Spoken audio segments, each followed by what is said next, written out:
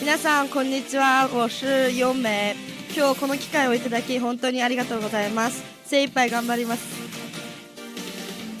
大家好，我是日语播报的花音。今天我们代表日本的战友们来到这个会场，我们会加油学习，然后提升自己的能力的。谢谢。大家好，我是日语播报的小番茄，我们也今天在这里努力，谢谢。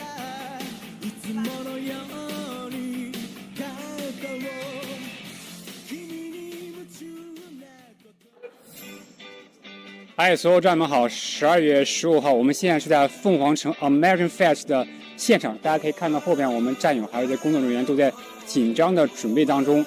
就在凤凰城这个保守派大会，我们今年2023年新中国联邦，我们所有这些人没有缺席，而且特别重要是今年有很多年轻活力的战友，他们从世界各个国家来到这个地方，我们非常期待接下来3天的旅程能够与爱好和平、坚守正义的灭共的美国朋友能够一起来共赴这个盛会。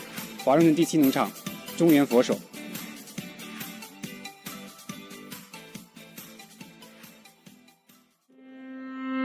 全球的战友们好，我是来自洛杉矶盘古农场的美国小李。那么今天呢，战友们可以看到哈，我们的这个架子呢基本上快搭建成功了啊。实际上我们盘古农场呢来了，我记不清，至少有这个6、7位战友哈，现在都在依旧在忙碌着哈。战友们可以看到他们在准备这个桌子哈，在准备这个。这是一个应该是个带自动升降功能的一个桌子啊，战友们正在抬。当然还有一些在幕后的战友呢，他们正在准备一些标语牌呀，然后给战友们这个准备一些这个天的一些这个提前的准备包括实际上在稍微晚些时候的话呢，其实从昨天开始就已经陆陆续续有很多战友到了那么我们这边呢安排的一些接机然后呢在这个包括无论是战友可以看到，无论是从这个澳大利亚呀、日本还有新西兰来的战友，还是说从美国本土来的战友都是陆续抵达。那么包括战友们的接机这些呢都会陆续的安排。OK， 那么接下来的话呢，相信明天呢我们会有更多的准备的工作来去完成，包括熟悉整个的这个凤凰城的这次展会的一些布景包括哪里的这些展台的安排这些都是我们需要去后续都要去熟悉的那么当然这些熟悉的目的呢，都是为了最终来去在17、18号2天的这个展会当中呢，展现出我们新中国联邦人的这个最佳的风采和精神面貌。好，谢谢战友们。那么明天同一时间我们再次见面，谢谢，拜拜。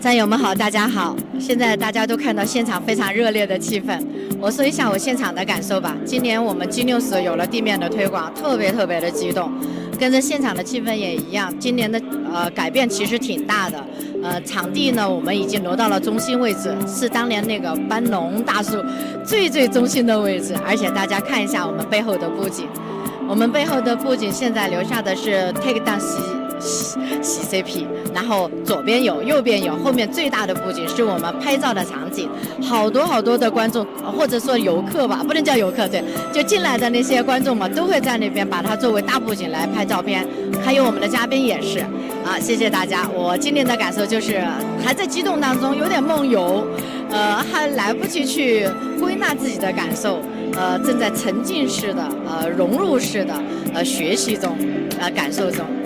谢谢小福利，谢谢战友们，大家也很辛苦，也很激动，希望所有的战友们能够我们一起去感受我们的不同，感受我们的进步，谢谢。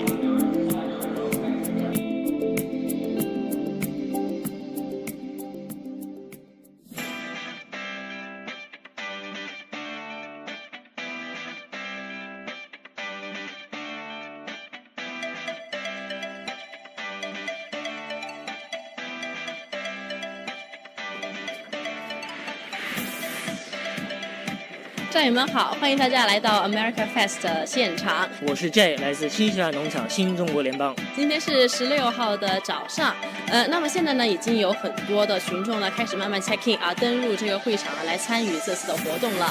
而对于我们新中国联邦来说，早在几天前呢就已经开始我们的行动，已经早就准备好了。今天是活动的第一天，我们今天下午会开始，大家会过来。我们就会开始我们的直播，与大家进行时事的分享。那么作为年轻的一代我也是很期待与很多当地的美国的年轻人能够进行交流，能够进行我们新中国联邦人更多的传递到灭共声音给他们。好的，那么就请大家继续关注，我们就下午晚上再见了，拜拜。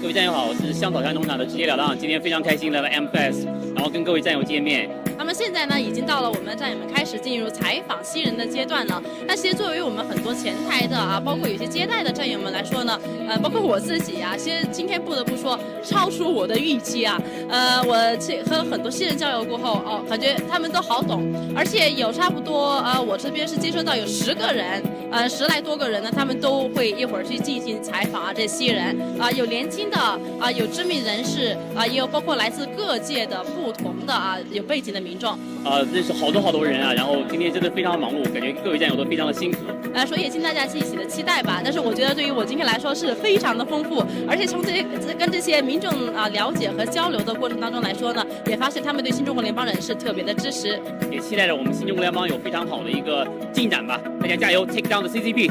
好的，谢谢大家，也请继续关注我们的行动，谢谢，拜拜。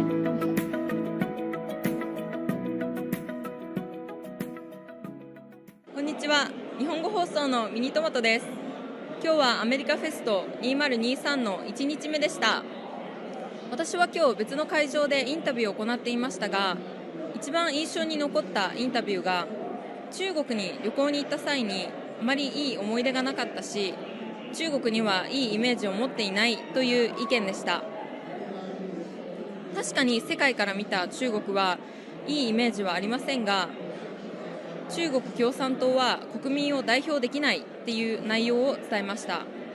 このことを聞いて、私たちの活動はまだまだ世界に行き届いていないなと感じました。なので明日からの3日間、いろんな方と交流を行って自分たちの活動を知ってほしいなと思います。そして努力したいと思います。さよなら。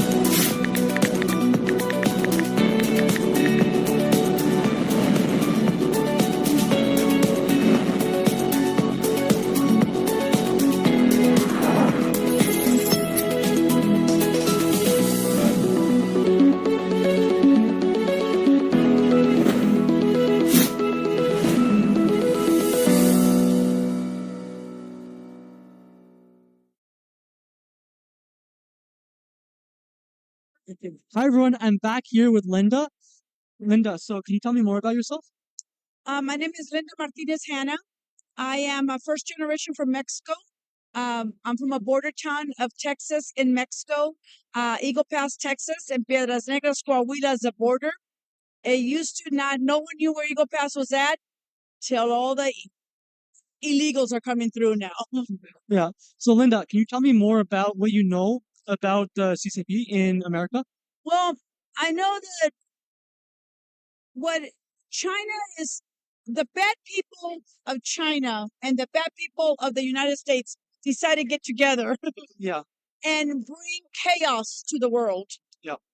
And that's what they're doing. They're bringing chaos to confuse everybody so we don't know what is really going on. They bring fear. Once they got fear in you, you do what they want them to. And that's what 100%. Like you've seen recently, with TikTok, with the fentanyl crisis, as well as with COVID, the CCP has, just unleashed, like a barrage of attacks against America, right, trying to destroy America. And so far, we've seen America not really resisting. And that's my father got here in 1949. My mom got here in 1951, legally, through Piedras Negras, the border of Piedras Negras and Eagle Pass, Texas. And they came here to give us a better life. My father used to say to me, in this country, you could do whatever you want if you do one or two things. You either go to school or you work hard. That you have the Constitution to back you up. What is that now? Nobody cares. The Constitution is we the people. And, they're trying to bring division between people. Yeah. If your eyes are different than mine, if your color is different than mine, who cares? We're human beings in this wonderful country, the United States of America. 100%. Cannot agree with you more. And, how do you feel now that, you've seen what a great country this once was come to, the state it is now? And what your father said about how this is the greatest country on earth? How do you feel about that, seeing what the CCP has done to America? I have a grandson that's 2 years old, just turned 2 in October.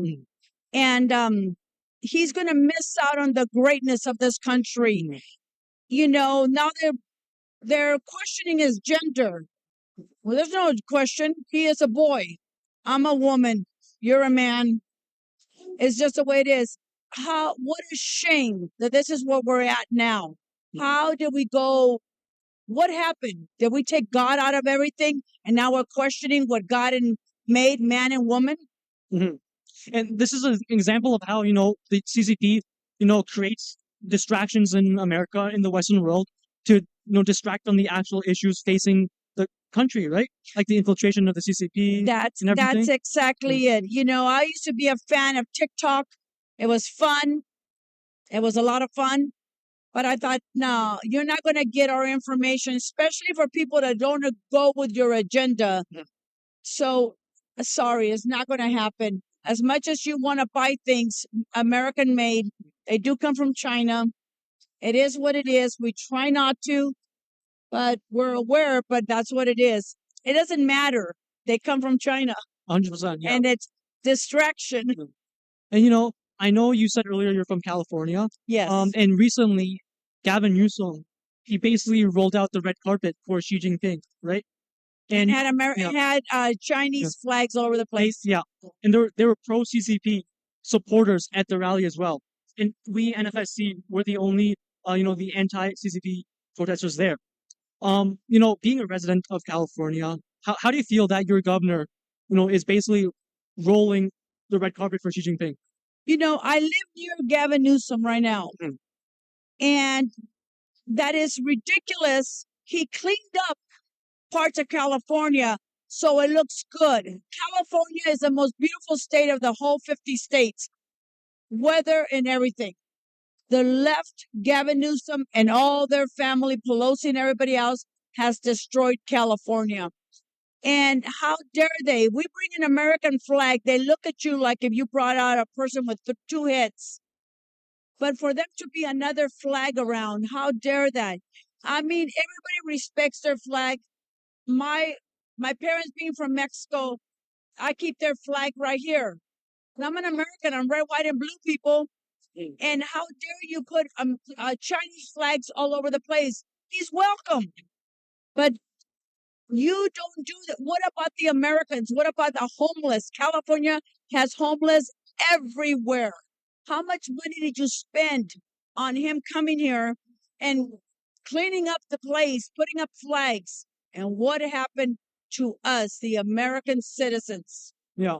The fact that he cleaned up California for a foreign adversary, a dictator, the number one enemy of the United States, is just absolutely insane. I think that what he wants to do is show people that he's not a bad guy.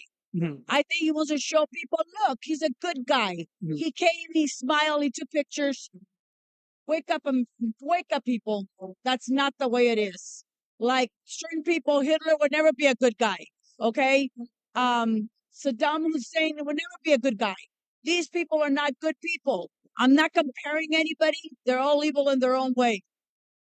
Okay? So how dare you do this to try to, again, deceive the people of what is really going on? So what do you think needs to be done to clean up America and CCP influence? I think that us as Americans stand up for what we believe in. What you're doing right now, interviewing people, bringing this out. The younger generation doesn't understand. They're only watching what they want to watch. Don't stop talking about it. Don't stop talking about it. Little by little, people are opening up their eyes, but not enough. Not enough. We need to continue to do what you're doing right now is what we need to do. Get the word out there of what really is going on. Do your research. 100%. That is the most important thing right now facing America. Well, Linda, thank you so much for taking time. Very welcome. Very Great welcome. talking to you, and it was a pleasure. Likewise. Thank you. Thank you.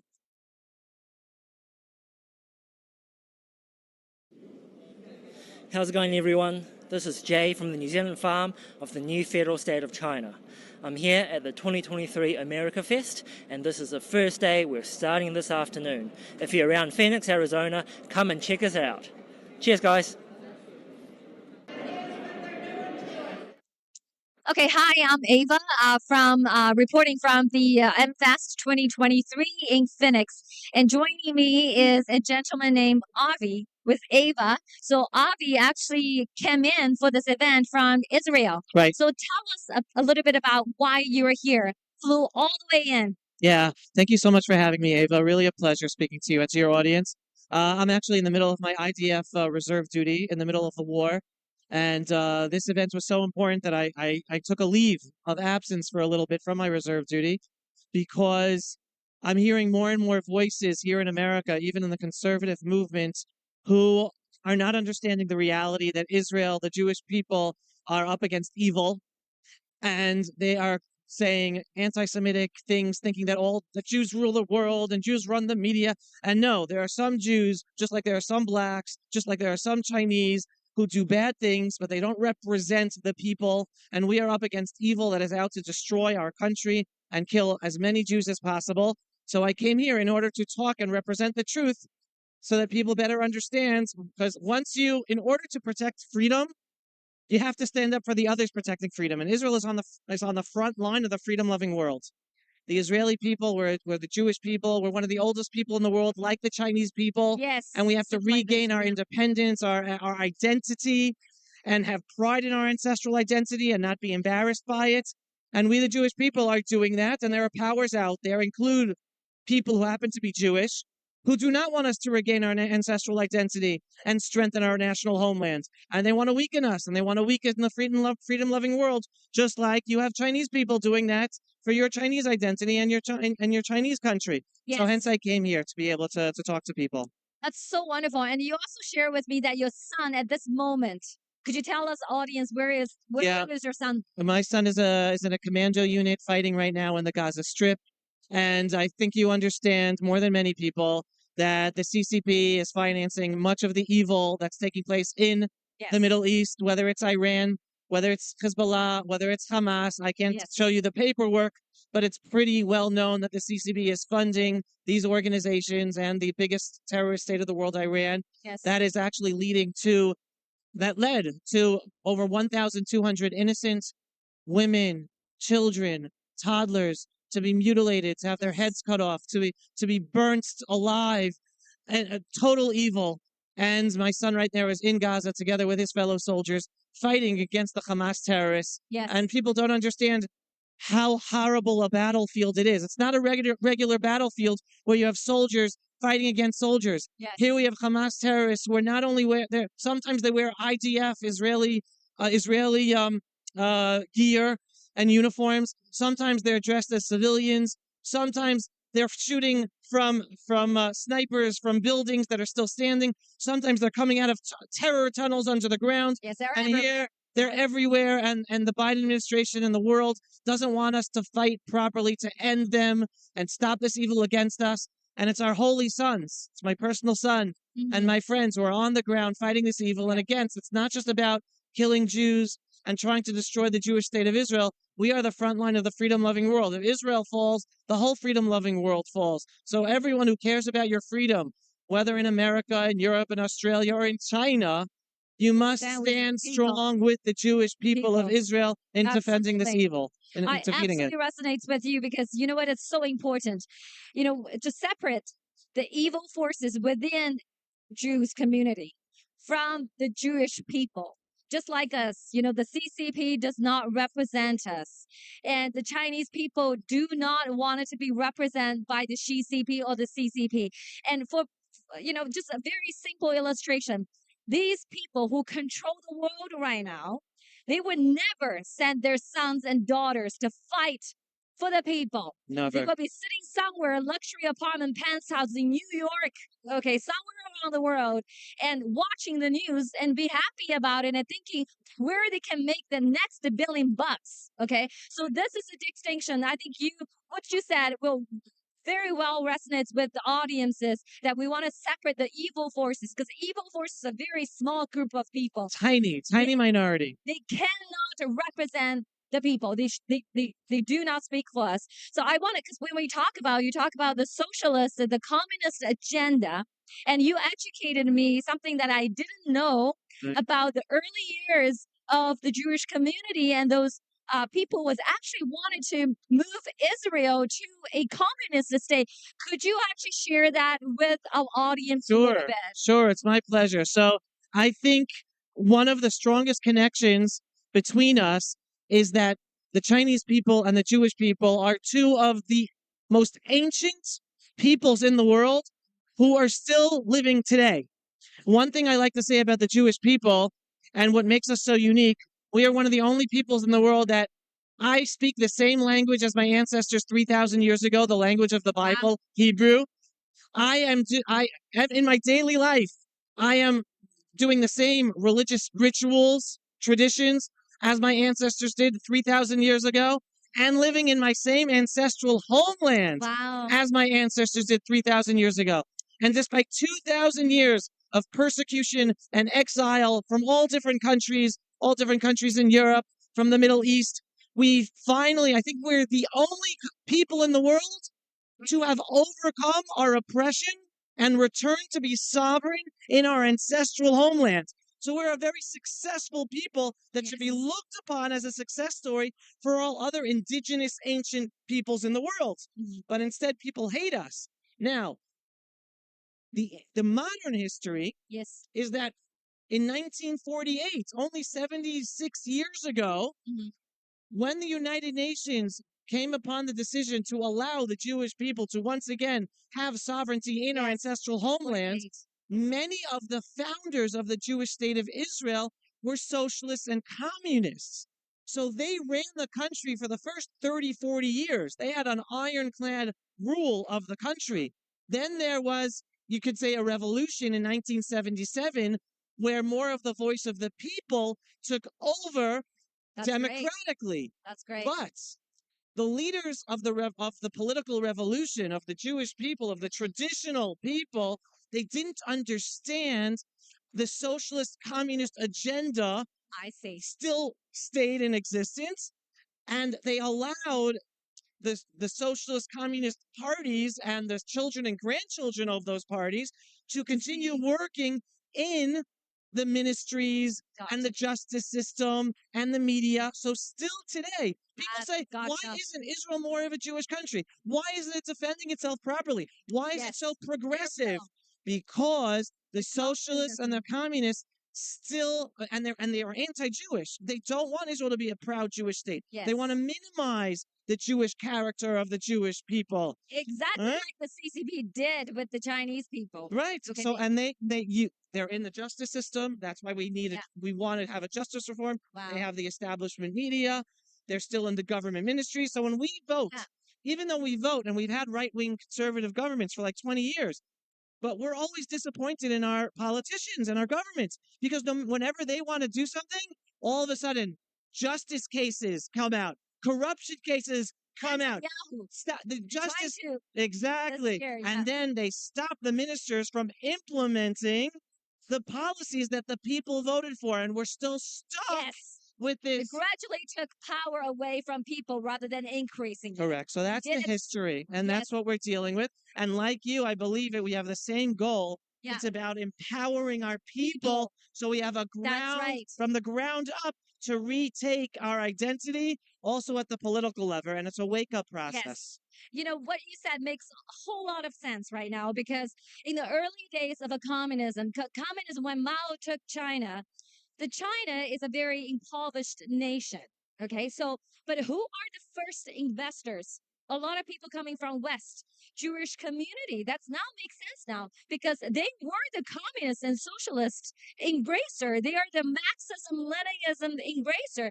That's why they invested in a lot of the early days, the business and established by the PLA, by the People's Liberation Army. But you know what? History has its own way because that's a cost and effect.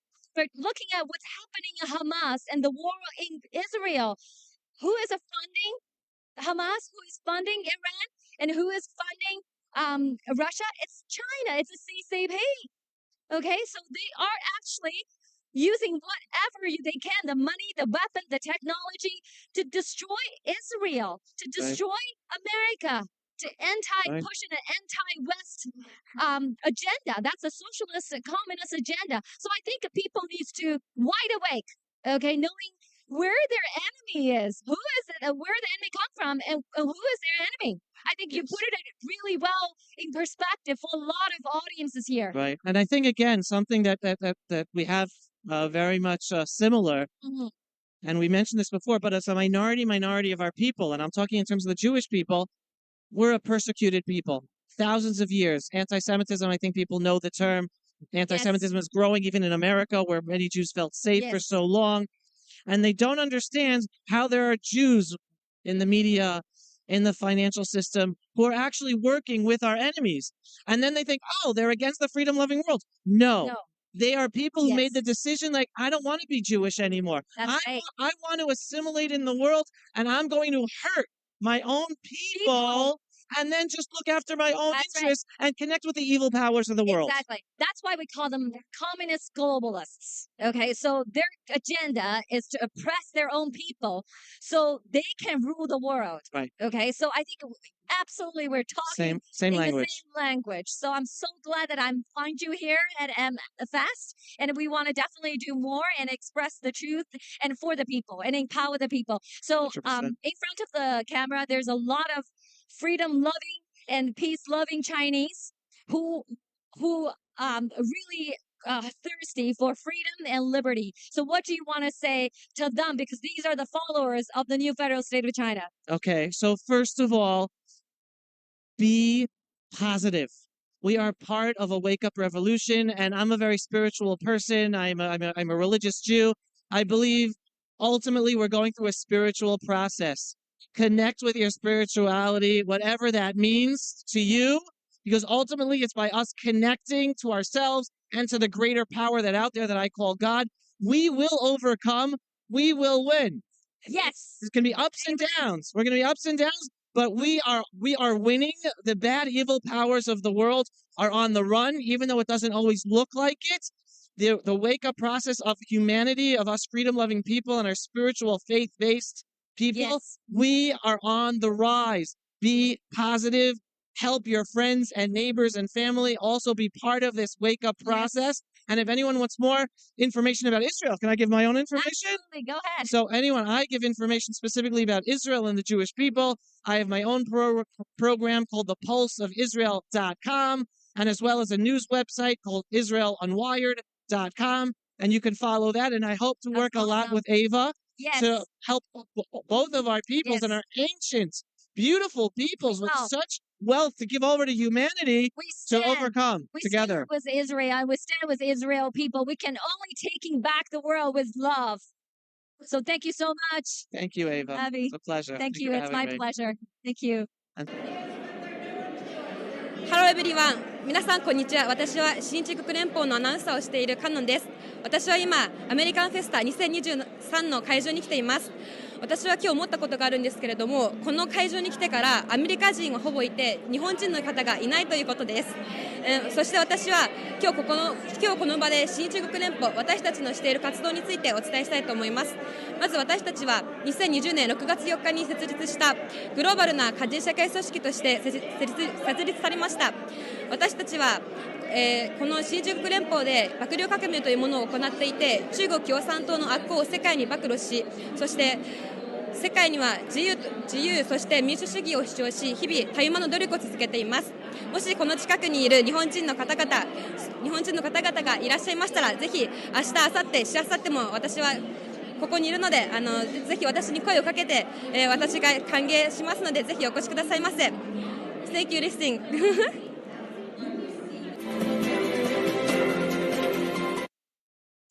Hi everyone, it's Max and I'm joined by a very special guest and a very coincidental guest actually, because if you remember this morning, I actually interviewed Julie, who was the author of this book, Beneath Sheep's Clothing. Now we have her muse for the story, her inspiration, a friend that has actually been in close contact with the life in China, Nicole. Now Nicole, I'll let you introduce yourself and how you inspired Julie to write some of the content within this book, because I think it's a super interesting thing. Well, Julie's my inspiration, but my name is Nicole Isom. I am from Utah. I have been an English teacher to the Chinese children online for 8 years. I also was very fortunate to be able to live in Qingdao and Weihai as an English teacher. That's amazing. And I know living in China, it's completely different than living in America, right? Yes, I was surprised. When I got to China, I realized that what the tourists were seeing was very different from what I saw as I lived with the locals. I was able to experience life, what it felt like to be someone Chinese. And I realized how controlled my friends were.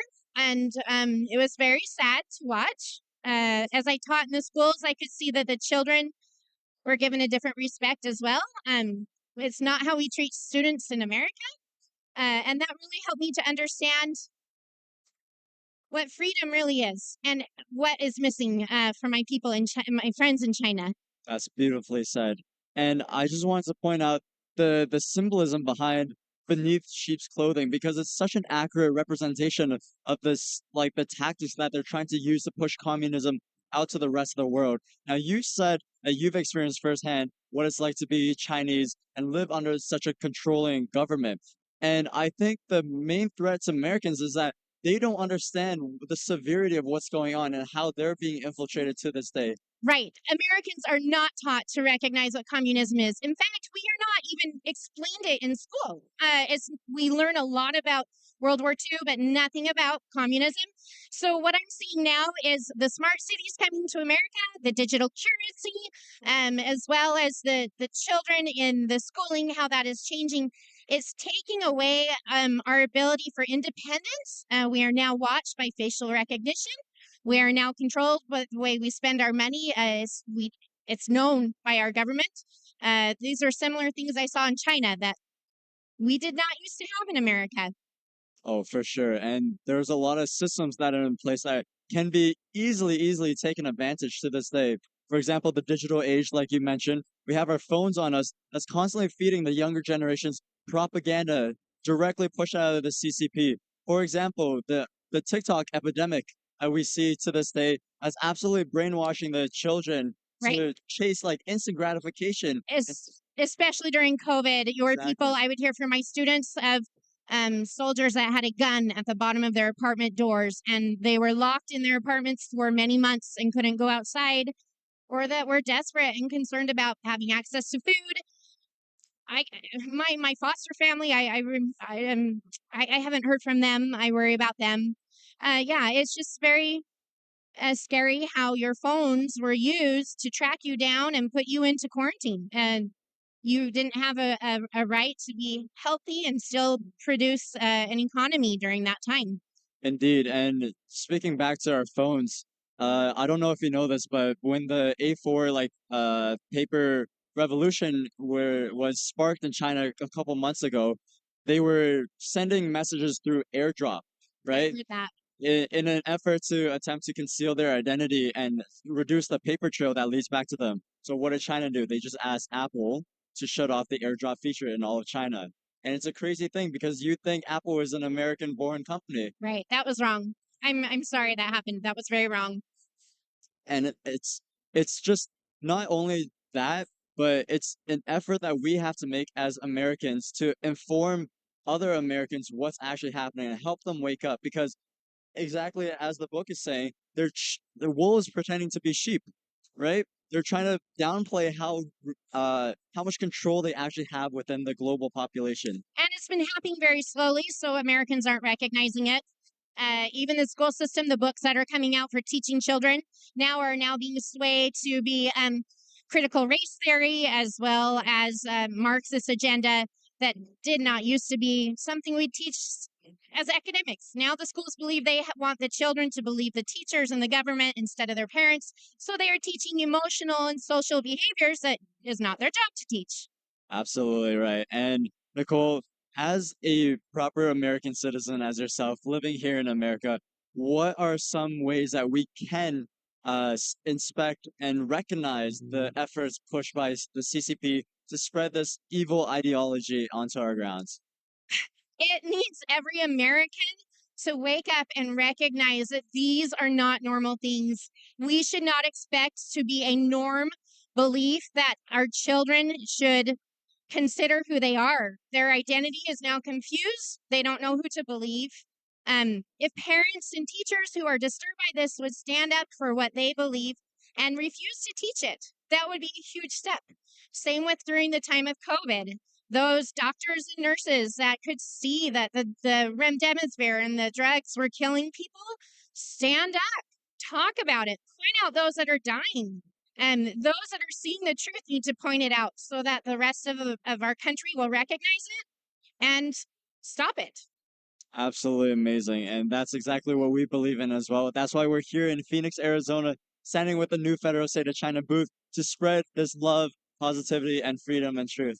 And it's amazing to see everyone such as yourself, such amazing, inspiring stories here today. I love the people of China. I totally admire your courage for speaking up. I hope more people in China will take that courage. Americans love you. We want to be your friends. And I think working together, we can stop communism. Absolutely. And we have to realize that our government has always been the enemy of our people. So thank you so much once again for being such an inspiration. And always remember, this beneath cheese clothing also comes out as a documentary form soon. Isn't that right? Now you can hear the chants in the background of taking down the CCP. That's what we'll do one day. Thank you so much for joining me here today. Okay, God bless the Chinese people. May freedom come to you soon. Thank you.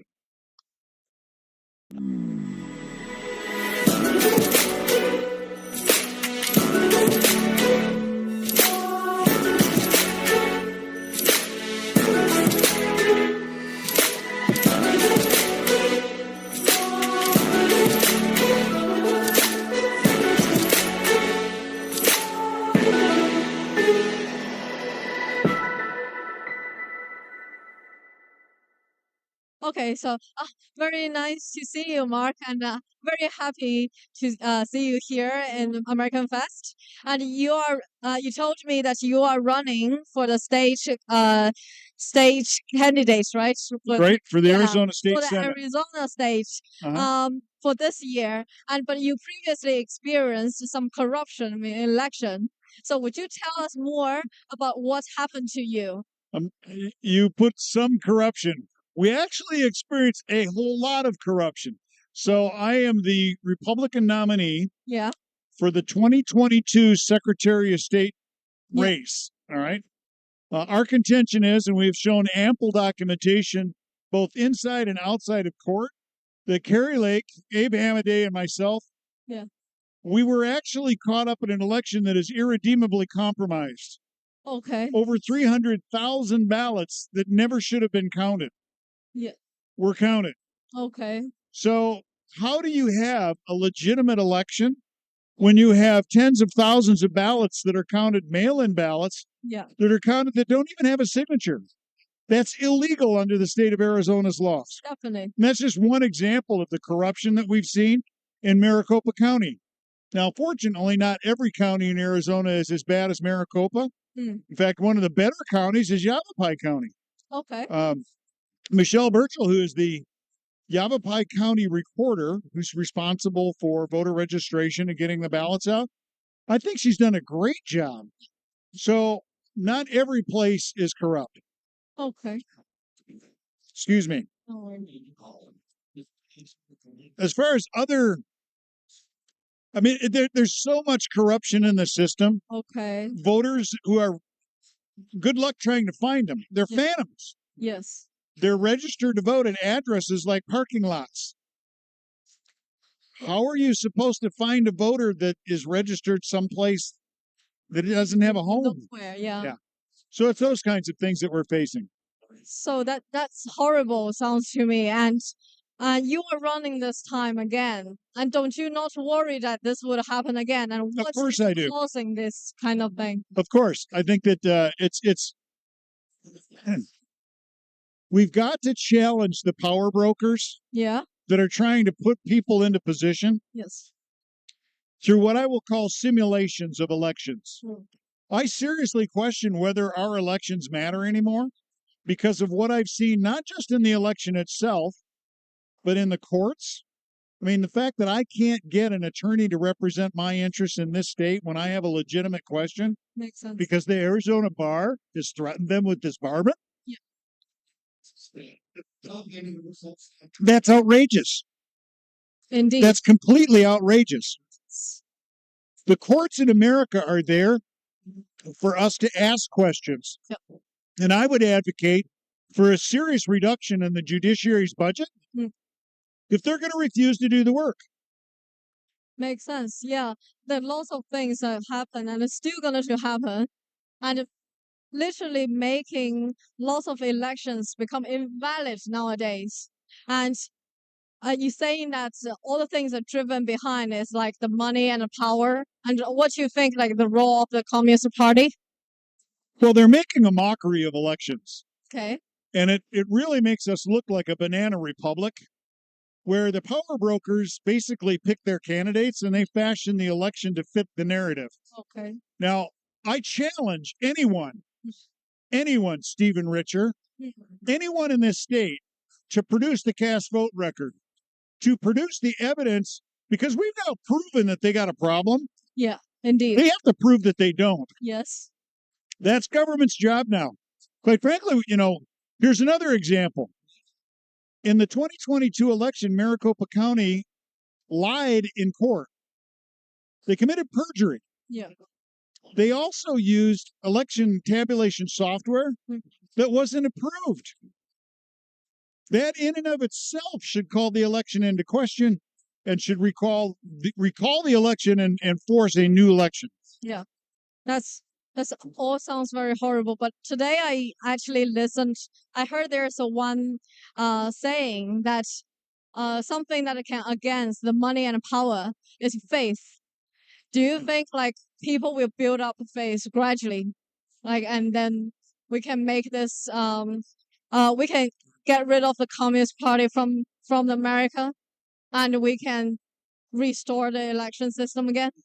So I'm the chairman and chief executive officer of a nonprofit called the Election Fairness Institute. Okay, cool. And we're actually engaged in a review, in fact, a racketeering investigation that involves the insertion of money, essentially money laundering from everyone, the Sinaloa drug cartels, the power brokers, the Chinese Communist Party, Indeed. Who knows, maybe even Russia. We've got money that's flowing into this country to the tune of hundreds of billions of dollars that are getting into elections. And that's how they're able to come against legitimate candidates like myself. I mean, I raise a reasonable amount of money for a clean, fair election. Yep. But suddenly I'm supposed to fight an election with $14 million of George Soros money that comes from who knows where? That's not transparency, that's not security, and it certainly isn't fair. Thank you very much for your time. My pleasure. And is there any way that we can find you and support you? Yes, people can find, so if they go out to goefi.org, they can take a look at our mission to clean up elections. They can also go to votefincham.com, which is VOTE, F like Frank, I like India, NCHEM like Mark, .com, and they can see what I stand for. They can see my history. I'm in this fight, and I'm not going to get out of it because the people are the ones who have been damaged, not just me. The people of Arizona have been lied to. They're the victims of a theft, and I won't rest until I see it made right. Very nice to talk to you. Thank you very much. Thank you. For your time. Yeah. Justly, all the fellow federal brothers, sisters, new federal state of China. We're here in Phoenix, Arizona, and the American Fest with my friend and the American Patriot, Joshua. Hey, nice to be here. I appreciate it. Thank you very much. Why are you here? I'm here to, learn about politics more. I'm here to make connections with fellow patriots, and I'm here to listen to awesome conservative activists. Great. You just told me your occupation is politics. Yeah, I work in political consulting. Political consulting. Yeah, in Virginia, state of Virginia. State of Virginia. Absolutely. So happy to come here. You know, they've infiltrated Mexico, they've infiltrated Brazil, the United States. Like it's worldwide. They want a worldwide government. Yeah. And they want to persecute their own people as well as the rest of the world. Yes. But they're not going to succeed. They're not gonna succeed. That's the No. message for the evil. They're not gonna succeed. Absolutely. The message I would like to say is that, you know, there have been many empires in the world. The Soviet Union was a big empire. They failed. You know, when you want to conquer the whole world, you stretch your resources, the whole world rises up against you, and you lose in the end. You don't win in the end. You lose. That's why we're here. You know, this is the new federal state of China. We are new Chinese peoples. We suffering traumatic under the CCP's, you know, the authority, CCP's regime. So finally we wake up and we stand up and say, enough is enough. Absolutely. But we're so concerned about the West politicians and the corporations still want to continue support the CCP. That make a huge obstacle for freedom lover of China and people's to, you know, how to understand the West is, you know, majority of West is mentality. Yes. Because when they see the Western, they think it all belong to the corporation, belong to the corruption, you know? Well, the problem with people in the West is they don't experience what you experience or what everyone else experiences in China, in Tibet, and even in Afghanistan during communism in the 1980s. They're comfortable here because we have not experienced true communism here. It is getting towards that, but that's why people haven't woken up. Until you really experience what an authoritarian government is, being persecuted for your faith or belief, or for wanting a democratic government, then you will truly not appreciate, you know, fighting for or keeping it. Yeah. You know,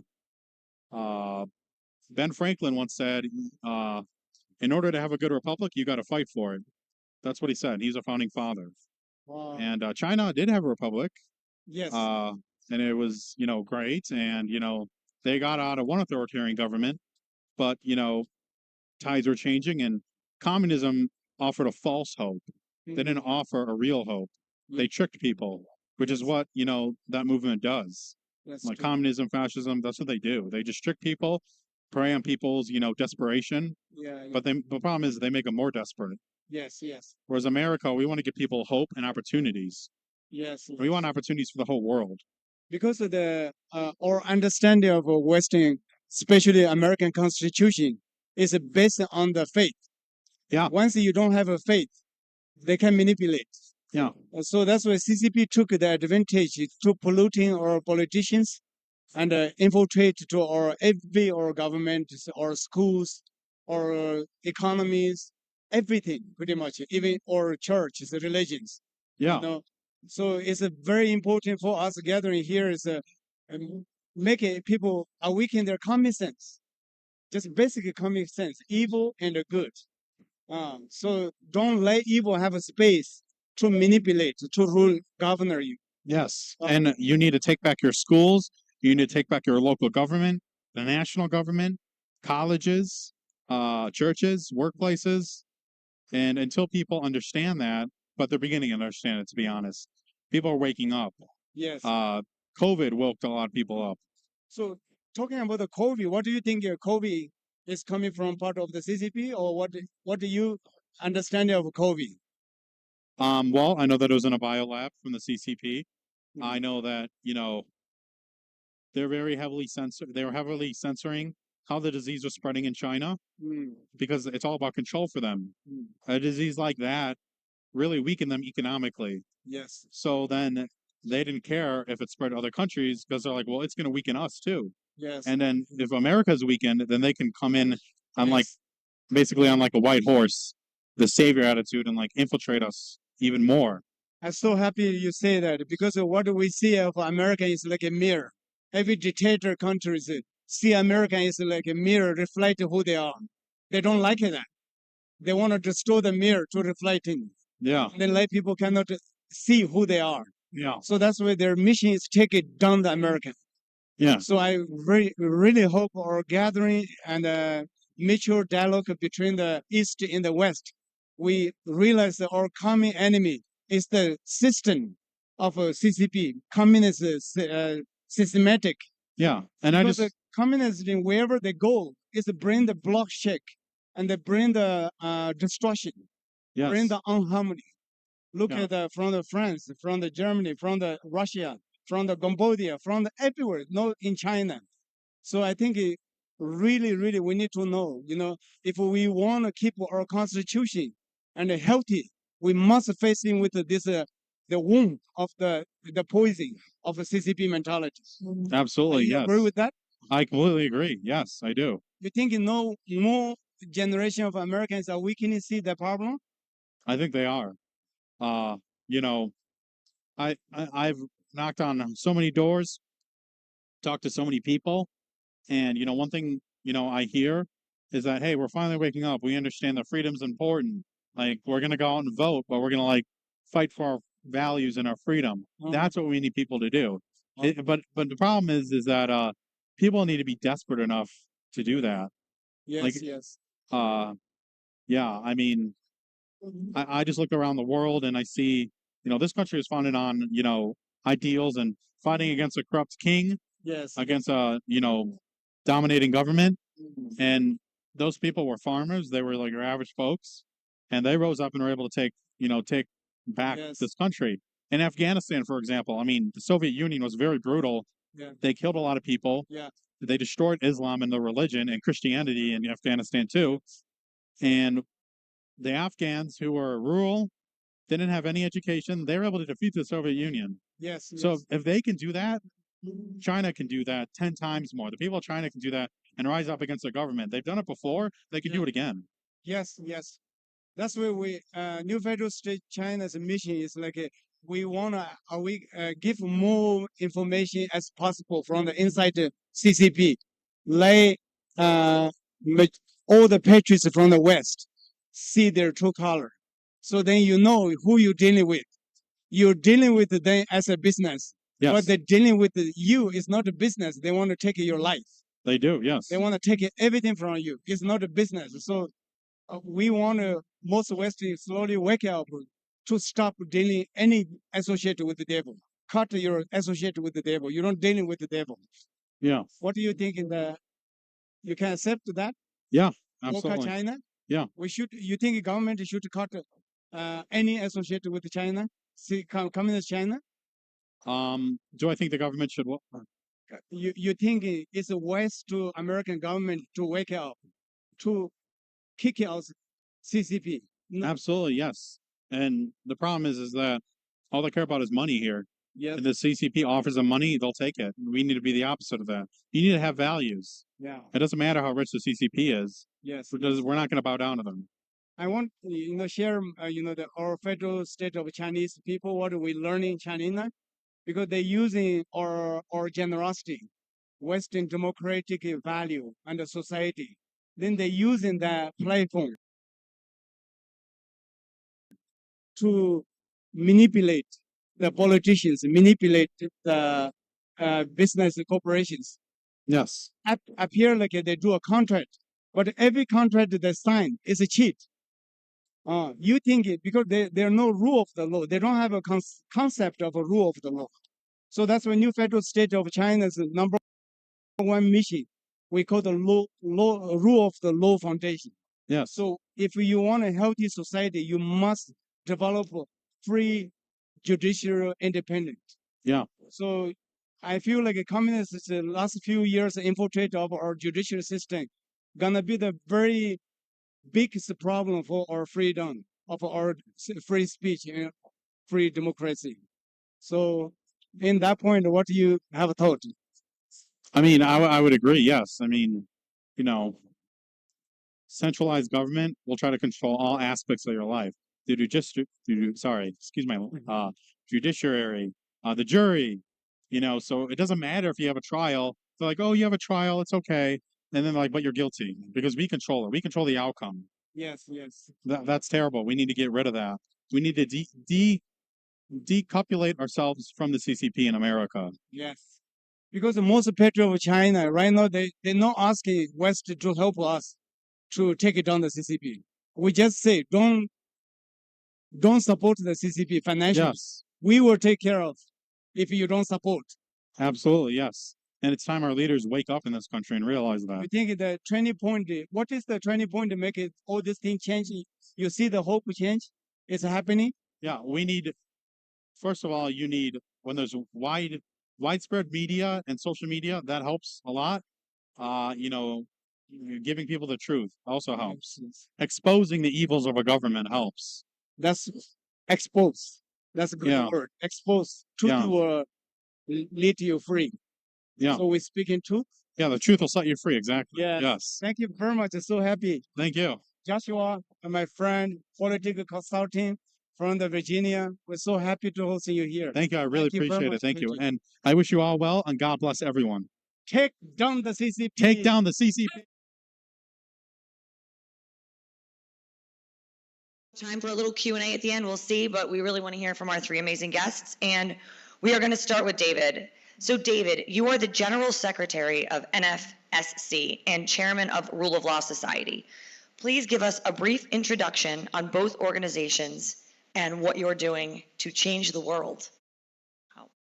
I'll be David's translator. Thank you. 我首先要感谢一下 TPUSA 包括我们 CEO 查理克克先生，还有我们所有的 TPUSA 的员工。So first, I'd like to take this opportunity to thank TPUSA and its founder Charlie Kirk, and for all of the staff for giving us this wonderful platform to be here. 因为你们向全世界、向全美国人、向全中国14亿中国人展示了你们的勇敢、正义和智慧。So by having us here, you're actually demonstrating an unprecedented level of courage and determination to fight for freedom in front of the 1.4 billion Chinese people living in communist China who are yearning to be free.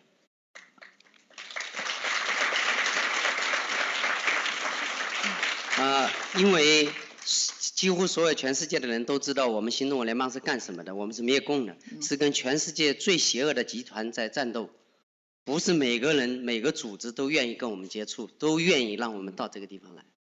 So as everybody knows that the Chinese Communist Party is the world's most powerful and evil dictatorship, and not everyone has the willingness or the courage to be wanting to be associated with us, because this is a very big task. 所以说 TPUSA 是跟我们一样的勇敢。So I like to say that TPUSA is just as courageous as we are.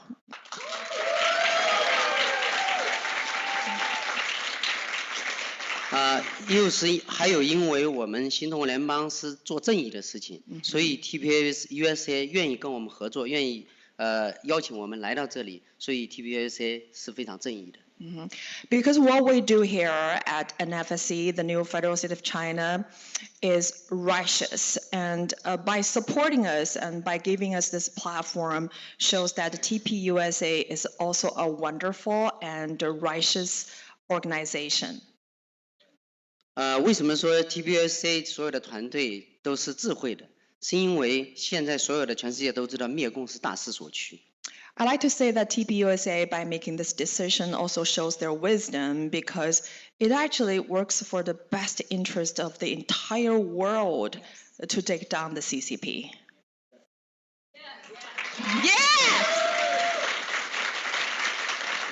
那我首先来介绍一下我们新中国联邦这个组织。我们是全球国际化的，在全球有20个分支。在这个遍布主要的发达国家，包括美国有7个 chapter， 在加拿大、新西兰、澳洲、德国、西班牙、英国、意大利、日本、韩国、台湾，我们都有我们的分支。So let me give you a brief introduction about what is NFSC. We're actually global. We're a global movement, and we have about 20 chapters from around the world. And here in the US, we have 7 chapters. We have members from US, Canada, New Zealand, UK, Spain, Germany, Japan, just to give you a few names. So we're global. 我们这个新中国联邦是2020年由创始人 Miles Guo 和 Stephen Bannon 先生一起创建的。So our movement was co-founded by Miles Guo, a courageous Chinese man, along with Steve K. Bannon, a great American patriot, in 2017. Let's give them a big shout out. 新中国联邦从创建开始，我们的使命只有一个，就是灭共。消灭这个世界上最邪恶的集团。From its very inception of the founding of this organization, we have one mission, one crystal clear mission, and that is to take down the world's most evil regime, that is the Chinese Communist Party. 我知道在座的各位过去肯定听过很多的组织和个人在说要反共要灭共，但是我们是真正的灭共的集团，所以我们今天遭遇的一切都是最好的证明，我们是灭共的，而且是最有力的、最有能力去灭共的。So I know a lot of people are talking about taking down the Chinese Communist Party. There are many anti-CCP organizations. So what's different about our movement? I mean, just by looking at what happened to us, you should know that we are the real fighters and we're the real terminators of the Chinese Communist Party.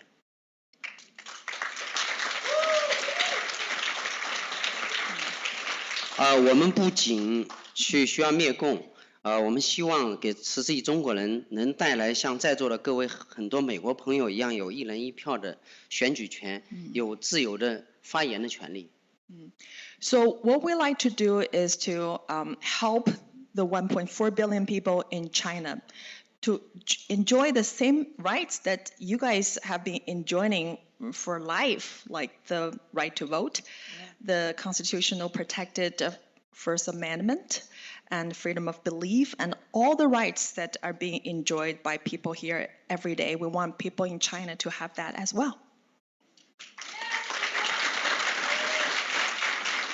我们不会像其他的组织和个人一样，向美国政府和老百姓伸手要钱，因为我们有钱，我们有创造财富的能力。我们只想来保护14亿普通中国人和全世界善良的老百姓。So we're different from other organizations in that we don't ask money. We don't ask for money. We don't ask for arms sales. We don't ask for anything from the U.S. government or the U.S. people because we have money. We have determination. We have people, and we also have the capability to create wealth and opportunity to sustain ourselves. So that's the key difference.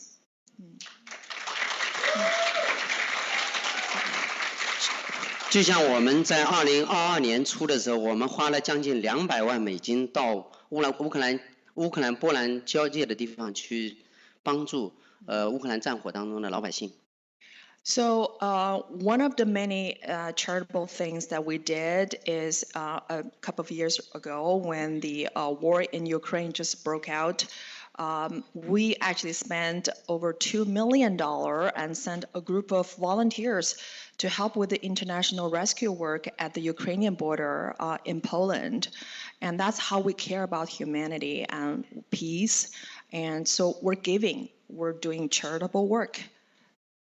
给大家举一个例子，我们从乌克兰曾经救出来96个儿童，送到了西班牙的福利基金会。So during that rescue mission, we successfully rescued 96 children from an orphanage in Ukraine. We brought them to Spain, and the kids are now enjoying a peaceful life. So that's one of the many achievements that we have done from that rescue mission.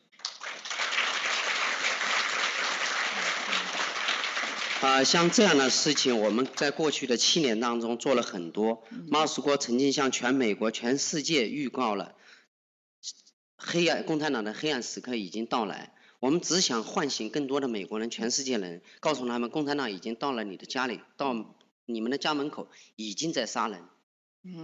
So there are numerous examples that I can give about how we provide humanity support and give back to this world. And for example, our founder, Miles Guo, he gave pre-warnings about the CCP's infiltration years ago, and he warned the Western democracy that CCP is coming. And now many of his predictions have become sad reality. And so we really want to help the world to better understand what is our most dangerous existential threat from the CCP.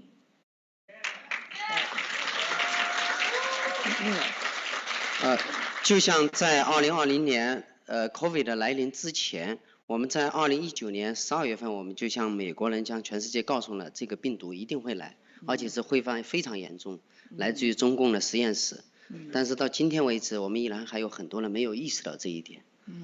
So back in 2019, before the global pandemic started, we pre-warned the world about the CCP virus, the virus that was manufactured in the Wuhan lab. And we warned the people, the entire world, about this risk to public health.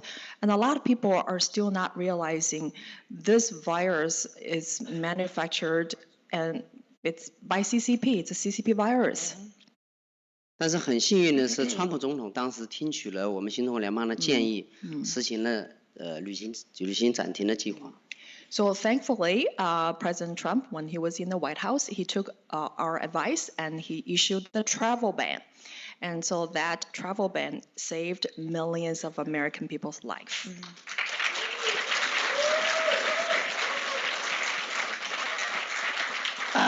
This is absolutely amazing. Thank you. So I read a book called The 100-Year Marathon by Michael Pillsbury. Are you Yes, absolutely. So there's a book that everyone here should read right now about what China is doing, and it's called The 100-Year Marathon by Michael Pillsbury. It explains to you exactly what they're doing and what the plan is. That wasn't on here, but it just really elucidates what's happening. But my second question is for Nicole.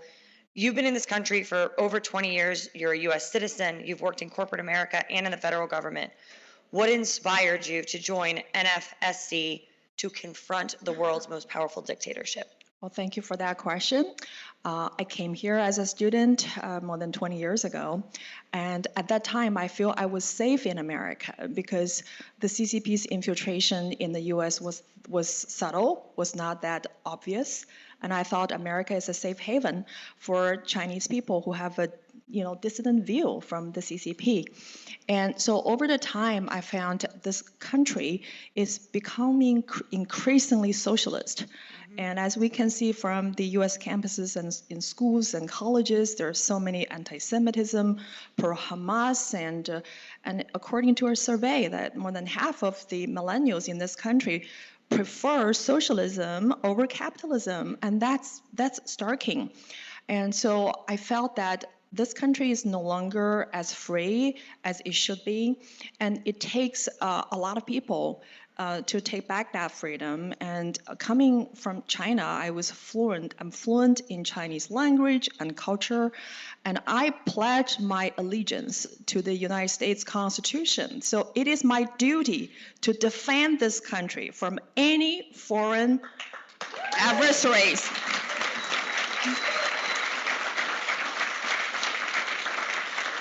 So that's why I quit my job with the federal government. I felt this movement is more meaningful and more helpful to my mission to serve the people. I believe in this country that it's the country by the people, for the people, and of the people. And I want to be part of the people's movement. That's why I'm here.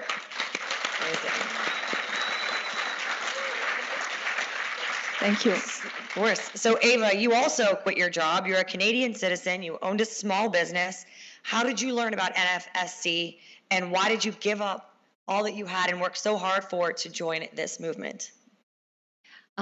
Yes, thank you for the question, because I think I realized my journey took me to a point that I realized if I'm not the solution, then I'm the problem. And now, once I identified the solution, so I want all in. And that's my personality. And going through this journey, it was such a personal transformation. I came to Canada, I remember. I spent my first summer in Rocky Mountain, beautiful, beautiful Banff. I'm sure a lot of people know because I saw Theodore, Canadian, my fellow countryman. So at that year, I was on the curbs in front of the Banff Public Library, and we were drawing. At that time, I took a hotel banquet job because I was a student, and then a girl from Taiwan, and we were drawing. I was drawing the Chinese national flag, you all know, red at the time, and she was drawing the Republic of China flag, which is blue and white. And I was very, very angry. And I confronted her, and I say, Taiwan is part of China. And what I did, which I could not even forgive myself today, is I grabbed her chalk and I threw it away. And that was me back in 2004. So I came a long way, and I wanted you to know, in China, I'm not atypical. Actually, I'm pretty typical back 2004, because they indoctrinate us. They put the fabricated history in the history book, and they taught us to hate. Okay, so that's back then what I did.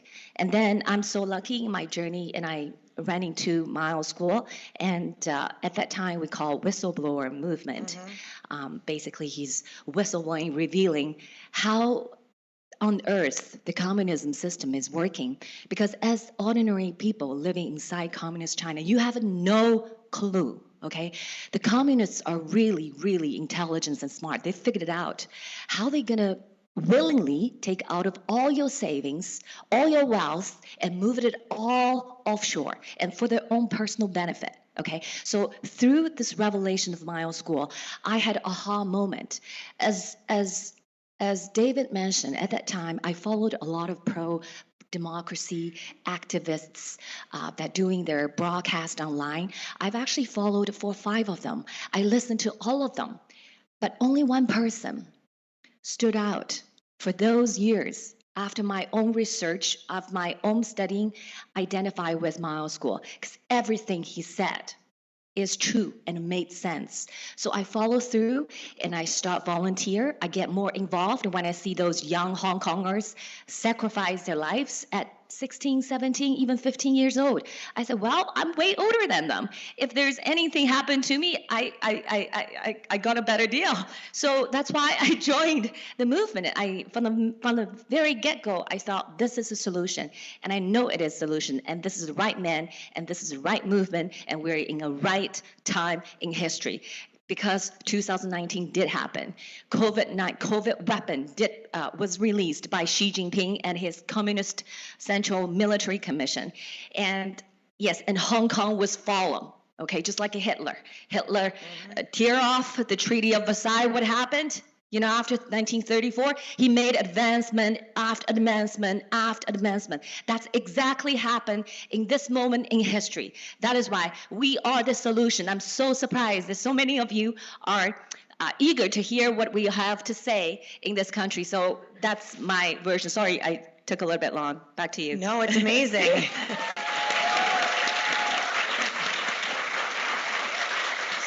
So Ava touched on, you touched on the whistleblowing a little bit, and that's what I want to ask David about. So that was one of the big things that NFSC did is, you know, you defined that axis of evil between the CCP, Russia, and Iran. How did this become a whistleblowing endeavor? Tell us where you are with everything now, and what are you looking to do in the future? 对，应该是我们新中国联邦最早是在这个媒体上，大概在今年的7、8月份，我们提出来了新的邪恶轴心国的建立形成了。So NFSC was the first to inform the entire world about the formation of the new axis of evil back in July, I believe, and that is the CCP, Russia, and Iran. 大家轴心国，大家可以马上会想到这个2战时候的轴心国，德国、日本和意大利这3个主要的国家。那么现在对应的是谁呢？现在对应的是中国，对应的是俄罗斯，对应的是伊朗。So most people who are familiar with the history of World War II, you know, the axis of evil was referring to Italy and Nazi Germany and Japan, and now corresponding to the historical axis of evil, we now have a new axis of evil that's consisting of the Communist Party in China, Russia and Iran.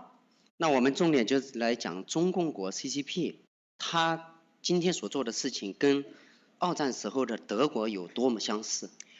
So let's draw a parallel between what happened during World War II, what's been done by the axis of evil back then, and to what is happening now with the new axis of evil, that is the CCP, Russia, and Iran.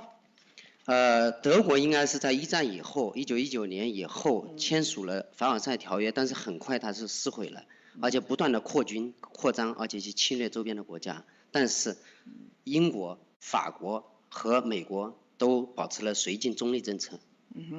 So as everyone who is familiar with the history can recall that in 1919, the Nazi Germany destroyed a peace treaty and started to act more aggressively. At the time, the democracy, the Western democracy, U.S., Canada, UK and France, they have adopted appeasement policy, and so not confronting the Nazi Germany, and so that allowed or invited more aggression from Nazi Germany. 今天的美国和欧洲和中共的关系，就像当年的美国、英国、法国对德国的关系，都是采取一种绥靖政策，允许他对西方的渗透，伤害西方的老百姓，甚至中国的老百姓。 就像当年是一模一样。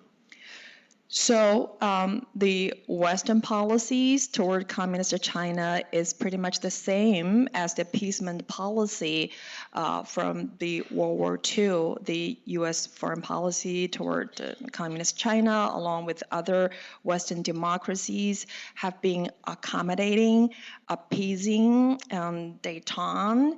And so that actually enabled and emboldened the Chinese Communist Party. 德国在二战前，它的经济来源主要靠的是美国的贷款。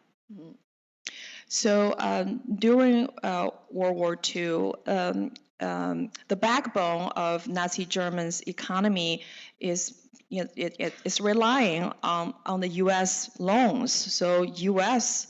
actually lended support to Nazi Germany's economic growth.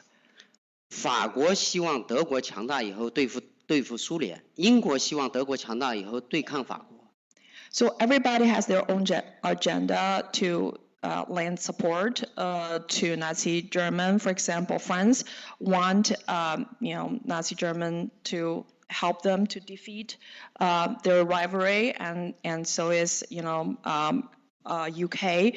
So everybody has a selfish reason not to confront Nazi German, to support the growth of Nazi German. 今天中共国 CCP 的强大，主要是来自于美国的经济和技术支持。 So the sudden rise of the Chinese Communist Party is thankfully due to the support of the U.S. investment and U.S. technology. So it's the U.S. money and American technology that empowered, enriched, and emboldened the Chinese Communist Party. 华尔街给中共输送了数以万亿计的财富给他们，用于军事，用于迫害中国的老百姓，用于对西方的轻视。 So thanks to the Wall Street contribution, the CCP got hundreds of trillions of dollars to modernize their military, and that's all funded by the Wall Street. 所以 And then I forgot. So all of this investment and surrender technology to CCP actually hurt the American people, hurt American people's life and standard of living and economy, job, and so it's just doesn't hurt the Chinese people, but also hurt we the people in this country. 所以是美国、英国、法国这几个主要国家培养了一个法西斯希特勒。今天是美国和欧洲培养了一个法西斯的习中国。So without the help of the U.S. and U.K. and France, there was no such a thing called Nazi German. And so similarly, without the U.S. appeasement policy and the Western, countries' support and emboldenment of the CCP, there's no such a big threat that we're facing today from the Chinese Communist Party.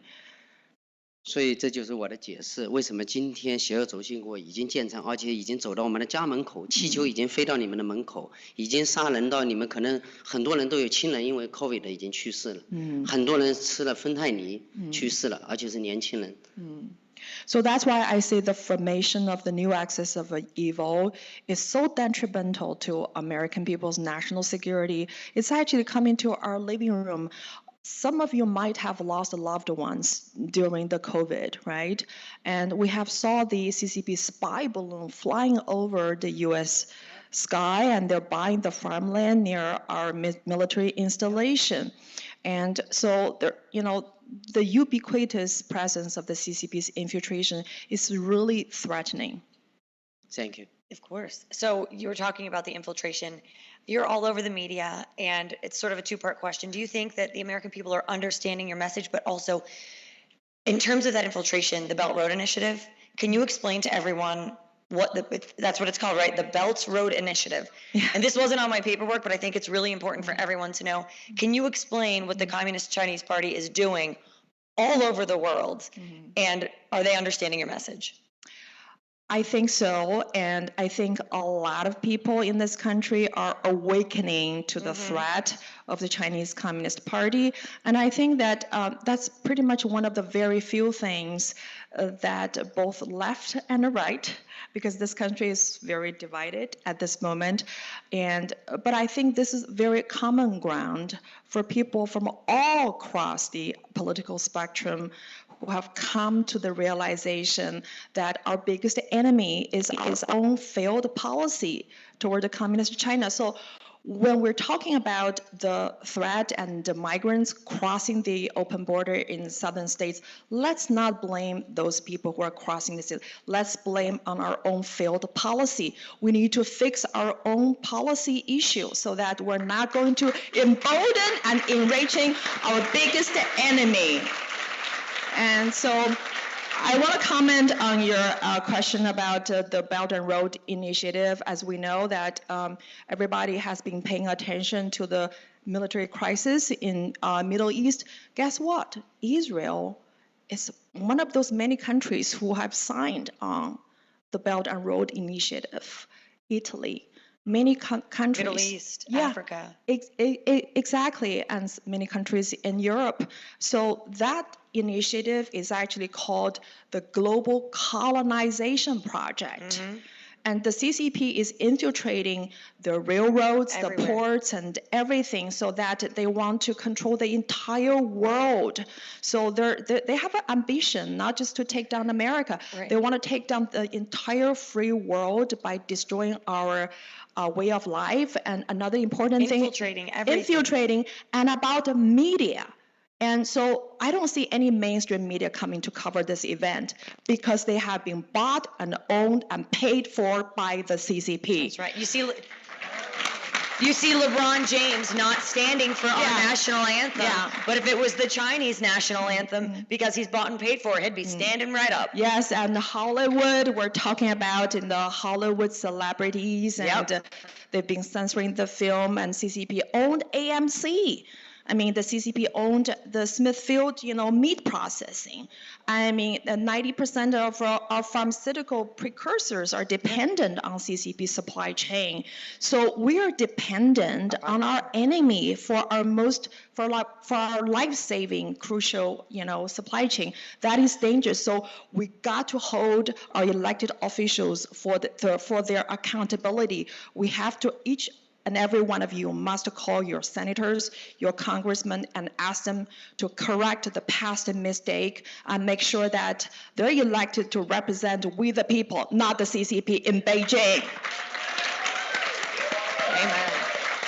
So just to back up for everybody, so basically the Belt Road Initiative, China is going into every country in the world and taking over for financial gain of these small countries, their roads, their bridges, their oil, their everything.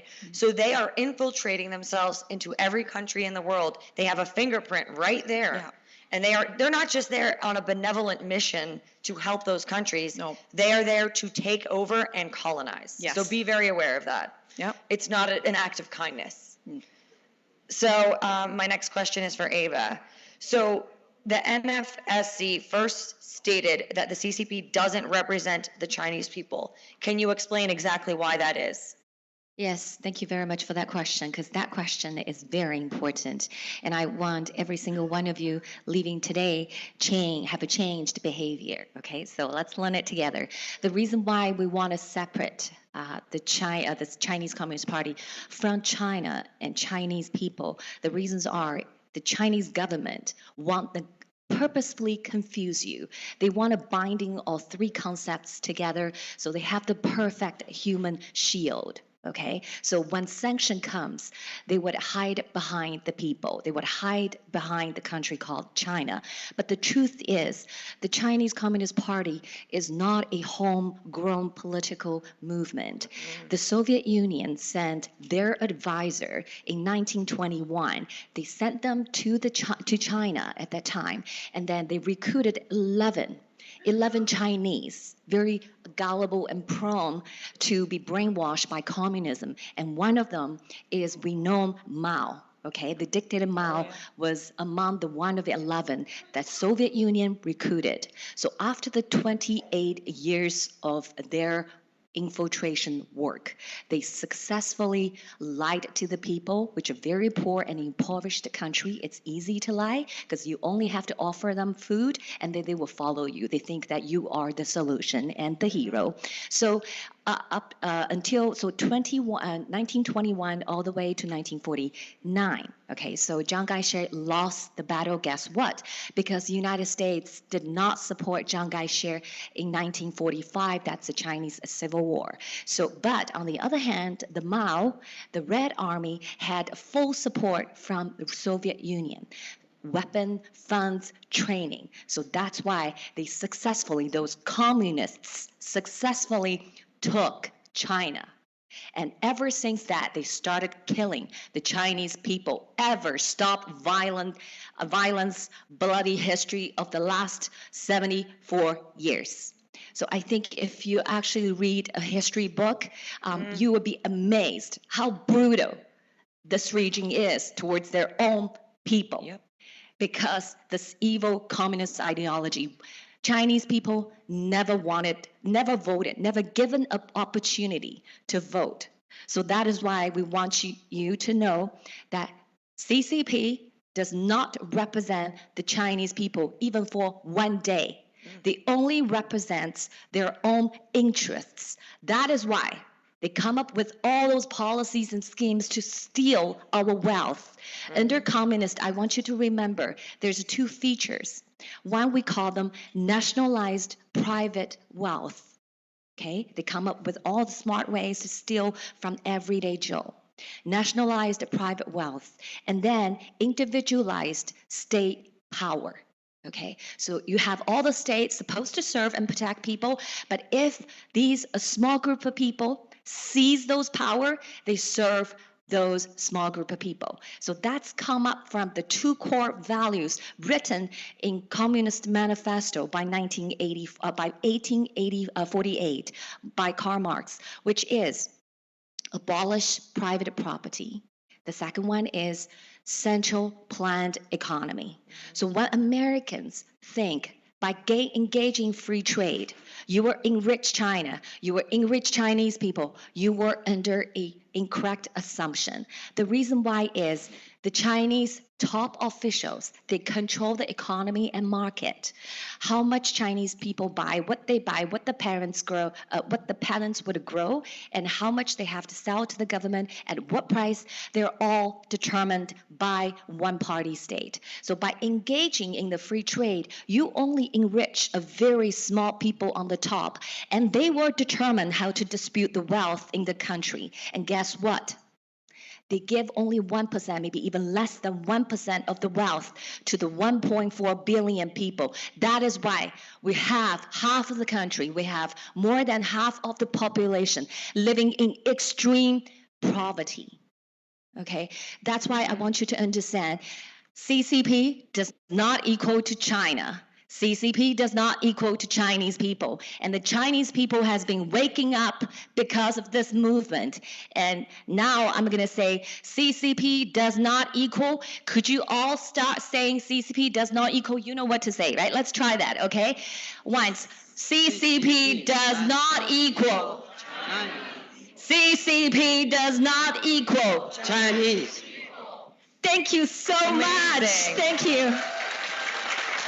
You guys are so inspiring. I want to follow up with something. So whenever the Chinese Communist Revolution took over, didn't they first kind of use the students, right? They indoctrinated all of the students. And guess what happened? They fell for it, just like we see happening at Harvard and all of our colleges here. But when that happened, the students then became a little too powerful communism. Yeah. Did they or did, and whoever wants to answer this, did they or did they not then exile those people to the farmlands? Is that true? Yeah, pretty much so. And so they use, so they use these people like they're using CNN now and our college professors and, you know, a derogatory term, useful idiots. And the useful idiots during the Cultural Revolution is called Little Red Guards. Wow. Yes. So it's true. That's what they did, right? In the very beginning of the revolution, because you know, 1949, majority of the country is illiterate, so we don't even have a student at that time. But yes, Red Guard did come in Cultural Revolution, but they used peasants, illiterate peasants, because the country at that time, 1949, so 80% or to 90% of the population was peasants. My time is up, but we can talk into this if you're willing to get to know more. We can talk after the session. Thank you. So very quickly, the last very important question for David is, we want to take down the CCP. Let's tell us what, in the last couple of minutes how we're going to do that. 我们要消灭中共，我们怎么做？首先在座的各位都可以帮我们去做很简单的事情，大家可以做的就是让更多的美国人、更多的美国的政府的人员、机构、政府的这些机关都了解中共已经到了家门口，已经在杀害这个全世界的人，他们已经组建了邪恶轴心国。So actually, how to do that? Every and each one of you can help. How to do that? Spread the word and tell your family and friends about the threat of the CCP. The CCP is coming to your doorstep, and everybody can, you know, spread the truth, and especially tell your elected government officials and your local state representative, your congressmen and senators and U.S. government agencies to help them better understand the threat at your personal level, in your community, and all levels. 我们不希望花美国政府的钱，也不希望花普通老百姓的钱，更不希望用美国的普通的老百姓的儿女送到前线去为14亿中国人的自由去牺牲。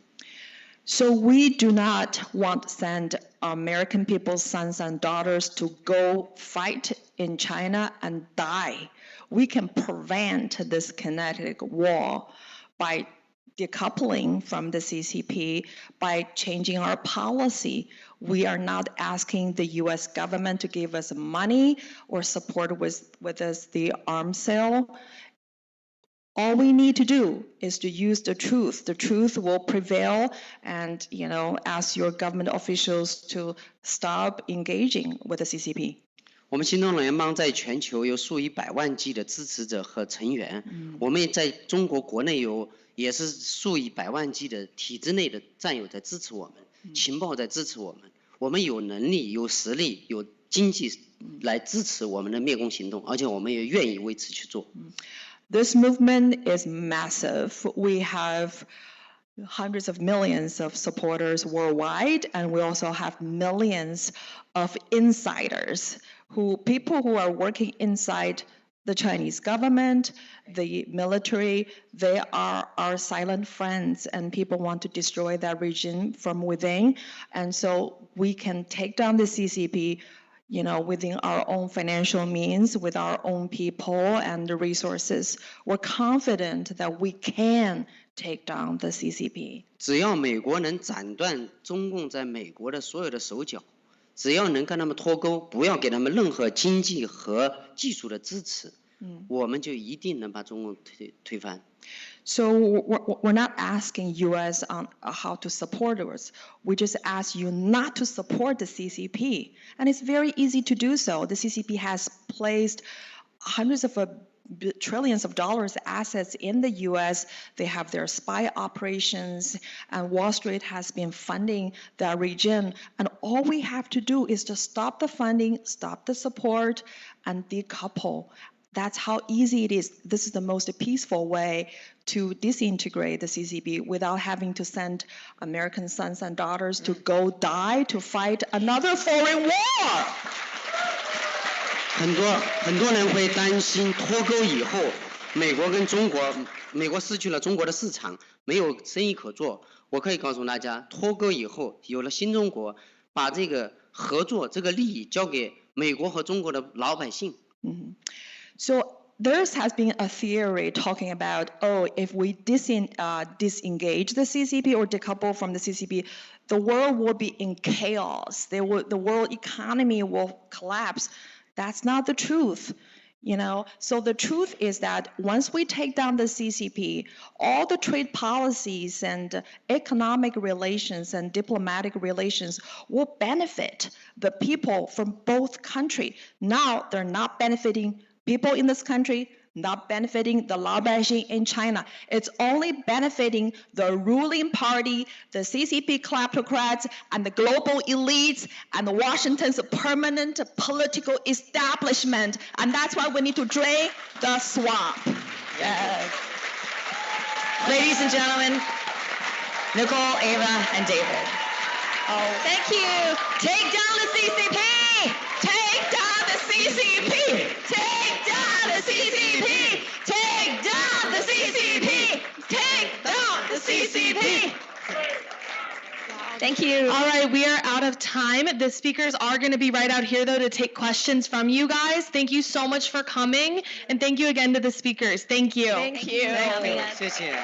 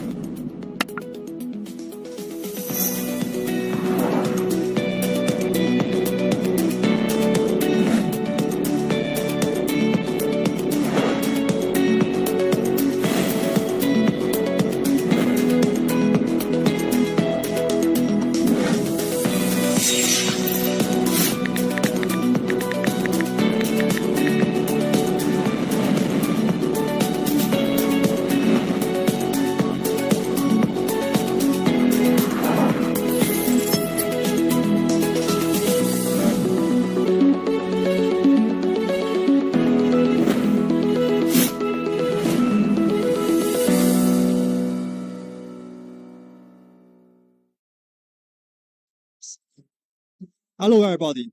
This is the new federal state of China at the American Fest. Thank you for tuning in. And our guest, Greg, is here to share us with his background and his impressions on us. And he will mostly tell us about the evil that is the CCP's one-child policy. But first, let Greg first introduce himself and his background, and share us about some of his expertise, please. Thank you. My name is Greg Cunningham. I'm with the Center for Bioethical Reform. We are strongly opposed to elective abortion.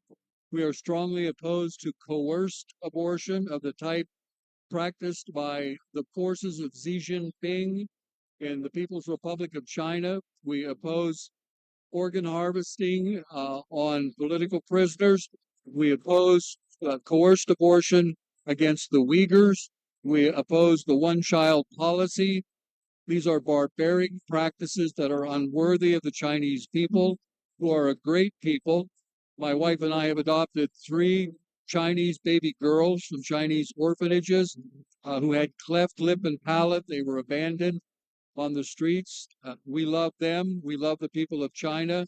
And we want to see Xi Jinping stop abusing people in China, stop locking down cities such as Shanghai and Guangzhou, and stop threatening Taiwan. Thank you. I heard you personally fought against the communism, especially the Communist Party of China and their so-called volunteers. So could you share a little bit about that part of that history of yours and tell us how did you fight the communism and what happened after America withdrew from Vietnam? I'm a retired military officer. I served in Vietnam in 1968 and 1969. The Vietnamese communist government was being supported by and advised by Chinese military personnel. So I have personal experience fighting against Chinese communism in Vietnam. The Vietnamese people, even today, are not truly free as they would have been. In fact, many Vietnamese people fled Vietnam when Saigon fell, and they now live in the United States. They're prosperous, they're successful. We would like the Chinese people in China to enjoy the same prosperity and the same freedoms that were once enjoyed by Chinese people in Hong Kong and today are enjoyed by Chinese people in Taiwan.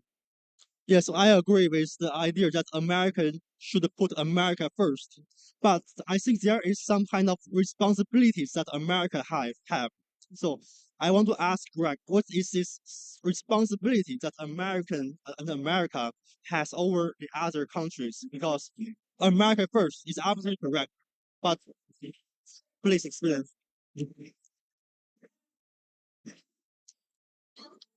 I think the best way for America to pursue its own interest is to be protective of the interests of others.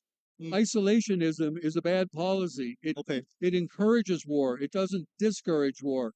So I'm America first by helping Taiwan. I'm America first by helping Hong Kong. I'm America first by helping the Chinese people who are being locked down and the terrible COVID restrictions and all these awful things that are happening.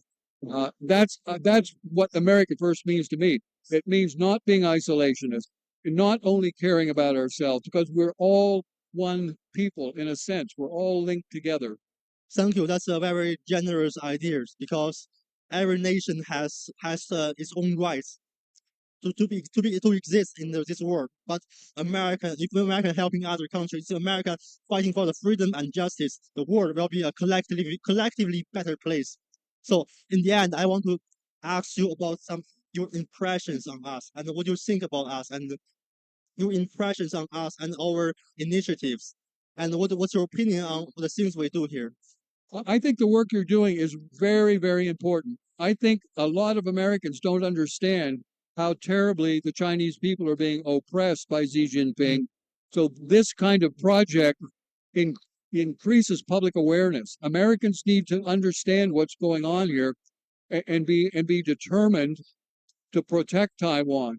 Be determined to oppose Xi Jinping's attempts through his Belt and Road program and all of these other efforts to expand the so-called Middle Kingdom and impose his dictatorial attempts to colonize other countries. We don't want to see that system spread. We don't even want the Chinese people to have to live under that system. Yeah. Thank you very much. In the end, please introduce your organization and what you do to our audience. We're the Center for Bioethical Reform. My name again is Greg Cunningham. I'm glad to be here with my friend Zin, and we love this project, and we want to do anything we can do to support it because Americans need to wake up and understand what's going on in China. Thank you very much, Jeff. Yeah, Greg. Your insight is very important to us.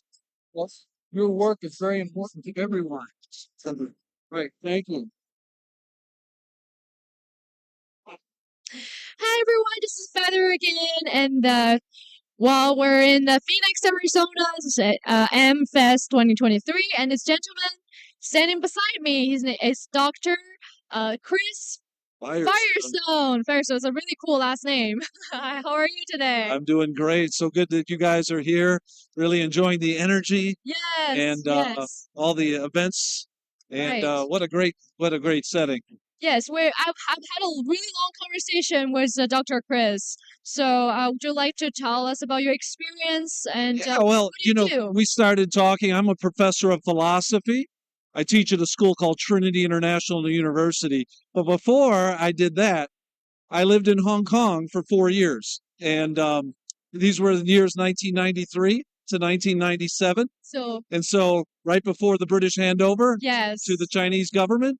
And just had some great experiences there, learned a lot from the Hong Kong people, and then went on to the UK to finish my PhD, and then I got a job here in the States. Yeah, so you told me you went back and then you went to Hong Kong in 2009 again? That's right. Yeah, and then you tell me that you felt a difference, right? Yes, yes. Well, yeah, when I was there in 1993 to 1997, How did that feel like in Hong although Kong? that was it's just a wonderful place. My wife and I went there.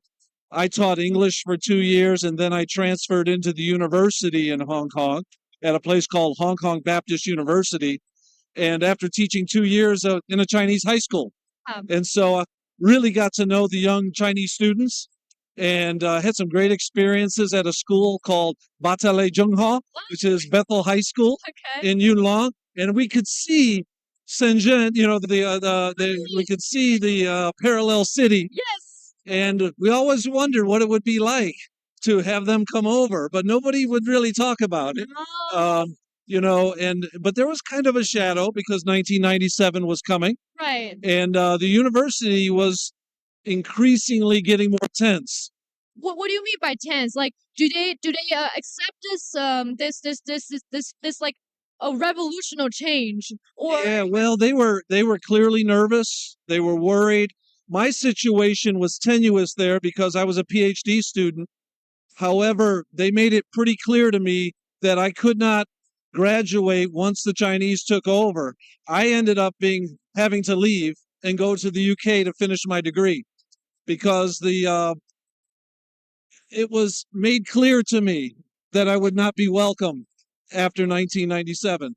And so I left and I went on to the University of Edinburgh and I studied and finished my PhD there and then went to the States and never to return until 2009 Okay. when I was invited to give a paper there. Okay. But then what I heard is that when they hand it over, Hong Kong still keeps its independence in judicial system, right? And Yes. democracy. But why do you think that they won't give you the degree? You can't finish your degree there. Like, what's happening? It's a really interesting question. I would go into professors' offices and they would tell me that you're not welcome here after 1997. There's going to be new regime change, and the beautiful pluralism that was in the university would no longer be tolerated in the same sort of way. And they said you would be wise to leave. And I was a young man. And believing in freedom, believing in open, rational discourse, believing in, the free sort of democratic government that they had there. Yes. And yet it was clear that something big was happening. And so I fought for about 1.5 years in the university to try to save my position there. Yes. But my wife and I said, this is not our fight.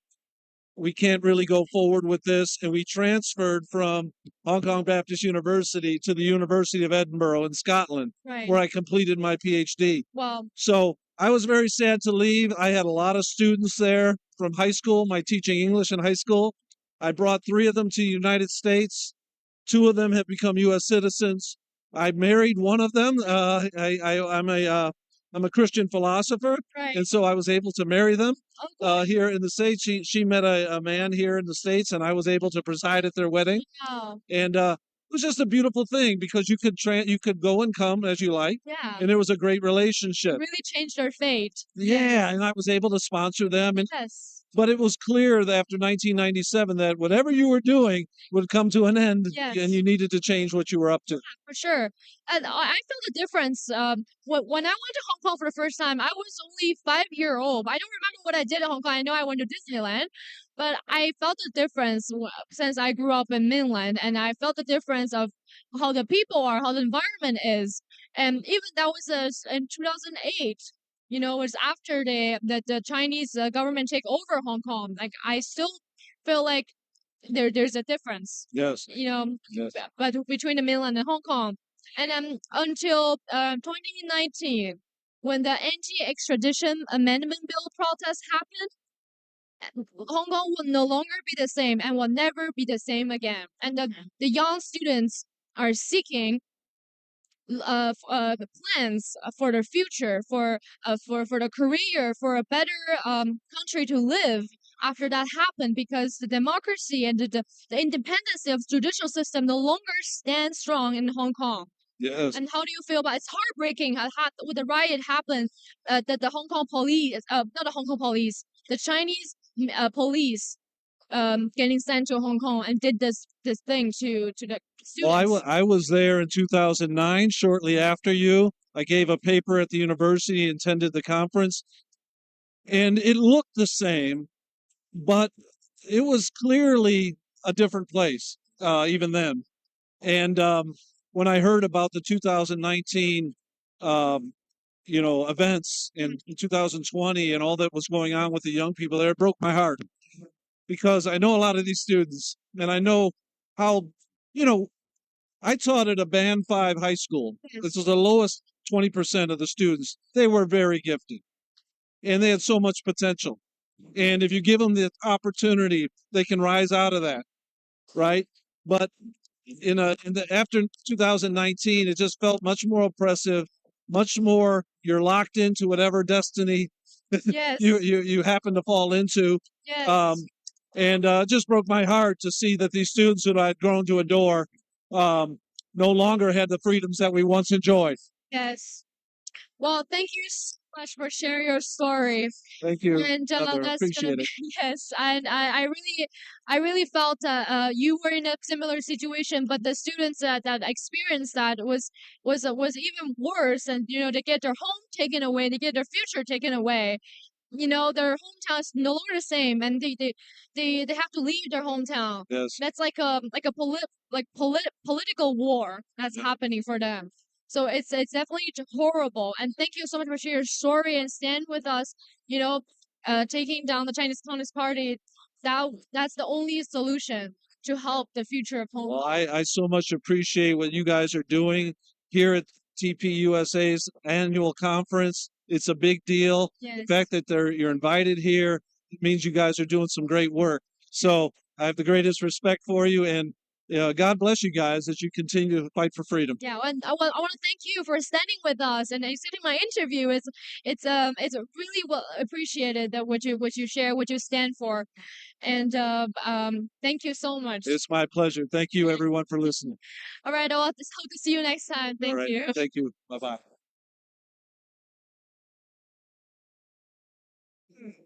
Hi, everyone. Welcome back to the NFSC booth at AmFest 2023 in Phoenix, Arizona. I'm Kevin, and today I'm here with Arthur. So, Arthur, can you tell us more about yourself and why you attended AmFest 2023? Sure. So my name is Arthur Micklin. I'm a freshman at the University of Pittsburgh.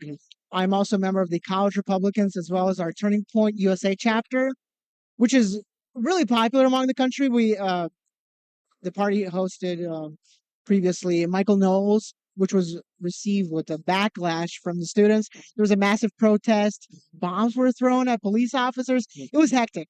This semester, we actually hosted James O'Keefe a couple weeks ago, and we also hosted Brandon Tatum, which I saw today with Vivek Ramaswamy, a big fan. Yeah. And I lived in Russia for 11 years. That is a fact. I was born in America, so I'm a dual citizen. and I escaped the war. I was almost drafted because I was of age. Yeah.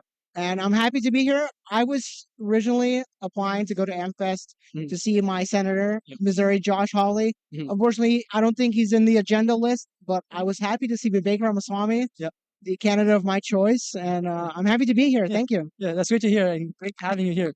So, I guess you have experience with communism. Your family and you've lived under communism. Could you sort of I guess talk about your experiences with communism in the United States? Specifically how the CCP has infiltrated universities, and everything. So, in my experiences, my grandmother, my grandfather, a lot of my extended family on my mother's side lived in Siberia, in brutal, snowy Siberia during the reign of the Soviet Union. I mean, my mother was fine because my grandmother was an accountant and my grandfather was he did honeycombs. So working with bees, and they had to live, my grandmother and my grandfather had to live in the mud huts in the 50s because of the poverty, essentially. I don't think communism brings any good. It is pushed as like a good message. It's a new utopia, essentially. That's what Marx wrote about. It's an utopia that can never be reached. And people now think of it as the Bible and think that it's a good thing. And they bring an example of these countries of like Denmark and all of that. They don't realize the size. And if we talk about the influence of the United States and comparing to these small countries, the USSR is a great example of how communism didn't work. It's about bigger than America, which included a lot of nationalities. We had, the Baltic states, we had Kazakhstan, we had Georgia, Armenia, Azerbaijan. And now the conflicts of even the foreign policy of failed communism, of how Armenia and Azerbaijan were split on purpose by Joseph Stalin to cause the now conflict in Nagorno-Karabakh, how Crimea was given by Nikita Khrushchev to Ukraine, which was a territory of Russia and the Russian Empire, and before that, territories. It was Russia, but it was just a gift to Ukraine. Nobody thought of it as anything because it was all one country. Now, for U.S. interference, I definitely think we should talk about education. I mean, we shouldn't say that college is a bad thing. Higher education is a great thing. It's for people to know about different spheres of STEM and this humanities and social sciences. We definitely should abolish universities. But we just have this inherent bias where it's like 3-to-1 liberals to conservatives in some of the urban campus colleges, especially in my campus, University of Pittsburgh. We have a lot of that happening right now. We have a lot of protests. People don't like that our Turning Point chapter takes money from the student activity fee and implements that into paying off speakers. And that's a big problem. That college campus is supposed to be somewhere where you're open-minded. We're open to new ideas, and that campus is open to new ideas. It is, but not really. So it doesn't show in the student body, but I think there is hope. Yeah, and I think that's a really good point because not everyone realizes just how deep the CCP has infiltrated the education system in America, amongst other things. And then I guess could you also talk a bit about how you said you were mentioned from Missouri, and is there any have you experienced any sort of CCP infiltration in Missouri? Or I mean, looking at my state politics, there isn't much about the CCP other than the fact that we currently don't have a law passed, like in the great state of Florida or in other red states, about Chinese businesses buying land. We have a big problem with that. They're buying farmlands, and Missouri is very notoriously known for agriculture, and they're kind of ruining business by. It's not shipping business overseas, but it's Chinese businesses owning land and therefore paying lower wages. And that's the biggest problem in Missouri. And we don't have a senator who would pass that yet, even though Josh Hawley and Eric Schmidt are great senators. Eric Schmidt personally helped with my mother's case with expediting it in the USCIS, which I'm certainly grateful for. And that's been in the news recently too, just the CCP buying up U.S. farmland. And how can you allow a foreign adversary, especially a dictatorship like the CCP, buy farmland in your country, right? Your number one enemy, right? And so it's just, it's very surprising and very crazy to see that it's still happening in the U.S. Some U.S. states, I think, have taken action, right? I think Arkansas recently, but hopefully, more in the future will as well. Yeah. So yeah, I definitely think that something should be done. I have political aspirations for my home state of Missouri, and if it's not done by then that would be, I think, one of my political campaign promises is stopping the Chinese influence on America. And I mean, the Republican Party is split because we have people like Mitt Romney, the establishment, saying, Russia is the biggest enemy. He's always said it. And then we have the people who are, telling the truth that China has a huge influence on the world, and it's just a fact. And in the Asia market, right now in Russia, there's a big influence. And they have these ties with the Russia-China alliance because of the hatred towards the West and the sentiment that Americans are like stupid, or that the West is propagating. And I know we look at the trend with like the transgenderism and a lot of these social trends that are not approved in these Eastern countries that are generally disavowed. And that's kind of cultivating that hatred towards the West. And maybe if we shift toward a more normalcy, to more tradition, we may be able to pull Russia out of that Russia-China alliance. Or if we ever see a revolt in China and we see a new established government with some traditional ideals. I mean, China does have traditional ideals. It's just that the big government sucks, and the economic policies. I mean, to be fair, China is not really economically communistic because they have free market. Yeah. And they're reaping all the profits. It's just about authoritarianism in the country, and that's like the biggest problem. Yeah. I think no matter communist or right wing or left wing, authoritarian in general is not great. I mean, you can see all these countries right now. 100% agree with you. Well, Arthur, thank you so much for taking the time. Great having you on the show. And It was definitely a pleasure. Good luck on your political aspirations. Thank you so much. It was.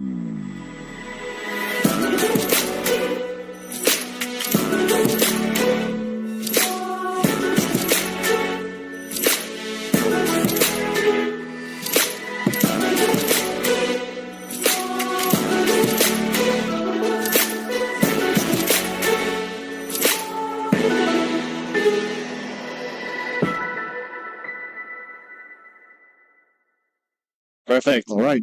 Awesome. Hi there, everyone. I'm here joined by my dear friend Christopher, who is a retired lawyer. You're right, right. German American lawyer. Amazing. Who is very well versed in the education system because I believe you had some professional experience. I was on the school board for 4 years Right. in Paso Robles, California. Of course, and he has come to join me here at America Fest because he believes a lot of the same values as we do, and we believe that a lot of our education systems have been under attack by foreign interference. Can you explain some of the things that you found Well, concerning? in general, the education system has been taking a long slide down in quality. One of the main reasons is this idiocy called critical race theory that basically is to create equity, as they like to call it, which is they've raped that word. Equity is a great word, except now it means just make everybody equal, and it's just leading to a downturn in standards, long spiral down to the bottom, and so on in our education system. We've got to turn it around. Absolutely. And from my understanding of critical race theory and what I've read about it, it seems nothing short of just blatant racism of its own and segregation of different races. It is. In the final analysis, it is. That's why I wrote a book on it. I'll plug my book now. The Critical Race Theory Scam, which I just published. And yeah, it is basically a very simple-minded way of looking at society. You look at it through race. You say they're oppressors and oppressed, and you draw the line along the line of race. And you say there are white folks, or because Asians have done very well in the United States. So the critical race theories have to call them then white adjacent, you see, to get them on the same side of the oppressed line. And it's just such a silly way of looking at a very complex society that we've got. Absolutely, and you can see this worrying trend being plagued amongst the fewer, like the lower generations behind us, of this oversimplification of complex issues. It finds its way. This critical race theory actually finds its way all the way into elementary schools. Not that they're teaching it as a course there, of course not, but books that are based on that pit people against each other based on the color of their skin, so-called privilege walks, other just really silly practices and so on, to basically tell kids, black kids, you've got no chance of succeeding. You'll always fail because everyone around you is racist, and guilt-tripping the white kids. It's terribly divisive. Oh, for sure. And divisiveness is something that has been plaguing the American soil more and more recently. And I can't help but think that it has something to do with the CCP infiltration to weaken the American foundation, to put everyone I think against that's each other. part of it. The CCP, of course, is going to try everything it can to weaken the United States, and certainly promoting critical race theory is one way to do it. They have their hands in a lot of things at our universities, so why not there too? Absolutely. And like you said, like a lot of professors are in their pockets, basically pushing out Marxism's theories, pushing out all kinds of propaganda. You've even probably heard of the presidents of Harvard and Penn refusing to denounce the genocide of Jews on they got campus. themselves so tied into knots there with trying not to offend the radical political left and the Palestinian supporters at their universities. They should have just come out and said, yeah, calling for the genocide of the Jews violates our code of conduct. Whether or not they could take action because of a violation is another issue that gets into complex free speech issues and so on. But they were all tied up in free speech issues instead of clearly saying, yeah, this violates our code of conduct. I mean, it was so obvious. Absolutely. Yeah. They didn't know their own code of conduct. Exactly. We're seeing more and more worrying trends, especially in the field of education recently. And education is exactly where vulnerable young minds come to seek guidance in such a complex world. And which is why I personally believe that the education system in America should be strengthened against all these critical race theories, all these propaganda that's being pushed to divide and intellectually rot them. Absolutely. The educational system in this country needs a complete overhaul. The main thing it needs is discipline. In a word, academic discipline, discipline in behavior. Don't let the kids tear up the schoolrooms and so on. If little Johnny's disrupting class, get him out of class quickly and sit him down and have the principal talk to him about it. That's what we need. Right. Well, thank you so much. Okay, And my pleasure. one last question for you. If there's anything that you want to say to help people fight back against this intellectual rot we see in the American system, Yeah, well, what would you do? you've got to have courage to fight it. Courage at the university. If you may not make yourself popular at the university, but that doesn't matter. You have the courage of your convictions and realize at times you have a little bit of a price to pay. Well, that's an amazing message. Thank you so much, Christopher, for joining me. It was an absolute pleasure. Okay. My pleasure. Thank you. Bye. That was amazing. Thank Okay, you. glad- Good morning, everyone. Good morning. Good morning. I am so happy to present you the New York Times bestseller author and radio host and Christian, right? Born again Christian. And Yale graduate. And Yale graduated. Well, when I was at Yale, I was secular. I was leaning toward the Communist Party view. And God delivered me from thinking about the way the globalist communists think.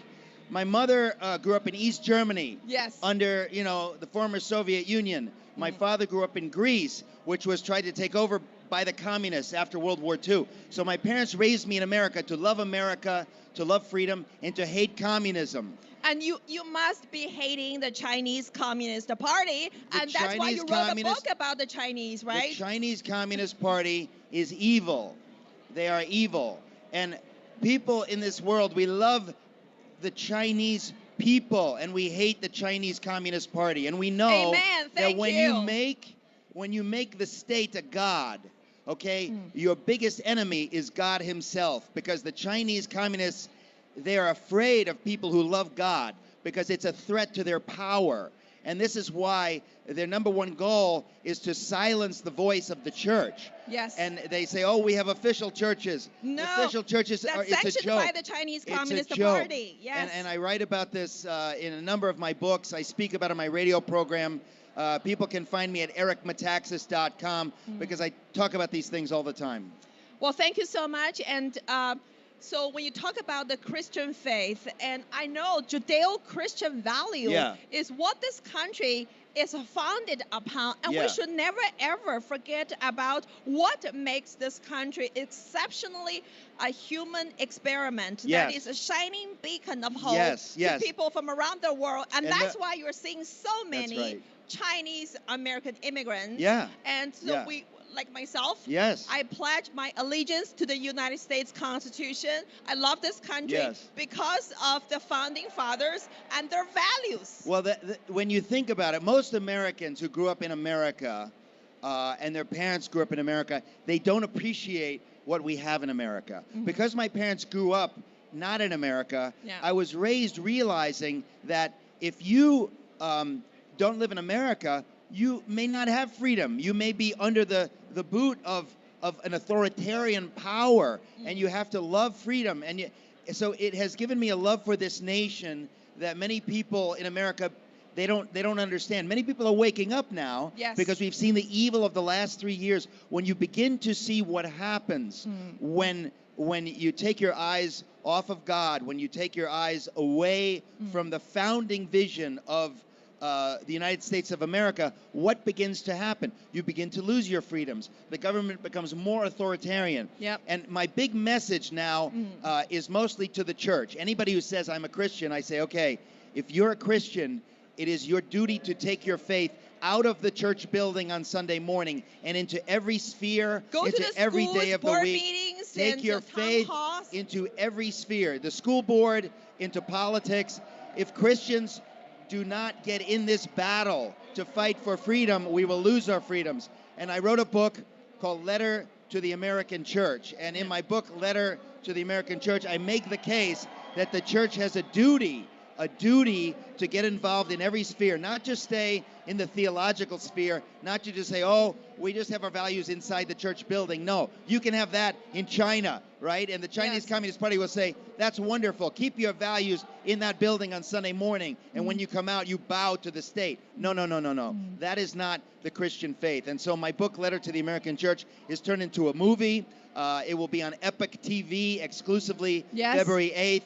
And basically, you can see the trailer if you go to lettertotheamericanchurch.com, lettertotheamericanchurch.com. Well, thank you so much. And I encourage all of our audience members to follow Eric on your social media account and check out your book. So before you go, let me ask you another question. How do we combat the spread of the socialism and the communist ideology in the schools, colleges, and universities? And how can we stop them? In many cases, the first thing is to get out. If you're going to a church that doesn't understand this, get out of the church. Don't go to a church that doesn't understand this. Don't send your children to a college that is indoctrinating your children with your money. Don't send your I went to Yale University. Those places are spiritually dark. Those places are leaning toward globalism and communism. They do not understand the founding values of America. They're not teaching those values. They're not teaching biblical values. So you have to take your money out of those institutions. And if there's a place to fight, you have to fight. But usually, get out. Just get out and go to some place where they are not preaching this nonsense. Like Liberty University. Like Liberty University would be my number one choice, or Hillsdale, or there are a handful of colleges in America, just a handful. And if you're going to one of these colleges, you have to be a loud voice. Get involved with TPUSA. Get involved with Charlie Kirk. Become an ambassador that is a vocal a proponent of these values where you are, on your campus or wherever you are. And by the way, I say this to everybody, if you're not in this battle, you're working for the other side. There's no neutral. You want to sit on the fence? The devil owns the fence. By the grace of God, you have to pray for the courage to speak up and to get in the battle. It's why we're here. It's Yes. why we're alive now, is to fight in this battle. It's a battle between good and evil, and we have to take it seriously, and we have to choose. I wrote a book about Dietrich Bonhoeffer, who was it's translated into complex Chinese and simple Chinese. Bonhoeffer, and it's the story of a German pastor who in the 1930s spoke against Hitler, the exact thing we're talking about now. And he tried to wake up the church in Germany. Wow. And it's a powerful story. It's going to be a movie coming out at the end of this year, Bonhoeffer, and it gives us inspiration of what's the right thing to do when everybody is being silent to speak up. So I'm glad it is in Chinese for people who want to read the Bonhoeffer story. It's translated into 20 languages, including 2 versions in Chinese.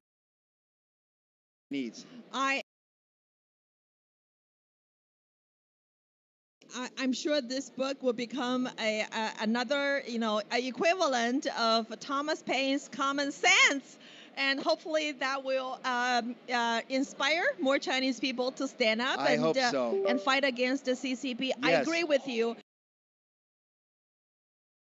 Yeah. If you are not part of the solution, you are part of the problem. Yes. Because that's how we're losing this constitutional republic, right. because a lot of people are resigning. A lot of people are sitting on the withdrawing, fence. They're sitting on the or fence saying, they're just going "Oh, back to the I don't-" churches without wanting to participate If in you're- the public if civilian you're life. going to a church that is not in this war, that doesn't understand this, I tell you, you're under judgment. For the sake of your own soul, get out of that church. Find a church that understands these things, because it's the duty of the church. Bonhoeffer said this over and over and over. It is the duty of the church to be the conscience of the state. Yes. It is the duty of the church to be the conscience of the state. Bonhoeffer said this. Most German Christians didn't receive what he said, and we know what happened in Germany. The state won. It is one of the most evil stories, and we know the same thing happened in China during Mao. You have to fight. If you do not fight, you're part of the problem. Thank you so much. And you know what?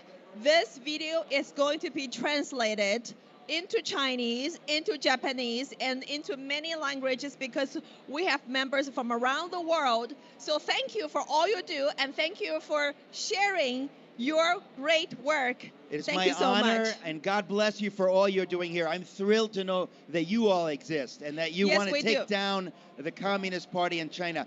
Thank God for you and for all those who are fighting with you. Yes, and take down the CCP. Take down the CCP. Thank you so much. God bless Thank you. God bless you.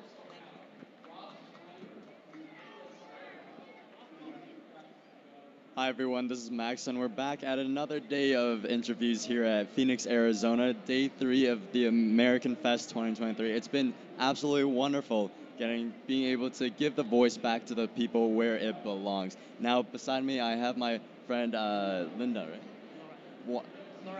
Laura, sorry. I have my friend Laura, who actually joined us from a breakout session that we held at the NFSC conference. And Laura, I just want to ask you, what did you feel after watching that conference?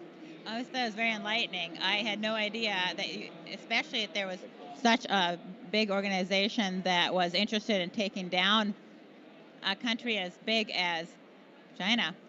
I am heartened to find out that there are even Chinese people who will risk their lives, their families, and everything. It's in such a huge job. It seems to me like it would be unthinkable. You'd need an army or something. Absolutely. It seems like a tall task, but like we said, the bricks will be paved in the road if we just continue to spread the truth, and the truth will set us free. Now, I want to ask you, after watching that or listening into that breakout session, was there one thing that really stood out to you or changed your view on what happens in Communist China and what it does to its people? I guess I have known China was a very evil empire, so to speak, for a long time. I homeschool my kids for the most part without permission. We can do that in America. I don't register my kids, okay? And so we studied ancient China, studied the civilizations in China, and it was something really to look up to. They have a marvelous culture, and I watched the Shen Yun performance a year or so ago that showed some of the traditional Chinese traditions, their dances. They're full of beauty, full of peace, full of want to be left alone. They also added about the evils there is today in China, organ harvesting, people fearing for their entire families for speaking out. Our church has missionaries that have at sometimes been able to go into the underground churches in China, and we realize that the real churches that they have in China are not real churches. They're fronts.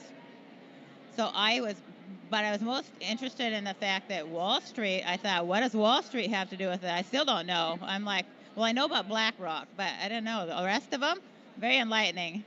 Absolutely. And something that you said was very, very beautiful about the culture of the Chinese people and the thousands of years of history that we have all taken away and all blended into a mush of facade and a human shield made by the Chinese Communist Party. Isn't that right? Yes. Evil. Absolutely. Evil. And that's one of the many tactics that we have to spread ourselves to distinguish the Chinese Communist Party away from the Chinese people, to hold the Chinese Communist Party responsible for their actions. Now, this video will probably be circulated to friends across the globe, and some will even reach the people back in China who are striving, yearning for freedom. Is there something that you want to say to them? The people are beautiful people with beautiful hearts. The ones I've known are very polite, caring. They care for each other. They love each other. How they have the leaders that they have, I don't know. How do we have the leaders we have? I don't know. But I would like to say the people themselves are completely different than the government. Thank you I so love the much for Chinese making people. that distinction. And I want to thank you again for standing with us and spreading the truth. And let's take down the CCP together. Thank you again, Laura. Thank you.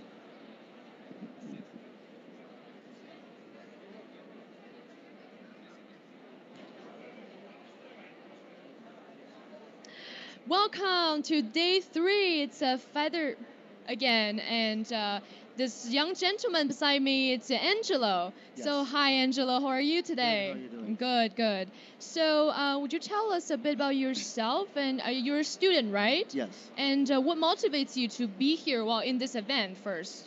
So, I think that we are at a critical moment in this country. As young people in this nation, in this society, we have to stand up against those who would seek to undo what our founding fathers did, right? And as young people, we have to understand that the government works for us, right? It is we the people, not we the government, right? Yes. So what is wrong? What do you see? Like, what needs to be changed?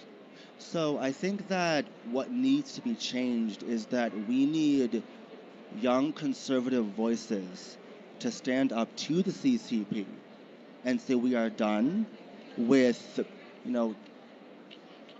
giving you money for, foreign aid and whatnot, right? And that, they are the single most greatest threat to our country. I Right. believe that. So the biggest threat to the America. Yes. Okay. So do you think it's only the conservatives, or about everyone, or the government too, right? Yes. That need to realize that infiltration has been coming to your doorstep. Yes. And then has to be get rid of, in order to have the freedom and the truth be stand as core value of United States. Yes.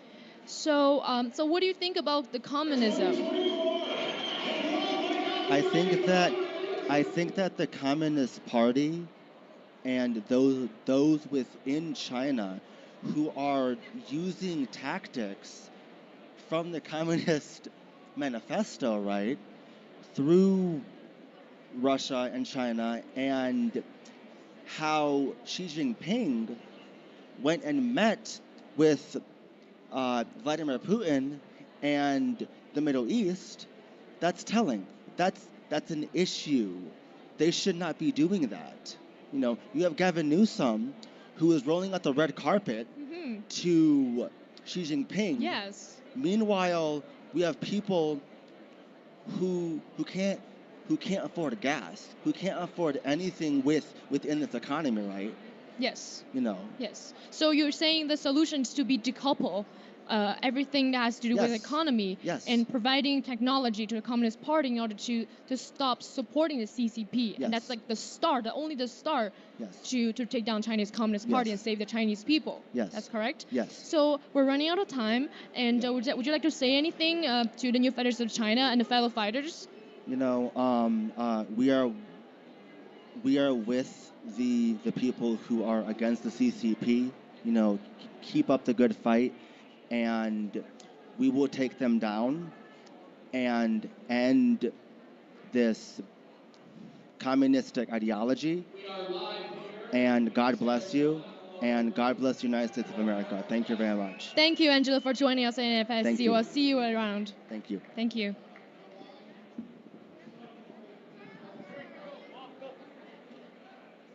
Good morning, good afternoon, good evening for all global fellow fighters of the new federal state of China. This is Ayla from the NFSC. We're now at the MFest. Joining with us right now is Vince, a website owner. So Vince, please say hello and do a brief introduction to our audience. Well, my name is Vince Ivanovich, and I'm the creator and owner of a website called ConcernedCitizen.io, which was created to give people an opportunity to find over 90 honest news websites, over 100 organizations, and be introduced to over 100 positive influencers who can help people understand what's going on in the country, and then get together with other people, other citizens, to make a positive change and save our country. Vince, as far as I was aware that your family actually escaped from a communist regime, and your family has sacrificed so much to be living in the United States, and that you shared, the concerns coming from your family that you believe that communism have actually invaded into the United States. And so can you tell us a little bit more of your observation and your experience being escaped from a communist country, and how do you currently feel about the current America? Well, my parents are from Yugoslavia. They grew up in different parts of Yugoslavia. They both escaped on their own because they wanted to have a better life.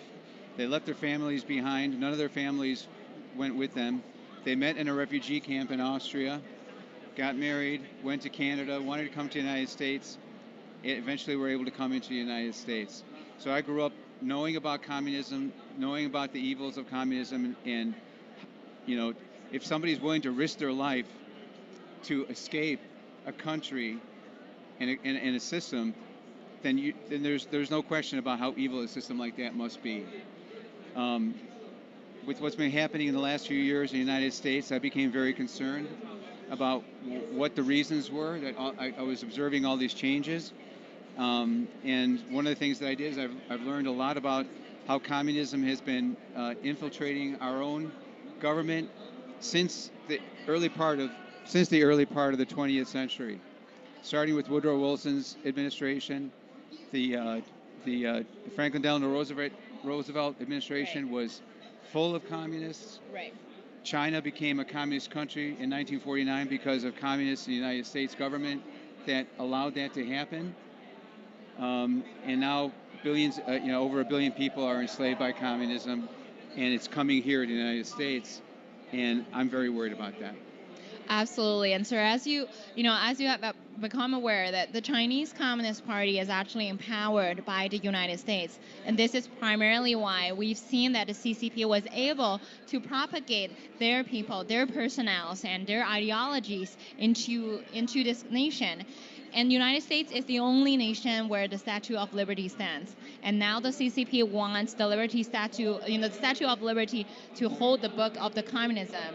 So what do you think that for all of the, U.S. patriots and for people who fled away from a communist regime and now lived in the United States, what can these people do to fight together? People have to become more educated about what's going on. The corporate media has been brainwashing people for years. They're not being honest. They're they're convincing people that what's not true is true and what is true isn't true. They're able to make mountains out of molehills and molehills out of mountains. We have to break away from them. That's why I created the concernedcitizen.io website, to give people somewhere to go where they can learn about what's really going on and then get involved and do something about it. Absolutely. Thank you so much, Vince. Thank you for joining us today. And the last words, tell our audience about your Getter handle so that people can follow you and support you. And we, along with all of the people who fled away from the communist nations, we need to keep up the fight and take down the communist dictatorships. Well, my Getter handle is concernedcitizen.io at serious_serb. Thank you, Vince. Thank you so much for joining with It's my us today. pleasure. Thank you.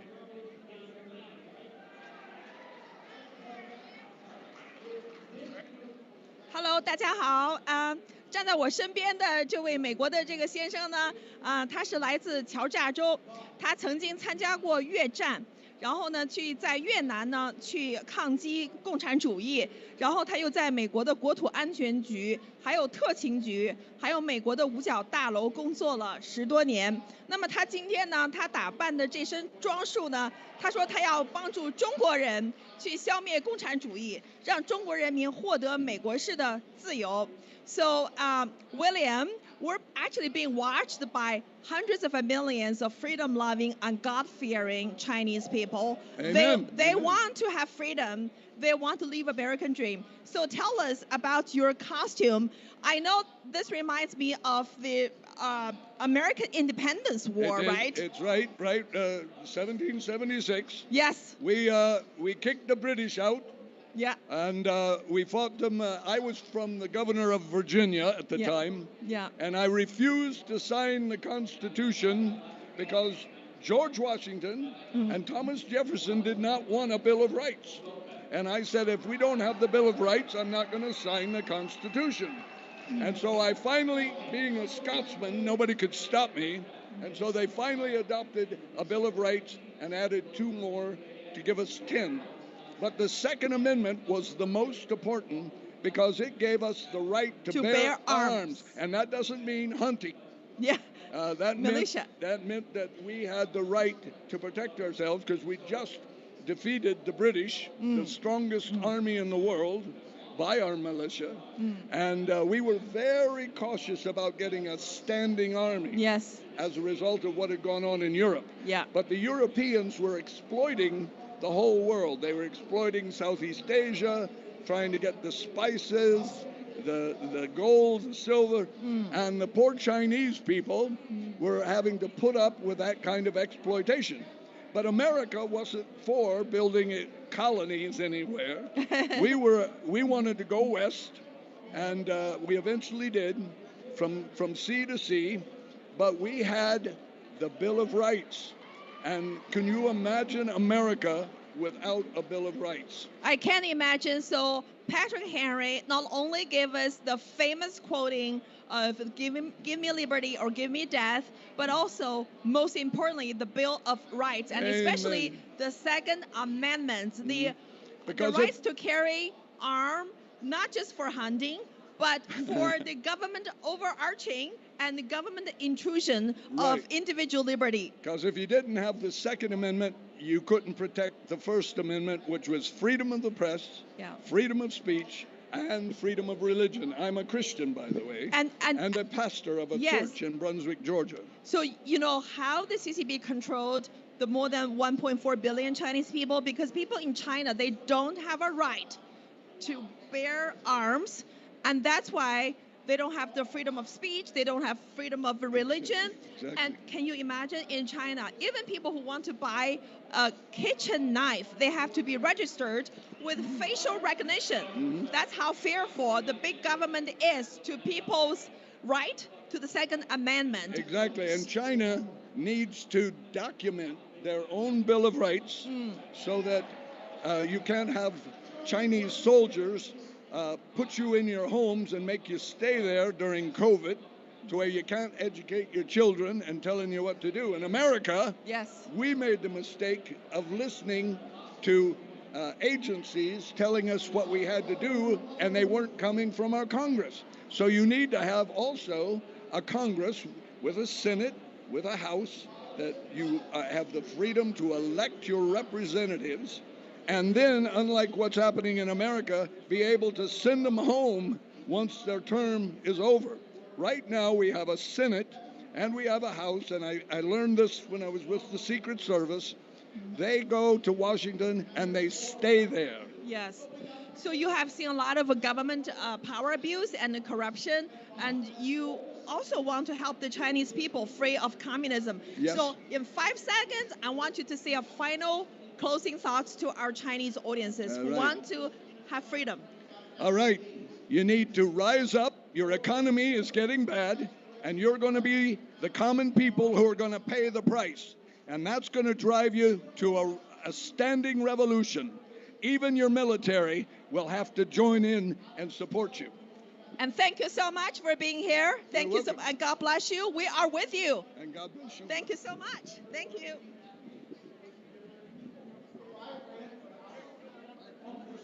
Welcome back, proud member of New Federal State of China, founded by Mr. Mao School.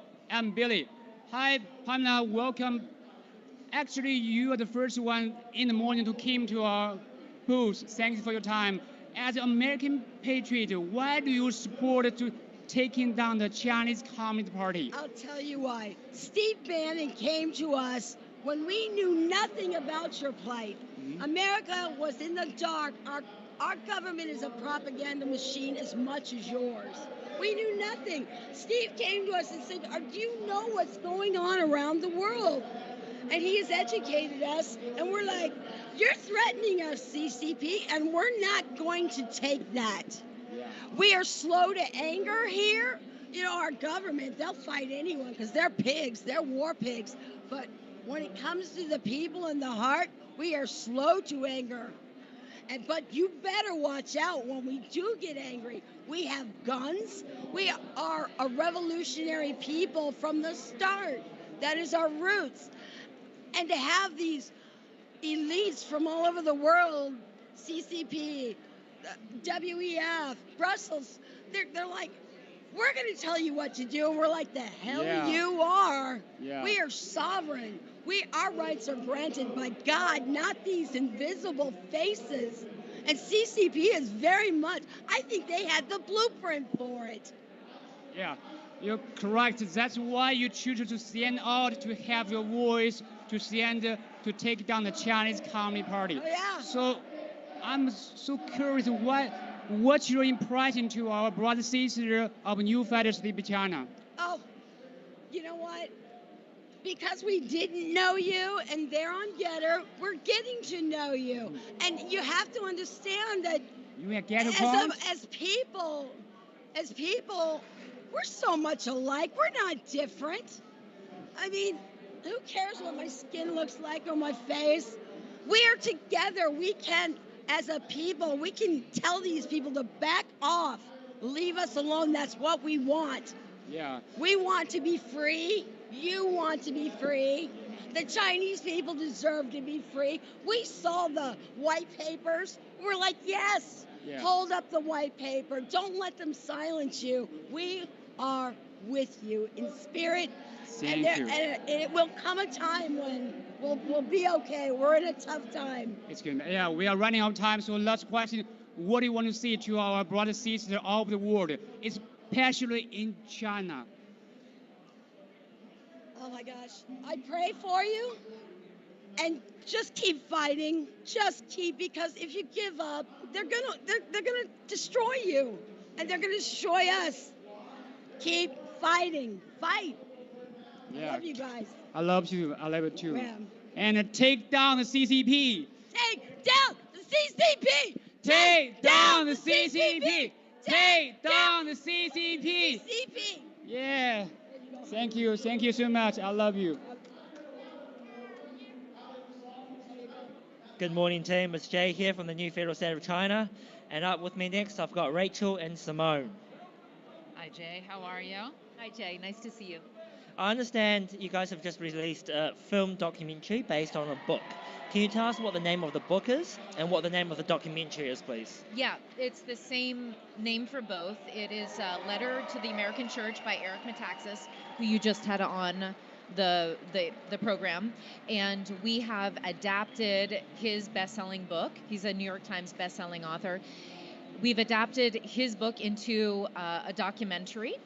And it's very powerful. We go through the history of totalitarian regimes from Hitler to Stalin to Mao, and we show all of the parallels. We lay out all of the parallels between these regimes, the Chinese Revolution, and what is happening in America today. So it is very relevant for this state and what you are doing.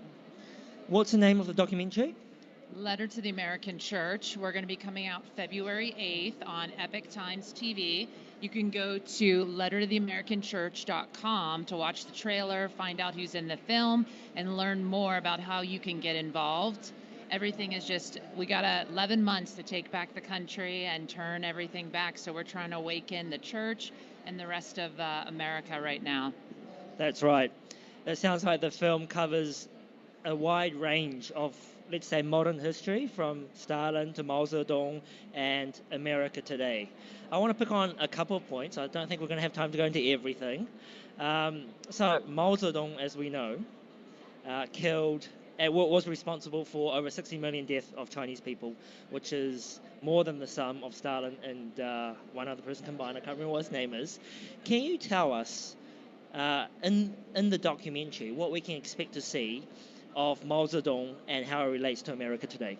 Yeah, so what we do is we go through and lay it out very clearly, the tactics and the different things that were used with the children and separating the people and creating a two-class society, and then breaking apart the family, which we see happening now with BLM, cultural Marxism, transgender. All the things that are happening in America have happened already. They just have a different name, and they've slightly adjusted them for modern times. So we go through all of that with very powerful imagery, old footage, lay it out with all of our cast about what happened and how it started and how it's grown and morphed and is now here in America. So also specifically, when we look at how the classes were divided between the black class and the red class, and the red class was the good class. Red class was the class that you wanted to be, and the black class was in the revolution. The black class was the bad class. They were the ones that were beaten and made fun of and killed. And so we're showing the parallels between the extreme left here in the United States and the extreme right and the division. And if you are not on the extreme left, then you are now persecuted. Christians are persecuted. They're called Christian nationalists. Conservatives are persecuted. We also look at the division between the children and the parents, how the state came in and divided the children with the parents. You see that very clearly now, for example, in California, where you can send your child off to public school, and these teachers have really full control over your children. They don't have to tell the parents that they want to transition into another gender. They don't have to tell really the parents anything, and that is actually now come down from Newsom. Governor Gavin Newsom has come down in law that the teachers do not have to tell the parents what the child is doing in school. And so you see the division very clearly coming in from the state, and the children now are turning against their parents because the teachers and the other adults are now raising your children. That's unbelievable. The division of America, the division of the basic family unit, and the transition of kids in primary schools here in America today is weakening America. And so that's what the CCP wants, because the CCP wants to weaken America. We've got 30 seconds left. Can we have We've got 30 seconds remaining. Can we have a 10-second closing remark from each of you, please? Sure. I mean, we really just want to wake up America, the church, get people engaged, get them active, have them speak out in their community, run for local office, go to school boards, pull your kids out of public school. So important. You really need to know what is being taught to your kids, and you need to be in charge and train them up the right way. Thank you, Simone. And I want to say that what you all are doing with the new federal state of China, you are the heroes, and we can learn from you. You're very bold and brave and courageous, and we want to thank you because you are setting a model for how we need to fight. So thank you. Thank you very much, guys. Thanks, Appreciate Jay. it.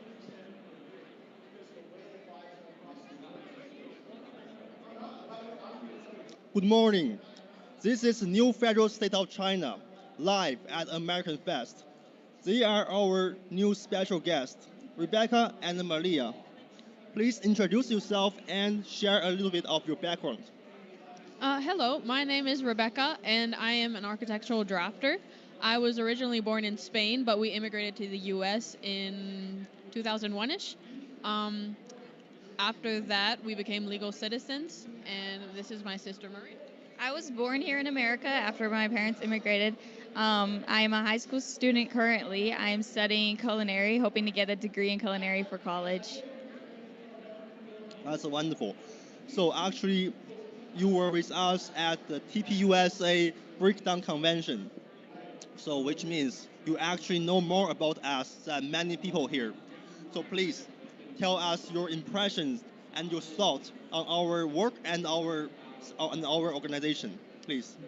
During the presentation, I was thinking that your organization seems very inspirational. Turning Point USA here is pretty big, but you guys seem very big as well. Other than that,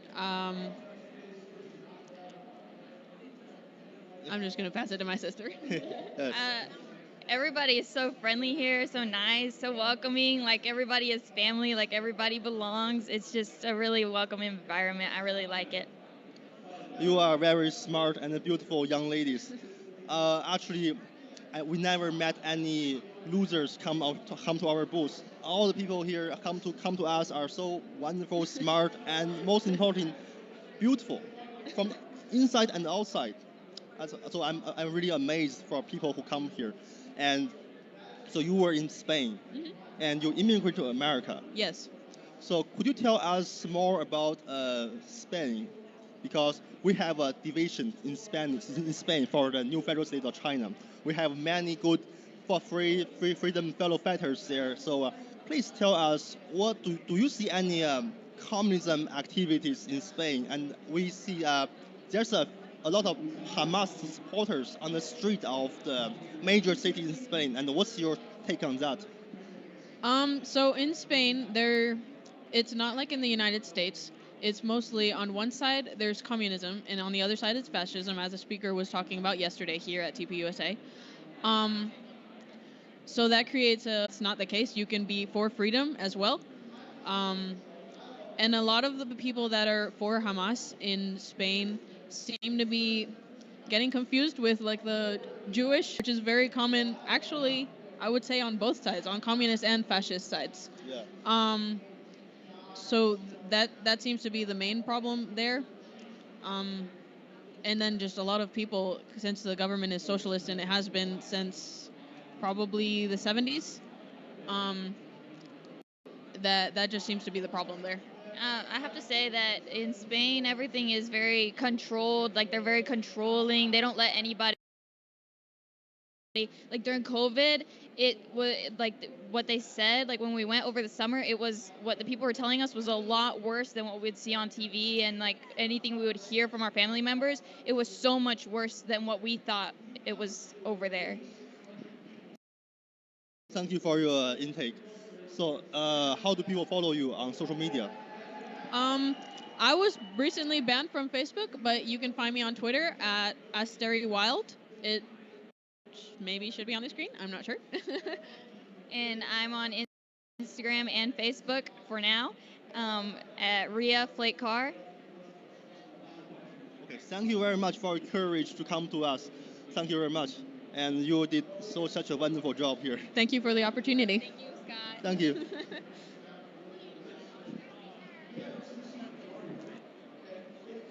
Good morning, it's Jay here again, and this time I've got Dr. James Lindsay. Dr. James Lindsay actually works with Rachel and Simone in the production of the film who we were on about 10 minutes ago. So, Dr. James, ni hao. Oh, ni hao. Remind us again, what's the name of the film documentary? So it's a letter to the American church. A letter to the American church. That's right. And I understand you were heavily involved in the Mao Zedong part of the film. That's right. Can you talk to us about it? Well, my contention, my hypothesis is that the identity politics, the strategies that they're doing right now in the United States mirror what Mao Zedong did in the Cultural Revolution and in the years before the Cultural Revolution. Right. Tell us more. So first, Mao took over education and made sure education would transform the youth to be a youth rebellion. Well, we see that in the United States. He used that with this identity politics, the people versus the enemies of the people, and he set up different categories of the people that were, the laborer and the peasant and the revolutionary cadres and martyrs and soldiers, and he set up the enemies of the people, the landlords and the farmers, the rich farmers, and then counter-revolutionaries, bad elements, and right-wingers, revisionists. And we see the same thing, but we see it with identity politics here in the United States. Straight, white male, racist, transphobe, homophobe, those are enemies of the people.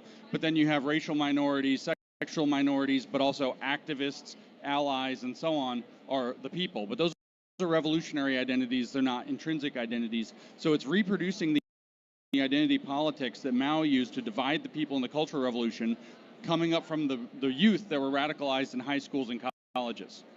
Right, the indoctrination of people, in particular children, is disgusting, and we saw that in the Mao era, and we're seeing that in America today.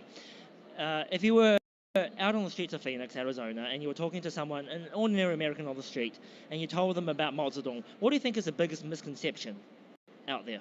They don't know. They just don't know. They simply don't know. We have completely red-washed education, as I say. In other words, it's been washed by the communists to hide the history of communism in the United States. And so they don't know. They know that he was a dictator in China and that he was a communist, and that's about it.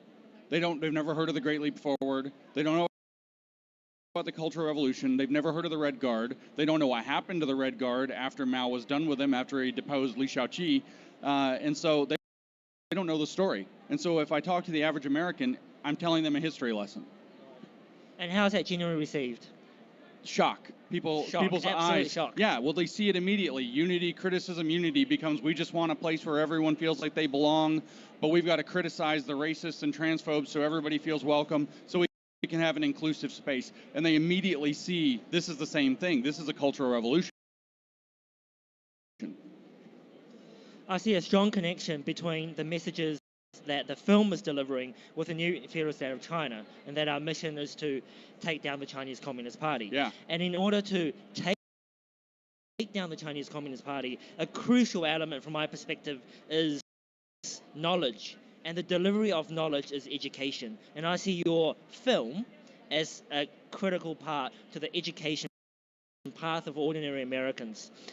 What do you think is the biggest factor in educating the American people on the atrocities and the evilness of the Chinese Communist Party?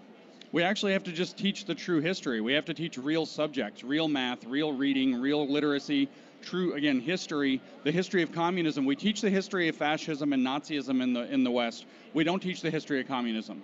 People don't know any of this. So we have to teach that so that people know how to recognize it. Why do you think that is? I think that the communists in the West took over American education 50 years ago and have kept it out. Do we see any evidence of that? Oh yeah, absolutely. The whole what they call critical turn in education, which comes off of a Brazilian Marxist named Paulo Freire, that took place mostly in the 1980s, so over 30 years ago. Well, Paulo Freire, it turns out, in his book Pedagogy of the Oppressed, which is his biggest, most famous book, says in a footnote in the first chapter that his model's based off the education system from Mao Zedong in China. Right. So it's right there. Wow. Your colleagues Rachel Simone mentioned that the movie was coming out in February. Yeah. How do our viewers access your movie? That's or the film documentary, sorry. Yeah. Not a movie. Film documentary. You will have to ask them, go through the Turning Point channels, because I am just a star. Okay. I'm just talent, I'm sorry. Oh, you're heavily talented, Dr. James. Thank you. And I understand that you know some Mandarin. So little. EDR. Yeah, 一点点, 一点点. Yeah. I'll teach you one word to finish off in 50 seconds. Okay.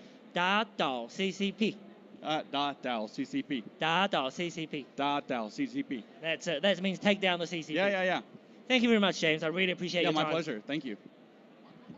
I really enjoyed that. Thanks. Cheers.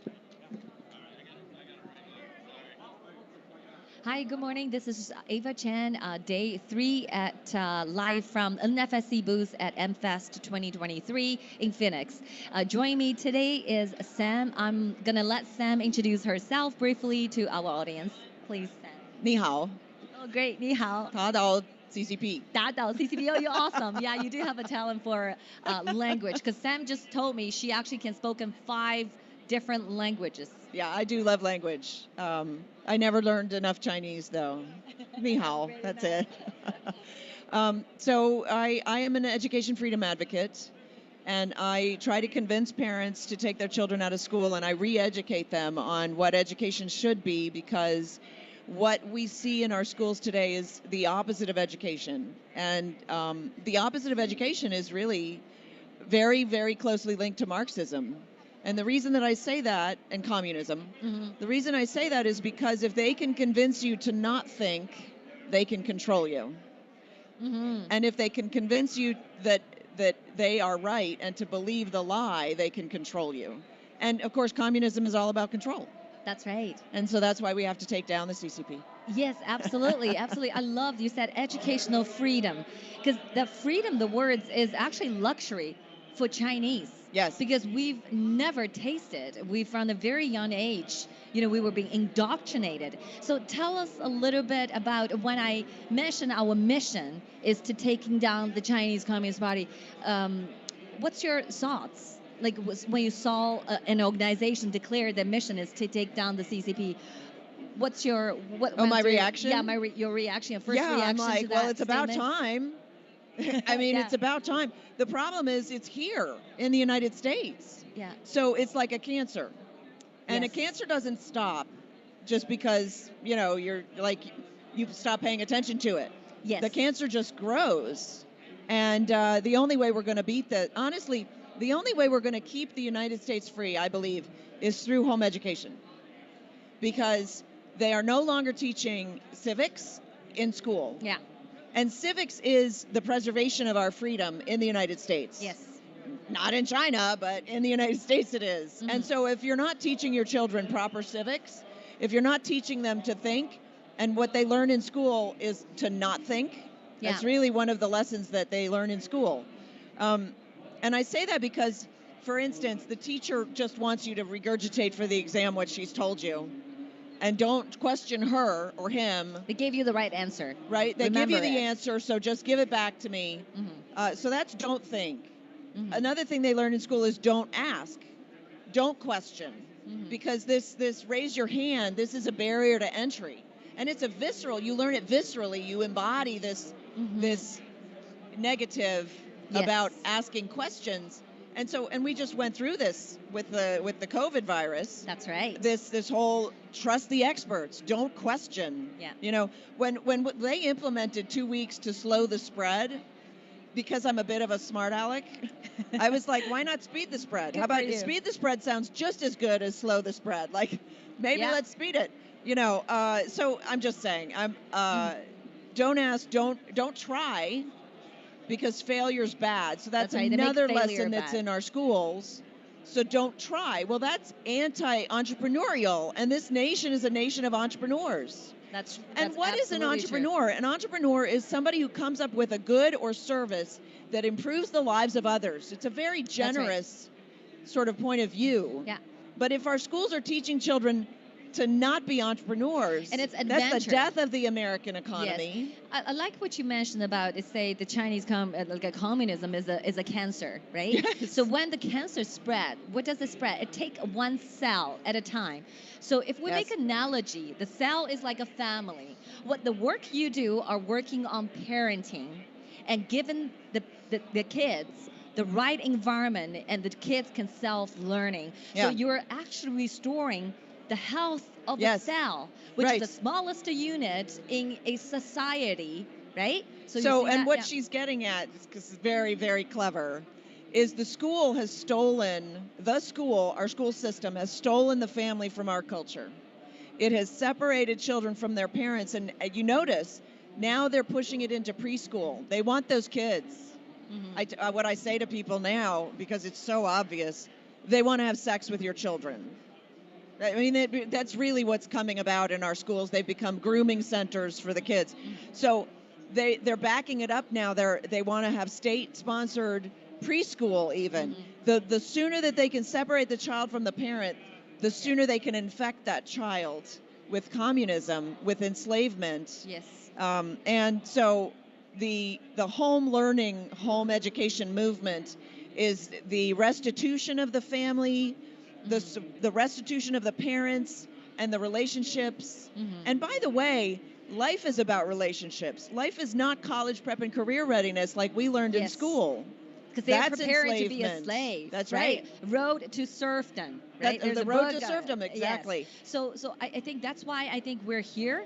We want to spread the message and connect with people like you, because I think your work has a lot to do taking down the Chinese Communist Party, That's not right. only in China but also here. But here in the Yeah. United States. So thank you so But much. this is brilliant. Yeah. Take down the CCP. I've never heard anybody come out so boldly and say, well, we got to take that down. I'm like, yeah, we do. Yes, we're just going to make that so clear. So Amen. Let's say 打倒 CCP. 打倒 CCP. 打倒 CCP. 打倒 Awesome. CCP. You're awesome. Thank you so much, Sam. This is a great pleasure talking to you. Thank you. Yes, yeah. My Stay pleasure. tuned with us. Thank God you. bless. Hello, everyone. This is Amanda. I'm very honored, to be the Doug pastor with me. Okay, he has, 2.1 million listeners with your podcast, right? Hello. Well, thanks for having me. Yeah.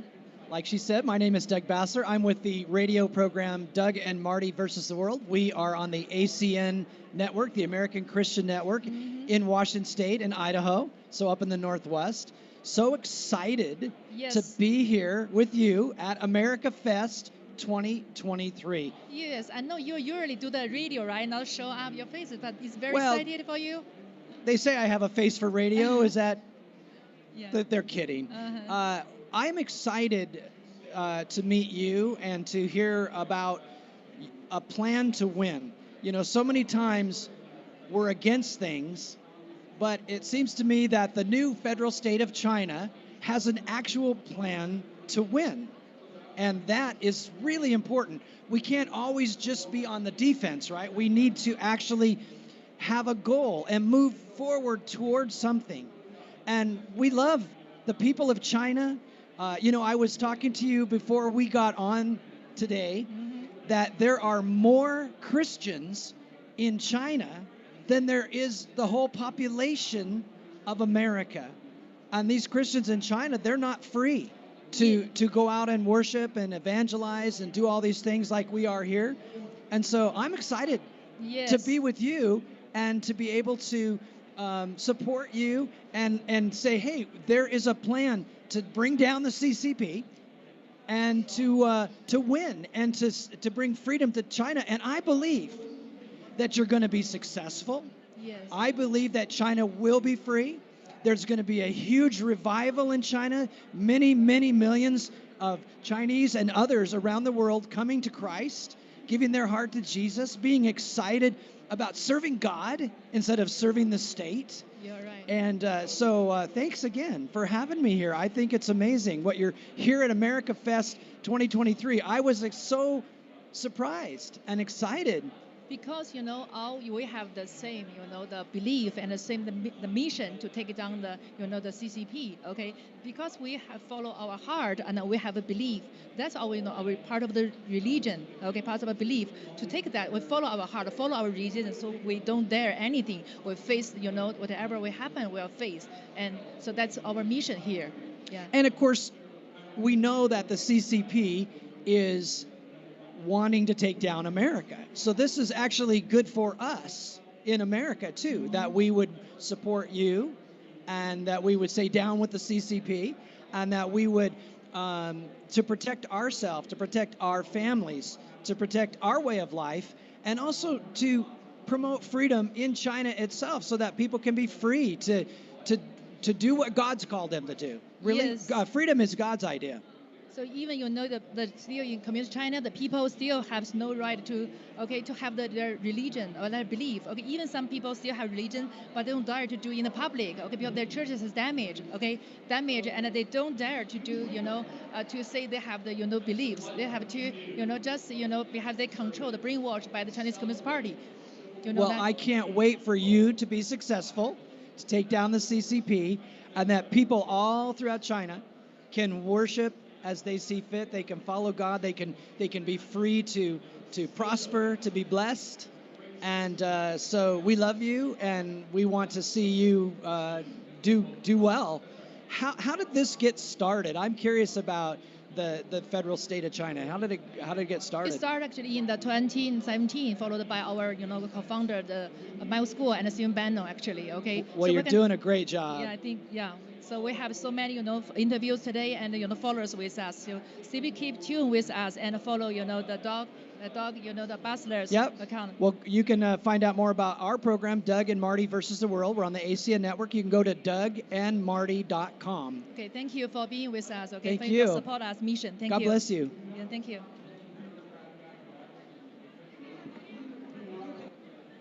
Alrighty, welcome back everyone towards the show. And today I'm your host Anna. Here with me we have Zoltan. So hi Zoltan, how are you today? Hi, how are you doing? Yeah, It's I'm great. pretty good. I'm pretty good, thank you. Good to see you here. Now Zoltan is actually the geopolitical analysis of CPAC Hungary. Now, can you share to us what you do, how you involved, and why you come to America Fest here today? Yes, indeed, I'm a geopolitical analyst for the Center for Fundamental Rights. The center is the Hungarian co-host of CPAC Hungary, which is part of the CPAC franchise. We are here because the Center for Fundamental Rights is a conservative organization, a legal and political think tank, and this is a great conservative conference, a great conservative festival. A lot of youth energy here, a lot of positivity, a lot of hope, and frankly, we need hope because what we have found in the last 2 decades, maybe, in Hungary is that the West is in trouble. You know, we have a very special story, Hungarians. We've thrown off the communist yoke late in the 20th century, and then we thought that we have defeated Marxism forever. And then suddenly we realized that there is a new kind of Marxism emerging in Western Europe and unfortunately in North America. So with CPAC Hungary and the Center for Fundamental Rights, we are trying to take a stance against this development, against the descent of the West into this totalitarian ideology that you know so well, of course. This is why we take part in conservative conferences everywhere in the world, in Europe and in North America. And this is why we stand firm, and we believe that we must stand united, because otherwise we will hang separately, quite frankly. Well, thank you very much for the sharing about what you do and also about CPAC Hungary and a little bit of a history about that. Now, you have mentioned pointing out some points about CPAC. Now, for us, the new federal state of China here, right now, we are at the 2023 America Fest. We've also been here last year. And as well as that, we've been to the CPAC in US earlier this year, in Australia, and we have attended some of our members going to the Japan CPAC as well. So it's a really exciting thing to see you here from CPAC Hungary talking about what you do. Now I'm curious because CPAC Hungary, do you get much, you of course get neighboring countries coming around, the people there. How about some other countries? Do you get much visitors for this event? Yes, indeed. Thank you for mentioning that CPAC is in fact a global franchise. And yes, there has been a CPAC Korea, there is a CPAC Japan, there was a CPAC Australia, a CPAC Mexico, a CPAC Israel, a CPAC Brazil. CPAC is a global phenomenon in this sense. And yes, indeed, they all send their representatives to CPAC Hungary every year in the spring. And CPAC Hungary, the Center for Fundamental Rights, travels to their conferences because we all believe that we must work together in order to safeguard the very basic foundational principles of the Western society.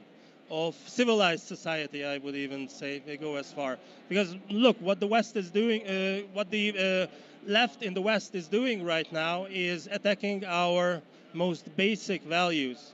They are challenging the traditional family. They are trying to brainwash our children. And with trans ideology and LGBT ideology, they are trying to cripple our children emotionally and physically, even without parental consent. I think if this is not a red line to everyone, if this is not a call to arms, then nothing is. Well, thank you very much for being here, and that's why we, the New Federal State of China, is also here today to share about our views and share about the event, as well as glad to have you here, Zoltan, for sharing about what you do. So stay tuned, everyone. Thank you very much, Zoltan, for your time, and we'll see you shortly after. What's going on, everybody? Hey, it's your boy Jackson. We're at MFest 2023, Turning Point USA, at the NFSC booth at the new Federal State of China. With that being said, allow me to introduce a very young and beautiful and patriotic guest by the name of Hannah Faulkner. Hannah, tell us a little bit about yourself. Well, thank you so much for having me. Well, again, like you said, my name is Hannah Faulkner, and I'm just a 16-year-old patriot traveling the country speaking the truth. I'm the host of the Hannah Faulkner Show on Rumble. So, yeah. Awesome, awesome. So what brings you to AmFest at such a young age as a patriot? Yeah. Also, maybe share a little bit about what you have learned from the NFSC. Yeah, well, I'll say that, everybody here has come under one issue, and that's freedom. Ronald Reagan once said that freedom is never more than one generation away from extinction. It isn't passed down through the bloodstream. It must be fought for, protected, and handed on to the next generation to do the same. And so everybody here, every single person here is here for one specific reason, and that's for freedom. Everybody wants to experience freedom. And so that's what we're here for, to fight for freedom, because we know that once freedom is lost, that generation will never see freedom again. And so it's just so encouraging to see, when I think of the statistic that only 18% of American Gen Zers are proud to live in the United States of America, that's a sad statistic. It's a disgusting statistic. Yes. But coming here, talking to all of these teenagers, and just listening to them and their stories, it gives me so much hope as a 16-year-old to know that these are the people that are on the front lines fighting for our country and fighting for freedom. Awesome. Oh my gosh, so much energy, guys. Look, hey, for freedom we voice, for freedom we stand, and for freedom we fight. With that being said, maybe tell us a little bit about what you've learned from the NFSC.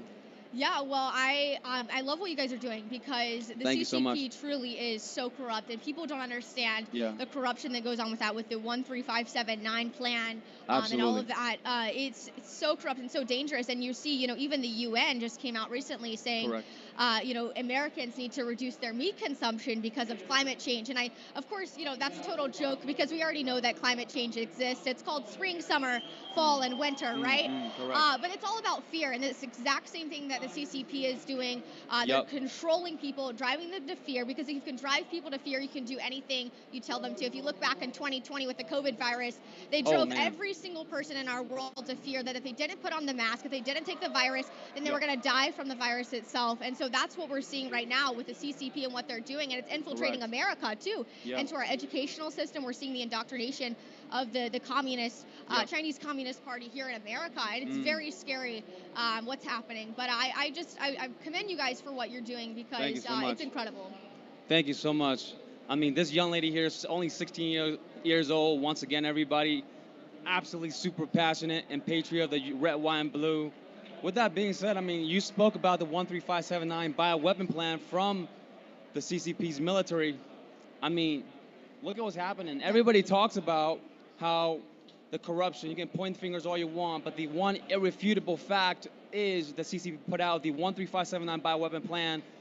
It's genocide and crime against humanity at the absolute highest level. So with that being said, Hannah, anything else you would like to share with everybody? Yeah, well, I want to say, because we're fighting so many issues in our country, we're talking about them here at America Fest.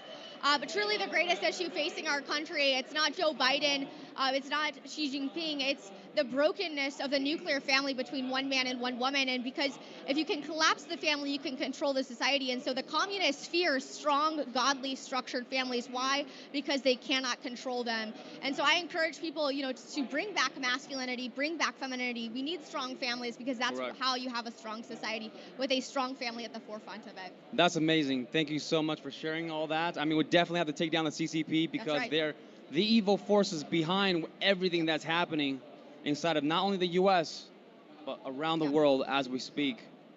So with that being said, everybody, hey, get yourself some Hannah Faulkner. Let everybody know where they can find you. Yeah, so I have a show, the Hannah Faulkner Show on Rumble. I have an Instagram, Hannah Faulkner 1776, Twitter, Hannah of 1776, and my website, cultureof1776.com. Awesome. Hey, everybody, thank you for joining us. Go and get yourself some Hannah Faulkner, and also come and get yourself some NFSC, the New Federal State of China, here at AmFest 2023 Turning Point USA. We'll be here all day long, baby. That's it. Thank you, thank you. Hello, everybody. Welcome to NFSC Speaks. This is my man, Pots and Pans, Ito the Truth. Chloe Castillo, founder of Prager Force Music Club. Phil, with NFSC Speaks. We are here at AmFest TPUSA 2023, and we are here to represent for the New Federal State of China and the Chinese people, and to take down the CCP. So, Phil, if you'd like to. Yeah, so, sorry. So, we got a very beautiful lady today. So, why, Chloe, why you just introduce yourself for us a little bit? Absolutely. So my name is Chloe Castillo, and my mission is, why I'm here, is to bring non-degenerate music to the forefront of American culture. And I think that it's a huge problem right now in our society. Our kids' ears are being infiltrated with horrific music. The left and the Communist Party and, just all those evils in the world are definitely using music to indoctrinate our youth and our society. And I believe the conservatives need to do a lot to step up and make a change in our society, at least in America, and around the world. I believe it'll spread. So that's why I'm here today. Well, I know you're super young. You're only 18 years old, and you're doing homeschool, right? And what makes you just think it's gonna be a problem for nowadays, the American music markets? What's the trigger? Well, I've seen a lot of it personally, going to music camps and schools and stuff. I'm a classically trained pianist. I started when I was 4 years old, and I've personally faced a lot of indoctrination by these leftist organizations and music schools, talking about, pronouns and LGBTQ agenda, where it has absolutely no place. And also, a lot of COVID lockdowns. I've been asked for my Vax passport to go on the radio. I mean, lots and lots of examples of this kind of, indoctrination and government overreach. And so beyond that, I've also seen from close friends, little kids, my friend's little sister was 10 years old at my birthday party one year and was telling me about how much she loves Cardi B and how much she's just such an influence. And I was like, that's disgusting. And so I think that Americans don't realize how much our children are being indoctrinated. So I think that's my biggest trigger, as you said, to provide something for the next generation, for my children, to not grow up in an America where that is the culture we're facing. Yeah, it's funny. Just before the show, before we got on, we were talking a little bit about that. She said a 10-year-old, wanting to dress and look like Cardi and listening to Cardi music. Meanwhile, we were talking about how Cardi herself said she doesn't want her own daughter listening to her music. I mean, but she wants our kids to.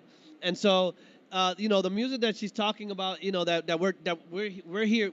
Me and my guy Ito and Phil, we like to make music that talks about something that matters. Recently in the recent last year, 2 years, I've come to know the New Federal State of China and come to hear all of the stories and how huge this topic is. And I always get a lot of people, a lot of my followers like, hey man, it's America first, America first. Like, what are we doing? Why do we need to talk about this? It's not important for us. And some people just don't understand. You kind of talk about China, and that it's a bad look, because it's like, oh, it must be Chinese Communist Party, and that's what it is. Whenever you talk about China, it's just the CCP. Absolutely not. That's why we made the song called Take Down the Xi CP. Remove Chinese, and it's the Xi's Communist Party. It's not the Chinese Communist Party. They don't represent the Chinese people. And when you hear how important it is to us in America, I am America first. I am full-blown America first. And because I'm America first, I understand that it is true we need to take down the CCP. And, you know, I know my guy over here, Ito, you know, I always say it all the time. He doesn't involve himself with stuff he doesn't believe in.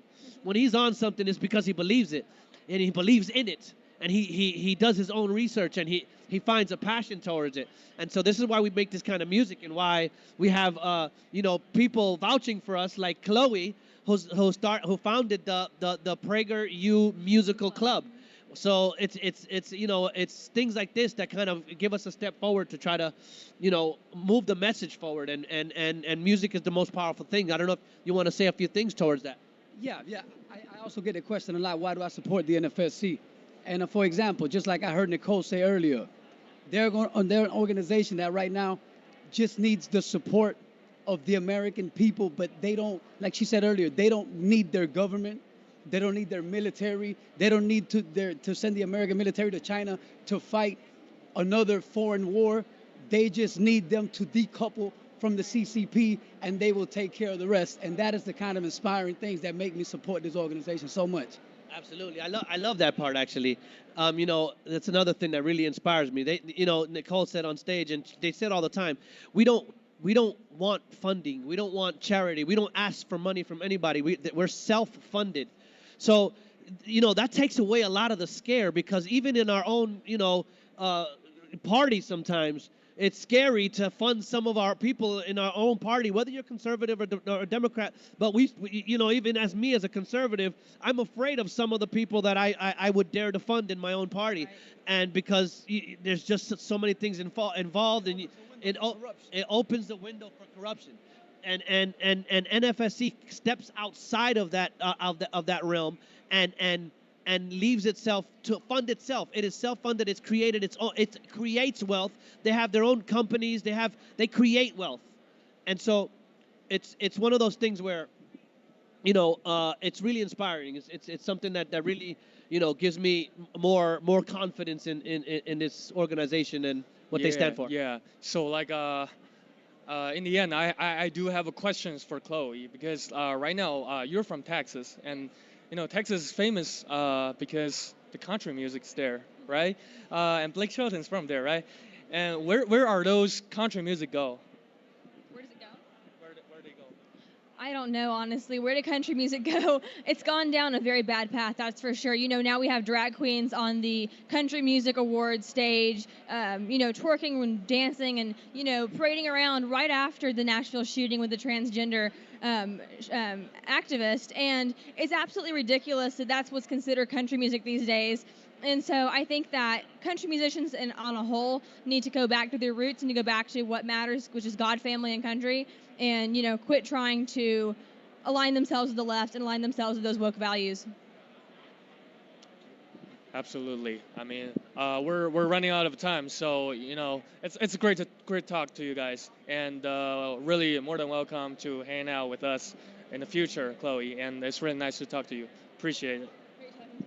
Thank you for coming on. This is our advocate right here. She's fighting to get us on and to be known. Let's go. Let's go. Hello， 大家好。大家知道我们的新中国联邦呢，我们的这个展位呢，吸引了很多人。站在我身边的这对美国夫妇呢，他们是从阿拉斯加飞过来的，而且呢，他们是专程来参加今年的展会呢。他们想要了解新中国联邦，因为他们从2019年的开始呢，他们就开始看这个班农先生的战斗室，所以他们从那边了解到郭先生和新中国联邦。然后今天呢，他们也非常的很开心能够见到我们的战友，也希望跟我们这个就是正在看直播的所有在墙内的，还有全球的新中国联邦的战友们说几句话。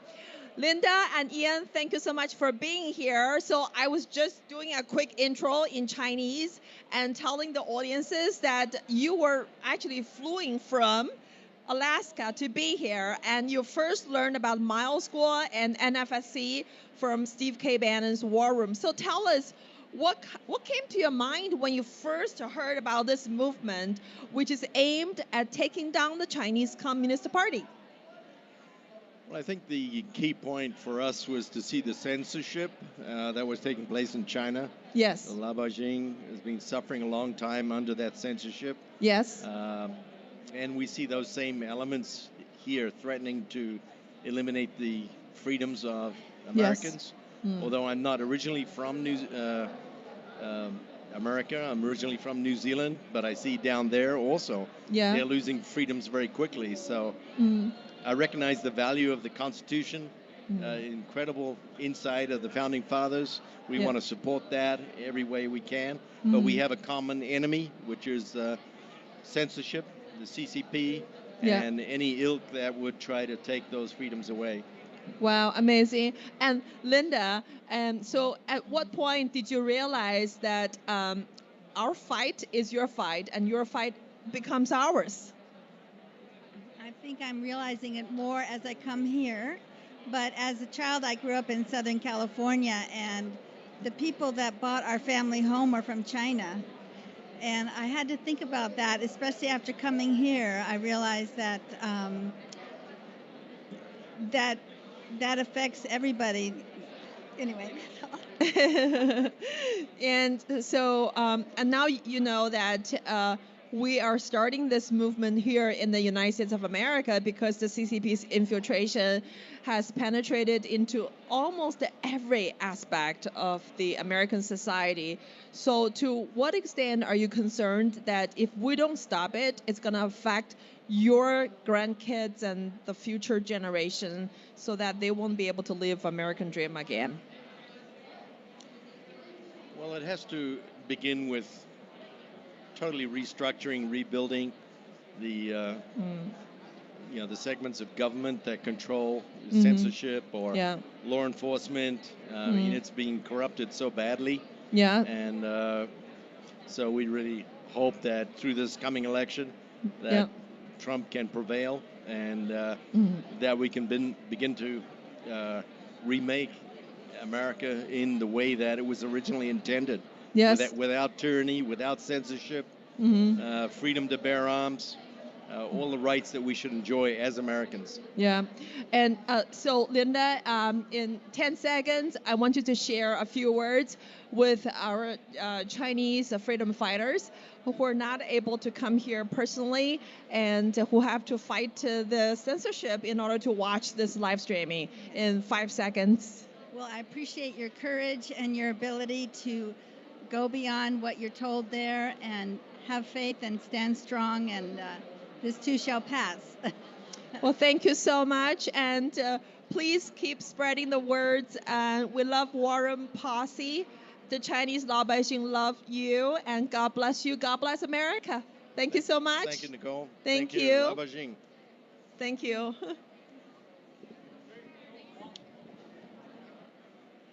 Good morning, everyone. Welcome back to Day 3 at the NFSC booth in Phoenix, Arizona at AmFest 2023. I'm Kevin, and today we have here Ilayana. So, Ilayana, please tell us more about yourself. Hello, I was born and raised on the island of Guam. During the coronavirus pandemic, my family and I moved to Washington State to take care of my grandmother, and yeah, I've been here ever since. Yeah. So how did you hear about us, and what do you know about us and the CCP? Yeah, living on the island of Guam, it's really close to China, and Guam is very predominantly Catholic, so it's fairly religious. And growing up in school, I would hear in my history classes, and even when I got here to Washington State, I would hear a lot about just the communist rule and reign, especially over religious freedoms, and how just the oppression that the Chinese government has had on the people there, and just really understanding how fortunate I am to live in a country where I supposedly have the freedom of religion and being able to practice that.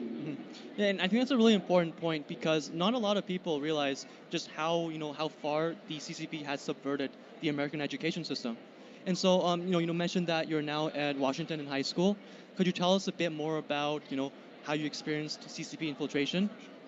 Yeah, growing up on Guam, I only really went to a private school, so I didn't really see a lot of the public education system. However, when I moved to Washington State, I went to public school for the very first time my freshman and sophomore year.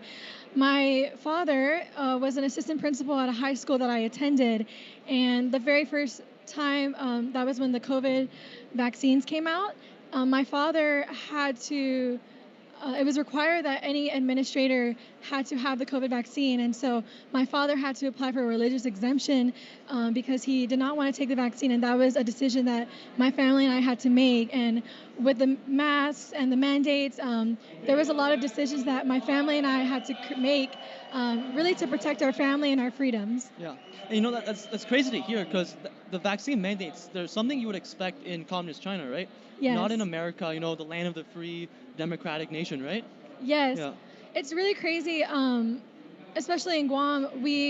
By the time that I left, we were really only told to stay indoors, and it was really crazy because we are supposed to be a free people in a free land, and supposedly the government is supposed to be really a power that protects those freedoms that God has given us, especially like our freedom to speech and our freedom of religion, and really freedoms that we ourselves have to make, and to have the truths that we can be able to really know for ourselves.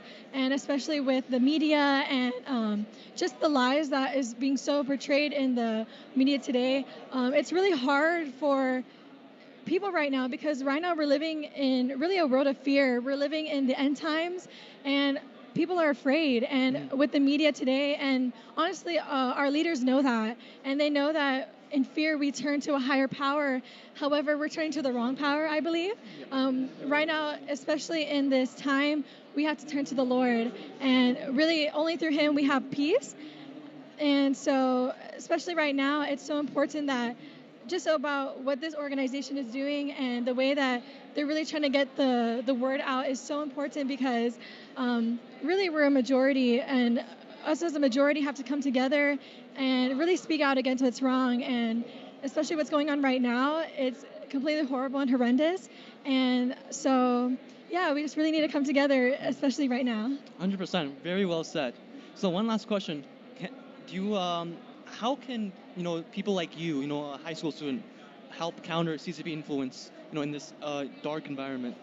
Yeah, I think one of the most important things I believe anybody should do is really have an authentic relationship with the Lord. And I believe only through then, when you have a guideline to go back to, knowing specifically what's wrong and what's right, knowing the God-given rights that the Lord Almighty has given us, it's only through then that we can really know right from wrong. And especially in a time where good is being called evil and evil is being called good, that's really the only way that we can differentiate what's right and wrong. And so I believe that's the first thing that really any individual should do, and that way we can have peace of what's to come in the future, because especially what's happening right now, that's biblical, and we know that that's because we're living in the end times. But as a high school student, and really even a college student as well, really being attentive into what the public education system, or really the government as a whole, is being portrayed and giving to people right now. Being attentive in your classes and really trying to understand and really gain knowledge from true outlets, whether it be people now, this organization, or even Turning Point USA, and figuring out and knowing the truth for yourself, and how with the abilities and talents that you have, being able to do that in a mass aspect. 100%. Well, thank you so much, Ileana. It was great talking to you, and it was such a pleasure. Thank you for having me. Thank you.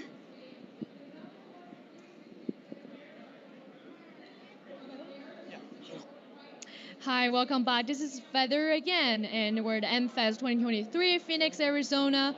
And many of you must remember this day that happened in Washington, D.C., the capital, in January 6, 2021. And this gentleman, congressional candidate Jeff Zink, is beside me, has his personal story to tell that's related to this day. Jeff, could you please introduce yourself a little bit, and know why you're here today and why you want to say this story? Oh, absolutely. Thank you for having me on here, and I support the new federal state of China. we have China now coming into our country. The reason why I'm here is to try to get the word out. See, on January the 6th, I went to Washington, D.C. in order to see a constitutional election because we were going to challenge all of the different electoral states, so neither one of the candidate or the president would have enough electoral votes. So what we need to do is we were going to have it go to the states, which gets a one vote, but you have to vote party lines, and 31 states were controlled by the Republican Party. So Donald J. Trump would have been elected. But because of the stolen election that took place, we decided to go to Washington, D.C. to peacefully protest and let our voices be heard. What has happened since then is that on February the 4th, my son's house, the front end of it was torn out by the FBI.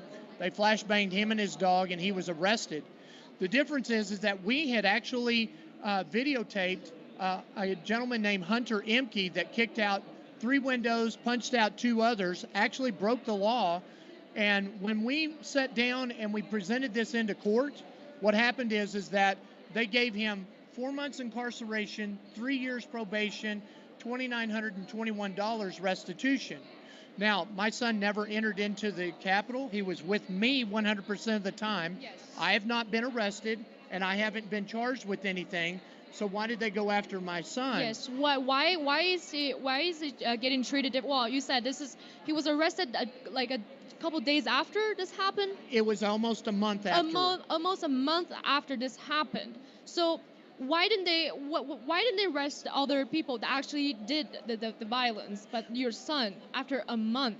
So one of the things that actually happened here is that because the federal government went on January the 8th, just 2 days afterwards, named my son as somebody who actually fought with the Capitol Police, actually went into the Capitol, and then was directly responsible for Brian Sicknick's death. Now, what we found is that none of that happened. He never went inside. He never fought with Capitol Police. And then we found out that the next day, Brian Sicknick dies of a brain aneurysm that had nothing to do with the J6 event. So the thing is that all of this is made up lies so that they can suppress the voice of the people that are trying to get this information out. So do you think this has to do with the involvement, the infiltration of the Chinese Communist Party into the United States judicial system?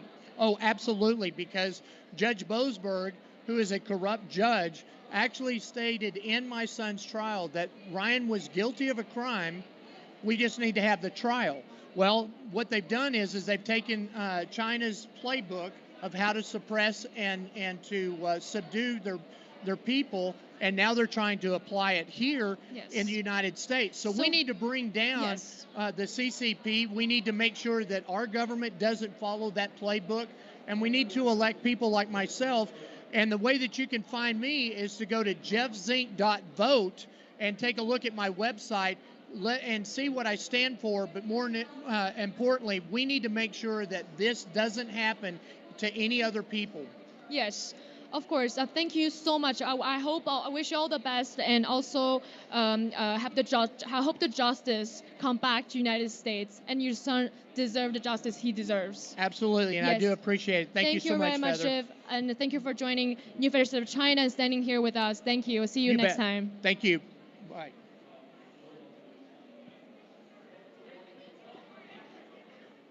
Okay, welcome back everyone towards our live stream broadcast, and right now we have our very lovely Rebecca here together to share about her voice and her story, and also what she thinks about the CCP and what have done to the US. So first of all, can you introduce yourself and what you do towards our audience and our followers over here? Yes, I would love to. Hello there, audience. I'm Rebecca Friedrichs. I'm a longtime public school teacher out of California in the United States. And, you know, as a condition of employment, I had to pay a government union. And this government union is run by communists. And they have destroyed our public schools. They're sexualizing our children, bringing in critical race theory and all kinds of horrible things. So today, I don't go into the classroom anymore. I spend my time speaking to citizens and helping them to understand. Please don't pay the unions anymore. You don't have to anymore. And please understand that they are the problem. And helping people to realize if you have a problem with what's going on in our schools, then you should be upset with the unions, and you should stop funding them if you're a teacher. No, thank you very much for what you do, because I mean, children grow up in different educational systems can really change what they become in the future. So what do you think about the young people attending America Fest today and what you have seen? Well, I am thrilled about the young people that are here today. So it's a testament to their parents that they did a great job giving these kids some wonderful virtues and values and helping their kids to really overcome what's going on in the public schools. Because I know a lot of those students attended public schools, and what are they getting in the public schools? A whole lot of communism. They're being indoctrinated and lied to. They're being told to hate their parents and hate America. And so it's just a wonderful miracle that so many young people are here. Really thrilled about that. Well, that's why we are also here. We have outing from different countries today. We have about from 6 countries from outing here, and we have young people here. That's a part of what we do as well. So I mean, that's why we also have you on our show, because to talk about how important it is as a part of education, especially under the things now we can see the CCP's influence. The CCP's influence is great to the world. It's affecting many different areas in the countries as well. So what have you heard or what have you seen about what the CCP have to do towards the U.S. in the country over here? Oh my goodness. So the CCP has infiltrated our agencies at every level. You name the 3-letter agency, it's infiltrated by the CCP. And our schools are infiltrated. How did that happen? In America, from my perspective, that happened through the government unions, because all of those agencies are unionized. The schools are unionized. You think about the CDC and the Wuhan virus, all the lockdowns, and the CDC lied to us. They're unionized. So from my perspective, the problem is unions. The unions are the ones pushing the communist agenda. They're the ones helping to infiltrate. So we're in big trouble. We're on the edge of the cliff. So thank God we have people like you who have programs like this so we can get the truth out, so the American people can shout loudly, look out, communism's here, and we can fight it. Well, thank you very much. And just before we end, really short after, can you share about your book over here that you have written on what you do? Oh, I would love to. So I mentioned that I was a longtime school teacher in California, and I was forced to fund unions who are controlled by communists. And so I thought that was unconstitutional, that I had to pay them. So I started writing editorials to expose them. And then I was served as lead plaintiff in a federal lawsuit that went up to the U.S. Supreme Court. It was Friedrichs versus California Teachers Association, and we also sued NEA. So now, because of our case and other case, no one has to pay a government union anymore. Please help us get the word out. And so I wrote this book to help people to understand this. Standing Up to Goliath, the unions are the Goliath. And I tell the stories of dozens of brave teachers who expose the unions for what they really are. They are massive bullies who really make the lives of teachers miserable. And so we share that in here and help people to understand that if we can stop funding unions, we can undermine the CCP in America. Well, thank you very much for what you do. And that's why we have also talked about media and how it's not letting people sharing the voices. And that's why we have platforms like this, sharing the voices of the people and what we do here. All righty, we'll see you shortly after, and now we'll share some more. Thank you. Very cool. All right, everybody. Hey, we're back. It's Jackson with the NFSC, the new federal state of China. We are at NFest America Fest 2023, Turning Point USA. I have 2 very beautiful ladies, very special guests with me right now, right here. Hey, Linda and Olivia from FightVoterFraud.org. With that being said, ladies, introduce yourselves and let the people hear your voice.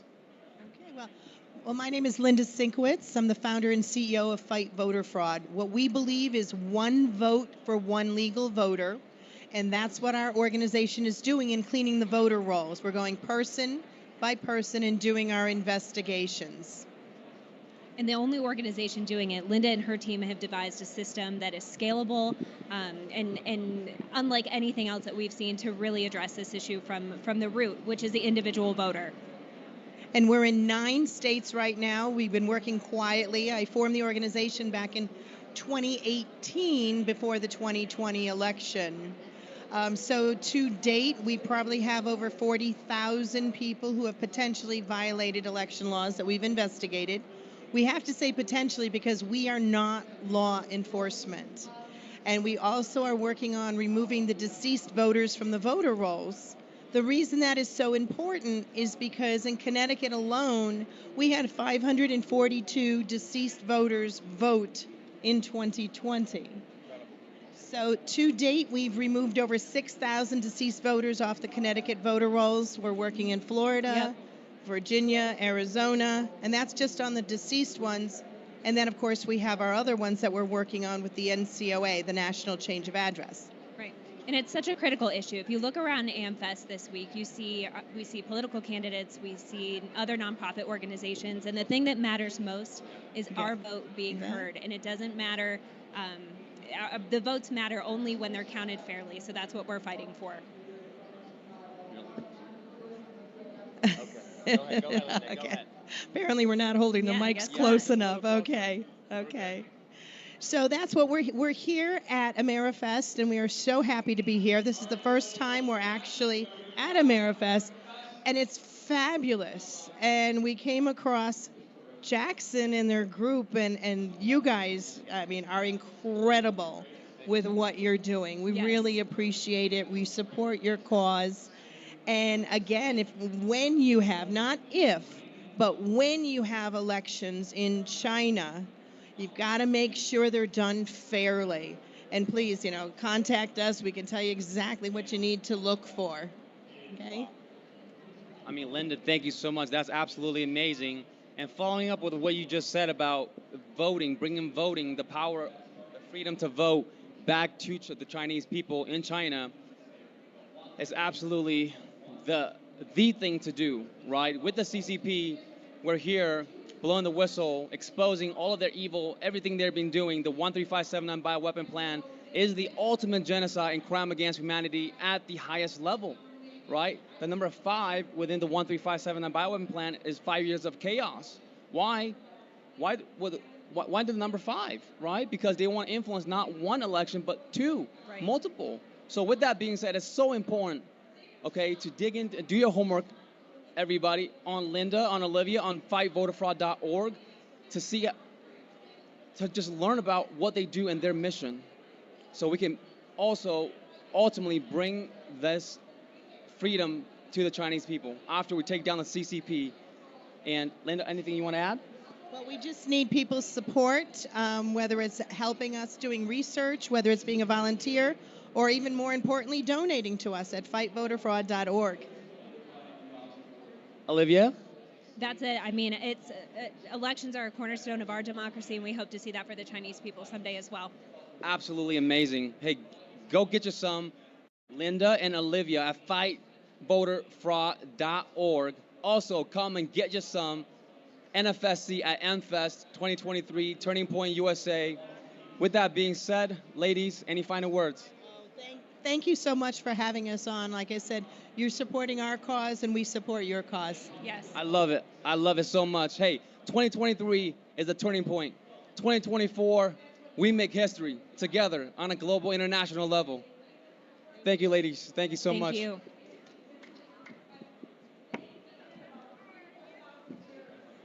Hey, this is Ava from NFSC at the MFest 2023 in Phoenix. Join me is a gentleman wearing a mega hat, and his name is John Zell. Say hello to our audience. Hello, everyone.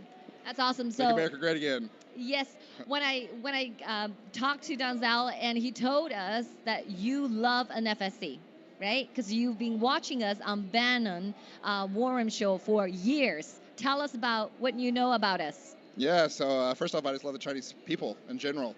And, here in America, we believe in freedom. We believe in everyone's individual rights to be able to reach out and grab something for themselves personally and for their family and for their community. And the spirit is felt here. And, if you're really honest with yourself, you can kind of feel people's energies. Yes. And the call for freedom is very, very alive within your community and your organization. Thank you. So I wanted to ask you, because this is your first time actually seeing us, direct, you can touch us and touch the table and see everything. What's your first impression? Well, my first impression is to really just, honestly, just keep coming back to why am I here? What am I doing this? And it really just comes down to, sending the message to everyone that's, through this camera is that America's here and America supports the people within the community. When you're under tyranny, it's very hard to express yourself and very hard to propagate economic freedom, right? And the Chinese people in general are so smart and ingenuitive and capable of so much, and we really need to free that within the world. So that's kind of what I think about that. Okay, so when you've been watching us on War Room for 3 years, right? Yep. So, and you asked me a question. The question is how can we take down the CCP? But after watching so many years on War Room, what's your solution to that question? How do we take down the CCP? Again, it comes back to the audience. I implore you, stand up for your rights, stand up for your freedom. We have to fight together. Here in America, there is tyranny, there is oppression, there is communism, and I guarantee you, at the bottom of my heart, individuals like us, people that believe in freedom, people who will not be stepped on and stomped down and talked down about, we will fight for our freedom. And it's up to you guys to do the same. We can only be here to support, we can only show you the way, and only can show you that it is successful. We have done it, we will do it, we will continue to do it. So it's up to you, and that's really what it comes down to. That's awesome. So we can counting on you to kick out the CCP in the United States, and you can counting on us, the Chinese people, and the new federal state of China to take down the CCP. Yeah. So CCP, beware. The America is on your point. We are here and we are listening. We are watching, and we're going to take down the CCP. We're going to free Miles Guo, and we will continue to fight. You bet your bottom dollar that people like us are here, and we're here to help. Coming after you. They're already scared. Thank you so much, Denzel. Yes, thank you. It's a great pleasure talking to you. Take down the CCP. Take down the CCP. Take down the CCP. Free Miles Guo. Take down the CCP. Thank you. Thank you. Welcome back. This is Ayla from the new federal state of China. And joining me right now is two brave young ladies that I just met, Sheba and Fiona. Please say hi to our audience. Hi, good morning. How are you? Thank you for having us. Hi, everyone. Great to be here. So, ladies, you guys have been talking about, CCP virus and how dangerous that you think that the virus has invaded into this nation and killed millions of American people's deaths. Can you talk about your observations and your thoughts when you saw the outbreak of the CCP virus pandemic? Certainly. So my observations were that people were mainly reacting based off of fear. And I believe that the media had 100% control of it. And unfortunately, the leftist agenda is creeping and it's slowly taking over America. Whereas we were founded on bravery, we were founded on freedom of speech, we were founded on Christian Judeo values. And I think that's pretty much what had Amanda standing on its own. We had a firm foundation.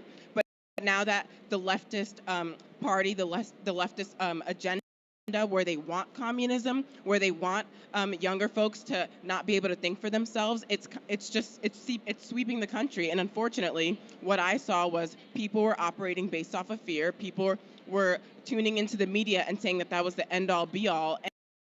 And unfortunately, they fell for it. And I can't fault them, but sometimes, the truth will set you free. And I think sometimes they just were misinformed, unfortunately.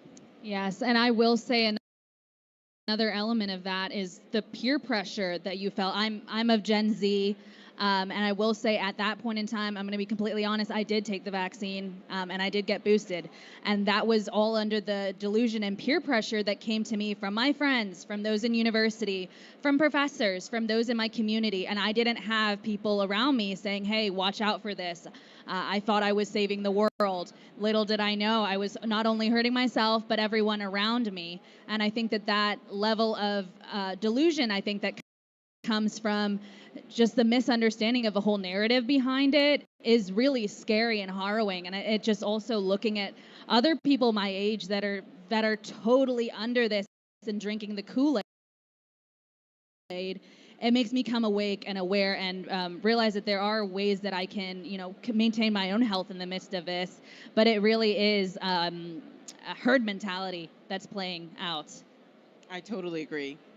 Absolutely. And, we have been talking about that. The founder of the new federal state of China, Mr. Miles Guo, he actually exposed the CCP's 13579 plan, which is the exact plan about CCP's biological weapon warfare project in 2017.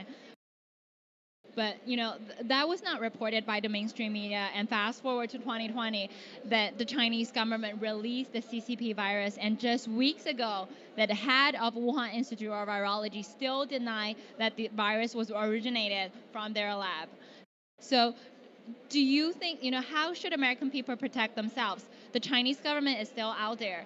If we still empower the Chinese Communist Party, it is possible that they can release and launch another pandemic and attack the United States. So what do you think the American patriots should do?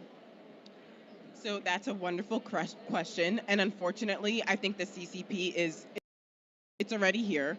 I think Americans need to be more informed. And I think they need to stop being ignorant. I think when they're presented with the facts and with truth, unfortunately, they still they're sheep. They choose to be sheep. But I think the more that we can be selective about the media that we're absorbing, the more that we can be selective about what we put in our bodies, I think that will make all the difference. And unfortunately, it's creeping. It's seeping down to our children, but we need to inform our children, the next generation. And I think from here on out, it's all about bravery, and it's all about sticking up for what you believe in. I think the more that you just kind of settle, and the more that you let others, the government, take control or let them make the decisions for you, it's a lost game.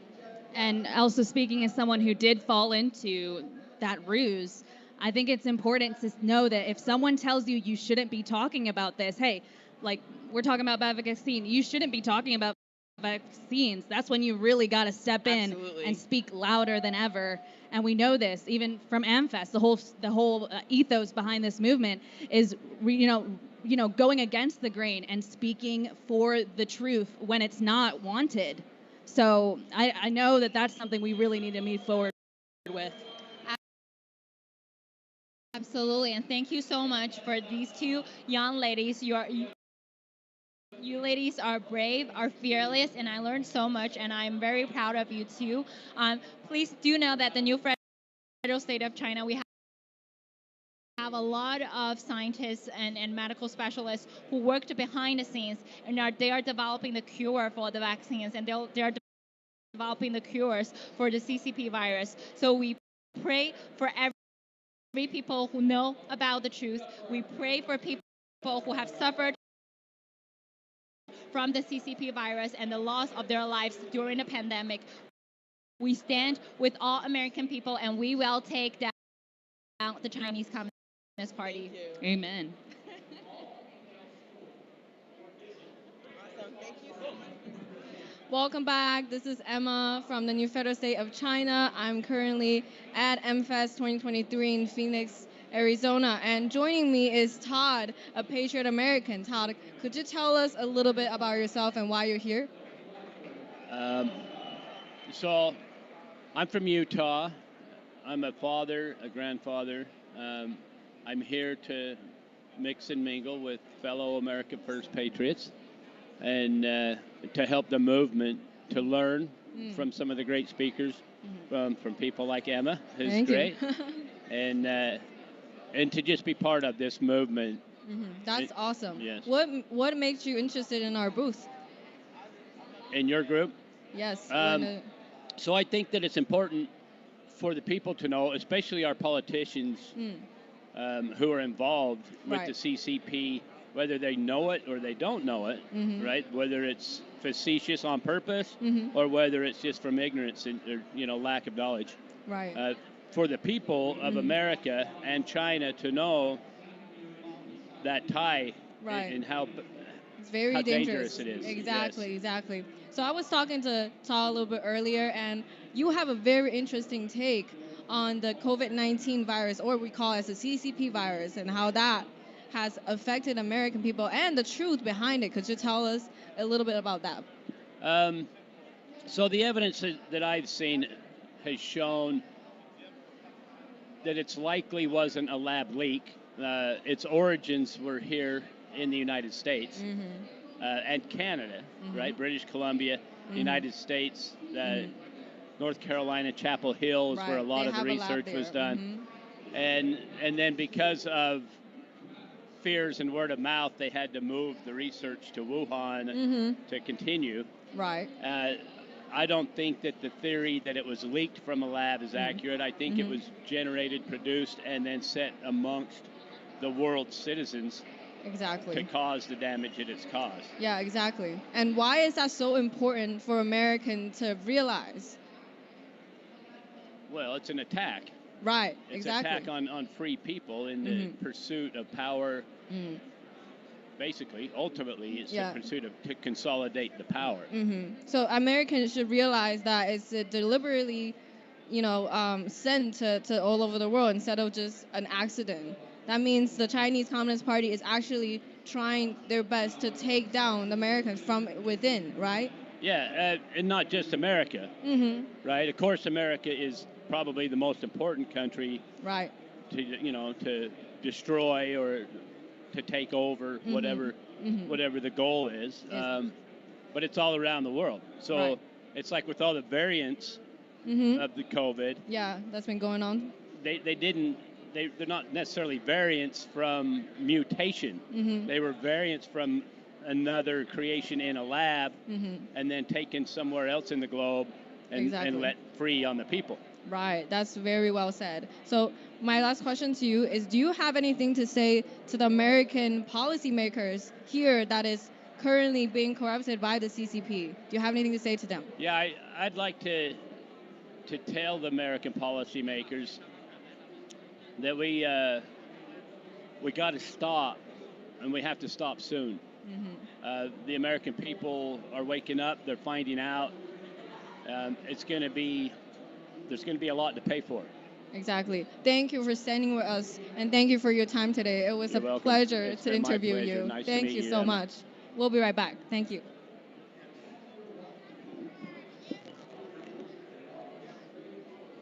Welcome back. Proud member of New Federal City China, founded by Mel School. I'm Billy. Hi, Clarissa, and I know Hello, Billy. In the year of 2020, you were a user of GTV, and for now you are a user of Getter. Yes. So why do you choose Getter? Well, it gives me more news. It's a more free speech platform than a lot of the other ones that are out there. And I'm even noticed on the other ones that they're starting to censor again. And they got the algorithms or the AIs that are starting to do that. And I could see what's going on. And it's more sophisticated than what it was in the 2020. So I'm definitely going to be using Getter a lot more often from this point on. Yeah, Getter and Getter to choose. And you don't trust the COVID vaccine. No. And there's a lot of lies from the Chinese Communist Party in the United States. Do you think what can we do to stop the infiltration from the Chinese Communist Party in the United States? That's a very hard question, and I think it's going to take more education, especially of the common people, the people like my family and stuff, to give them more education, more understanding of how the infiltration has been going on. And now I think we're just noticing the tip of the iceberg of what's going on in the United States. And that the camps down in Central America, that they're there, and that they have a play in the people that are being sent over our open borders right now. And that's a huge concern of mine right now, is our open borders. Yeah, you're right. Just like what we are doing, we need to wake up more American patriots. Yes. And the last question, we have hundreds of millions of support in the world. And for most of the Chinese people, we are peaceful loving. We love the United States. And the Chinese government, Chinese Communist Party, they cannot stand for or represent the Chinese people. So please share some message to our Chinese people in China that want to take down the Chinese Communist Party. Well, I think we need to do that. We need to take them down. We need to stop them. We need to stop their infiltration. And a lot of the countries around the world, they're our hugest threat of communism. And I don't want to be a communist. And I had nightmares about this stuff years ago, and now here we are. The nightmares are coming true on where we're headed in America, and we need to do a lot to stop this. And I thank you guys for doing your stuff, doing what you're doing. Yeah, thanks, and just like what we are doing, and take down the CCP. Take down the CCP. Take down the CCP. Take down the CCP. Thank you so much. Thank you, Thank you for Billy. your time. Thank you. God bless. God bless you too. Hello everyone, welcome back. I'm my honor to have the David with me today again. So I know you have a very good talk with Ayla yesterday, right, David? Hi. Yeah, I got an opportunity to speak with Ayla. She's absolutely fantastic. I appreciate everything that you guys are doing here. Yeah. So David, be a candidate of the California, okay, for the Congressman. So what's your policy? Yes, ma'am. So I have a lot of policy. I believe that we need to return to common sense in California. We have a governor, and Governor Newsom, who acts more like a king, more like an emperor than a governor, because whenever he decides that he doesn't like the policy outcome, whenever he decides that he doesn't like the vote, he decides that he's going to change it. And there's more than one way to conquer a country. You could conquer a country militarily or monetarily. And America conquers countries through their military. China conquers countries through their monetary policy, which is what we're seeing through BRICS. So if we don't stand up here in California for the Republican values, if we don't return to conservative values as a country, then we're going to start looking at a system that more closely resembles China, where we have an emperor, and less of a republic, where we have a governor and a president. You could be a good governor and then could be a good candidate, okay? I appreciate that. Yeah. So how do you, against the communism, okay? Because right now the Chinese Communist Party is everywhere. Mm-hmm. So how do you against that? How do you avoid that in your, when during the candidate? Absolutely. Well, revolution is local. And so the best response to something like communism or authoritarianism is getting the people activated in the process. And so we need to return to common sense policies. Things like energy. There's no reason why the richest state in the world, and the richest country in the world, where we have abundant resources like lithium, uranium, and oil, why we can't drill here, free up the California economy to be productive, and tap into our rich resources so that we bring down the cost of the pump, start growing the food that we eat here, tap into desalination, because at the end of the day, our policies here in California have the ability to make or break this country. And if we continue to lose economically, what's going to happen is our tech sector is not going to leave San Francisco and LA for Florida or for Texas. They're going to leave for China. And the reason why they're going to leave for China is because they have access to cheap labor, an authoritarian government, and access to all of the natural resources and lithium deposits that they need. So if we're not careful here in California and America, and we don't free up American innovation and American industry, then our industry and our innovation is going to leave this country, and it's going to go to China. Okay, like you say, okay, just decoupling some, for the with China, because they have slavery. There's many people in the Uyghurs and Tibet, they do the very cheap job and just $1 per day. Okay, they're in detention, education camp, they do, unhuman, human, things. That's, I'm very happy you say that you want to decoupling with that, That's things. Right. Yeah. That's right. Unfortunately, there is always a connection between economics and race. And the way that the Uyghurs are being treated in China is the way that black people were treated in this country for hundreds of years. You need to get to a situation where people are getting activated in the process, where we're not giving up on our country, because we know what it looks like when you lose the fight to authoritarianism. It looks a lot like China. Yes, I still, impressed you said, okay, you want to save, your local energy, everything, right? So if you just, totally, connected with the Chinese Communist Party, so you just controlled by them, okay? Oh, sure, this is common sense. The basic pillars of society: water, energy, and defense. Water, you need to grow the food that you eat, right? Energy, you need to be able to power your economy. In defense, you don't have a country if you can't defend it. And what we've done is, instead of returning to common sense, we are starting to blur the lines and talk about bringing in dictators, pleasing the World Economic Forum. And so you end up in a situation where, instead of Governor Newsom tending to his state that he was that he's sworn to serve, and tending to his city that he ran into the ground over the course of 12 years in San Francisco. He decides that the only reason why he's going to clean up his city is to cover the city, get the city cleaned up and cover it in Chinese flags to roll out the welcoming mat for Xi Jinping.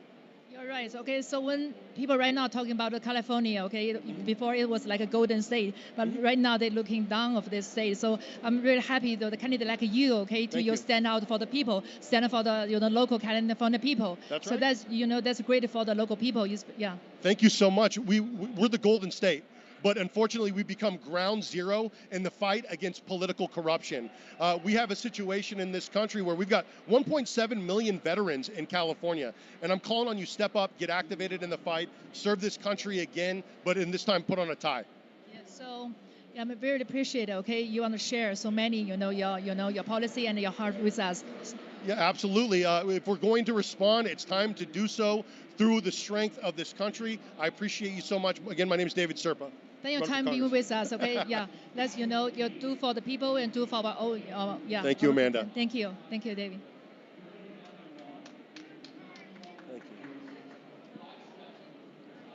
Hi, Tashidele, dear fellow federal brothers sisters here, new federal state of China.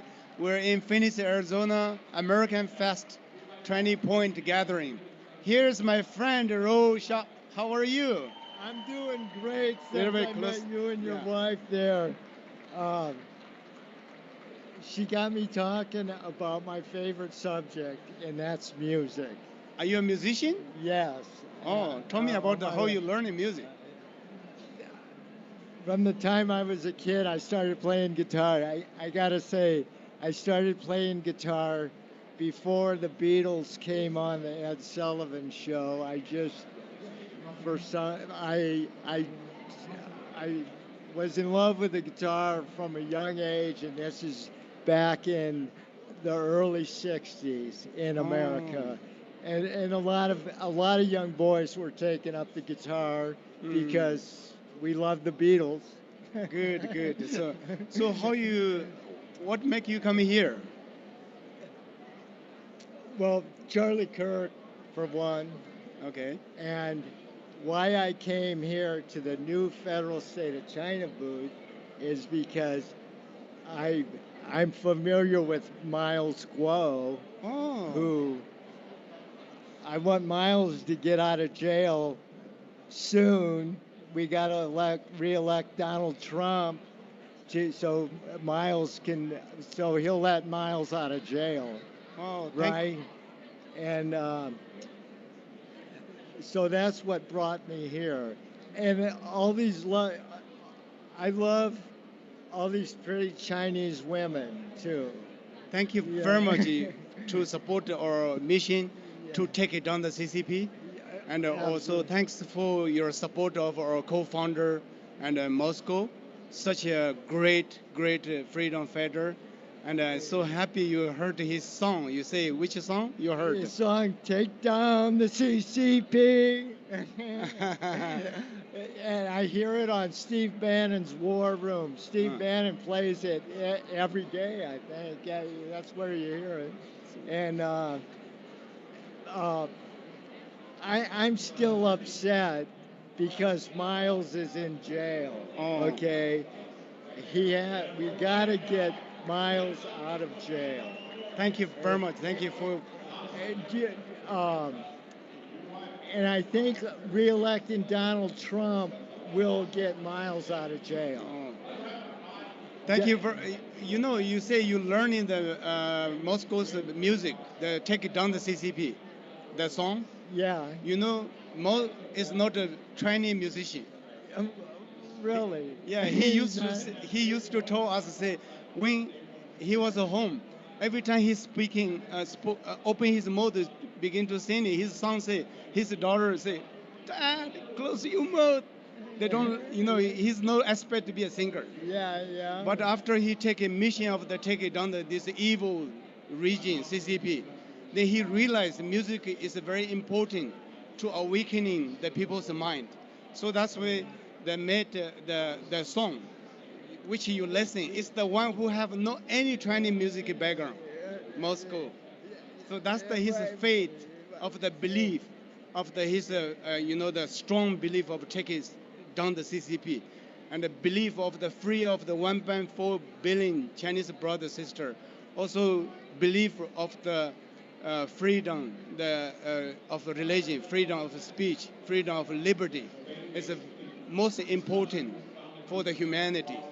So that courage of the faith is opening his throat chakra. His third chakra, and God opened it so he could tell everybody, and I could get the message, and everybody can get the message. Music is the universal language. It's the universal language of the world. We could. That's how you could communicate at a higher level. Okay. Than speaking, than talking. We can be bound together by the music. Definitely. Thank you so much. Your incredible background and experience to come in here and support with bottom of our heart. Do you have any message for our fellow fighters from the Freedom Nation? Did you listen to Steve Bannon last night? I gotta say, Steve Bannon,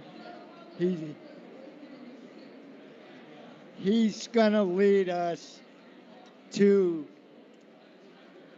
get Trump reelected and get Miles Guo out of jail, and never, ever, ever give up, and always keep your relationship with God pure and clean and simple, and never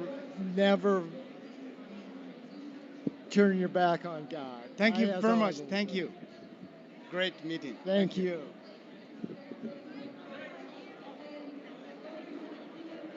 Hello, everybody. This is our new special guest, Mr. Larry. Nice to meet you. I'm Scott. Nice to meet you. Nice to be here. Also, Mr. Larry, please introduce yourself and share us a little your background and what you do. Okay. Well, let's see. I was born in Greece a long time ago, but I've lived most of my life in the U.S. I grew up in New Jersey for several years. I was in the American military, the Air Force, for 4 years. Curious, when I went in the Air Force, I maxed all their tests, and they asked me what I wanted to do. Okay, but they said, interesting, they said they wanted me to learn Chinese, a long time ago. And I said, well, I don't think I want to do that, because I don't want to be a spy, and I don't want to be in intelligence. So I just spent my time in the Air Force, in radar. But after that, I went to college. I worked in the post office a number of years. I worked as a realtor. Then I became a pastor. Now I'm what's called a Hebraic roots pastor. So when I teach the Bible, I teach in the Hebrew and the Greek. I go to the original languages. So what is your thought and your impressions on us and on our work? Well, I think this is a very good venture. Okay, this venture to create a Democrat, what would you call it? Federal state. New federal state of China. New federal state of China is a wonderful idea. The CCP, we know, is a communist government. It's against its own people. Yeah. Okay, it's against the Uyghurs. We know about that. It's, the things that it does against the people of Falun Gong. We know that.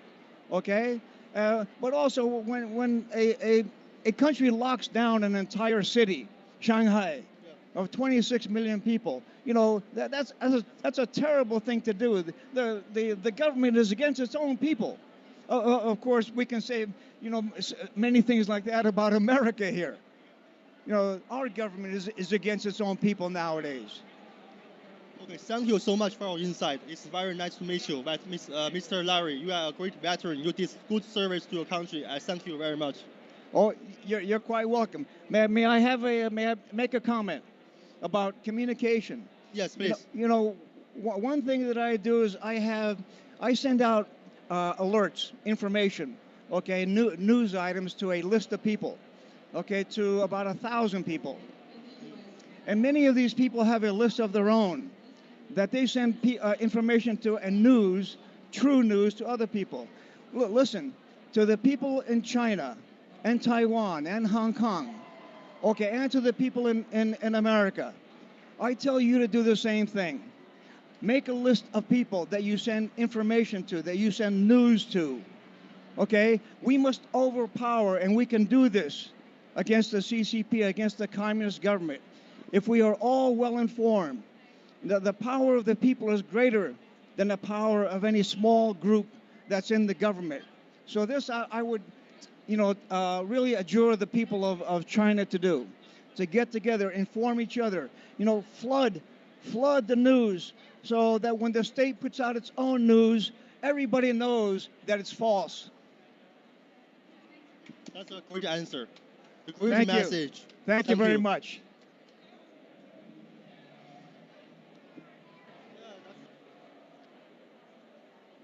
Hello, welcome back. And I am so honored to present you Mike Safer, the co-founder of Public Square. These guys have been fighting fiercely against the woke culture, which as a Chinese American who was born in communist China, I can relate to the woke culture that's very similar to the cultural war that my parents' generation experienced during the Cultural Revolution. So, Mike, tell us what inspired you to found this organization and what has been the biggest challenge so far? Well, the biggest challenge, I'll start there, has been the fact that we are up against these tyrannical globalist entities that have been co-opted by communists in their corporate boardrooms to stifle the liberties of competitors.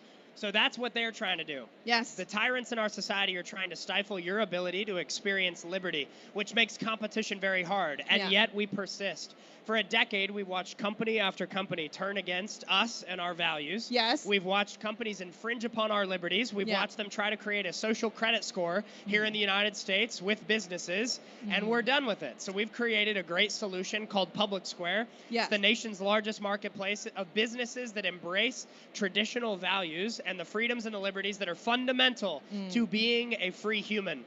And thankfully, it's grown faster than many other platforms like Twitter, Airbnb, Spotify, any of these other platforms. The people are ready for liberty, advancing in the marketplace, and that's what we're trying to do at Public Square. Absolutely. And so I think most people are very familiar with Target and Bud Light, and I know both companies have big presence in communist China. I mean, they import, products, made of slave labor. And now what's most concerning is not the CCP's infiltration in this country through cheap product, but ideology. Yes. And that's why over the campuses from East Coast to West Coast, we see the anti-Semitism and students who prefer socialism or communism over capitalism, and especially in the private sector. And so how are you guys fighting back against the CCP-style woke culture?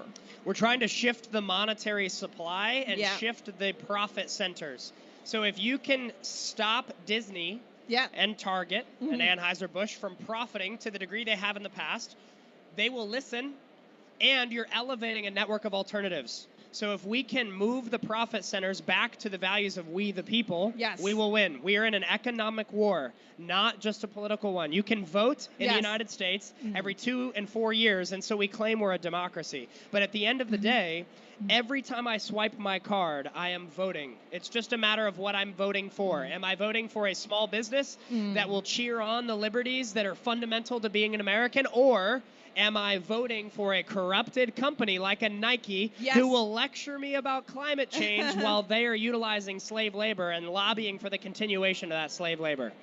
I don't know about you, but I'd rather vote for the small businesses that make our country special. And locally made in America. And so, Mike, I'm so impressed at how you transformed the consumer power from the downstream to the upstream, because now we should let the consumer dictate what the company should be doing or not.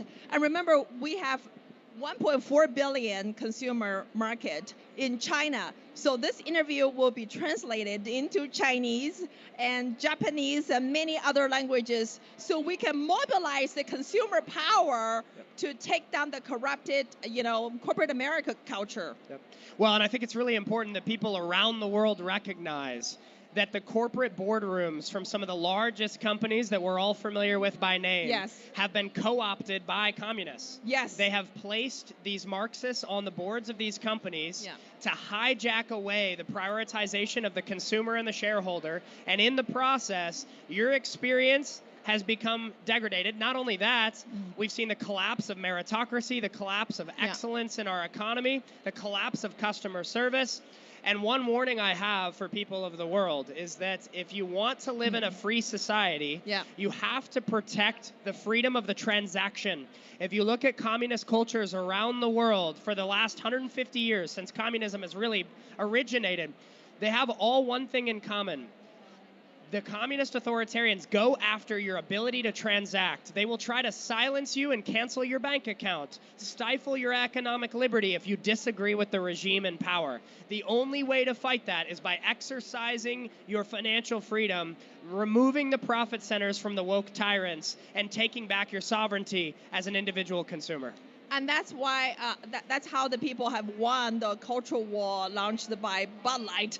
Because the consumers speak up, and if the company do not want to lose their consumer base, they got to stop that woke culture. So final words about, I want you to speak a few words to our audiences who are not able to be here physically, and they're residing in China. They're fighting every day against the censorship and communist ideology. What would be your message to them when they don't have the freedom of speech and when they don't have the Second Amendment?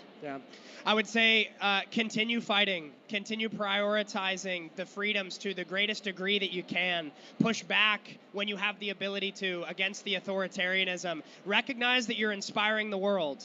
Your boldness and courage gives us boldness and courage to fight. We have it easier here in the United States, but there are warning signs about our country becoming more and more communist and authoritarian. The more that you speak up and exercise your ability to the degree that you can, you give me purpose every day, and doing the same here. So I would encourage you that the world is watching, and your fight gives us inspiration to keep fighting. That's beautiful. So let's take down the CCP. Let's take down the CCP. That's our mission. We're standing with you. Know that the people of America are with you in your fight. We pray for you often, and you inspire us. Thank you so much. Thank you. That was brilliant. Thank you. Thank you.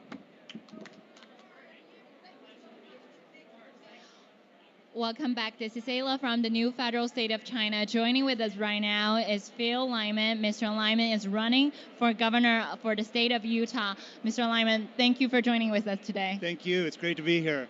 So, Mr. Lyman, can you talk a little bit about your observations on Chinese Communist Party's infiltration and invasion in the state of Utah? Well, what you see is a effort to take over the global powers by the CCP, whether it's through the UN or the World Economic Forum, and these agendas that come down, and they come right through the federal government, right through the Biden administration, right into our states. And what you expect to happen when you see that is that a governor or a state will stand up and say, we're not going to permit that in a state like the state of Utah. But instead, Utah is saying, how can we cash in on this? How can we be part of this? How can we partner with this and put in our surveillance systems and all those things that the CCP wants to see happen? We're shutting down our energy. We're shutting down our production. We're giving up our access to our public lands. All of those things in pursuit of that same agenda that is being pushed by the CCP. Absolutely. And Mr. Lyman, do you agree with me that the Chinese Communist Party today was not only just looking at infiltrating into Wall Street, Hollywood, Manhattan or California, they're looking at each and single specific state of the United States. They're buying farmlands in North Dakota, and they're going into the state of Utah as well. Absolutely. They own the meat processing plants They own the media. They own the narrative. They own politicians. Utah has this real relationship of sending people back, politicians, to go back to China, and they bring them. They pay for their trip, and they show them things, make deals. They come back, and then we see bills getting passed in Utah that we don't know why those things are in there, but the people that have been back there and been associating have their reasons, and the rest of the legislature is kind of oblivious to that, to what's happening until afterwards, and we see the effects of it, and then we start to unpack it and reverse engineer that, and we see that, oh, this is being done intentionally by people who see a weakness in the United States, an opportunity to infiltrate, and they take that opportunity. So, Mr. Lyman, well, you agree with me that if you win the campaign, if you become the governor for the state of Utah, you will expel the Chinese Communist Party from the state? Yes, absolutely. So, you know, the gripe is not so much with these powers, you know, thousands of miles away. It's with those close to home or who are in a position to stop it and do nothing. And a governor is key in that space. You know, he gives the signals to the legislature, to the people, up to what's going on. And yes, absolutely, as a governor, I would definitely do that.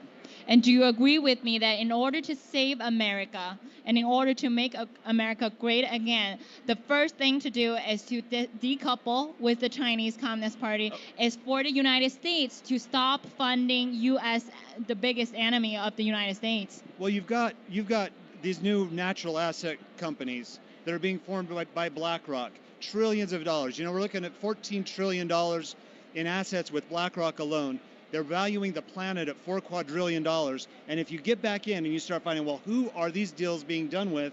It all ends up going back to the world rulers, people that want to rule the world, and it's the CCP. Right at the head of that, you know, colluding with other world leaders, colluding with people in the United States. So I mean, it's not the Chinese people that are the problem. It's the world leaders, those people that want to rule over other people. And in America, we have a government that is supposed to be by the consent of the governed. It's a unique form of government, a Republican form of government. And if we're not willing to defend it, then somebody else is willing to take that over and change our whole culture, our whole government system. Absolutely. And thank you, Mr. Lyman. Thank you so much for your time with us today. And we're looking forward, you know, for more updates from the state of Utah. We want to decouple with the Chinese Communist Party, and we want to make America great again. Well, thank you for what you're doing. We support you. Thank you.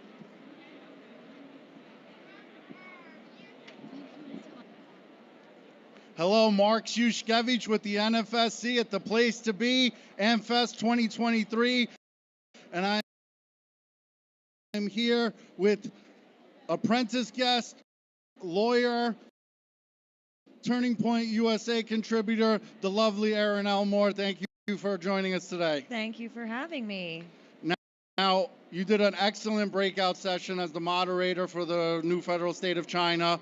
But before we get into that, tell us how, obviously, you're talented, intelligent, lawyer, a lot of career paths you could have went. What made you decide to get involved in politics?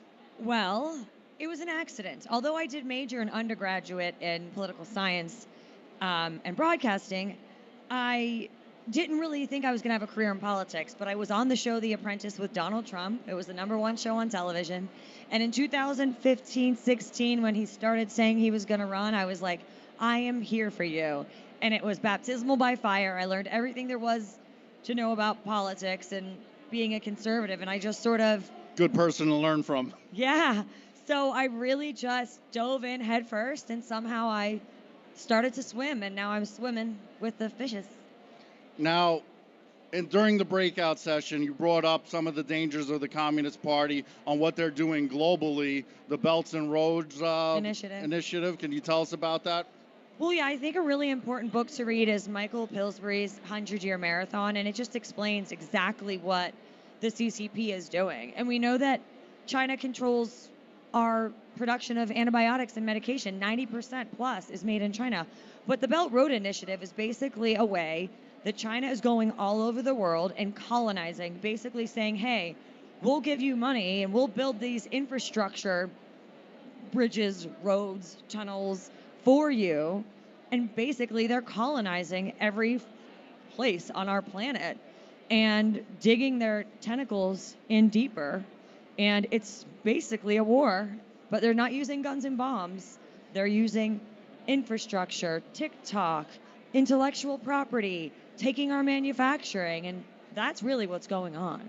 You mentioned TikTok. Now that's kind of like a double-edged sword, because in order to reach people, we need to use social media, but at the same time, they're censoring us and using the app to spy on us. What's your take on the whole TikTok situation? I mean, yeah, I don't use TikTok. I mean, I have an account.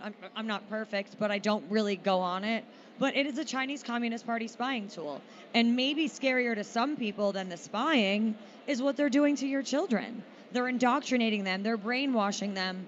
They're purposefully harming them. And I think that's a scarier danger for many, many parents. Yeah, right now it's not a war of bullets, it's a war of information and psychological warfare. Yeah. What they're doing by brainwashing people, controlling the information, buying out the fake news media. The fake news media wants to focus on things like Russia, but I would say the Chinese Communist Party is probably the biggest threat to America and freedom around the world. Do you agree with that? Certainly. It's just really hard to watch the corporate media, malign Russia so much when they don't even discuss China. Yeah, It's just kind of this like state of hypocrisy when Putin is the only bad guy and Xi Jinping is, someone who came to California for a visit with Gavin Newsom. Yeah, and they had the fake news media with all the Chinese flags and making it seem like he's welcome there. The great people at the new federal state of China was there to make sure to let people know that he's not welcome there. But before we wrap things up, could you tell the people out there how they can find out more about you, how they can follow you on social media? Yeah, thank you so much for having me. And I think this is such a noble cause. I'm so happy with all the work that you're doing, and I know it's going to be great. I'm on Instagram, Erin M. Elmore, Twitter, Erin Elmore, and that's basically the way you get in touch with me. Definitely worth giving her a follow. A lot of different topics that she talks about. Of course, she's a Turning Point USA contributor who is hosting this great event, AmFest 2023. And I started kind of a tradition with our interviews that we chant one of the things that we say at a lot of these protests, take down the CCP. I don't know if you could be louder than some of the other ones, but I'm guessing you could try. I'll give you one in a news level tone. All right, on three. 1, 2, 3. Take down the CCP. Take down the CCP. Take down the CCP. Take down the CCP. Thank you, Erin, for joining us. Always a pleasure. Hello, everyone. Welcome back. So we're really glad to have this gentleman right here. Could you introduce us? What do you do, and what's your name? So I'm Greg Neff. I'm the National Field Director for CFAC. So I run the Collegians Division for our think tank. Okay. Actually, Greg went to CPAC, had an interview with us. So what do you think about the new federal state of China as an organization wants to take down the Chinese Communist Party? Oh, it's a valiant effort. It's a great organization. It's an organization that needs to be more well known across America, because the CCP is perhaps the most evil organization now on the planet. So they're so this is an organization that needs to have a lot more support, both on governmental level and the private sector level. Yeah, CCP is the evil nature of all the disasters. So I heard that you're really interested in politics, right? Correct, yes. I work for a conservative political think tank. I'm National Field Director, and so I've definitely been paying close attention to what goes on in China, especially in regards to their impact on America. So what do you think about CCP as a transnational discriminal organization? They should be just like North Korea's government and other dictatorships around the world. They should be on blacklists. They should be They should have assets frozen. They should not be able to travel freely. All these left wingers who want to go over and preach about how people are being discriminated against and go over and attack the only free country in the Middle East need to change their efforts and put it towards China, because that is a true apartheid state where they have the Uyghurs being enslaved. You have oppression of any kind of non-approved state religion. You have actually actual mass extermination of people going on. Yet the current government, one of their predecessors, Mao, it was one of the most deadly dictators of all time. Mm-hmm. So take down the Chinese Communist Party is the only way to save the world. Yes, China is the biggest threat to world peace. They're antagonizing just about every continent. They're going over and usurping governments and individual rights. They're influencing Africa, Latin America, American public policy, even with China Joe in office, taking Brian off his son. Okay, Greg, we're so happy to have you here. Do you want to say take down the CCP with me? Sure. 3, 2, 1. Take down the CCP. Take down the CCP. Take down the CCP. Thank you so much, man.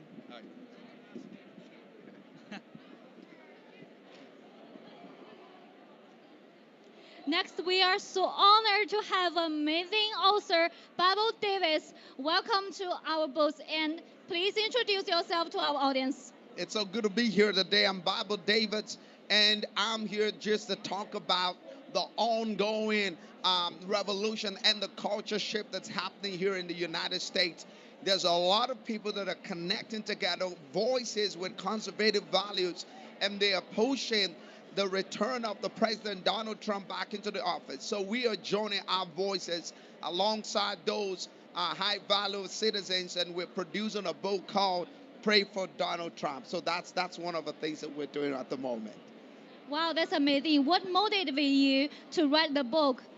Well, I believe that, right now there's a huge ongoing dynamics to the culture that's happening in our society with the woke culture and all of the things that's happening with the communism and socialism that's coming here in the United States.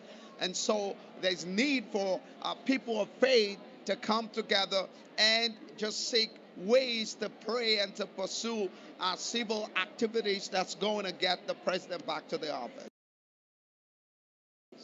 Wow. What do you see from the infiltration of communism in America? Oh, yeah, that's part of, the whole bundle of the, leftist woke agenda. It's all one. It's economic, it's cultural, it's social, and it's a decadence. It's a cancer. And if it's unchecked, it will crumble the country. And that's why we're coming together to say we cannot allow this system to prevail here in America. I can see you're sincere to God. And how would the beliefs in God, in Buddha, in Tao would make the world better? That's right. Everybody needs to carry the conviction of their heart beyond just the feeling into things that are just ingrained into the very fabric of who they are as individuals. So your conviction, your belief, it's all part of your liberty. It's all part of what makes you an individual. The choice for you to choose how you worship God and how you engage with God and how we could come together with a collaborative spirit of prayer to ask that God will heal the land and bring about good governance that's going to promote good values that's good for all the citizens. And when you see the sun take down the Chinese Communist Party, you are so amazed. And what's your first impression on the new federal state of China? Well, I believe it's a great initiative. I see the incredible work that's going on here. I mean, it's supposed to be normal in a real democratic environment where people have choices, people have voices, and people could have a contrary opinion that is not necessarily welcomed by the ruling party, and it doesn't have to bring them into a place of peril and danger. And so I believe that, what you're doing with the federal state of China is a welcome idea. China needs multiple options, multiple parties just to be able to express the goodwill of the over 1 billion people there in China. That's so amazing. Thank you so much. Take down the CCP. Take down the CCP. Take down the CCP. Take down the CCP.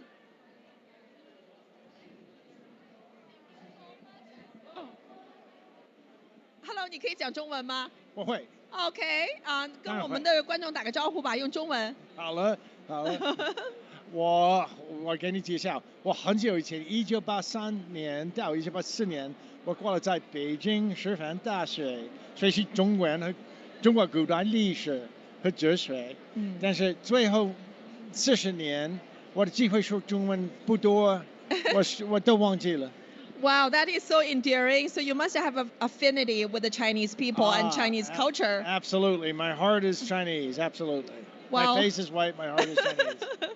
You know, our movement is all about helping the Chinese people to be free. If you love the Chinese people and their culture, you must not like the ruling Communist Party in China that governs the 1.4 billion Chinese people.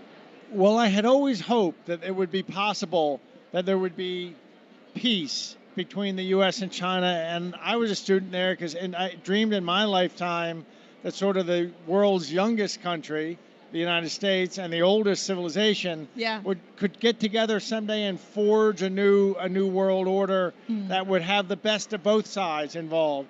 I'm afraid that I gave a speech yesterday that said that basically the Communist Party of China has 3 elements, and the most extreme element has taken over. And they're the ones with whom it's very difficult for the U.S. to get along. We could have gotten along with other elements of the CCP, but the Xi Jinping element, which is really about global conquest and such, is ultimately not something I think we can have a healthy relationship with. Wow, this is amazing. You know, what we think about the Chinese Communist Party, we stopped calling them the Chinese Communist Party. We're calling them the Xi Communist Party because basically Xi has made himself the dictator for life. And so tell us more about your work. I know that you have made yourself very famous by not just being the founder of the Overstock and also the founder of America Project. Yes, that's right. But you also made yourself a enemy to some people who don't like you. Yes, the DHS designates me domestic enemy number 1, domestic threat number 1, because I am fighting this election integrity fight. And the thing I think that our elections are rigged in the United States. Ultimately, it's China behind it. It's Venezuela, but it's also China behind the scenes. And I'm saying that very publicly, and that makes me an enemy of my federal government because they know that they're dirty, they know they're corrupt, and actually China has had a hand in influencing our elections, and I'm sort of the guy leading that fight. Yeah. So talk about the failed policy toward communist China on the U.S. part. I know it doesn't just come from the Democrats or the Republicans. It's from both sides that we have actually emboldened and enriched the Communist Party in China and their modernization of their military. So how can we reverse that wrong policy? Well, I think what's gone on is corrupt American elites have done something. This happened in Athens 2,300 years ago. When Athens finally fell to Sparta, they made a deal, 30 families who said, we never really liked democracy anyway. We'll make a deal with you, Sparta, and we will run Athens as tyrants. And it's called the Age of the 30 Tyrants. I think the American elites have made a deal with the CCP. They're going to surrender the USA on a silver platter. And they think they're the tyrants who get to run the new USA. I think we've disrupted that plan, but it's all going to come down to 10 months from now what happens here. So what do you think about what the current administration and also this 118th Congress has been doing? Because it seems that anti-CCP is one of the very few common grounds that people can agree in Capitol Hill. Do you think they're doing enough to curtail the CCP from further aggression on the U.S. soil? No, I don't. They should be looking into the election. They should be looking into what really happened with the COVID pandemic. I think our White House is, the Burisma. It turns out that the head of Burisma, wrote an email where he said to a colleague that's gotten public that Hunter Biden is dumber than his goat. It's so funny. 2 years ago, an email has come out, or there was a text conversation with Hunter Biden and the number 2 in Chinese intelligence, who is his business partner. And Hunter Biden is threatening the Chinese guy. And I'm here with a big guy, and you get yourself in line. Hunter Biden doesn't seem to understand that the Bidens are little toy puppets to the CCP. It's so funny. The guy's so thick. He doesn't understand that. And it's so Chinese of the Chinese fellow. An American would take offense and put this idiot in his place. Chinese who are so humble are just fine with this idiot thinking he's in charge, as they are just scooping up America. But don't worry, we're going to get through this, and we're going to win, and we will build a healthy relationship, reestablish a relationship with a China that I think will go through some changes of its own as this plays out. Yes, absolutely. You know, I think the next chapter between the U.S. and China relationship should be with the Chinese people, not with the Chinese Communist Party, because it was never elected by the Chinese people, and it does not represent the Chinese people. So 5 seconds, final words for our audiences, and I'll let you go.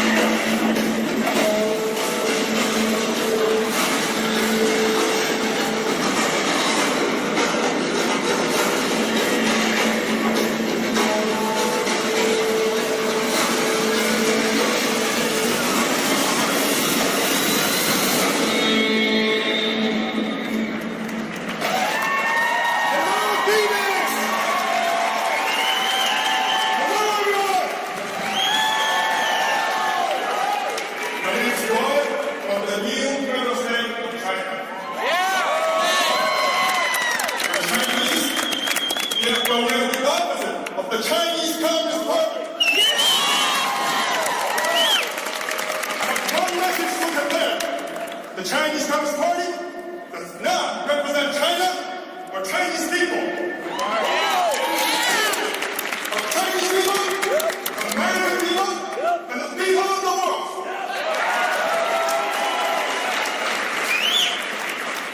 Our story can be traced back to 1989 Tiananmen Square. Our founder, Mao Zedong, was arrested and jailed for supporting the political prisoners, the protesters in Tiananmen Square. Alongside him, more than 60 people were arrested. Those heroes were killed, executed, right in front of miles. And never forget the look in their eyes. It was a silent plea for someone to continue to carry the legacy and bring democracy and freedom to China one day. That's right.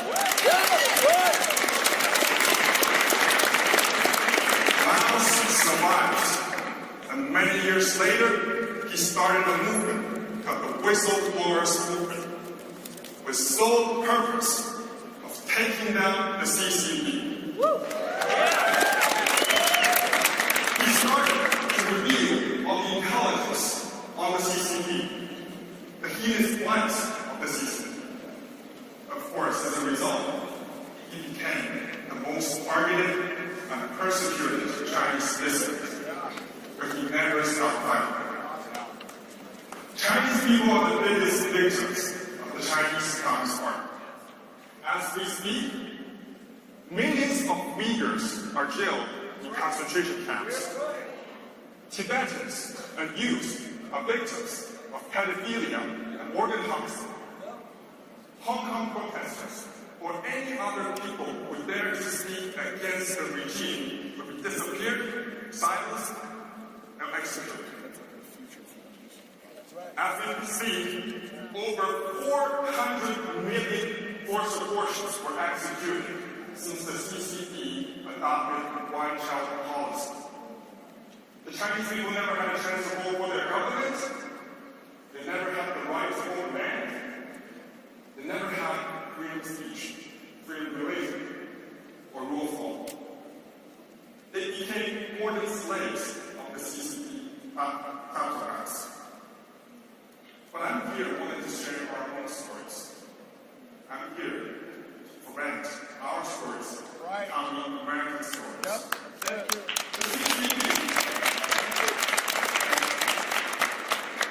CCP has already infiltrated almost every aspect of the U.S. life. It has launched an aggressive warfare against all of us. It unleashed a deadly virus that killed millions of innocent lives. Its fentanyl export saves 300 American people per day. It spread the spy balloon above us, and its spying operations are almost everywhere. In media companies, big tech, scientific institutions, universities, Hollywood, and Boston. It's behind wars in Ukraine and the Middle East. They formed a new axis of evil alliance with Russia, North Korea, and Iran. Your pension funds, your educational funds, your savings are being invested in Communist China right now, and the total number is a whopping $7 trillion. And Xi Jinping is more than ready to confiscate that money and give that to the terrorist groups and fan the flames of conflicts and seize the perfect opportunity to invade Taiwan. For the past 8 years, files and the whistleblowers of the NFSC have exposed the truth around Hong Kong crisis, HNA group, COVID, and COVID vaccines, and many more. Every time we reveal this kind of information, I have people who are wrong. Because if the information is wrong, a lot of people wouldn't have to die or suffer. But in the long run, it has always been proven, verified as true. And today, for the first time ever, I have 3 specific pieces of exclusive intelligence to share with you. And I urge you to listen very carefully to what I have to say and verify for yourselves sometime. Number 1, you may have already heard the secret bio lab in California. Actually, CCP has already finished building 11 P3 bio labs in the Middle East, Africa, and South America. They have the capability to manufacture and unleash new viruses at Xi Jinping's command. That's the same kind of virus that already killed 6.5 million people. Number 2, CCP's military installations. The CCP has already deployed 3,500 ballistic missiles, the DF-10A series, in 3 countries in the Middle East, worth a total of $50 billion. There are 2,000 more currently in transaction and will be delivered to those regions. They even have production lines for those missiles in those areas. Additionally, the CCP has built no fewer than 20 nuclear ICBMs to deploy DF-41 series with nuclear warheads. They can reach the mainland US or any other country. Number 3, the Chinese Communist Party is behind the terrorist group in the Middle East. In Iran and Syria, the CCP has already built an army of 20,000 mercenaries ready for combat and to join Hamas. And each individual will be paid $10,000 per month by the CCP. There are another 20,000 mercenaries ready to be deployed in the event of escalation between Israel and Hamas. The intelligence I just shared with you is brought by NFSC, thanks to the courageous whistleblowers inside China. They risk their lives to bring those messages.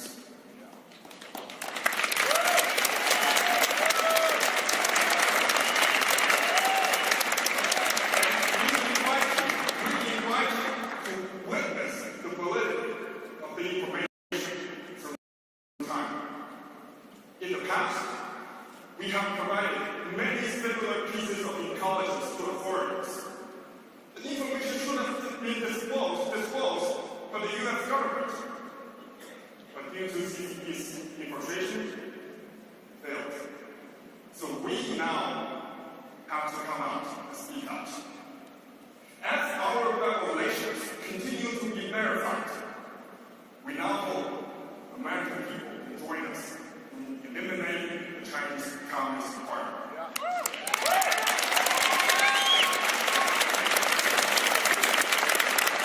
We're not asking you to give us money or arms or die for revolution or wars.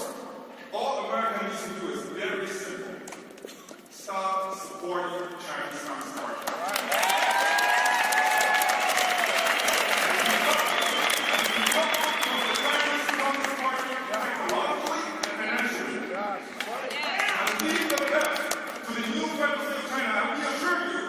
We ensure you the elimination of the Chinese Communist Party in China.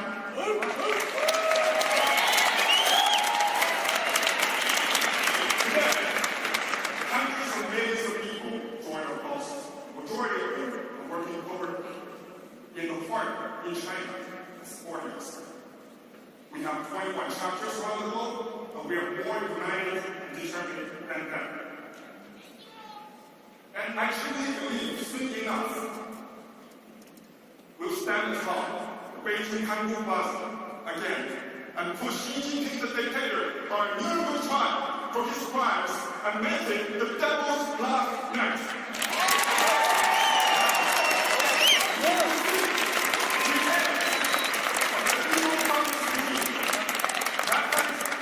We will reunite with our loved ones. And that night, for the very first time in history of that soil, we will see a free China, a new China, the new federal state of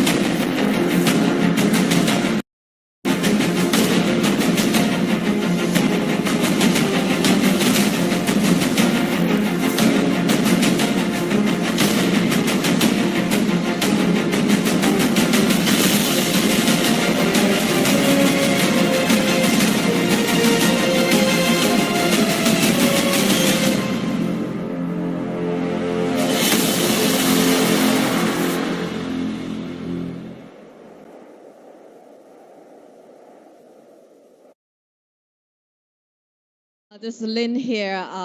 Very nice to see you again. And welcome today is John from Energized Health, and he would like to introduce himself and also his business.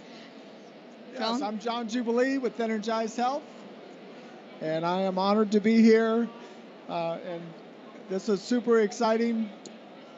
We share a lot of common things. We want to bring the freedom for the whole world, and certainly we want people to be energized. So there's an energized movement going on with the people of China, the freedom fighters of China, and we've got freedom going on. We want to energize the American patriots as well, and we've got to do that through a breakthrough science we share of intracellular hydration. So we have the only 2 patents in the world of intracellular hydration. Helps people get healthy at the cellular level, and we want to take it worldwide. Awesome. Very glad to hear that. And you said that you only heard of the new federal state of China from today, and what you think about us. Well, your leader I just heard his speech recently, and he called the Chinese dictator the devil. And I know this: there's one that could take down the devil, and that is God. And so, we're standing in faith as Americans. We had to take down also those that were dictating over us as we wanted a free country in America, and it takes a revolution to do that. And so a revolution is not easy, and it starts at a grassroots with patriots. And so the patriots of America, at one time, we stood up for freedom, and we're honored to support your patriots that are also, we're going to stand with you to have freedom. Awesome. Thank you so much. We really appreciate it. Talking back to the health department and all the things that are related to pharmaceutical. So we are aware that the big farms are being sponsored by the three firms, the State Street, the Vanguard, and the BlackRock. So these three companies injected so much money in the big farms, and they are being sponsored by the CCP. What do you think about this? Yeah, well, I believe that, again, it's a common challenge for all of us worldwide, is that, whether it's Big Pharma or BlackRock, and the BlackRock, of course, on the financial side, and Big Pharma. In the United States, the average American is on 12 pharmaceutical prescriptions per year. So obviously it generates billions and billions and billions of dollars. So it's and in the United States of America, 70% of all prescription drugs in the world are taken by Americans. Yeah. Because we have basically been programmed through our television programs. There's no other country in the world where there are television commercials telling people to take a prescription drug. And yet at the end of these commercials, you will literally see many warnings of the dangers of the prescription. And yet our children are given these prescriptions, our adults are given these prescriptions. We are literally more obese than we've ever been. We're unhealthier than we've ever been. We're on more prescriptions than we've ever been in history. Pharmaceutical companies making more money than they've ever made in history because we're not doing the natural things that our grandparents were taught, which was just the basics of to exercise and to eat well and to have healthy nutrition. And all of these things have led to a scientific term is just cellular dehydration. We're basically becoming a bunch of raisins. Okay. And so the difference between a grape and a raisin is just hydration, right? So we need healthy hydration inside of our bodies. Yep. And absolutely, we want people to be healthy worldwide, so they do not need any prescription medications. Okay, awesome. So tell us how we can find you. And your business. Yes. So worldwide, it's energizedhealth.com. It's energizedhealth.com. I believe they have us at the bottom of the screen there. But you could Google John Jubilee or energizedhealth.com, and we will love to help people be healthy. And I would encourage everyone to do what your leader says, is to fight the devil. To do that by put your faith in God. Americans overcame, and you can overcome as well. Awesome. Thank you very much, John, for your time. Very much appreciated.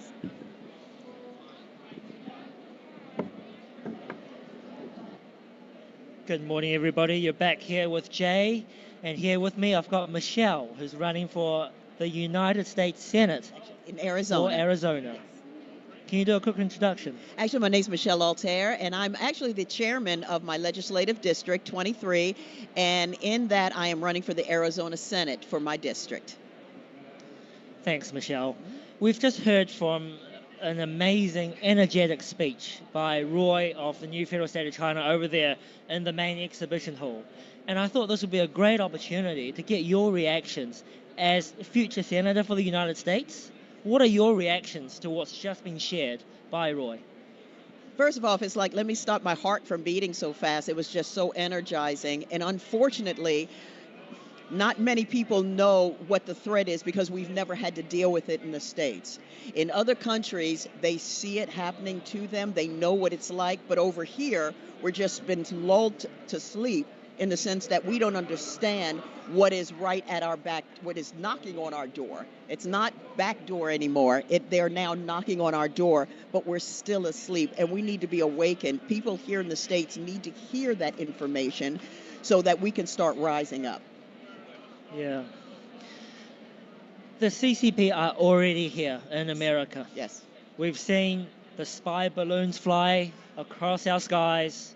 We've seen the CCP virus kill more Americans without a single shot being fired than the entirety of World War II. So there's no question that the CCP is already here in America. Yes.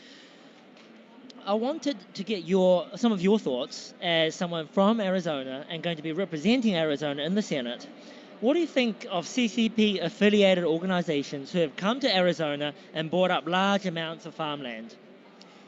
Yes, that's a problem, but there's a bigger problem, the fact that they've been allowed to do it.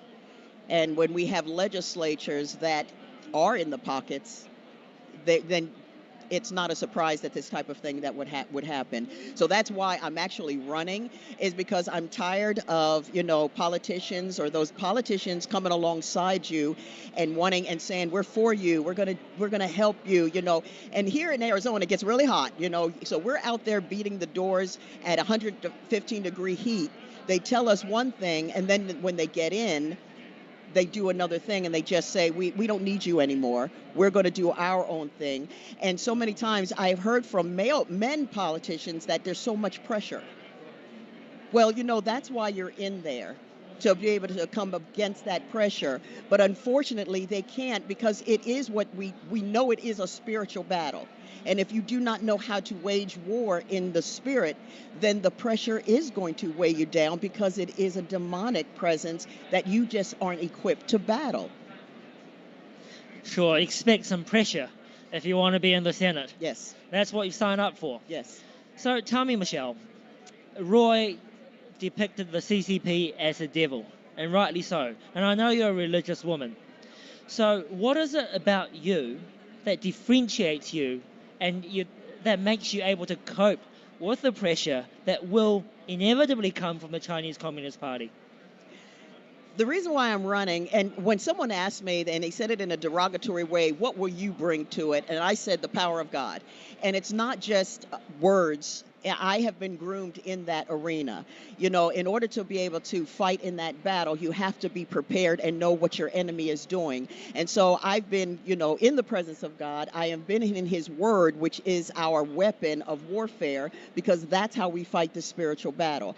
I know who I serve, and I know the authority that I carry in Christ Jesus. So I am not worried about, I don't fear. I'm not afraid. Nothing will happen to me that the Lord does not allow. So I'm not walking into this blind.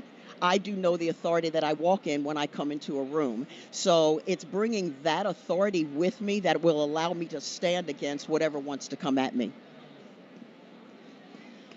There's an increasing number of Asian Americans, and I think I've got about a minute left, and I think it's an important question that I want to ask. There's an increasing number of Asian Americans who are waking up to the evils of the CCP right here in America. What do you say to the Asian Americans of Arizona? How are you going to represent them and protect them from the CCP? The one thing with me, and as a chairman of my district, I am just the voice. I am not in there to say and do my own thing. I am in there to represent the people. So whatever the people want, that is what I want. And when I say when I'm as far as bringing the power of God, I will stand on that. If it goes against God, it goes against me. If it's an abomination to God, it is an abomination to me. And I will stand, no matter if there's an issue that needs to be addressed, I will take care of it, because I know whom I serve, and I'm willing to stand in the gap for whatever anyone needs. I'm willing to do that. Thank you very much, Michelle. You're a courageous woman. I appreciate your time. Thank you. Thank you. Amazing job.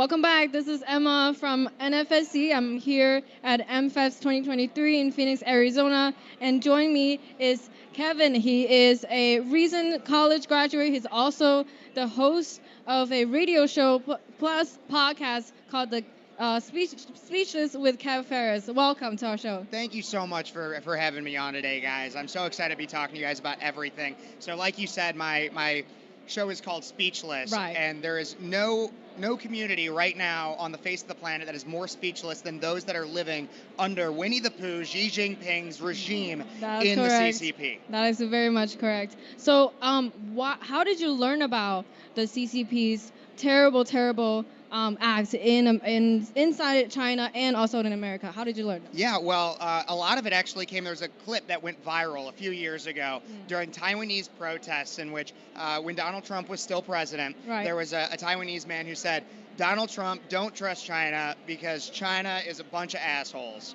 And once that went viral, I was like, I got to look into this. What's going on?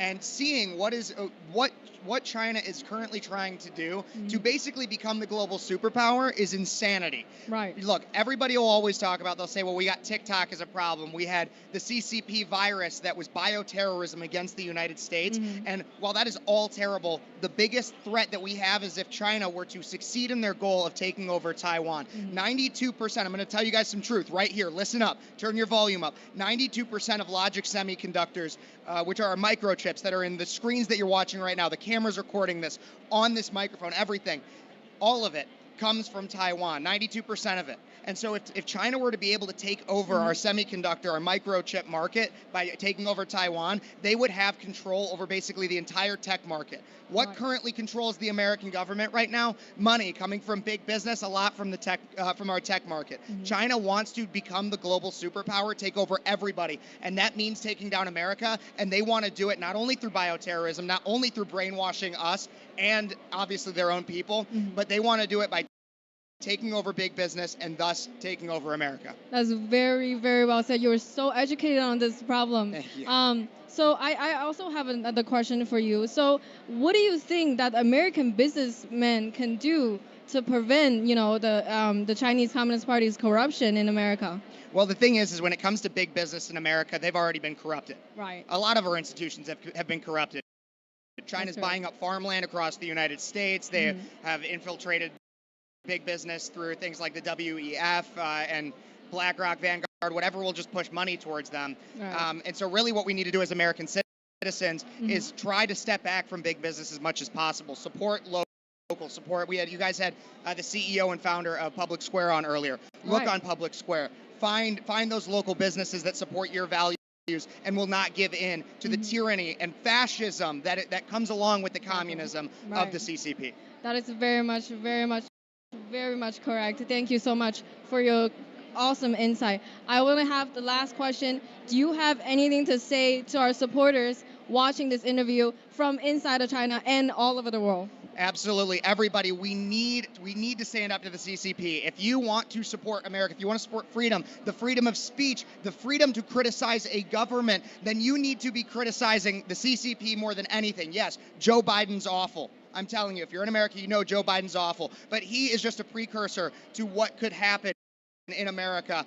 If you want to know what's going to happen or what could, then look at what's going on with Winnie the Pooh, Xi Jinping in the CCP. Thank you so much for your time, and thank you so much for letting me interview you. Thank you, Emma, it's so our much. pleasure. Thank you. Appreciate it. We'll be right back. Hi, welcome back, guys. So it's Molly, and we have our amazing guest here, Tony. So Tony, would you introduce yourself and tell us why you're here at the MFest? Yeah, I'm just here enjoying my time in Arizona. The MFest has been amazing. There's been super speakers like Patrick Byrne, who spoke yesterday. He spoke on the Chinese threats and the things that the Chinese Communist Party are doing to really destabilize the United States in a lot of ways. And I personally have been having problems with some of my family members at TikTok. Now, TikTok is like a woke mind virus. It's like a super weapon used against our children to destabilize their minds, to cause them to not know the gender, to know if they're male or female. And TikTok is used in so many ways to cause our children not to understand right from wrong. And I just want to say I appreciate the young people here from Hong Kong putting they are just amazing Chinese patriots, and I appreciate them putting their time in. But this has been, AmFest has been amazing, and I see that you guys have put a lot of work into making this a special event. So do you think that CCP is the #1 threat in the U.S.? And how so? By far, the Russia back 20 years ago, maybe Russia was our main threat, but there is no doubt that the CCP is the #1 threat on the planet to the United States. There can be no doubt. They are the economic super enemy that the United States has. They are building their military faster than any other country on the planet, specifically targeting to take down the United States. Everything that the CCP is doing is designed with the long-term goal of destabilizing the United States, destabilizing the entire planet, with their goals that are not in alignment with anything good. The CCP is a very, very bad organization, and I support the Chinese patriots that are trying to change things in China. So how do you think we should raise the American people's awareness of the CCP? Like, how do you think we should do that? I think Americans are just do not have their mind on the ball. They are distracted, and that's what these things like TikToks are doing. It's distracting everyone from the real threats that are facing the United States and the world. It's not just the United States that's under threat. It's the entire world is under threat from the CCP, including India, including Taiwan, all the surrounding countries that are in the surrounding China are all under threat. It is not just America, but obviously China is pushing billions of dollars to corrupt our politicians, to do everything they can to destabilize us from inside.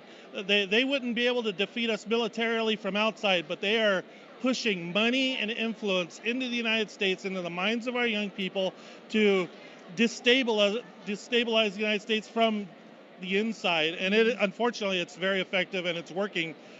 We are distracted. We don't have our eyes on the ball. Thank you so much. So what else do you want to tell us about the CCP? And you just mentioned to me that you just mentioned Xi Jinping to me. So what do you know about him? Well, I know that Xi has worked hard to. Sorry. So thank you so much for the interview today. So. Thank you. You guys are awesome. I appreciate you guys. Thank you.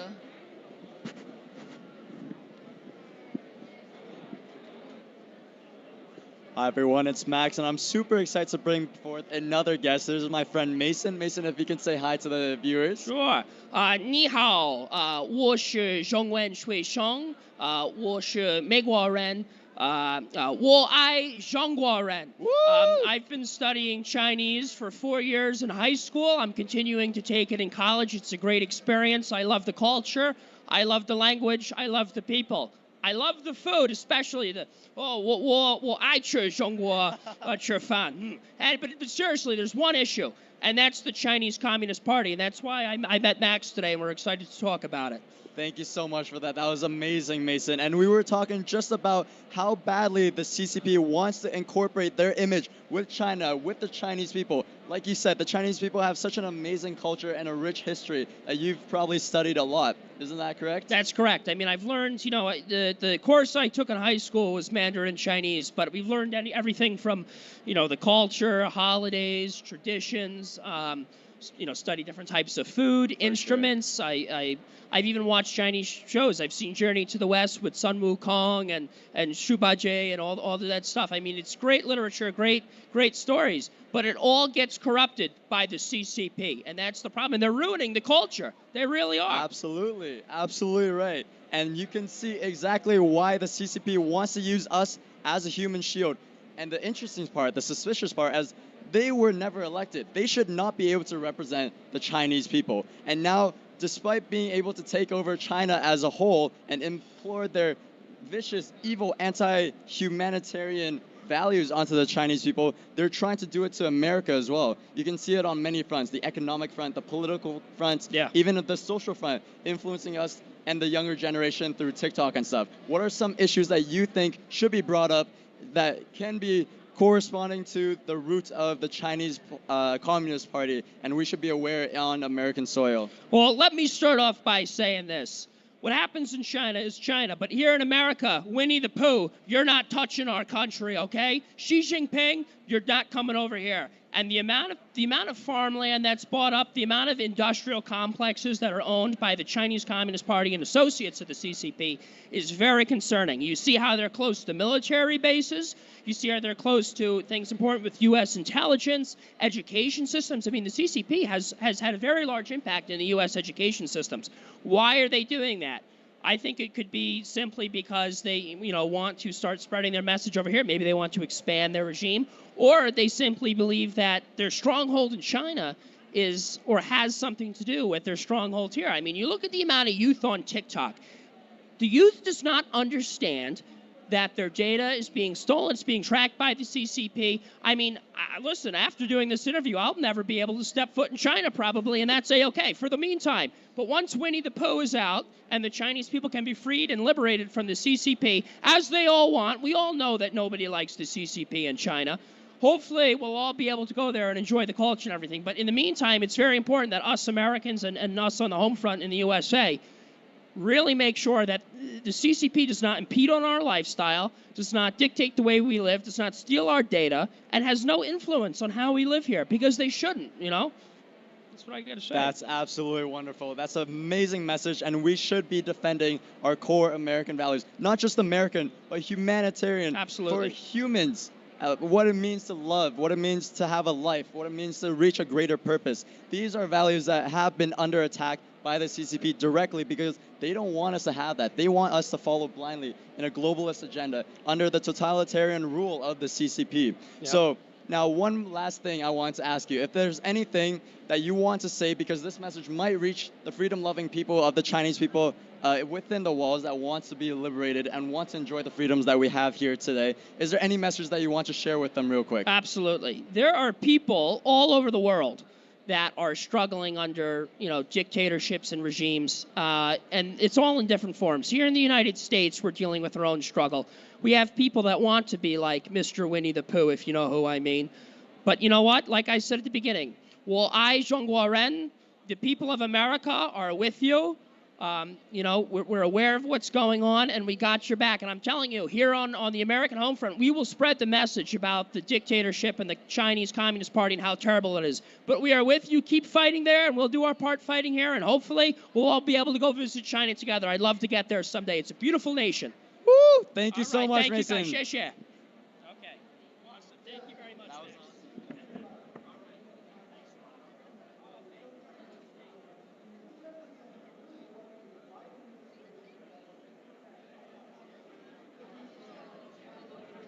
Hello everyone, this is Leon from Boston Mayflower. So this is my friend Ethan from Wisconsin and working on the cabinet trade. So how's it going, Ethan? It's going well, thank you. Okay, thank you, Ethan. We're glad to have you here. So the first question will be, what do you think about the communism? Well, communism, personally, I think it's non-biblical. I think it's evil, and I think that this spread across the world, it's going to harm and kill a lot of people like it has done in history over and over and over again. So I think this is a great concerted effort to get people more educated and to try to stop its spread. Right. Thank you, Ethan. So basically, the Communist Party has been resided in China for over 100 years. Millions of people has been murdered. That's the reason why we are here. So what do you think about our aspiration of a new federal state of China? Well, I think your aspirations, to resist this evil, I think it's right, and I think it only can succeed. Obviously, we're not without sacrifice. And I know, I see a lot of my countrymen, especially in America, we have not really known the sacrifice, not for a very long time. And so obviously I've seen the people in China, they've suffered dearly and continually. And so they've paid a very awful price. And I guess the more that at least we can see what's going truly on in China, I guess the more that we should take that as a bellwether warning as to what is happening over here, especially with the rise of extreme corporatism, which is essentially just, communism light. Right. So, I think this aspiration is good, and that's why I'm here. Okay, thank you, Ethan. Glad to have you here. So one more question. So we pay a very high price here, like me, because I'm working on this, I can never back to China, either the end of me or end of CCP. Do you think it's worth it to pay such a price for the democracies and freedom and basic human rights? I do. Mostly because I think, from a Christian perspective, this is what God would want us to do, is to confront evil, to be a light on a hill. Because obviously, communism is, my argument for it being anti-biblical is because you have a government that is being the moral arbiter, trying to dictate who should give and what should be taken around. It's like that's placing a government in the position of God, which is antithetical to the truth. And so, yes, you do have to stand for the truth, and that's what I think this is for this aspiration that you guys are trying to fight against the CCP. It is a righteous calling, and that's why I'm fully behind it. Thank you, Ethan. And right now, the CCP has infiltrated this country for many aspects. So, how do you think about such a kind of infiltration from the CCP to the United States? I think, as far as an infiltration, I think it's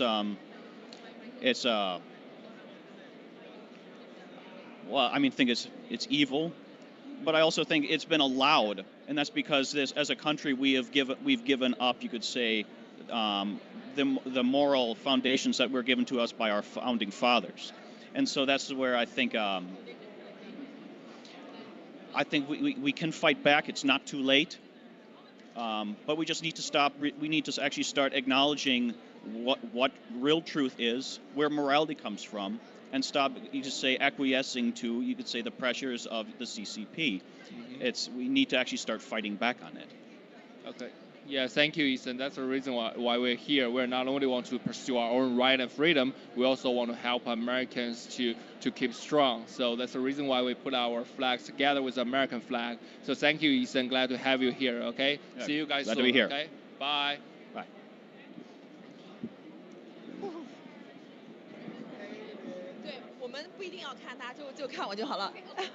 Are we live? Okay. Hey, Wendy, thank you so much for stopping by. Thank you very much. And I know you're a Taiwanese American patriot, and you love Taiwan, and you love America. Mm-hmm. And so tell us why you're running. And I know you're fighting for freedom for your children and their future generations. So tell us about your work. Okay, so currently I am the Central Committee person for the Assembly District 20 in California. Yes. And if people don't know where that is in East Bay in Alameda County. Yes. And everybody know where Eric Swalwell is. Eric Swalwell, our audience are so familiar with that's Eric my Swalwell. district. And then you're fighting for America's independence from the CCP's infiltration. I'm pushing back from totalitarianism. Basically, right now, I feel that the ruling class supremacists are consolidating power, and they're centralizing control, starting at a local level, and basically pushing down all these, medical mandates for the COVID jabs. And I see that, my the reason I'm standing up and continue to fight is because if it's this hard for me right now, how much more difficult will it be for my children? Yes. And I don't want to hand them a society that here, sorry kids, here is high crime, no freedom, and high taxes, and high regulation, high inflation, and high debt. Good luck, kids. No, not under my watch. And I don't want to be the weakest link, because we are already in the freest country in the world, the strongest country. We believe that God is the supreme leader, and we need to obey it by his rules in the Constitution, and that's what we need to follow. And I just want to set a good example for my children, so they can fight for themselves. Yes. So right now, the Republic, we can keep it if each generation can do it. So it's so this is the reason why I'm staying fighting. Yes, I know that you were born in Taiwan. Yes. And it's a wonderful society that people have the freedom to vote for their own government. That's right. And also Taiwan is able to preserve your traditional culture and value, unlike the communist China during the Cultural Revolution. You know, all of our traditions and histories and values have been destroyed. And now you're witnessing their similar cultural war against the traditional value in this country. So are you worried about the pro-communist and woke culture is going to destroy the future generation in this country? It is already beginning, and that's the reason why I'm fighting with a lot of parents right now, or a lot of people who are patriotic to stand up. Because what happened is that they're demoralizing us on a purpose. Because if you take moral value out of the society, that anything goes. And I can see that already. And it's Taiwan, actually, my parents fought hard. Yes. They lived under 60 years of one-party rule. Yes. And 38 years of martial law. So Wow. first 13 years of my life was under those rules. And they fought. So you know what? I need to do the same for my children right now. Yeah. Because there's no place to hide. Yes. And ruling class will always want to have more control, more power. And it's up they to only us. have one party. They just want to keep that one party. Exactly. They want to keep the power to themselves. Yes. So it's up to us, up to we the people to say no. Yes. So Wendy, you heard about the NFSC and our movement. In fact, we have many members in Taiwan. So tell us, when you first heard about a group of Chinese people who are willing to stand up to the CCP and really very openly confront the Chinese Communist Party in Beijing, how does that make you feel? I feel very comforted because I feel, being a Taiwanese, right? It's a kind of beacon for the Chinese democracy. Yes. And I'm really thankful that there are Chinese people willing to stand up, and then they're sacrificing everything. And I just want to thank you and the Miles School so much for standing up for the Chinese people and not afraid of losing everything. And that's what.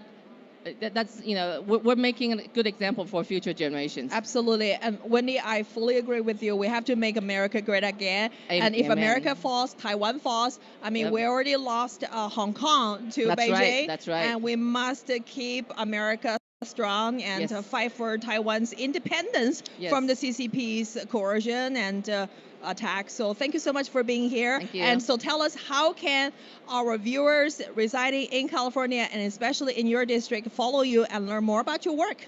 Okay, so if you guys want to know more, you can go to my Facebook. It's Wendy Huang and also Huang Wenzi. Right now, I live in the Assembly District 20, and that is in South Alameda County. And so do vote, because our vote still counts. And before it's too late. Before it's too late. Yes. So get people to vote. Primary is actually the most important election. So and only a Republican can participate in the Republican primary. So go vote and go support us. We need you to have our backs. 是，谢谢啊！希望我们的台湾的乡亲们哈，支持黄文姿。好，谢谢大家，谢谢，非常谢谢。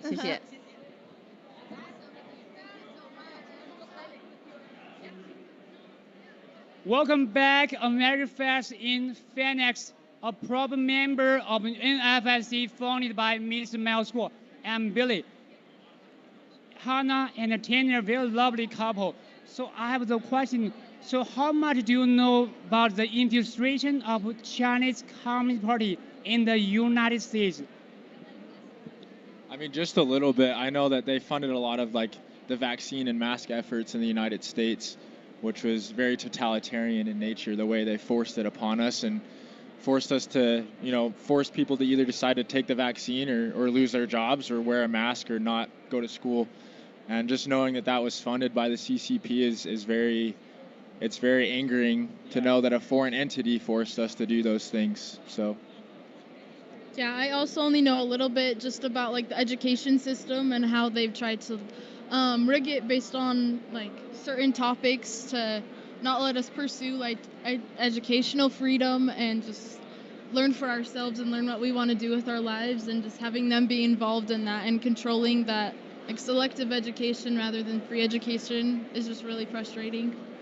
Yeah, just what we have to talk about it. We don't trust the COVID vaccine. That's lies from the Chinese Communist Party. So there are a lot of people in China, brothers and sisters, just like New Federal State of China. We want to take down the Chinese Communist Party. Please share some information to encourage them.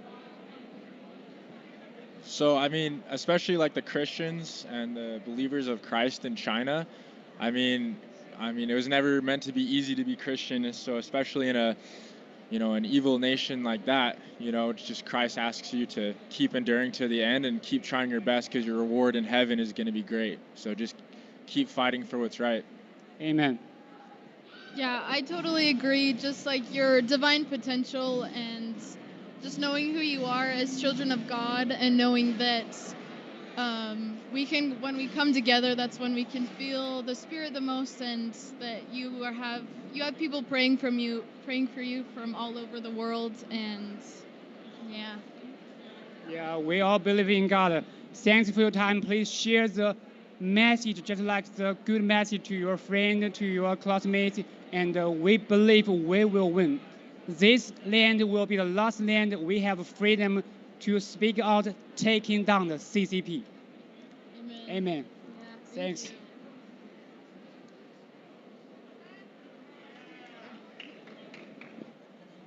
Good afternoon. We are honored to have Jerry Turner to speak to us.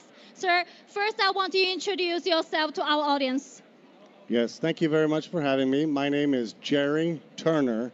I'm from New Mexico. Amazing. And you mentioned you travel lots of countries and you see how the CCP infiltrate them and how they export power to those countries. Can you give me some examples? Yes, so I've traveled to 47 countries around the world. I'm a missionary, and I've traveled all over Mexico, Central America, South America. And during my travels, in fact, recently we just got back from Africa, Kenya, Africa, after 4 years. And every country that I go to, I see Chinese roads, I see Chinese railways, Chinese infrastructure in a lot of these poverty-stricken countries. And what China is doing is they are setting their monuments. There's a Kenya railway station, and there are highways that the CCP is building throughout the continent of Africa. They want to go all the way from Egypt, all the way down to South Africa. And China is funding, and they are using their money to sway the politics of the countries. And one of the threats to America, the threats to countries around the world, is that China is causing countries to become indebted to them, financially indebted to them, and then China wants them to convert to their currency. China also wants to dictate policy to the governments.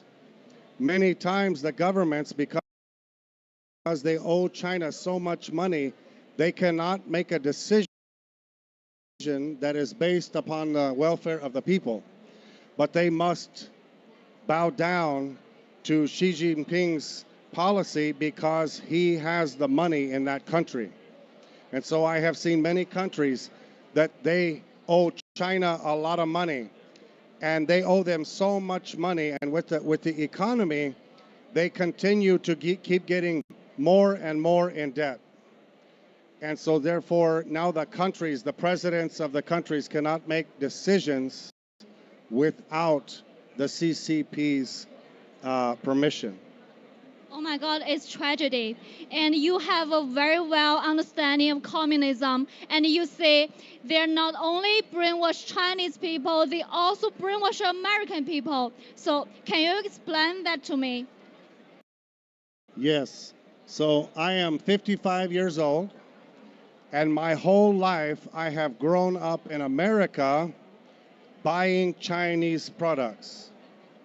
My whole life, we as Americans have been influenced by the Communist Party of China, not by the Chinese people, but by their ideologies, because they have allowed America to buy products from them.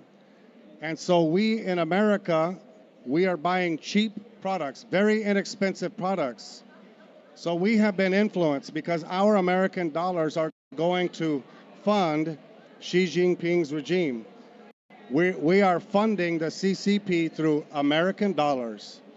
Big supermarket chains are buying all kinds of products from China because they are very cheap, very inexpensive to buy, not realizing that many of these products are made by slave labor and families who are being oppressed and who are struggling to make ends meet. Americans don't understand what's happening.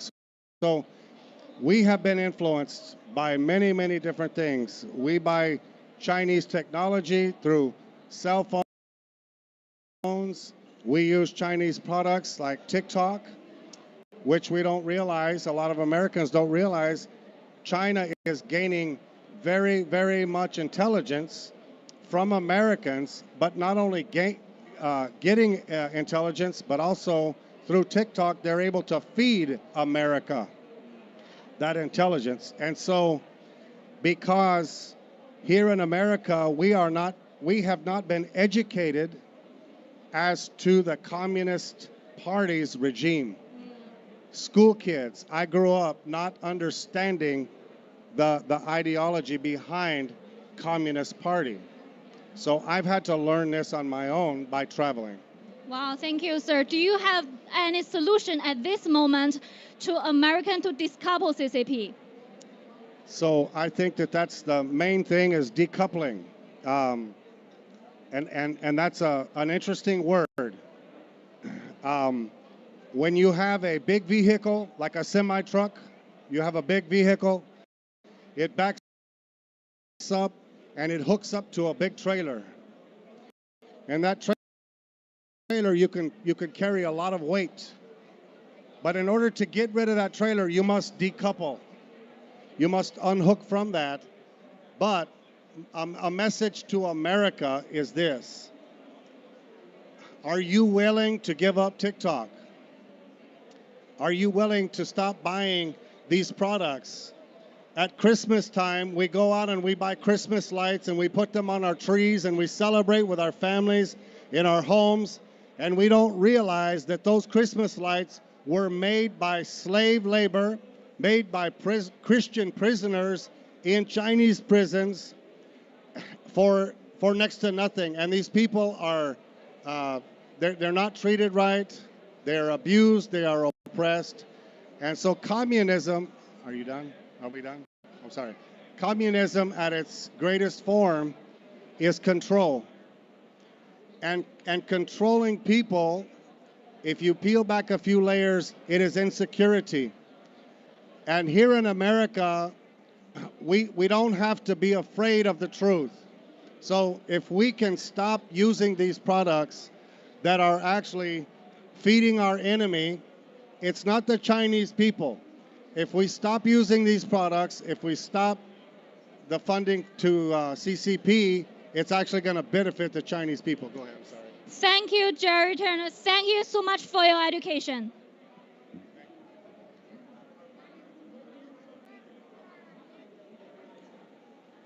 Hello everyone, it's Feather again. Welcome back to another interview with Mr. Chris. This gentleman sitting beside me, he is a former firefighter in New York around Brooklyn. And hi Chris, would you like to share your story with us and what motivates you to be here today? Hi Feather, thank you. Thank you for giving me the opportunity to sit down and talk with you. Yeah, as you mentioned, I'm a retired New York City firefighter, and I moved to Phoenix in 2015 with my family. And we were looking for school choice for my sons, who at the time was 6 and 9. So now it's almost 9 years later, and they're 17 and 14. And here we are at AmFest. So what's the reason behind to finding a school that's outside of New York City? New York City schools were rapidly going downhill, especially in the area that we lived in at the time.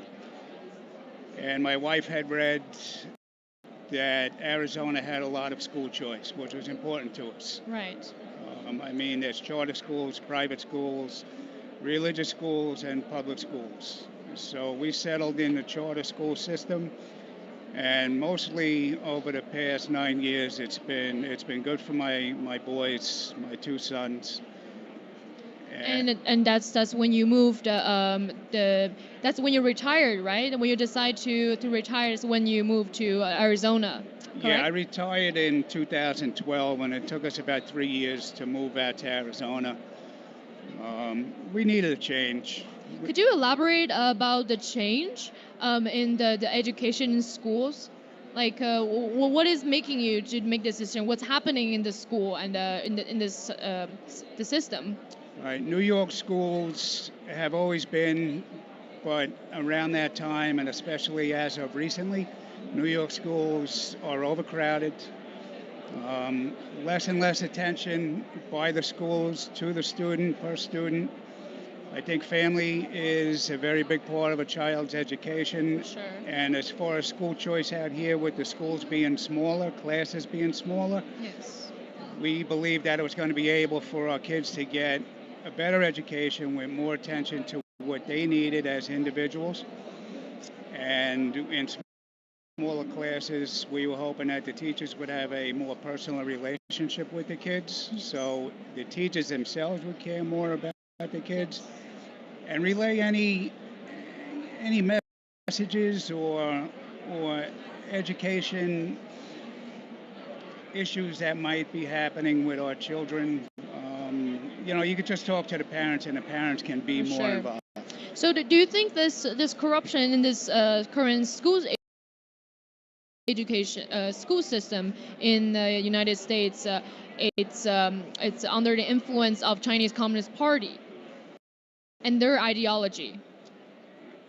Your microphone? I think the influence in the American school system is stemming from control and possibly communism, whether or not it's coming directly from China. I think now children are not having a choice. Children are being told what to learn, the books that are being brought into schools, and how they're being indoctrinated, and how So the same kind of brainwashing. right, and the that's woke been agenda. adapted. And the woke agenda that's taken over is really just limiting a child's ability to learn. Yes.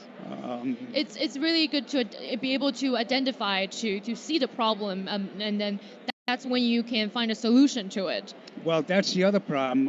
In America, a lot of these schools, they're hiding the solution, and they're hiding the problem. They don't tell you that your child is being indoctrinated or being guided along a path to wokeness, to transgenderism, which is a giant problem. They try to keep parents out of the loop. Yes. Well, we're running out of time, so I really want to thank you for your voice and what you stand for, and you'll be able to be here with us on a New Fair State of China on a live interview, and we really need the voice is really needed, so to raise more awareness and attention of people, to waking them up about the current situation in the United States, not just the school system. Yeah, I want to thank you for taking the time to talk with me, and I'd like to say to the Chinese people, thank you for all that you're passing along to the Americans as far as what's going on in China, because I think communism has gotten a foothold in many other countries, and I think people need to be more aware of that. So to the Chinese people, thank you. To the Chinese people, thank you very much, Chris. Thank you for the interview. Thank you. Thank you. Stay in tune for the next one.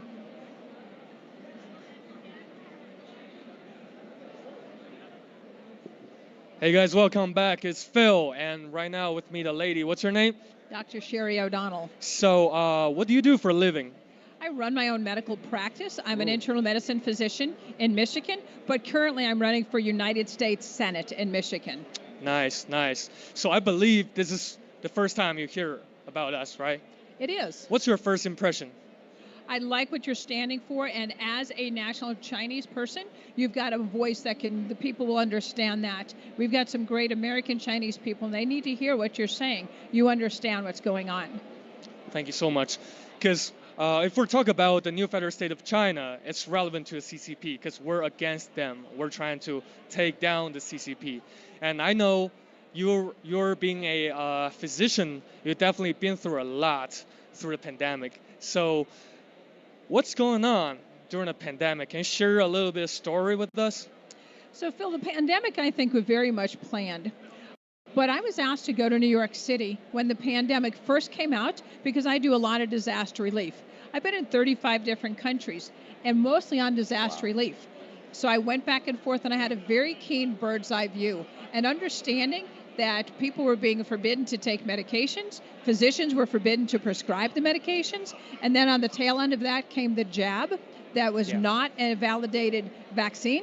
It was absolutely heinous, and it has killed thousands and thousands of people. So as a physician, I stood up and said, no, we're not going that way, and I want to be the voice of the people because we can never, ever afford to do that again.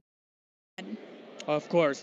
As we know, CCP released the virus to the Hong Kong students first. They're trying to control the Hong Kong protest. And then the virus they released in Wuhan, trying to, lock down our own people. I mean, after that, that's only a beginning. After that, they start using a vaccine, trying to take over the world economy. And it's only 9 months after the first virus released. So, I mean, that's too fast. But I believe you have some patients who took the jabs, right? What's happening? Phil, I did have some patients that took the jab. And unfortunately, 2 of those patients died. We are seeing complications every single day from some of the vaccine injured. I'm part of Michigan Vaccine for Choice, and we've also seen that. We're accumulating vaccine injury stories of people that have been injured by that. We're seeing mega clotting happening. When I was in New York City, I came up with a protocol that would have stopped this and at least helped hundreds of thousands of patients. And the protocol was stopped because I didn't have $50,000 for a sponsor. But we're seeing the injured by the droves, and we're only seeing the very tip of the iceberg. It will continue. It will continue so bad. I mean, what makes you not take the jabs? Like, because in the beginning of the vaccine policy started, like, we have no enough information to confirm that's poisonous. So how you figure this out? I think one of the things that I realized is, number one, it did not go through proper validation. It wasn't researched enough. And when it said we were going to let it out by warp speed, then I just looked at some of the money trails. And when you look at the money trails and how Pfizer had made billions of dollars, and then even some Tony Fauci, which is not a physician as far as I'm concerned, some of what he was saying was lies. You follow his history. You follow the fact that gain of function study was silenced. And then they bring out the vaccine. It was a mandate to injure people and to kill people, and I could not tolerate that. I saw early on some of the mistakes that were being made and some of the intentional lies that were being said in order to get people to take it. It was fear-mongering, and that's what couldn't. So many people conceded and took the vaccine. Yeah, actually, you actually knows a lot about this, so I don't have to explain to you. So you're running as a candidate. What about, talk about your own life? What's your expectation? What's your goal to run as a candidate? My goal is, as a female physician, I understand not only the mandate with COVID and what's happened there and how our nation can never again respond like that, but also I understand being in 35 different countries, I understand refugee camps and what's going on our border cannot be allowed. Our border is open, and President Reagan said, a country without a border is no country at all. That is infiltrating in so many areas, and right now there's a lot of states that are a border state. Michigan is currently a border state, so we've got to stop that. I want to protect our children. The educational system is broken, and they're learning wokeism. They're learning to hate our country. One of the things that's happening right now across on the universities is the anti-Semitism, and that can't be allowed. But I'm convinced that that is based in CRT, and the fact that there's always an oppressed and an oppressor. And that's what we've continued to propagate. So as their next U.S. Senator from Michigan, I will fight for our freedoms, all the way from our medical freedoms to our constitutional freedoms in every regard. Thank you so much. I think we're running out of time today, but really appreciate you joining us with this very exciting Phil, speech. thank you so much. Thank you so much.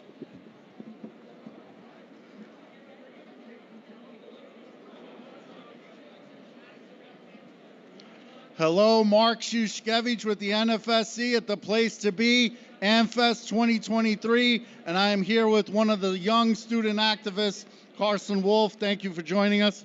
Thanks so much for having me. I'm glad to be here, glad to talk about some of the pressing issues. Definitely. Now, you've done a lot of anti-socialism videos in the past. Some of them are pretty comical. What inspired you to take on the topic of socialism? Well, you know, I grew up in California, so I went through all of the woke indoctrination stuff, and I came out alive. So I just wanted to rally the masses against this stuff, because really why communism and Marxism is being imported into these schools is because they want to indoctrinate the future generations, people like me, to embrace weakness and decay as a nation, because we are the future. We're the inheritors of this nation. And I believe, like Alexander Hamilton, that, you know, the most precious possession that we have is our people. And when a nation loses who their people are, they lose who they are and the identity that built the strength in the first place. And that's why China, they want to divide us based on these Marxist ideas, embracing cultural traditions of Native Americans and, you know, all of this stuff that's not rooted in what made us strong in the first place. So obviously they want to import that into my generation and make us weak as the future of the leaders, so they can come in and become the, you know, the new global power. So that's why I'm really against it.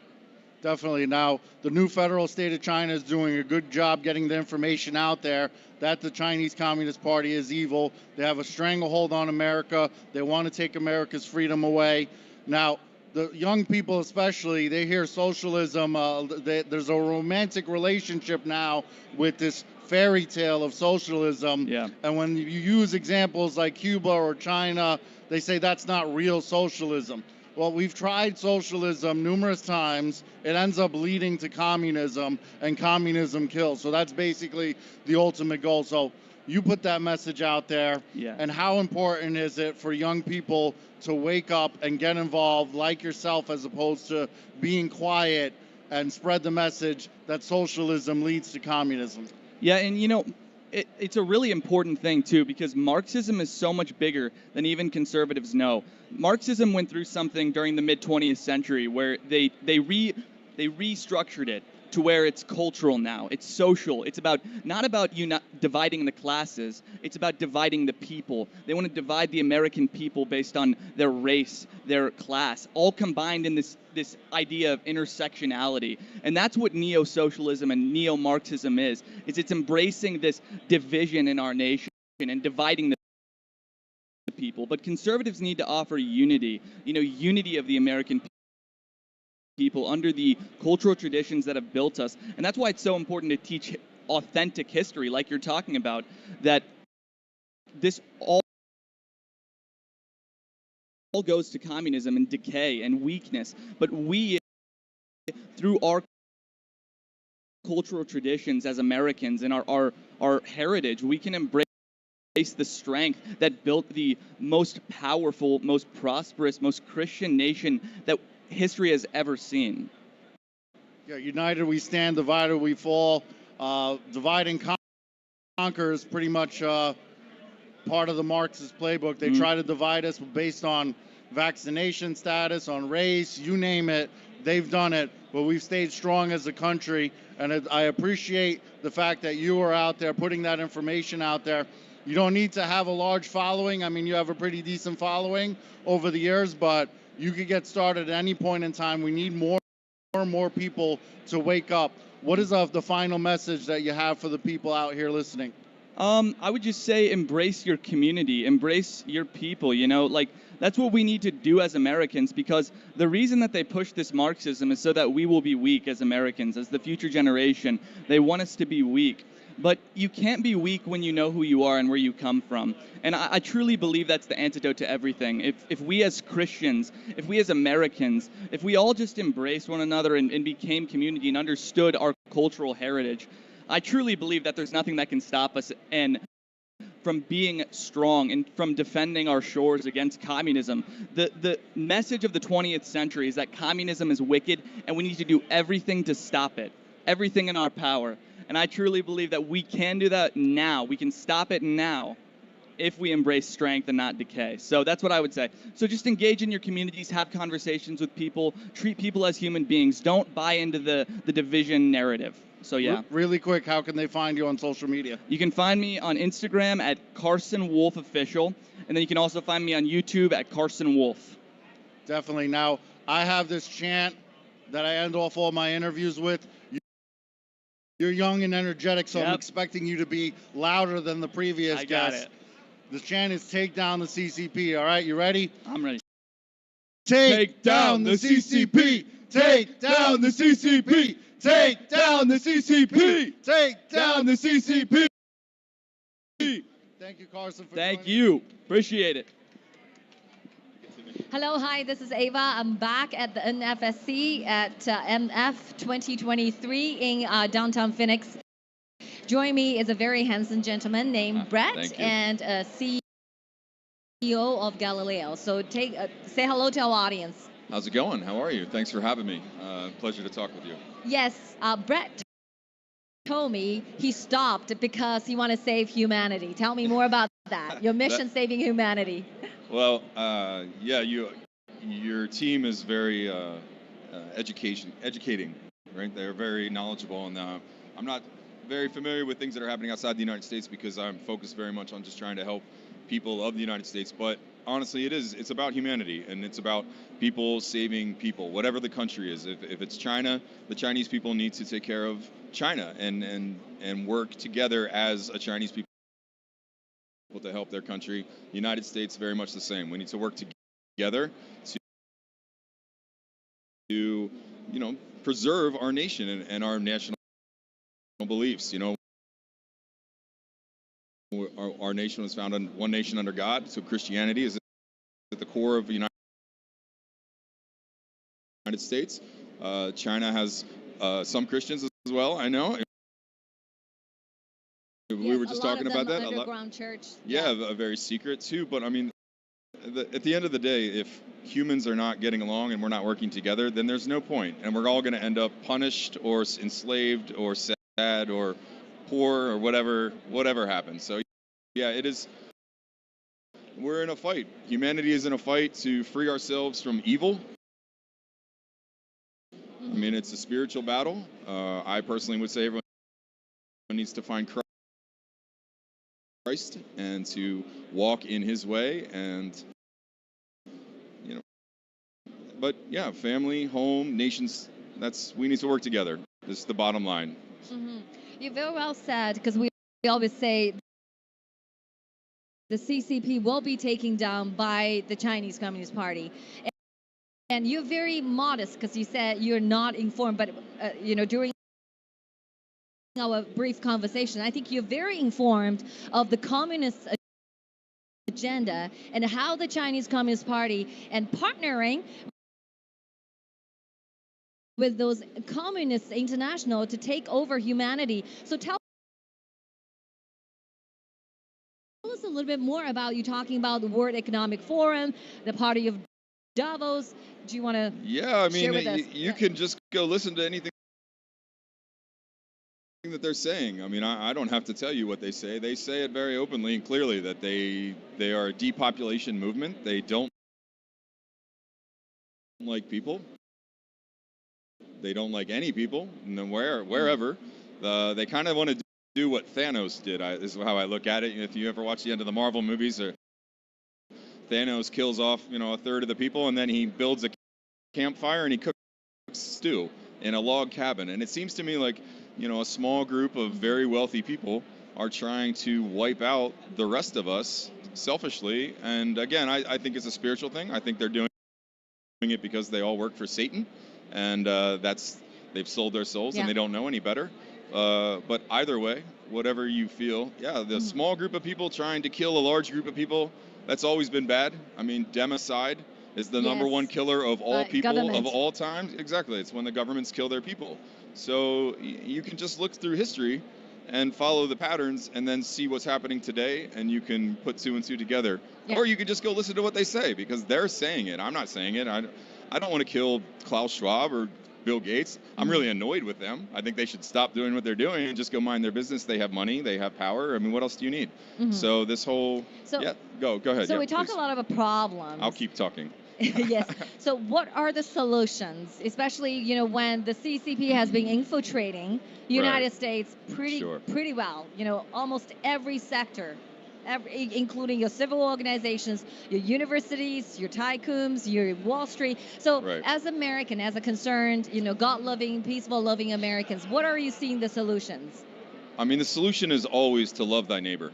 The solution is always to work together. If you're a country that's being infiltrated by a foreign country, another country that doesn't like you and wants to ruin what you have established as a nation, that's a problem. You know, that's an invasion. I would say, you know, following maybe the art of war, you could see how certain, you know, how to destabilize a nation state. I mean, there are many lessons in there on how to and you know, how to take over a place without actually going to war with them.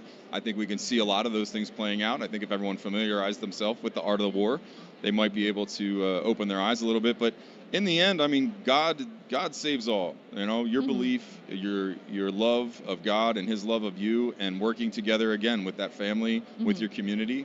I mean, that's the answer. If you have an evil dictator, if you have an aggressive army that's trying to harm you or do something to you, well, then you have to stop them. And then the only way to stop them is to join together with like-minded people who are all good and have common interests. And the common interest should be the betterment of the world, the betterment of yourselves, your spirit, and also, you know, giving a better place to your children, to what's coming next. So from intels we have, and we say, taking down the CCP within the United States require one thing, is to decouple the CCP economically and technologically. What do you say about that solution we oppose? Sure.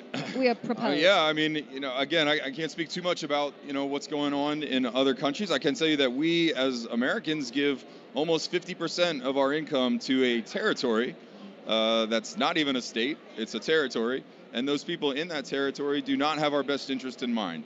So I agree with you. I think that maybe we shouldn't, I mean, and they're writing checks that are bouncing. We have $33 trillion in debt. I mean, we're just crazy talk right now.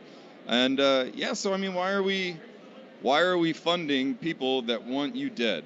I guess at the end of the day. Why are you funding Satan? Well, yeah, well, why it is are you Satan. a nation I mean, built on God? Yeah, right. One nation under God, you know, indivisible, liberty, justice for all, right? We have our Pledge of Allegiance, you know, we have our Declaration. We have all these documents. When we were talking about it earlier, and I'm kind of segueing, but we have these documents that give us rights under God. We're not asking. Man should not ask man for permissions. Only permissions are given to you from God Almighty. That's it. That's why the CCP kleptocrats fear us.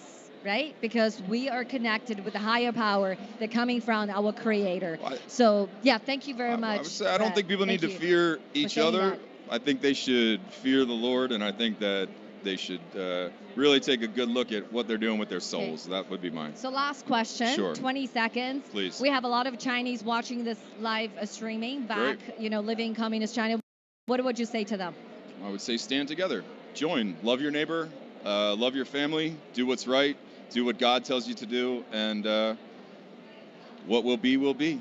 Okay, thank you so much. Thank you, Wonderful. appreciate it. Thank you. God bless Thank you for supporting us. Thank God you. bless you. Welcome back, a proud member of NFSC founded by Mr. Mel Squall. I'm Billy. I'm Travis from Hammerlock. And I'm Liza from Hammerlock. Welcome to American Patriots and to musicians. So, at first, can you just introduce yourself? Yeah, I'm Travis Kenny. I'm in a band called Hammerlock, and we got a great song out everyone will love. It's called Fuck the CCP. It's available on iTunes. It's available on Spotify. It's available on YouTube. It's a great, catchy song, gets you all fired up. Hi, I'm Liza. I'm in the band Hammerlock, and you guys got to go out and listen to our song, Fuck the CCP. Yeah, it's amazing song. So why do you make this song? So fuck the CCP. Well, I tell you, we started in 1995 as a band, and one of our big inspirations, we were outraged about the massacre at Tiananmen Square. So we formed a band that was fighting socialism and communism. But when the lockdowns happened, we kicked into high gear. When we saw what the CCP was doing to their citizens, we were outraged. And if you listen to this song, you can hear the outrage in our voice for the people of China who are victims of the Chinese Communist Party. So we really had to get out our aggression. The only way we knew how was through music. Yeah, just what he said, exactly. Yeah, I can feel your heart because we all believe the power of music. Take down the CCP and the music down the CCP. So you have watched the video of Miss Mel School, the song of Take Down the CCP. So what do you think about this song? It's a very moving song. We need more music, more art, more culture where we're attacking the tyranny of the CCP. And that's a great song where they do that. More people need to step up and make songs like that because culture and music is sometimes what it takes. It takes the political, the military, whatever it takes, take down the CCP through the people rising up economically. Don't buy Chinese products, cut off their money supply. But importantly, we need music because it's the heart of the people that will take down the CCP. You know, the first thing a tyrant does is he bans music, he bans art, and then he just puts what he wants. You know, around the globe, they're pushing this horrible music with no words, this electronic music with no words. And the tyrants like it because if there's no words, you can't hear people taking a stand, longing for freedom. You can hear that in music. Yeah, amazing. Look here, 13579. This is your next song? Our next song, we're working on a sequel to Fuck the CCP. It will be the 13579 bioweapon song where we spill the beans on what they're about to try to do to us, about the plan that's been long set in the Communist Chinese Party to take down America and try to take over the world. But guess what? It's not happening. It's not happening because the hearts of the people in China, the hearts of the people in America are not with communism. They're not with Xi Jinping. Even people in the Bay Area and San Francisco do not like Xi Jinping, do not like the Communist Chinese Party. People, we are with you. The world is with you. We need to take them down. Okay. At last, where is your music as a gift to New Federal China? Your last music? What? Your music is just you want to share with us. Okay. Yeah. It's Hammerlock, Hammerlock Music on YouTube. And then you can just look everywhere on iTunes, Spotify, any place on the internet. Just find Hammerlock. Yeah, available iTunes, Spotify, everywhere. And the new song should be out in a couple months, so be looking for that. Yeah, take down CCP. They don't want it to be free. Take down the CCP. They don't want us to be free. Take down the CCP. They don't want us to be free. Take down the CCP. They don't want us to be free. Take down the CCP. They don't want us to be free. Take down the CCP. Welcome back. Welcome back. This is Feather. And the gentleman beside me, it's Press Eddie. And he's doing he has his own broadcast. And would you tell us a bit about yourself and what motivates you to be here? I heard you're from California. Yeah, well, thank you for having me, Feather. I appreciate this. You know, we got a lot of things in common because, you know, we're fighting against tyrannical governments all over the place. And so, yeah, I'm from California. I've got a show on Salem's podcast network called The Bryce Eddy Show. And, you know, we have really long-form interview-style podcasts where we're having interesting people talking about interesting things, which of course tends to get into the state of the way the world is right now, and so that's what we're doing. So, in your opinion, what is the world like right now? Like, well, I think that because we become so tribal, people are mistaking what the battle is really about. It's not here in America. It's not really about Democrats and Republicans. It's really about us against globalists and the oligarchy, the corporate oligarchy, and their political puppets that are trying to fleece us of money and move us in the direction of not just communism. Communism is a step, or what they're selling it as, but what we're really in a battle against is what I'm calling a feudalism 2.0.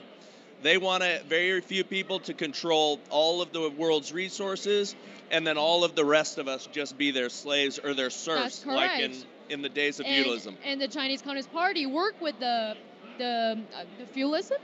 Yeah, feudalism. The feudalism, yes. And do you think that the Chinese Communist Party is the biggest threat of America right now? I think they are complicit with kind of this global threat, and the Chinese Communist Party is driving a lot of what we're seeing. So all of the unrest that we have, the crime, all of those things are a part of their narrative or a part of their push and their tactics to kind of bring us down. Okay, so you're like very involved into media. So have you ever gotten censored or like been silenced? Oh, for sure. Yeah, in fact, we had a YouTube channel that was doing pretty well, and they disappeared it. Oh. Because we were talking against things like Anthony Fauci, and I called him a fraud. And of course, they disappeared me there. We get shadow banned all the time. I'm talking a lot about also the transgendering of kids, and all of that has, anytime you're speaking out against that specifically, you are going to be a massive target, and I get death threats sent to my home and all kinds of craziness. Yes, it's crazy how the core value of the United States has been distorted, completely distorted, and been changed so much. And you have to have this voice to try to fight it and then bring it back to America, because if there's no freedom in this land, and there's not going to be freedom in any place in this world. And so what do you think that things could be done to stop the infiltration, to stop the communism, which is to turn this point? Yeah, well, we have one thing going in our advantage, one thing that's really powerful for us. Now, number one, we've got to return to God, okay? So I'm a Christian man and believe that the gospel is the answer. The gospel of Jesus Christ is something that we need to adhere to and focus to. But we have an advantage over the communists. We have an advantage over the nihilists that are going on, they're really pushing these ideologies in our culture right now. They're castrating themselves. They're not having children. The CCP and China is having a problem because you guys are below replacement level in your population. And so there's a potential over time for population collapse. When they're sterilizing themselves and their own children, we can win if we are fruitful and we multiply. If we raise up good children, if we create strong communities, then we ultimately will win. But it's a generational process. Yes, definitely. And I'm so proud to be the second generation, this movement, which we all seek for a change in this world. Yeah, thank you so much, Bryce Eddy, and we're so happy to have you with us on NFSC live interview. And I hope to see you next time. Yeah, thank you for having Thank me. you. Appreciate you.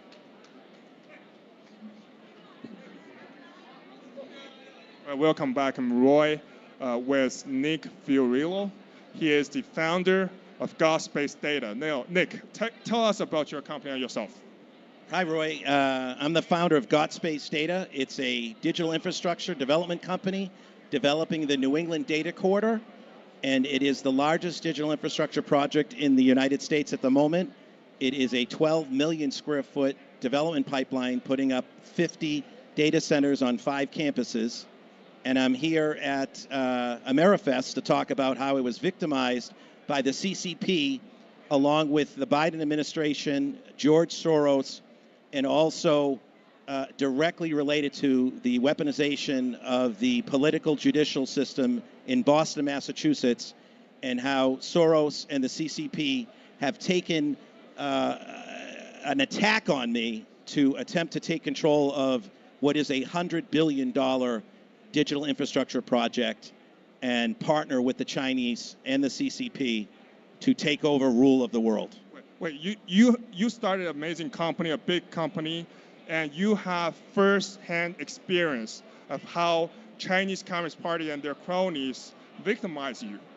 Yes. So in 2021, it was discovered that I am one of the 182 victims of the CCP NSO Pegasus cyberware hack, and I have the proof on our digital devices by consulting with Gus Demetrius, who did the Hunter Biden laptop forensics analysis, 2 different special secret, very high cyber ops data forensics analysis, and I have the same exact configuration on my iPhone devices that were found on the Dominion voting machine devices that also take all of my intellectual property trade secrets back to the ByteDance servers in communist China, where they attempted to take control by way of manipulating multiple different aspects of my company, my employees,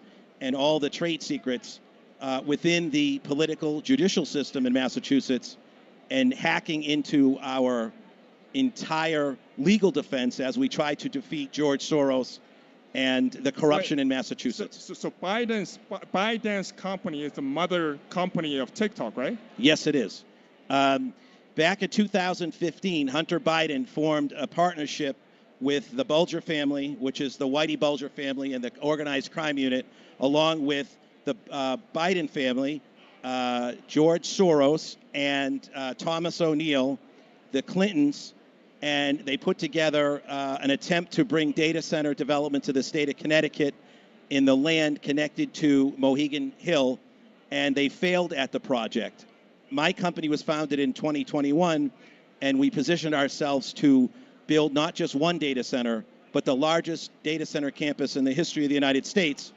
And when the CCP found out about my plans to bring the development to Connecticut, they worked and partnered with the Biden administration, the local FBI of Boston, Massachusetts, and the local law enforcement to deploy the CCP technology that they gifted to the Israelis in the NSO Pegasus software that was brought to the United States, and we believe is under the management of the Harris companies, to deploy the ability to zero-day attack our electronic devices, and also geolocate anybody they see fit in an attempt to actually assassinate me more than once in their attempts to take control of this $100 billion data center project.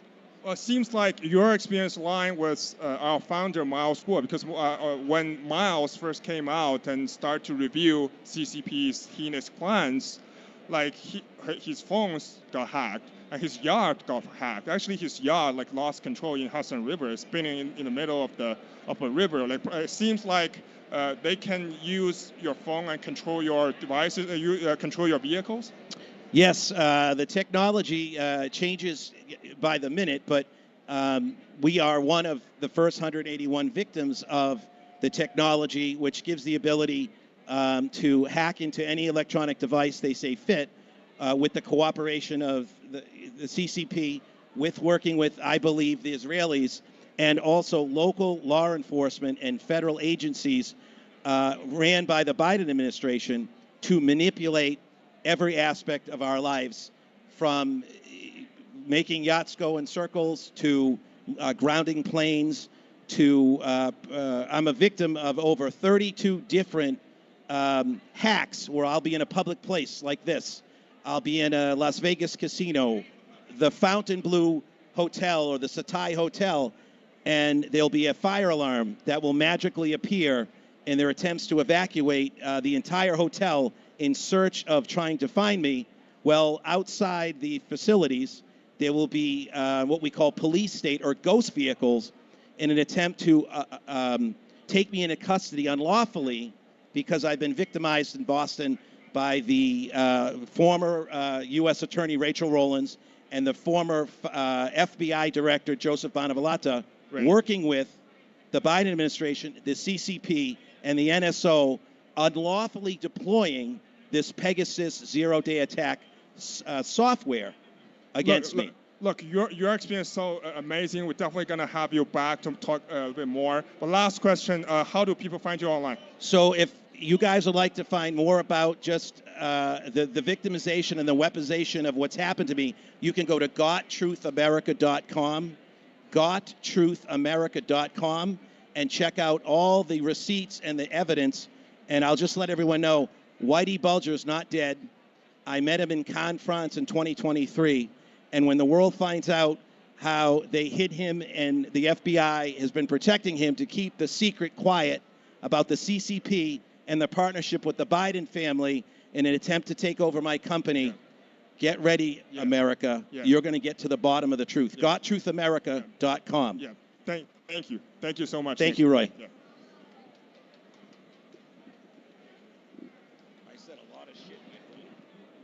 Welcome back, ladies and gentlemen. My name is Saturn, and I'm your host for this segment. Right now with me is Justine, a very, very beautiful lady, and also a very good friend of ours. Justine, how are you doing? I'm great. Thank you for having me back. So, Justine, I know in the past we have met you at CPAC before, and you have seen our setup. What did you think about us attending Phoenix this year? How was our setup? It's beautiful. You always have the best setup. It's you have the couch, you have the table, and it's really just a breath of fresh air to see the work that you guys are doing. You're calling out the CCP. A lot of members of this group are from China and have escaped, and I just can't even imagine what it's like to be hunted down by the CCP as you're still speaking out against them. Right, and a lot of that is, at the end of the day, for us, the reason why we're here and why we do a lot of what we do is because at the end of the day, if you don't take down the CCP, sooner or later, their infiltration will be so deep and so vast that it becomes inevitably everybody's issue. And why we're here is that we want to make sure that the CCP or CCP's infiltration can be stopped in this country. It's sadly spreading like a cancer, and it's not just the physical CCP, but it's the ideology. It's the tactics. It's Maoism. We are facing a new cultural revolution, and it's being brought to America. And sadly, it's not just it's being brought two ways. It's being imported, we're importing people we don't know, and then we are indoctrinating our own young Americans to become Marxists, to promote an anti-American agenda, to hate America, to hate their own country. And I think the most dangerous aspect of that is that America is going to be taken from within. We're going to be destroyed from within. And this has happened under authoritarian regimes throughout history. And this is what happened in China. China, unfortunately, destroyed itself with the CCP. And I fear that it's happening here in America, too. Right, exactly. And I think it couldn't be more clear when Xi Jinping paid a visit in California and all the streets were cleaned up within just, a couple of days. I mean, that should be a very clear sign of, of the fact that we have to stand more firm in our stance against communism. And especially for somebody that's as young as you are, I feel like just realizing the fact that, Marxism is extremely dangerous for the youth. I think we're getting to the generation that people have always been saying it takes a few generations to get rid of the CCP. This is the generation I'm feeling like. What do you think? That will get rid of the CCP? I hope so. I think so. A lot of people think that Gen Z is a lost cause and that if you're young, you're automatically a leftist. And actually, that's not true. Millennials are different. Unfortunately, the millennials were the ones that supported Occupy Wall Street. But Gen Z, I believe, is slowly turning because the truth is that when you're young, you're inclined to be a rebel. You want to rebel against whatever's the dominating thought.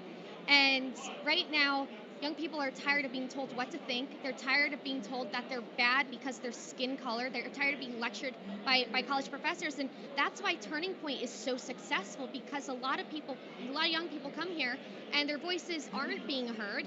And now finally they do have a platform. So I do have hope. Right, and another thing that you mentioned, it's youth, and that's something the new federal state of China has too. Is throughout the entire event, we have so many new and returning hosts there, and they're all very young. And really, I think, that's one of the things that makes the NFSC stand out, is so many young Chinese people are willing to stand up against the CCP. You're like the China's Turning Point USA. Yeah, and another question that I have is, what is your impression on the NFSC? Because actually, you're one of the few people who have visited our headquarters in New York. I did. It's beautiful headquarters. I was very happy to visit there, and it's funny because you're in the lion's den. I mean, New York, it's more dangerous sometimes than Gaza. Or than China. It's getting very bad. I'm sure that you've seen protests outside your office of people who support jihad, people who are openly shouting, supporting for terrorism, supporting Hamas. They're just swirling around DC, not DC, well, also DC. New York, DC are major cities, but they're chanting for the death of America in our streets. And you're there, your office is right there, yet the New York City government, they actually targeted you guys. They targeted you guys for really just speaking out against the CCP, and it makes us wonder, are they in cahoots with the CCP while you have radical Islamists and their Maoist ilk chanting in the street for our destruction? They're okay. That's okay to do, even though they're actually causing violence. They're actually being violent. That gets off scot-free, but you guys are the ones being targeted. Yet you still remain in New York City, which I think is very brave. Thank you. And speaking do you have any closing thoughts that you wanted to say to the 600 million of our brothers and sisters from all over the world live right now? It's tough to speak out, especially if the government, the mainstream media, and everyone wants to destroy your life because you simply question the dominating thought. And sometimes you might feel a little freer than other times. Sometimes there will be a lot of people standing with you because the pendulum always swings. So when enough people are fed up being told what to think, you'll have more supporters, you'll have more friends, and they'll stand with you. But then there's a lot of times when you'll feel alone, and that's the time you really have to stand firm the most. Recently, actually just a couple of weeks ago, people try to get me canceled for calling jihadists. And I didn't feel that. I was canceled in college. I got death threats. I couldn't return back to campus senior year physically because of it. Since then, I felt a little bit braver. I felt a little bit stronger. But it's been a long time since I ever felt that like twitch of not fear, but nervousness. Because when people want to release your home address and ruin your life for saying something, it gets frightening. And the goal is to pressure you to stay silent. Don't do that. Don't do that, because one day you'll really have nothing to lose eventually, and there will be people who will eventually stand with you. But you have to stand up for what's right, even if it's not popular. Thank you, Justine. We'll be right back.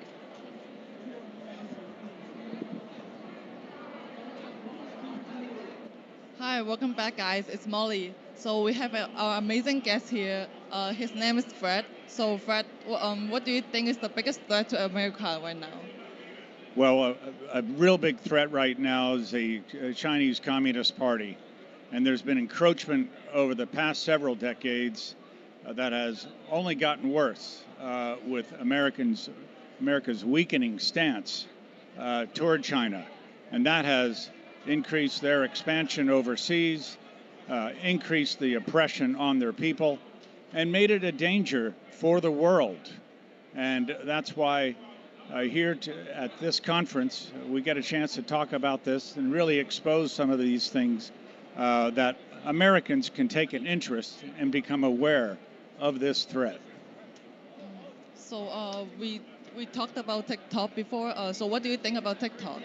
Well, TikTok's an application, and everyone should keep in mind, while it looks like this innocent entertainment application out there, it's really sponsored, supported by the CCP, and they simply, each time you're on that, your personal data is jeopardized. You're inside their firewall, and it's jeopardized. It's not just a private company like it would be in the United States with any other app. The governments in China have access to that data, and your data and identity are in jeopardy when you use that application. And then at that point, you become beholden to the owners of that data and a communist regime government having access. And that's dangerous to anyone and not worth the risk. Thank you, Fred. And what do you know about Xi Jinping? I'm sorry? What do you know about Xi Jinping?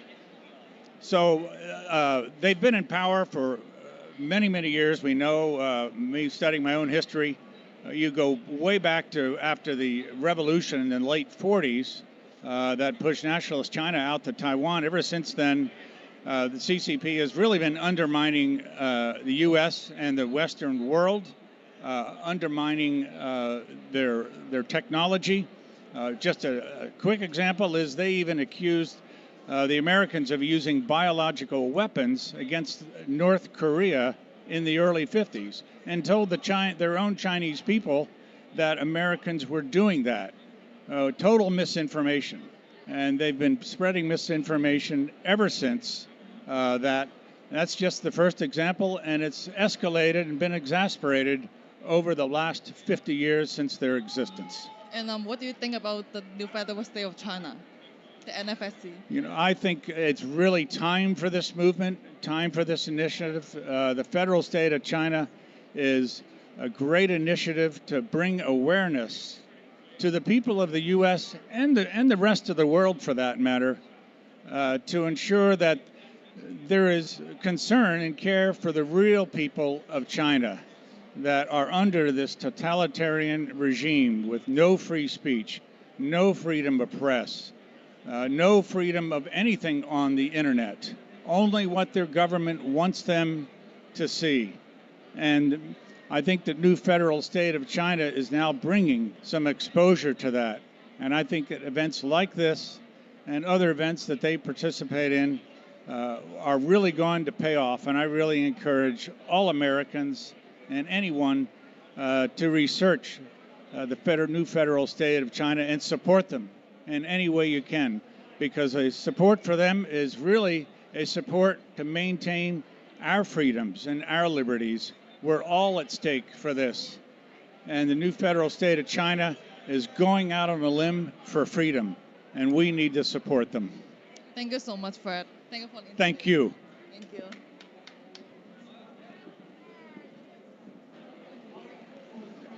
Hello, everybody, and welcome back. I am Kelly, and I actually have two friends here from where I go to school in Tallahassee, and I'm gonna let them introduce themselves.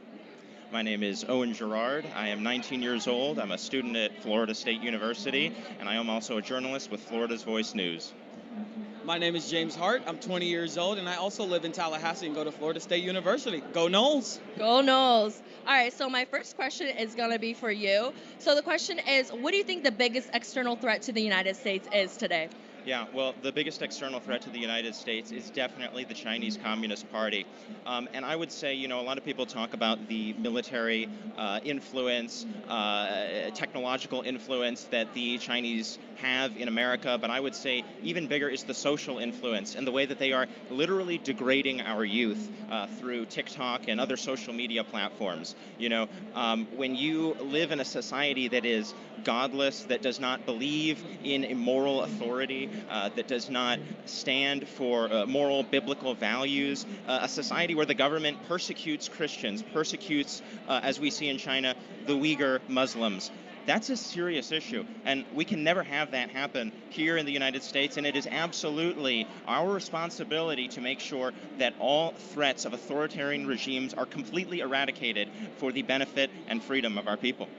Absolutely, I completely agree. We have to make sure that there are morals and values implemented in China when we do take down the Communist Party. And now I have a question for you. So, I heard that you're into geopolitics. So what do you think what China is doing, especially the Communist Party is doing, around the world is affecting, America's influence or any other, righteous nation's influence on, just countries around the world? So what are your opinions on that?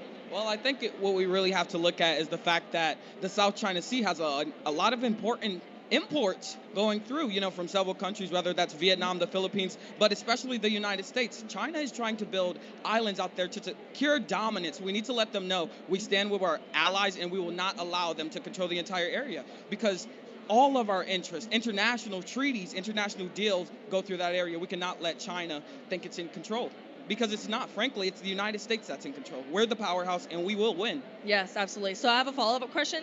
So what's your stance on the Belt and Road Initiative? I honestly think it's kind of a scam. You tell people you're going to build great roads, they're going to get great income, you're going to boost their economies, but then things break down 1 or 2 years later. I don't think that's a good deal to take. Honestly, we need to tell people the best deal you can take is investing with the United States. We will build roads that will last 10, 20 years and generations to come. China will lead you down a dark path of communism and terrible, terrible dictatorships that will just destroy your country and the morality that's going on there. Absolutely, I agree. I feel like morality is more important than money, but yet, it's not happening. All right, so my last question for you guys is if you can, tell the people who are watching right now what they can do to, make sure that the people around them know what's going on with the Communist Party and how they can help. What would you tell them? Okay, I'd say first go to church, build that foundation. It starts in the home, and then you go out to your community. Don't just stay to yourself. Don't watch TikTok, because that's what China is controlling. They're controlling our youth. So just be aware of what you're watching and what you're taking in, and be aware with your children. And sometimes even your parents are taking it. Just be aware and look out for that thing. Yes, and Owen? Yeah. And obviously, as James said, going to church, reading the Bible, understanding your religious liberties and freedoms that were not granted to you by a government. They were granted to you and given to you through the gift of Christ and his suffering for the people. And, in addition to that, I would just say make sure you are politically literate. Make sure you understand, as James has done, understand geopolitics, not just what's happening, in the presidential race in America, but understand the leaders around the world and how they are using their own politics in their own countries to influence people here, specifically the children. As we understand, they are extremely able to be manipulated. So yes, absolutely. All right, thank you guys so much, and go Knowles.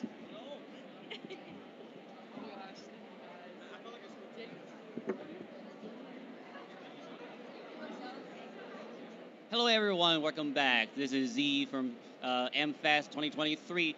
Beside me is a high school student, and his name is Alex. Alex, could you introduce yourself and tell us why you're here? I just heard recently that you're a big fan of Roy because he made a great speech. Oh yeah, it almost brought me to tears. I mean, he was so passionate, and it's so real. What's going on in China? People don't really understand that, and it's a passion of mine. I have a soft spot for China in particular, because what they're trying to accomplish here, they already have there, and you can see firsthand the suffering that communism brings, and it's a huge wake-up call, and it should be a huge wake-up call to everyone, that it isn't just some far-off danger beyond the horizon, but it's the reality in China, and we need to be aware, and so that's why I'm here. Thanks for your courage. When I was at your age, we were indoctrinated by the CCP so much. We are so scared to speak up against that tyranny. But I know that you also studied Chinese before. You're very interested in China culture. And you also met a lot of Chinese students from the mainland. So do you have any opinions? How do you normally talk to them about? How do I normally talk to them? Well, they have differing opinions. Obviously, some are more awake, and I don't mean woke, but awake to what's going on and how they're being manipulated. But I have noticed a trend in recent years, because I started this whole journey about three years ago now, or 3.5 years ago, and I've noticed, since Xi, I think he got rid of the term limit, right? Yeah. Yeah, and He's the emperor. He's the dictator. Yeah. right, yeah, and they're a lot less hopeful and a lot less, which is wrong. But I've just noticed that they're not as tolerant anymore. They're not eating bitterness. Yeah. So yeah, thank you very much for your standing with the New Federal State of China. It's really appreciated. Maybe one last question about that. I know you're from a Christian school, Right. and a lot of the high school, maybe even adult Chinese people, they are oppressed for their freedom of religion. So what do you Right. think about that? Anything you want to tell them About their oppression of about their being oppressed, being Yes. not to practice their religion? Yeah. Right. Yeah, it's so wrong what communism has done to China and the faith of people. It's the soul is, they used to believe in God. You might not even know if you read the book. What's it called? Bible story. Yeah, the Bible story, the discovery of Genesis. Yeah. It goes into detail about these Chinese characters with these specific components from specific Genesis stories. And these characters existed 750 to 1,000 years before Moses even started writing the first page of the Bible. So look into your history. You have that monotheistic root. Exactly, because the communist China took over Right. the nation long time ago. The Chinese people have lost their rights to have their belief, and I believe that this is why Miles Guo established New Federal State of China, and we're gonna bring the freedom of religion back to all the Chinese people so they can do Amen. that. Thank you very much, Alex. Thank you for course. being so brave. Really Thank nice meeting you you. here. It's great meeting Best you luck. too. Thank you, everyone. Thank you. Was it good? Very good. Excellent. Hello, Ava again. I'm back at the NFSC at MFest 2023 from Phoenix. And joining me is a young man named Mike.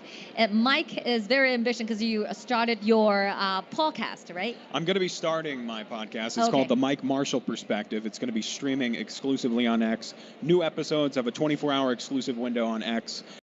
And then that's going to be followed up on YouTube and Rumble shortly after. That's great. That's great. Awesome. So tell me why you stopped here, interested in the message we have at this booth at the New Federal State of China. Well, I'm open to hearing all different types of messages. And Okay. I want to make sure, now this is something I'm very concerned with.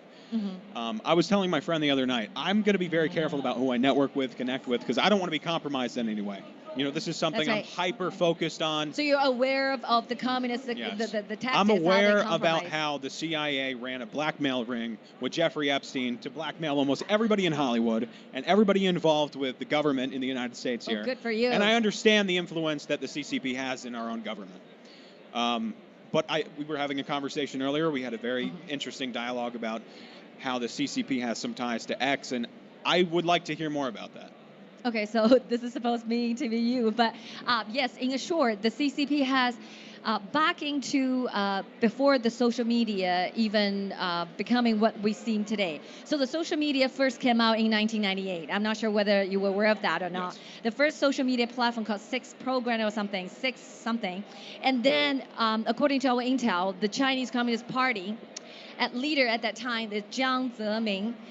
He's already, and his party at that time already made a decision to basically seize the social media and use it as a weapon against the West at that time, 1998. Since then, they have executed tons of tactics and strategies to basically seize the social media and control the narratives, okay? So as I was sharing with you, Twitter, prior to become X, there are a CCP, even from the Twitter 5, you already know, the actually CCP spy was on the payroll, right? And from the board, in the boardroom, the Li Feifei, I was talking to you about the scientist, she was actually on the board of Twitter. But the question comes back to you. So I wanted to know, because you aware of all the tactics of the infiltration of the communism. So what are some of the things you observed in your country that has caused by the CCP's infiltration?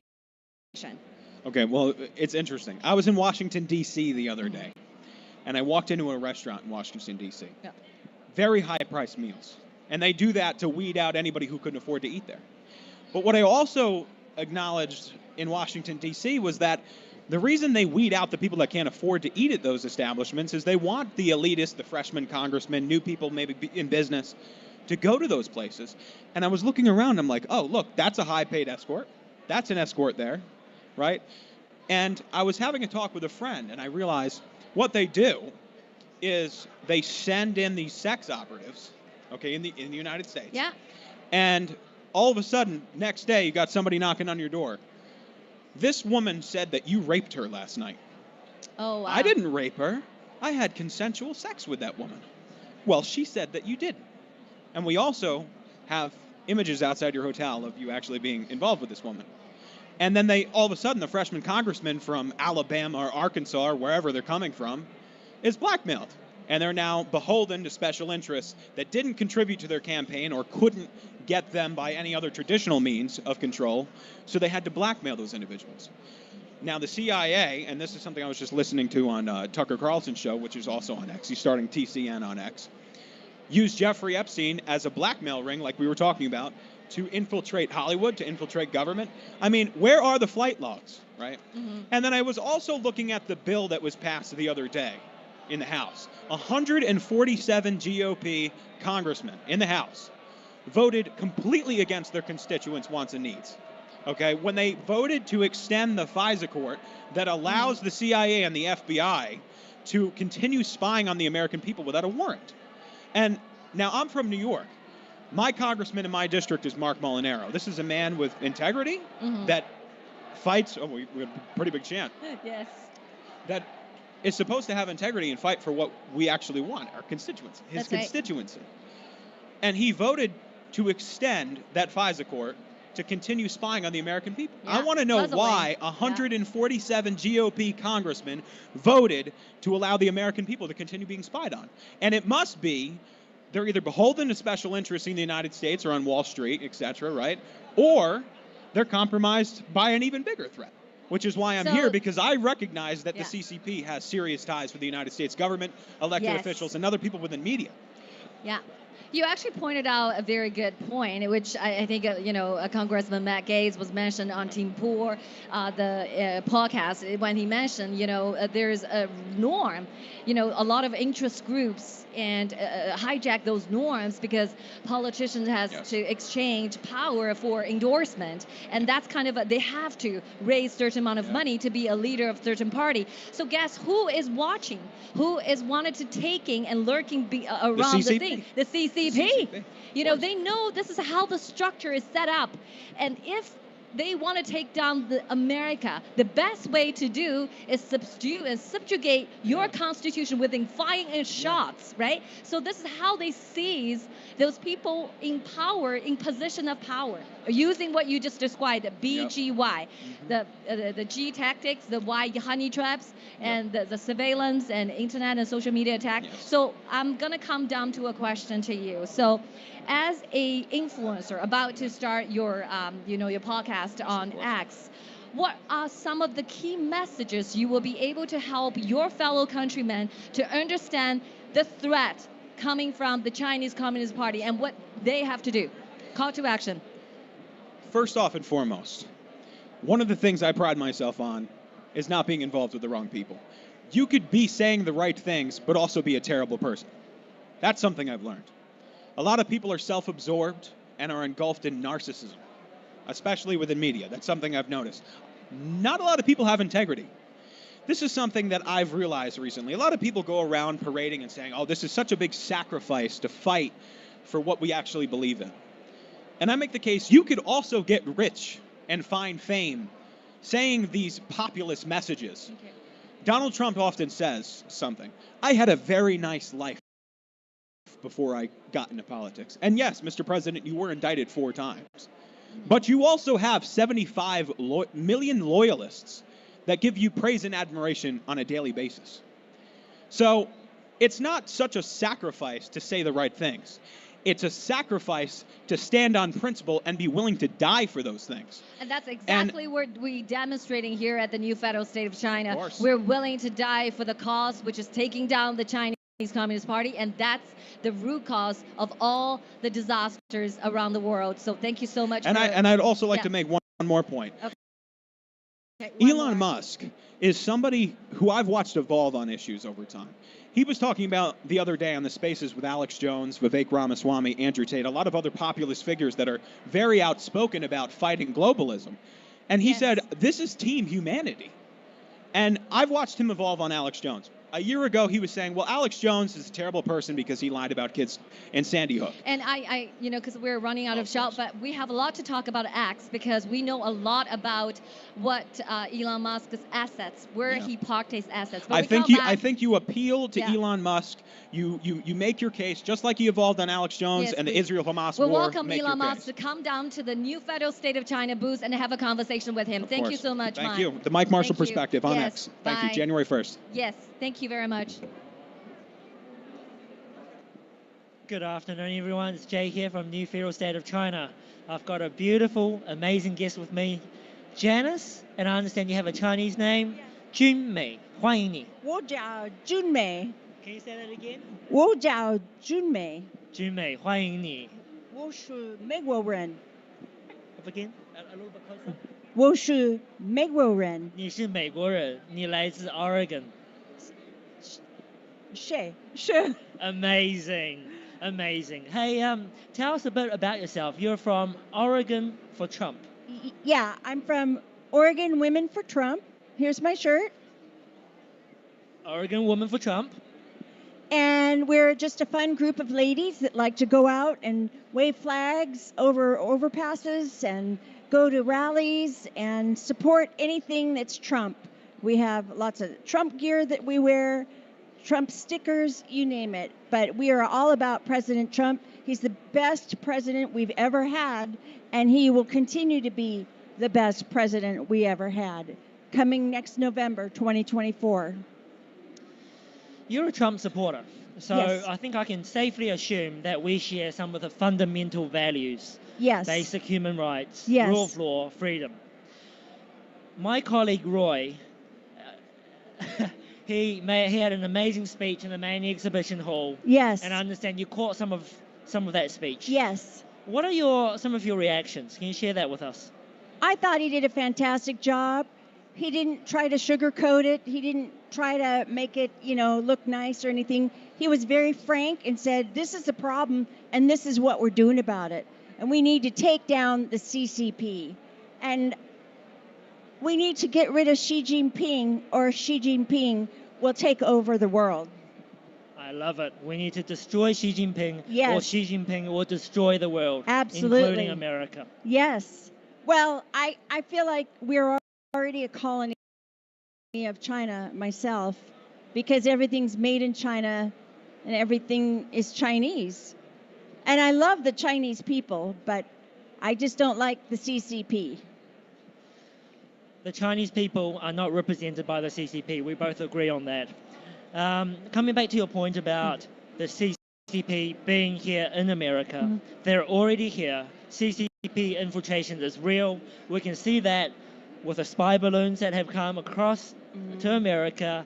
We can see some of the more invisible infiltration aspects through schools, churches, and universities. Yeah. What are your thoughts on that? It scares me to death.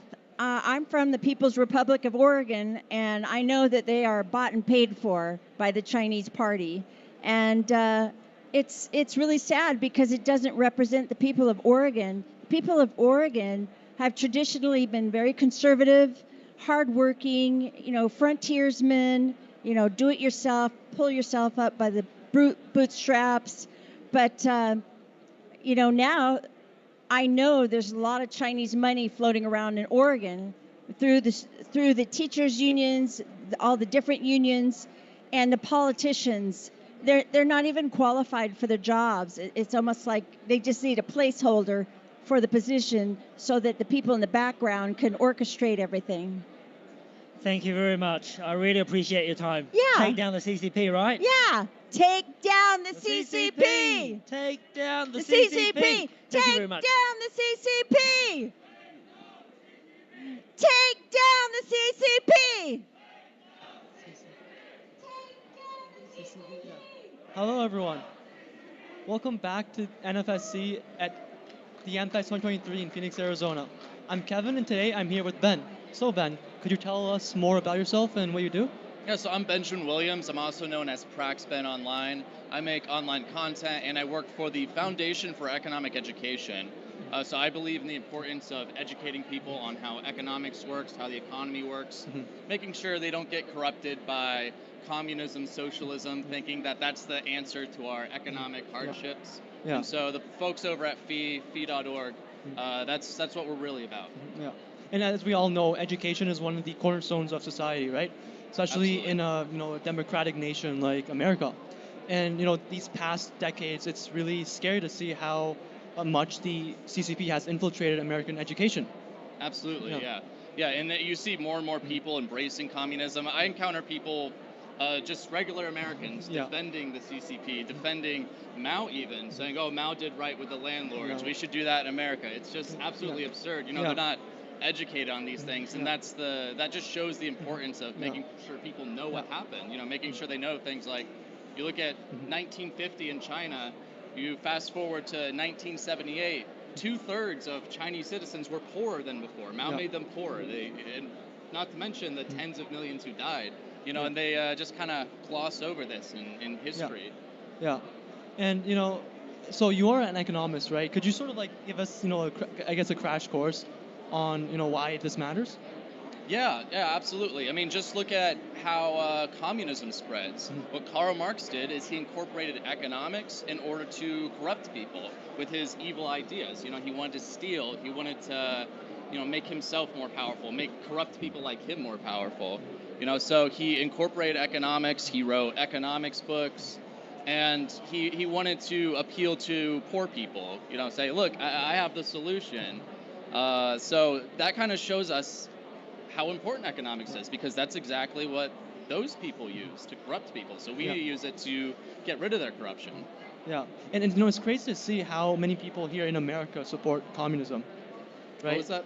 It's crazy to see how so many people here in America support communism, especially the younger generation, right? Absolutely. Because they have no idea what communism is actually like.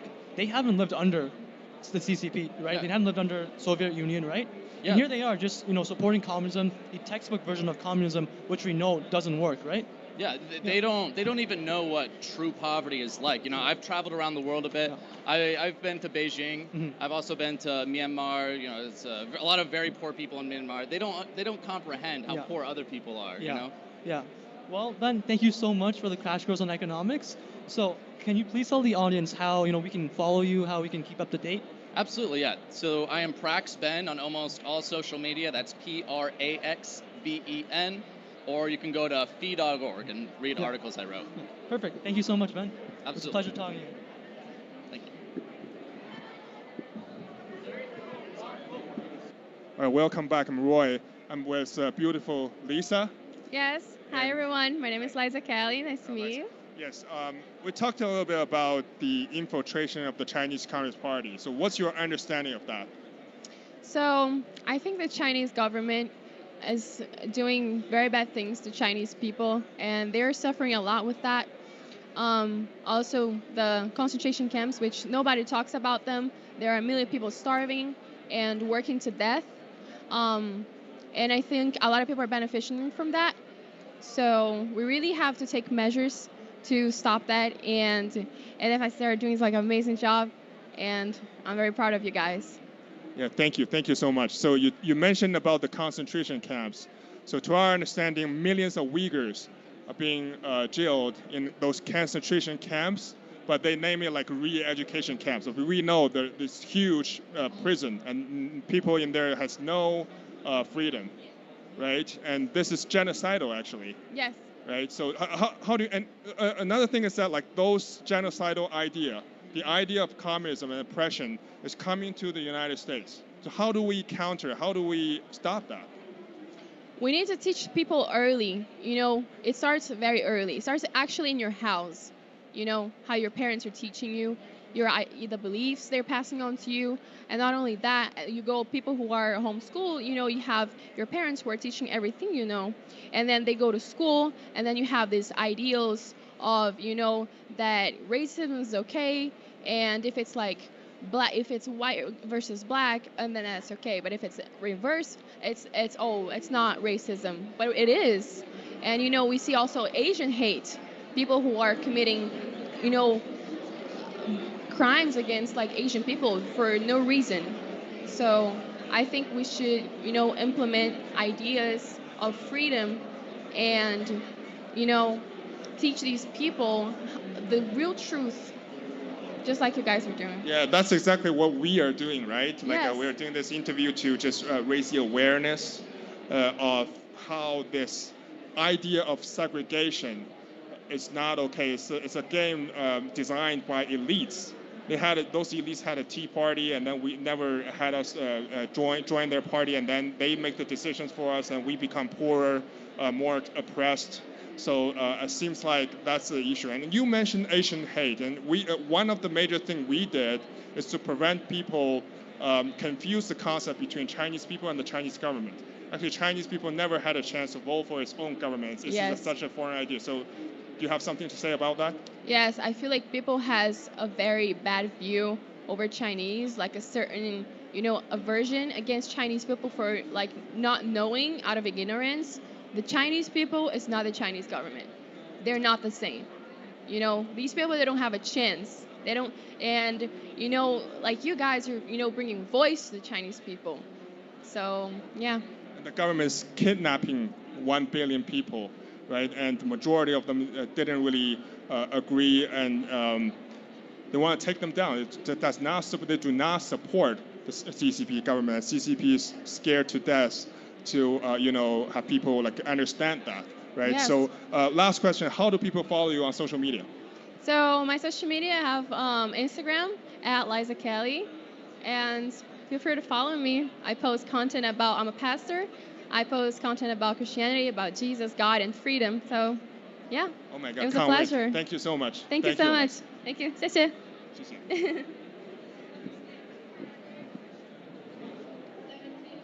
Hey, what's up, guys? It's Phil again. So right now we have a very knowledgeable gentleman with me. So what's your name, sir? Jim. So can you introduce yourself a little bit to our audience? Yeah, my name is Jim. I've been to China 4 times, 83, 84, 94, and 2015. 2 of my daughters have spent the summers in China when they were in college. The focus that we have today is you want to talk to me a little bit about? Yes. I mean, you have been to China for several times. You must very familiar with China, and I know you're right now is already retired. Yes, I am retired. I worked for a major pharmaceutical company for 30 years, world class. They're still world class in terms of the innovation that they do. And one of the things that struck me unusual is when COVID came to the market, how creative the American pharma business was in creating vaccines against the disease. What struck me unusual is that the Chinese did not want to import any of the American vaccines. One of their goals was to be a power in the pharma business, and so they made their own vaccine. Unfortunately, their own vaccine was 60 or 50% effective. The other thing they did is they didn't want their seniors, i.e. I'm a retired senior, to get the vaccine. So one of the things that we should talk about is how the Chinese Communist Party wants to control the individuals that live within China to go in the direction that they want to go in. For example, they basically locked down China for 2 years, and then they opened it up, and they still didn't allow the vaccines in the market. Let's move on. Yeah, I mean, we all know that Chinese Communist Party released the virus back in 2019. That's why we call it COVID-19, right?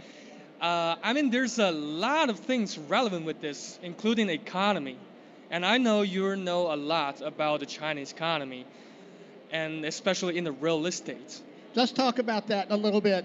Right now, about 10 years ago, the Chinese Communist Party basically made all of real estate a capitalist type of business. And so they've been giving money to real estate, and real estate has just been building dramatically. When I was in China in 83 and 84, there were no skyscrapers in Shanghai. Last time I was there in 15, there were 2,000 in Shanghai on the other side of the river. The issue that's facing the Chinese individuals right now is that they gave the realtors money to build them a apartment, a condo. The realtors took the money and now they're in bankruptcy. So the people that live there have no money to give the realtors, and they have no place to live because the realtors are filing for bankruptcy. And they've not had the support of the Chinese government. I mean, yeah, I definitely agree because on the other aspect, actually Chinese Communist Party overprint at least 300 times of the normal RMB. And they put all the money inside the real estate. So that's why the Chinese real estate, it's in a high price and people can't afford it. Thank you for that comment.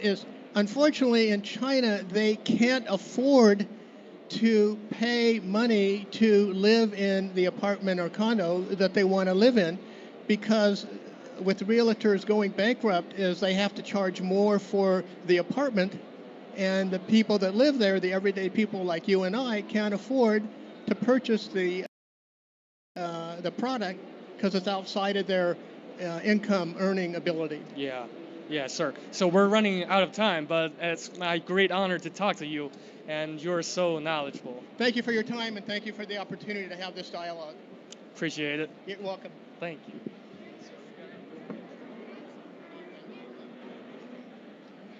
Welcome, Bash. And so thank you so much for stopping by. And we are NFSC. I know you just graduated from USC as a business major, and you're running for state representative in Southern California. So tell our audience what inspired you to get involved in politics instead of business. Yeah, of course. Hello, everyone. Abash Gautam, ABG here. And I'm running for state assembly in California as a Republican against a rhino. And that's the #1 reason I'm running. It's because I'm against a rhino who is funded by the CCP indirectly, just like the Democrats. When you look at the Republican Party in California and you look at their donor list, it has the same donors for both sides. Big Tech donates to everybody in the state of California, regardless of who you are and regardless of what you stand for, because their imperative, their motive in the state of California is to buy out all of our politicians. And that's why I've stood up and said enough is enough. And I'm doing this at 23. So I hope that the urgency of a 23-year-old knowing that the Chinese Communist Party has infiltrated our own Republican Party is enough to get voters to get involved and understand the evil of the Chinese Communist Party. Yes, and you talk about the Chinese Communist Party is evil. So how did you make yourself aware of the evil nature of the Chinese Communist Party? Yeah, I would say my awareness really began with the whole COVID thing. Yes, COVID-19, also known as the CCP virus. Yeah, exactly, the CCP virus. Look, before COVID, is my mic on? Before COVID, a lot of people, the pervading notion in America was that China is good and that we must always promote the Chinese Communist Party. That's how we allowed them into the WTO in 2001. And ever since then, we have been offshoring all of our industry to China. And when you look at what they did with COVID and what the Chinese Communist Party did in covering that up and buying out Dr. Fauci and instituting their 13579 bioterrorist program, you understand that the Chinese Communist Party, we as a world need to stand against them. And so that's really where my awareness has come from. It's come from the bioterrorism that the Chinese Communist Party has unleashed on the people of the world. And that's why I've stood up to fight that influence in California and wherever I can. Oh, well, that's awesome. And most of the people have heard about the CCP virus. And now you were just talking about the CCP's bioterrorism known as the 13579 plan. So when you first found out that the CCP-backed Big Tech are actually donating to both parties, are you surprised to find out? Yes, I'm absolutely shocked, because when you look at the messaging of my California Republican Party, they act as though they're Republican. You see in public, They claim to believe in God and to believe in secure elections and to believe in conservative issues, but at the end of the day, they don't. Because when they go to Sacramento and they go behind closed doors, they vote against us. They vote against the voters of the Republican Party. And so the second I looked at who's donating to my opponent, it became clear. He has a $2,500 check from Meta. He has a $1,500 check from Netflix. He has a $9,800 check from Bud Light. All big tech and the Wall Street and all backed by the CCP. He's completely backed by special interests, by big tech, and at the end of the day, those people are all completely bought and paid for by the Chinese Communist Party. So the Chinese Communist Party runs our party whether we want to believe it or not. And that is a message that everybody here at America Fest really needs to know and really needs to internalize, that our own leaders, the Kevin McCarthys, the fake rhinos, they are against us because of the Chinese Communist Party, and that's why your message here is so important, because we must stop them. And that's why we need people like you who are outsiders to destroy and the Unity Party controlled seats. And so tell our audiences, how can people find you and follow you and support your campaign? Of course, everyone, please go to voteabg.com, vote for ABG on Twitter. I'm always tweeting against Gavin Mussolini. I call him Mussolini. I don't call him Newsom. I call him Gavin Mussolini because that's what he's doing. He's turning California into a fascist state, and he's doing it with the help of the Chinese Communist Party. And your message is really important. We must put an end to this. Down with the CCP. Down with the CCP now. Yes, down with the CCP and take down the CCP. Thank you so much. Thank you. Thank you. And good luck with your campaign. Thank you.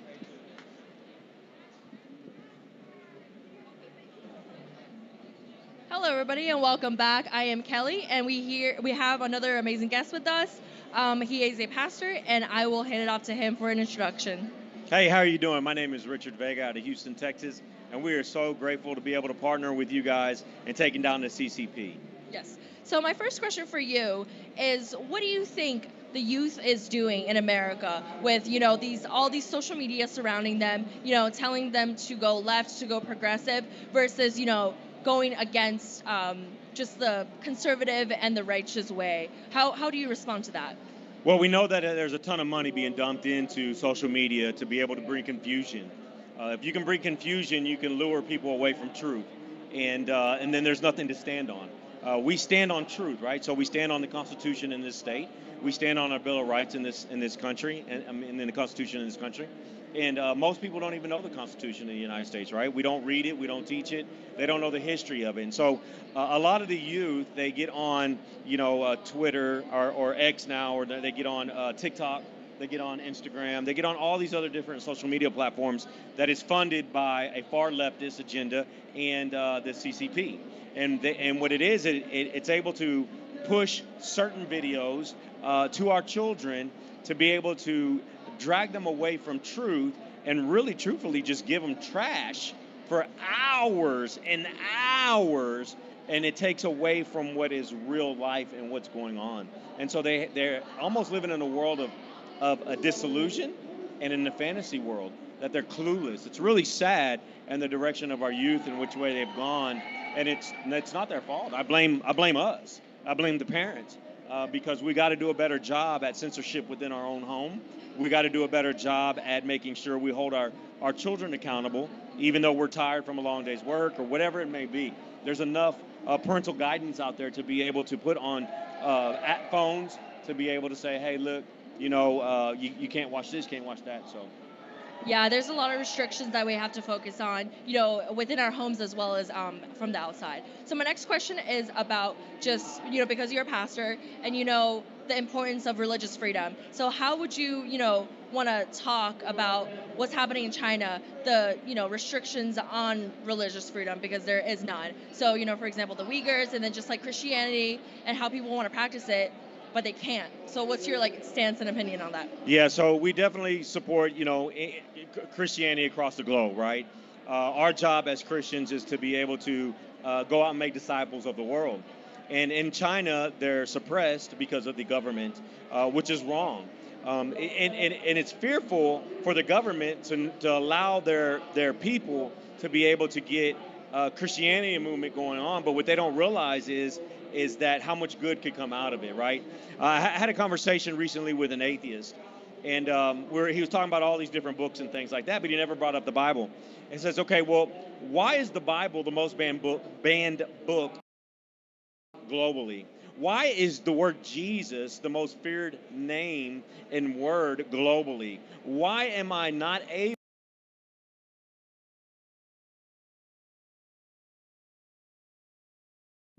to be able to speak about this book and this man named Jesus in all these countries, including China, right? Because of the power that it brings. It's sad that the people of China have been suppressed again by the government not to be able to practice their religion of faith. I mean, this is a right given to all humanity to be able to worship freely, to be able to say whoever they would like to, as their God, they should have that right, and they should have that right to worship. Absolutely, yeah. I mean, Jesus brings people together around the world, and China is scared of that because they can lose control. All right, thank you so much. It's been a pleasure. Hey, it's been a pleasure. Thank you.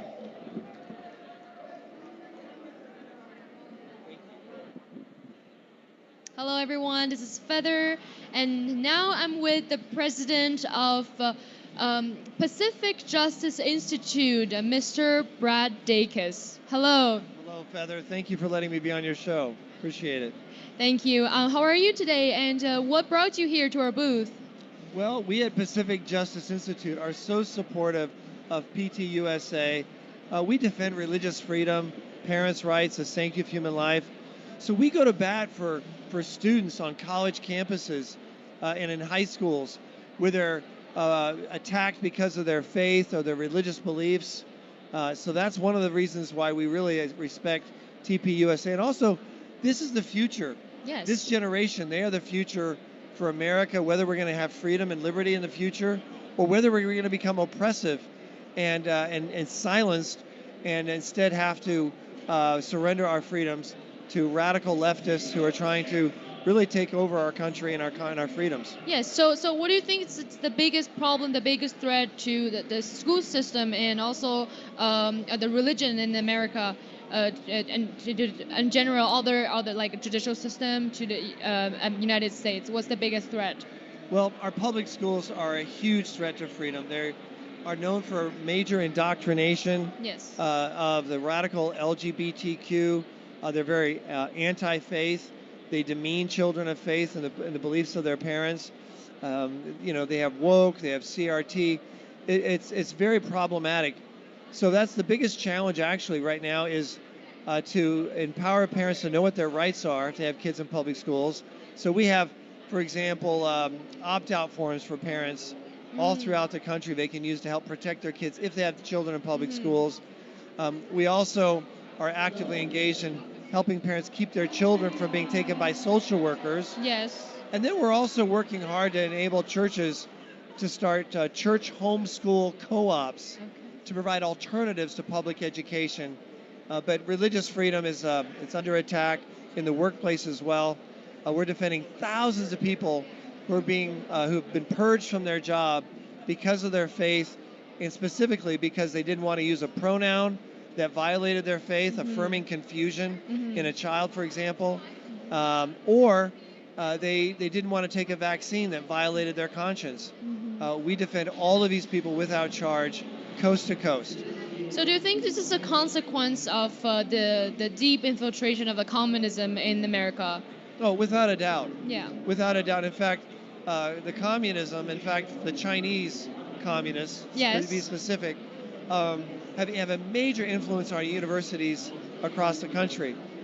They've been setting up grants, programs, projects.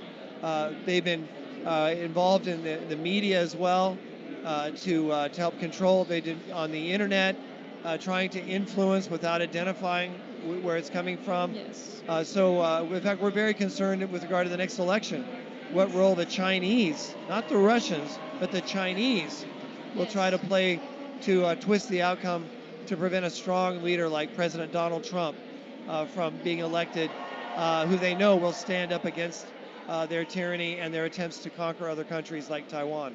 Taiwan, okay. So So do you think it's necessary to so what are things that could be done right now to stop the infiltration, to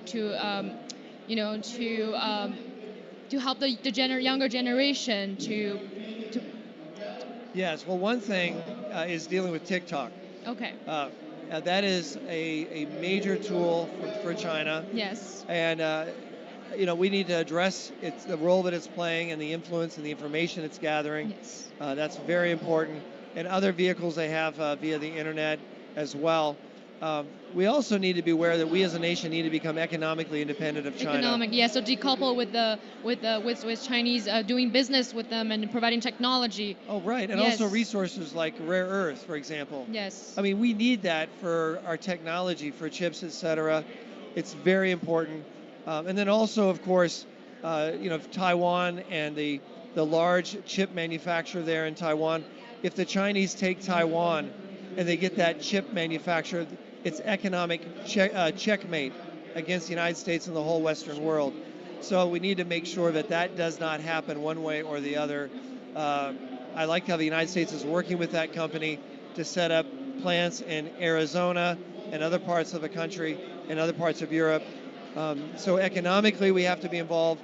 Media, education, our universities we have to combat them as well. And we need to educate our children to understand what freedom is. For sure, they raise more awareness and attention of the kids. Yes, for example, we had a case dealing with a bus driver who found out there was pornography in Idaho in a public school library. He wrote an op-ed piece. He was fired from his job because he said something that did not agree with the state, with the government.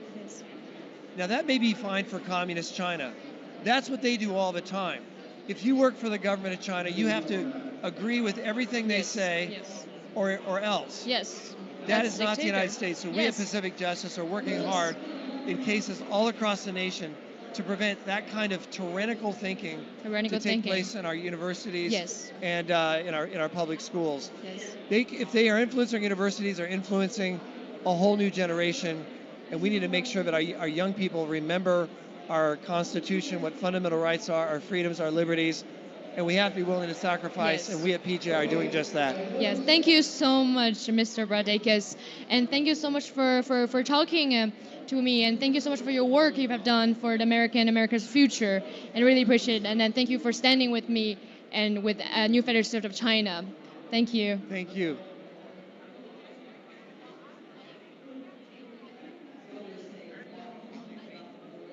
Hi, this is Ava, and we are at the NFSC booth at the MFest 2023 from Phoenix.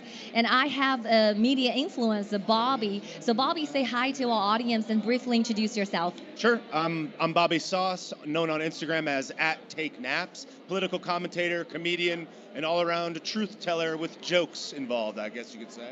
That's great. That's a great way to cross your message to people. Yeah. So I know I'm asking you, what's your priority in terms of your online reaching out your message? And you were saying you're more focusing on domestically. Yep. So then I'm going to ask you this question. When I chat with you, we say a lot of the issue in the United States basically attributed back to the Chinese Communist Party and their infiltration. What's your first reaction to my comments? Well, I think that what happens in China is that's exactly what they're trying to do here to us. They're trying to control the types of information that we see, the things that we can say to one another, and they're trying to get their tentacles into all the different aspects of the American economy as well as American culture. Yes. So what has happened over there is almost like a roadmap for what we need to pay attention to and be aware of. And it's interesting what you were saying about how you guys are trying to sound the alarm to us and say, look what's happened there. Isn't this bad? Don't you see how they're already involved in all these aspects of your domestic issues? Yeah. This is what's coming next for you if you That's don't, right. if you're not aware of it.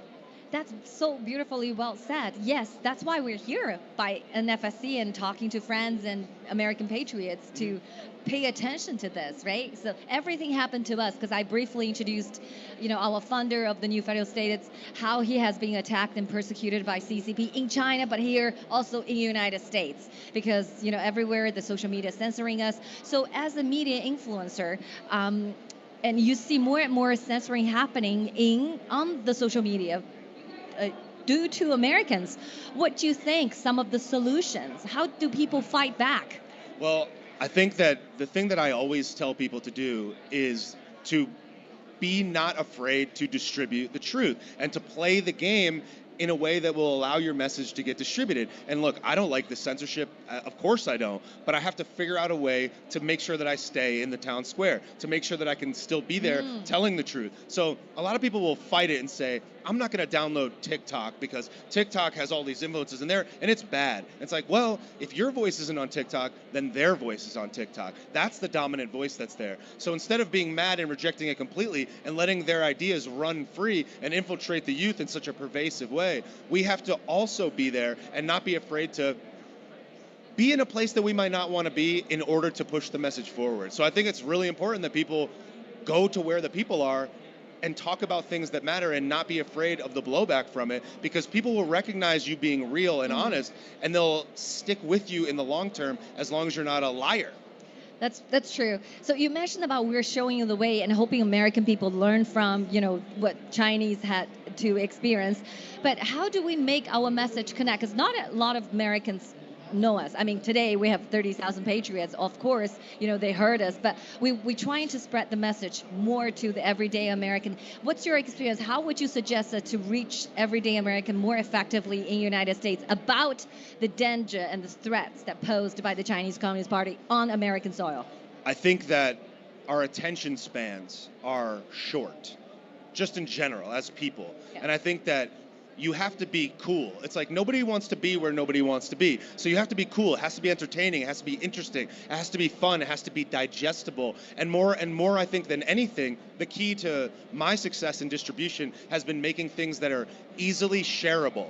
So it's a small bite of information in a shareable format that people want to distribute because they believe that the message is right. So it's like, if you can be cool, if you can be cultural, if you can be fun, if you can be interesting, if you can be simple and digestible with a very important message, it will go a lot further. My long videos that are 10 minutes long won't get nearly as many views, but they'll have a lot of depth and a lot of great information, but they won't go as far. When I take something very simple, when I take a small nugget with a very important message, but put it in a way that's easy to share and easy to consume, it goes further. It doesn't mean that you don't have the long form content. It just means that you have to give them a little piece and give them a long piece as well. And also, and it has to be, I hate to say it, but you have to take very boring, depressing topics and make them entertaining. Okay, great. Okay, 10 seconds. We have a lot of Chinese watching this live stream. What you wanted to say to them who are longing for freedom and fighting for freedom? Talk to as many people as possible. Talk to your family and your friends, and don't be afraid to change the conversation from something that it maybe seems not like something that people want to talk about and talking about it, because conversations are how we evolve and grow, and that's what has to happen. Talk to as many people as you can. Yeah, thank you very much. It's a great honor My pleasure. to talking to you. Thank you, Bobby. Thanks.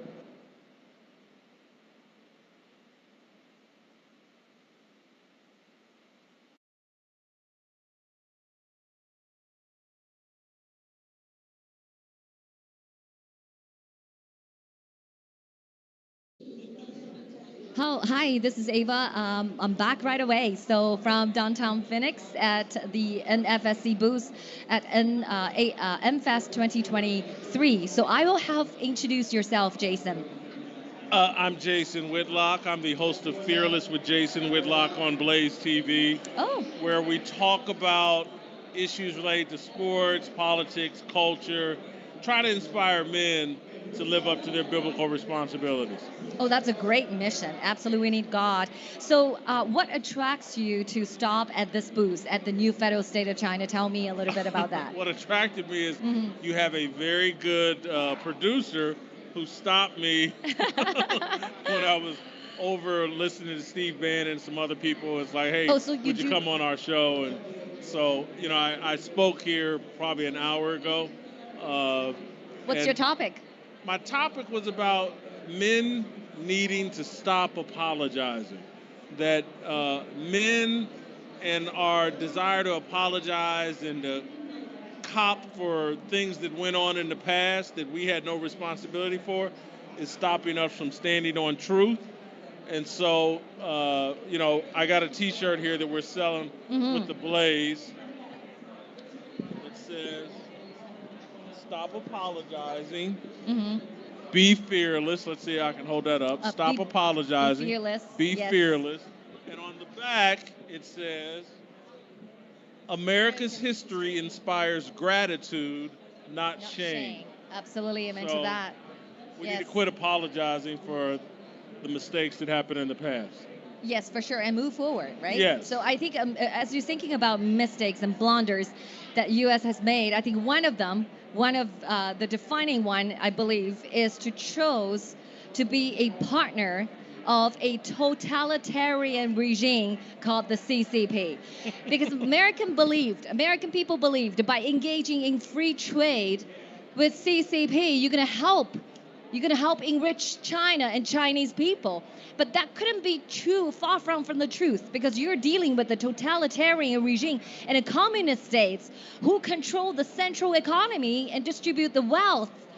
So by engaging in free trade, you really enrich only very few people on the top. What do you say about that? That mistakes. How do we move on from that? Well, let me connect it to a topic where I'm comfortable and where I talk about. Sure. My background is mostly in sports.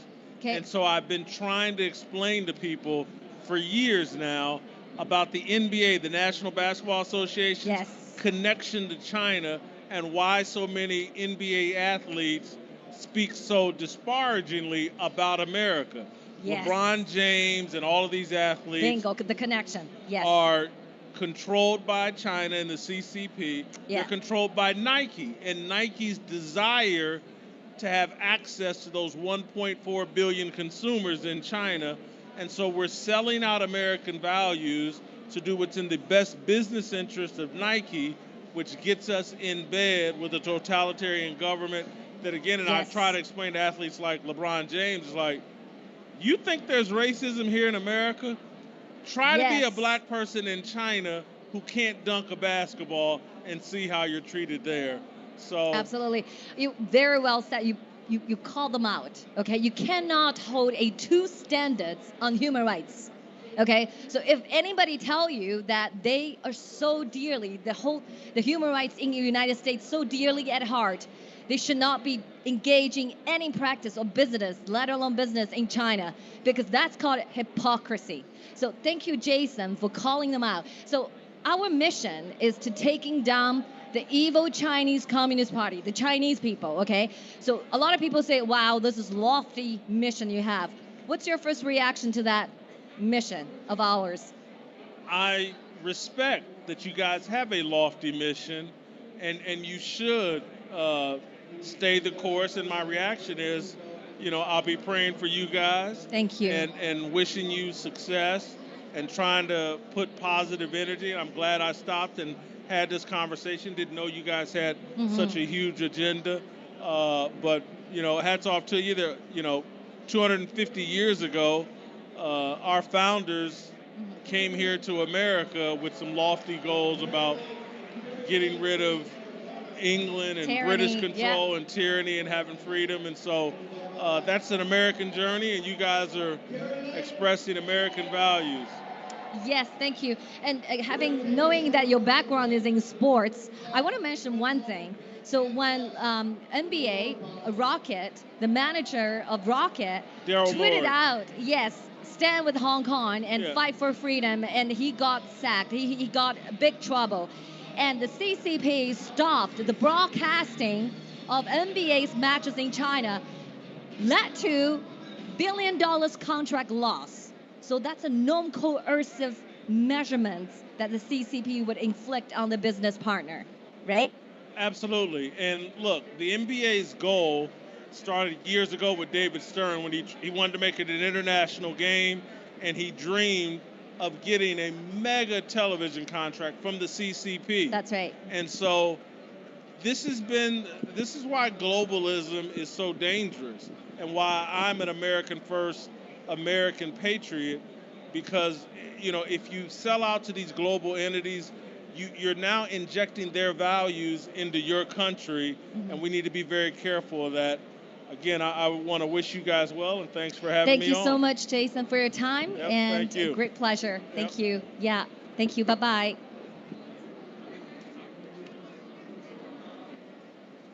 Okay, welcome back everyone towards sharing. We have just heard from the speaker and our awesome interview from Rachel. Now we are back with our guest over here. Now first, can you introduce yourself and what you do towards our audience, please? Yeah, absolutely. My name is Jonathan Hastings, and I'm a pastor from Manhattan, Kansas, here for the Turning Point Conference with a few other pastors.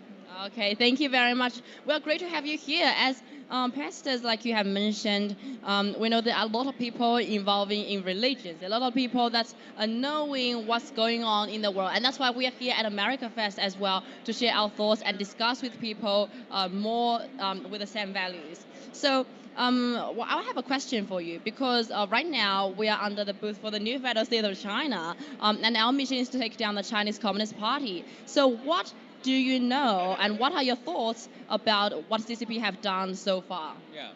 Yeah. So what do I know? I know a little bit about the history of the Chinese Communist Party. I know it's incredibly violent. I know that many thousands of millions of people have died in order for this government to be established, and that I think the Communist Party is a fundamental. It's a religion, actually. I think it's a certain worldview, right? It's got an end times view, an eschatology. It's got these things, and so that and it's an inherently godless religion almost that swallows up all the other good things around it. So.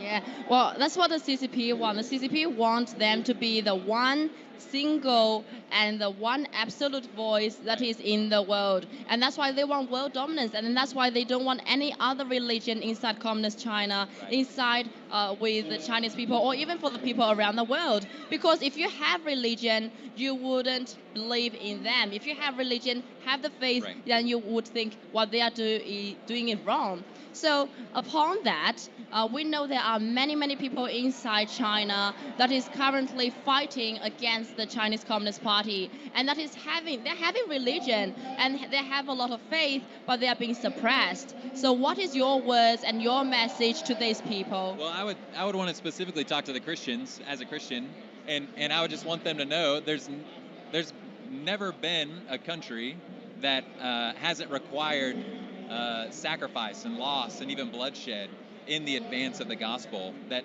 wherever you look, we look at our heritage here in America, which comes from Western civilization, but you look at what Christians had to sacrifice and pay to enter into those places and share the gospel with them. Massive cost, massive sacrifice, right? And yet here we are in a free nation because of their sacrifice. And so, man, my word to them would just be courage and comfort, and knowing that what they're going through is not strange.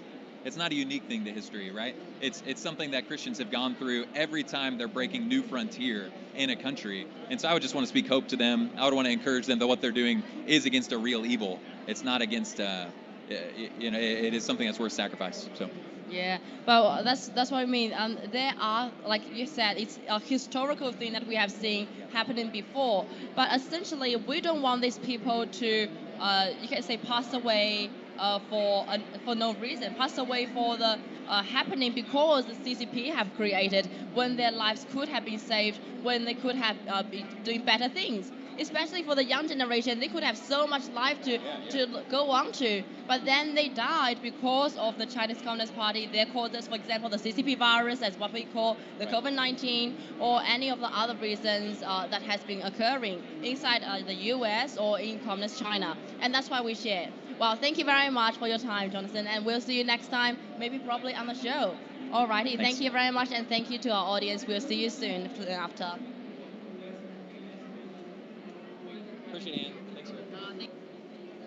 Hi there, everyone. My name is Max, and I'm so excited to present to you my next guests and friends, Luke and Cowboy Dave. Now, Luke, if you could give us a brief overview of who you guys are and what you stand for and your mission objectives as well. Okay, so Cowboy Dave and I are part of an organization here in northern Arizona called the Lions of Liberty. And so during the last 2022 election, we were the group that got sued in federal court over watching the drop boxes because of the steal and the cheat with the ballots. And so we took that all the way to court. We fought in court. We got acquitted for that. We got let go.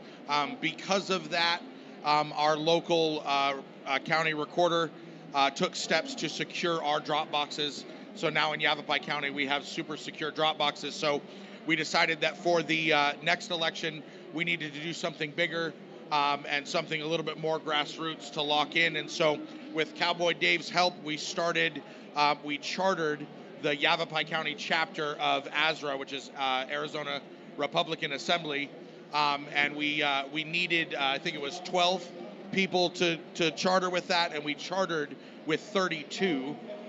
We accept independent members as well. And so with the two of us, the two organizations working together, we have put out a comprehensive vetting program for politicians, things that we can ask them, we can lock down on what they're saying, and then once they're elected, we can hold their feet to the fire and hold them accountable. Our goals are very, very simple. Number one, we want to vet our candidates. We don't send out, check the box and let us know how you feel. We send out hardcore questions. We also let them know that we will go public with their responses. And we tell them that if you fail to respond, we will go public with that information also. Because if you're going to run and hide, the public will know you're running and hiding from your constituents. Number two, we will work to get the best conservative voices elected.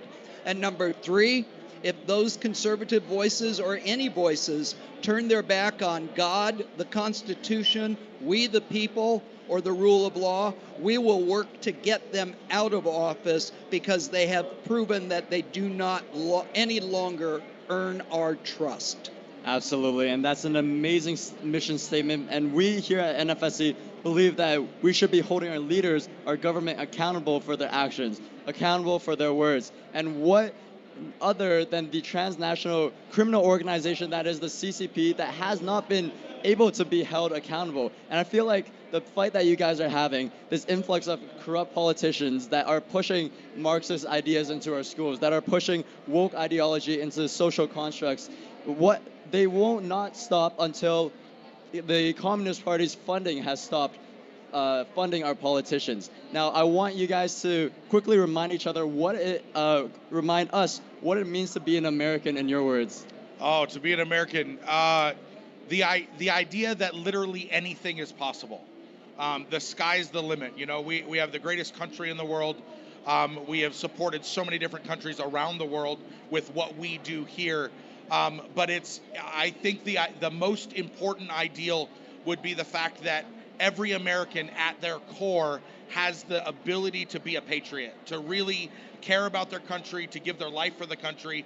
Something that I was talking to a couple of your members here, and it was something that I was starting to hear coming from you guys, that you guys are willing to throw down for what you believe, and that is what it truly means to be an American, is that, you know what, I believe this, and I'm going to put my money on the line, I'm going to put my life on the line to truly say I believe in what this is, this beautiful, wonderful country. Dave? Thank you so much. Yeah, to be an American means to be something bigger than myself, bigger than any one individual. It is an ideal. It is unique. It is about self-reliance. It is about the ability to achieve to the level as great as you as an individual wish to achieve.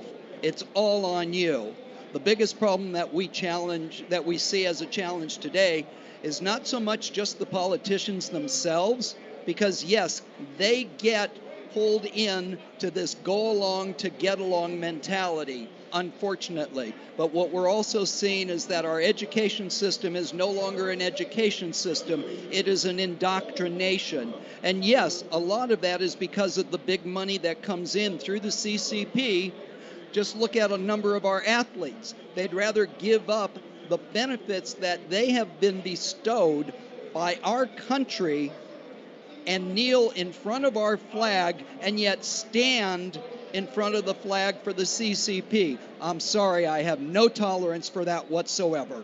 Absolutely, and thank you both so much for not turning your back on America, for not turning your back on humanity, and keeping the fight against this anti-humanitarian rhetoric that's coming out of the CCP, that's coming out of our indoctrination system, that's coming out of our government. But thank you so much. That was amazing. Hello, Mark Shushkevich with the NFSC live in the place to be, AmFest 2023. I'm here with Las Vegas' own Van Miller. Welcome to the program. Thank you very much for having me, Mark. I appreciate it.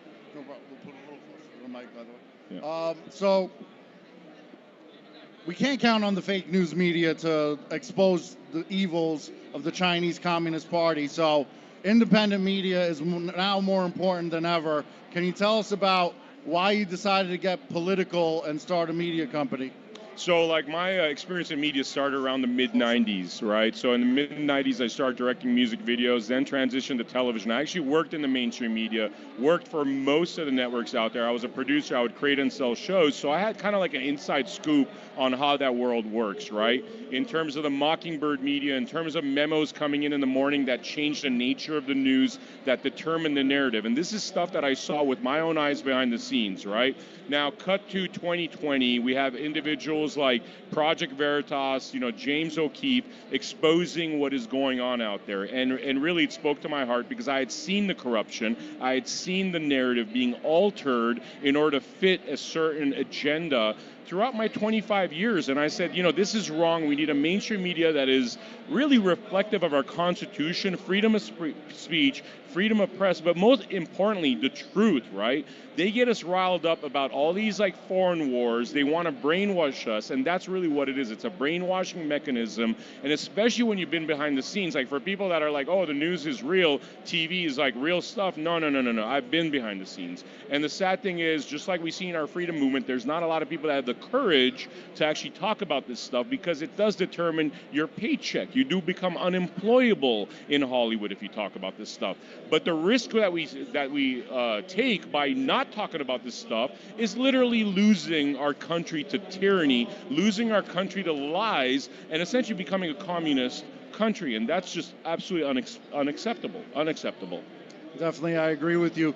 You're obviously passionate about the topic, the Chinese Communist Party. You have some hatred towards them, just like a lot of the people at the new federal state of China. Can you tell us your thoughts about the CCP? Well, definitely anybody that wants, or any institution, country, government that wants us to go into tyranny, that wants to control our speech, that wants to get away from our Constitution, which really comes from the lineage of the Holy Bible, that is a bad idea. That's a horrible idea. Now, world's not perfect. America's not perfect. In terms of the options out there, this is the most perfect option. It's an imperfect option, but it is the most perfect option. So anything that regresses from where we are right now and goes back into past, communisms or past structures, governmental structures, is literally the most idiotic thing we could do, because we got to go forward into freedoms, not go backwards into tyranny. Definitely. Now, you mentioned before, a lot of people are afraid to talk about the Chinese Communist Party or certain topics because they have a lot of the corporations, the media in their pockets. They control the fake news media, all different corporations, the NBA, etc. What would you have to say to motivate people to go out, get involved, protest, speak out? What's your thoughts?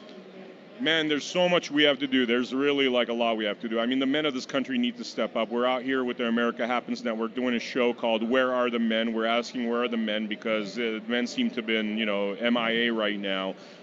We need to fight this tyranny with everything that we have. We need to get involved. We need to go to school board meetings. They're trying to sexualize the children. They're trying to confuse the future. There's wars on so many fronts. So what I tell the people is, what are you passionate about, right? I'm passionate about media. That's why I do media. Some people are passionate about talking at school boards. Some people are passionate about protesting our very pitiful judicial system. It's just a matter of what you're passionate about. If you watch networks like the America Happens Network, you will find a million topics where you could be helpful. I suggest you find one and you pursue it. Focus on fighting this tyranny. And how could they find you on social media and American Happens Network? So AmericaHappens.com, or you could find us on Twitter X at America Happens 1, the number 1. You could find me on Instagram as Vem Miller. That's VEM Miller. And yes, we're out there. We're on Rumble. Please check us out. Subscribe to our channel. I do the Blood Money podcast, where we interview some of the greatest minds in the freedom movement. So definitely do check us out. All right, we're going to get people hyped up with a chant that we do at all the protests. It's very simple. It's called Take Down the CCP, because we want to take down the Chinese Communist Party. I want you to get loud. I want you to wake up the people here in AmFest 2023. Take down the CCP! Take down the CCP! Take down the CCP! Take down the CCP! tape. Thank you, Van, for joining us.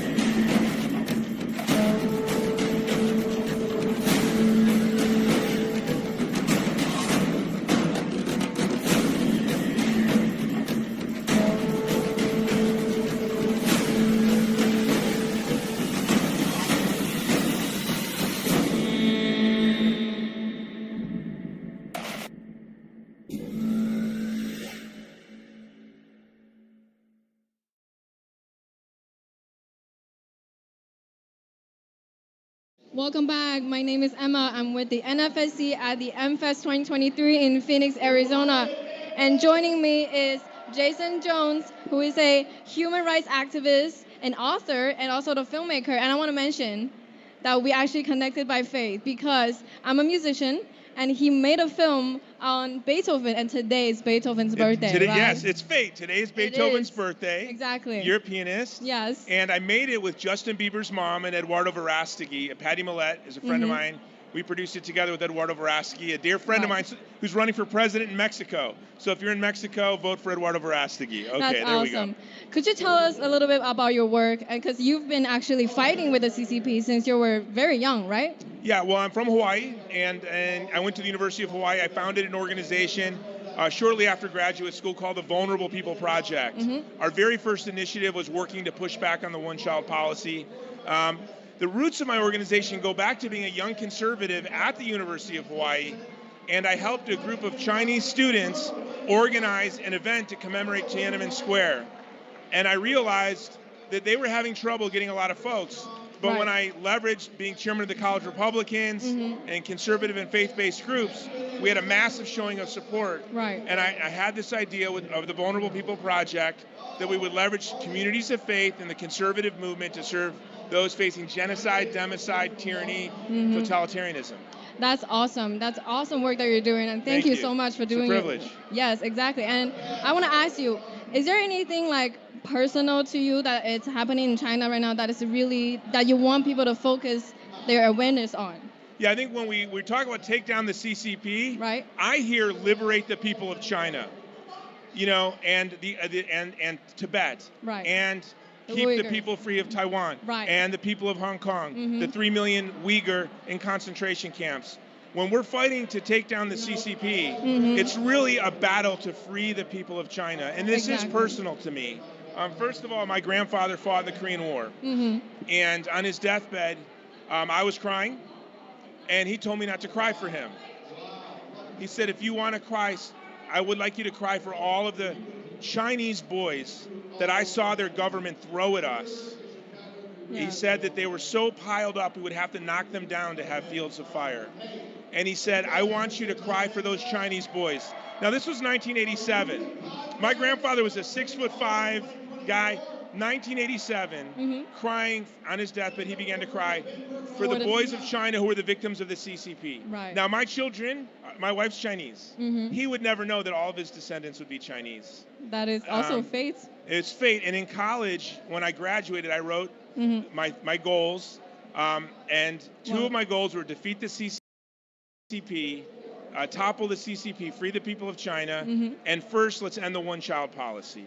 And that brutal forced reproduction, forced Mm-hmm. abortion, and they go together, forced reproduction now. First it was forced reproduction, then it was Right. forced abortion, Yep. and it swings back and forth. Mhm. But the brutality impacted every woman in China, Exactly. every family in China. That's right. And thank you for bringing all the awareness to not just Americans, but also people in your family as well. And then they're also.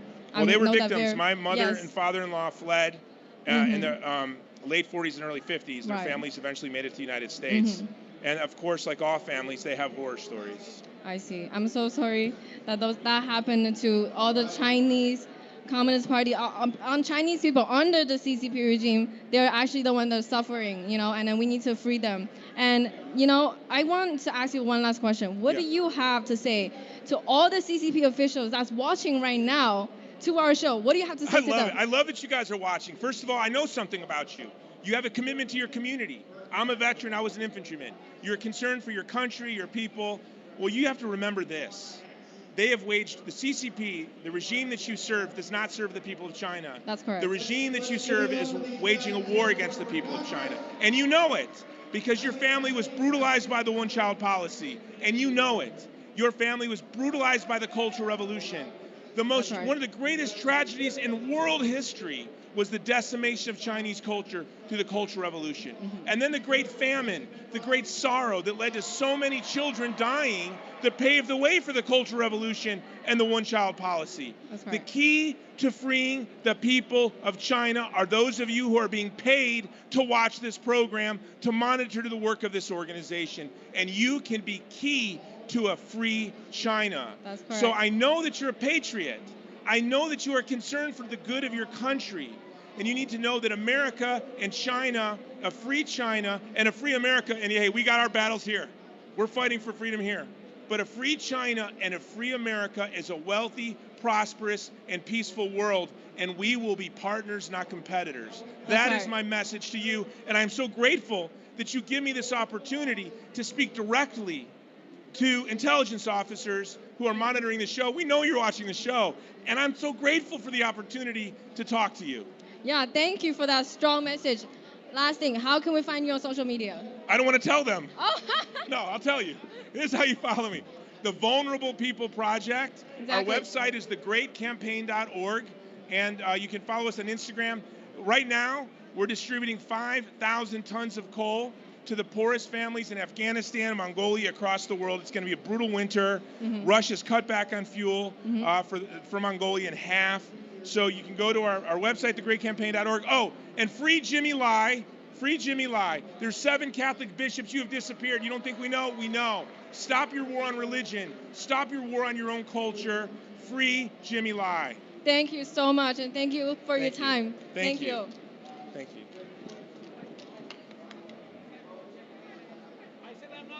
You're tasting my food all day today. Okay. Thank you so much. Yeah, shoot me a message on my team on our Instagram. I want to connect you with my friend in Munich. She's wonderful. Her family was one of the ruling families of Afghanistan before it fell. She's very charming.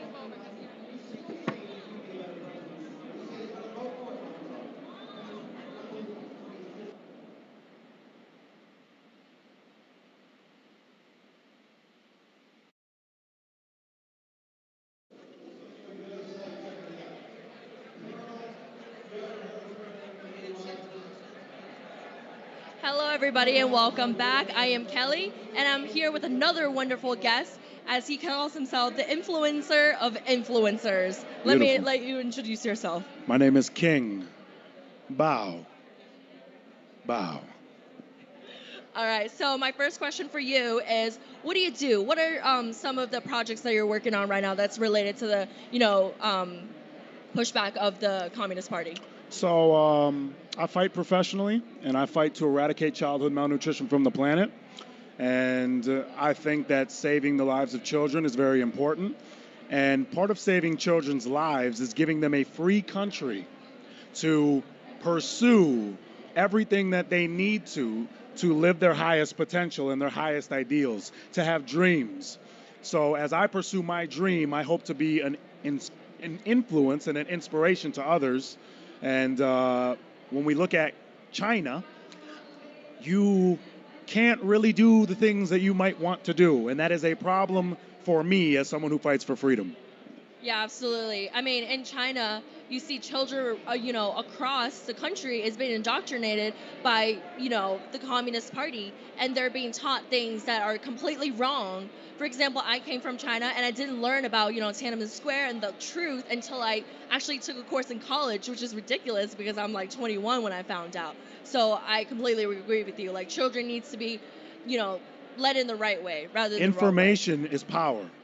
Information is power. So when you suppress and you withhold information, that is limiting somebody's power and their ability to become more. And so I think that is what China wants. They want everybody to be the same.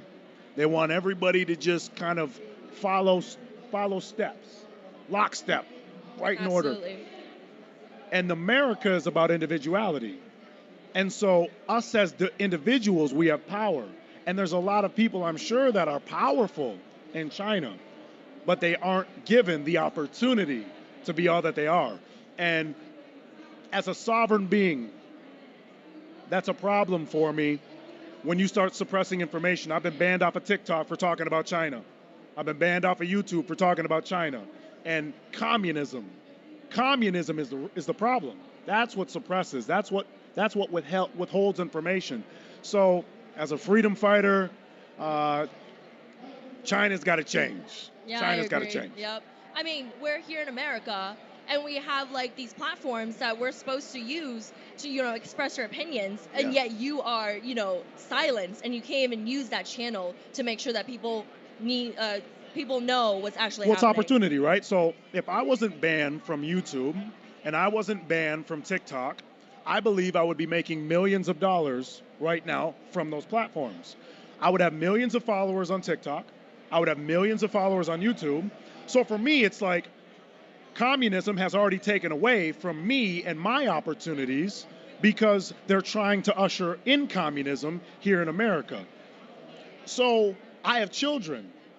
So that means they're taking food and money and opportunity away from my children based off an ideal. I can't stand for that. I fight literally for children, including my own. And so you're not taking opportunity away from me. You're not taking opportunity away from my children, my family, or the people that I love and care about, which is you. I don't even know you, but I love and I care about you because I want you to be your highest ideal so that you can inspire me. That's what's beautiful about America. We take from everybody's example and we become inspired. We see someone else's success and we go, I can do it because they can. You can't do that in communism. And I refuse to participate. Absolutely. It looks good on paper for some people, but in reality, if you live in China, you will understand the terrible, terrible things that the Communist Party has done. All right. Excuse me. Lastly, where can we find you, on the internet now that you're banned from like 5 different platforms? @_King Bao on Twitter and on Instagram. I'm not banned from those places, so you can find me there. All right. Thank you guys so much.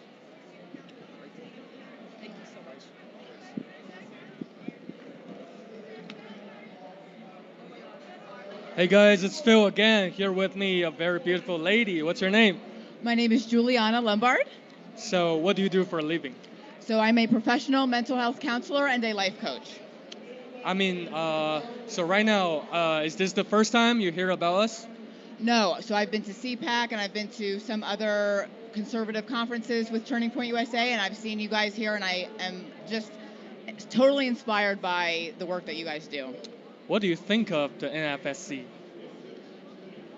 The NFSC? The new federal state of China, like the organization we have. I think what you guys are doing is just really incredible, and I think it's very courageous and brave because you're going against the CCP, and it's so important what you're doing, and I think what you guys are doing is amazing.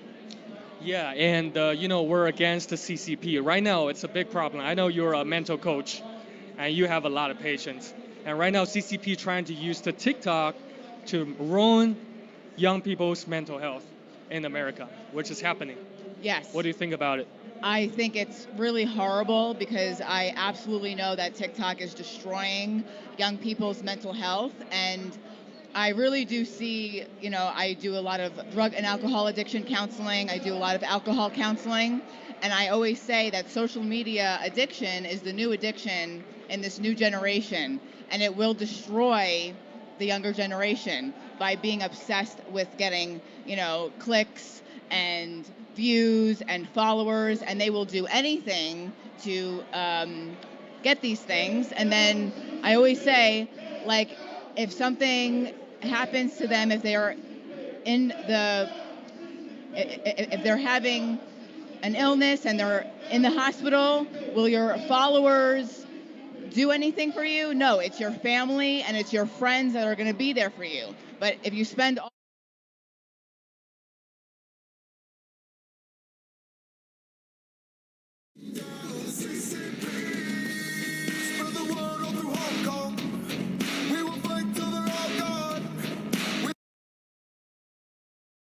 really addicted to the social media? Yes, we definitely have a lot of clients that are addicted to social media. Most are, the younger generation, I would say like 30s and younger.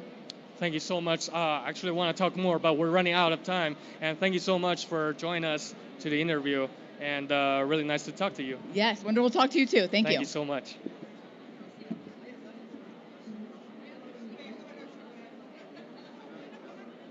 I'm at an event in Phoenix, Arizona right now. Okay, are you ready? We're on camera. All right, gotta go. Hi, hello. I'm Ava. We're back at NFSC at the MFest 2023 from Phoenix.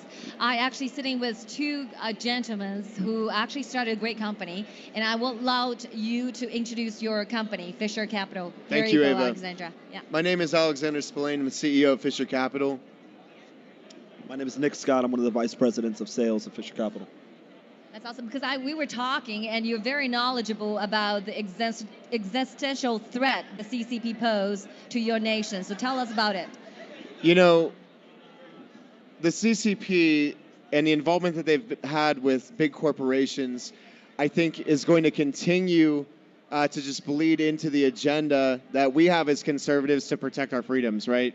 And the problem is that the amount of money and influence that the CCP has it's an amazing threat that a lot of people just aren't even aware of, and they don't even see how it all ties into the left's agenda. The left is in bed with the CCP, and what they're doing is they're the ones that they're doing the tests in China. They want to bring it here. They want the social credit scores. They want you to have no privacy. They don't want you to own anything.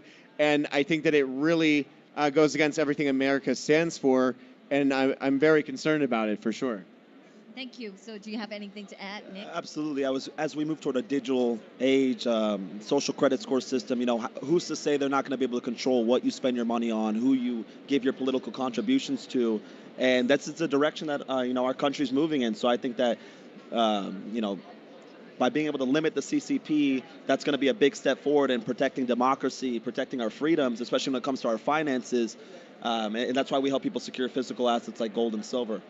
Yeah, you very well said. Actually, this is the same concept that we have from New Federal State of China, because we say you have two sources of power.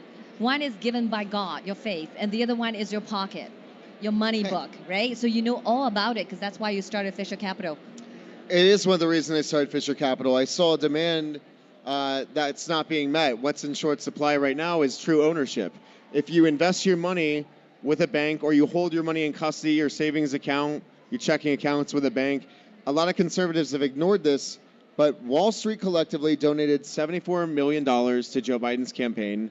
And a lot of the companies that you can invest with here in America, if we look at the S&P 500 index, a lot of those companies have become woke. And so any of the profits that they make off of you choosing to invest with them are actively being donated to causes that are designed to take away freedom. And it's something that I think that people don't realize. They're getting hit twice. Their money is being weaponized against them. Would you like to add to that, Nick Scott? Yeah, just to piggyback off that, yeah, I mean, we're seeing what the Chinese Communist Party is doing to the people's freedoms in China, and it's a terrible thing, and that's something we don't want to see translate to the rest of the world as we move toward a one world society, one world government that people like the World Economic Forum want us to move towards. And I think that protecting your individual freedoms is going to be extremely important. Okay, so yeah, thank you so much for you two joining us. So thank you very much, Nick. Yeah, thank you, Alexander. Thank you for having us. Thank you. Yeah, for having us.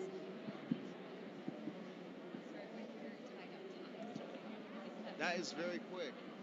DF-41, DF-10 series, and put in different countries in the Middle East, and also they built 11 biological labs secretly, like in many countries, many continents in South America. Where the 11 biolabs are where? In the Middle East, in Africa, and South America. By CCP? By CCP. Like Wuhan? Yes. Like Wuhan, like the one you found in California. So it's very, very dangerous. Miles Guo warned us about this, did he not? Yes. Yes. Said the CCP is going to build them everywhere. Yes, he has been proved right every time. And through time, we want people to witness our revelation and join us to take down the Chinese Communist Party. And we do not ask you to fund us. We do not ask you to fight the war for us. The only thing we ask is to decouple from the Chinese Communist Party. Stop. Should we decouple from the CCP? Yes. The Xi Communist Party. Yes. Where's the new federal state booth? Right over there. By and talk to us. After the show today, I want everybody to try to go by. We got a 6 o'clock show right next door. You've got to go by the new federal state of China. These are Lao Beijing that are working to take down the Chinese Communist Party with our assistance. Yes. Yes. So amazing. You guys are doing such great work. By the way, main stage speech. You guys are growing every day. I'm so proud to be associated with you. Free Miles Guo! Free Miles Guo! Free Miles Guo! Free Miles Guo! Free Miles Guo! Free Miles Guo! One of the greatest guys ever to come here and warn us about the Chinese Communist Party, and the Justice Department and Biden have got him in federal jail now before trial. Before trial, it's never happened before. A guy's been locked up now for over a year. Yeah. So he can't come out and testify and give testimony about how Biden is bought and paid for by the CCP, which you're going to see in the impeachment hearings, which I hope Miles Guo is one of the top witnesses in that. Yeah. Thank you guys so much. Nicole, you stay right here. Let's get Nicole. Lady O'Grady is going to join us. Another Nicole? Another. Right there. Hey, thank you. Okay, you just got back from Clay Clark's Reawaken tour. Yes. That's a wild one, right? This is very subtle. This is very establishment compared to those brothers. They get it on up there. How was it? It was amazing. There was about 2,500 people there. It was pretty busy, and Clay always does an amazing job, and General Flynn was there, and at the end we sang Merry Christmas. It was very festive. It was a good time. We're going to play the song. Tell us about the song. What inspired you? You know, I was at home, and I was watching the burning down of the Notre Dame Cathedral, and it just really hit close to home because I had been there with my family the summer before, and it felt kind of personal, you know, and this voice said to me, this is the trigger event to the modern day holy war. Wow. And I grabbed my guitar, and it all started from there, and many long nights in my pajamas late at night writing, and now here we are. Well, it's a big hit now. We're going to play it. If people want to get it, where do they go? You can go to LadyNoGrady.com. You can download it straight from there if you want to bypass Apple. You can also watch the music video that I collaborated with Max Evans. Yeah. The Max Ultra Evans. Mega Wow, Party. on Getter. Okay, our 6 o'clock show is going to be right over here. I'm actually going to do a meet and greet, I think, right over here, if anybody wants to do it. Wow. We're going to end. I know it. Come on, man. Come on. This is my girl. Nicole is a fighter. She's running the whole deal while Miles is preoccupied. We're going to end now with the video, Modern Day Holy War. You can meet Nicole afterwards. We'll see you over here, back here tomorrow morning, 8 o'clock. You're going to be in the war room.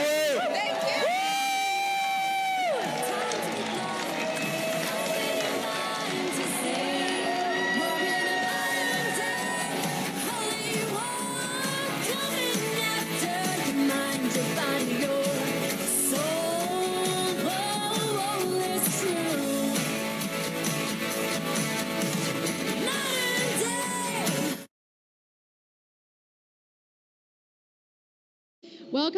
Welcome back. This is Feather with New Feather State of China, and beside me it's the producer Sean Paul.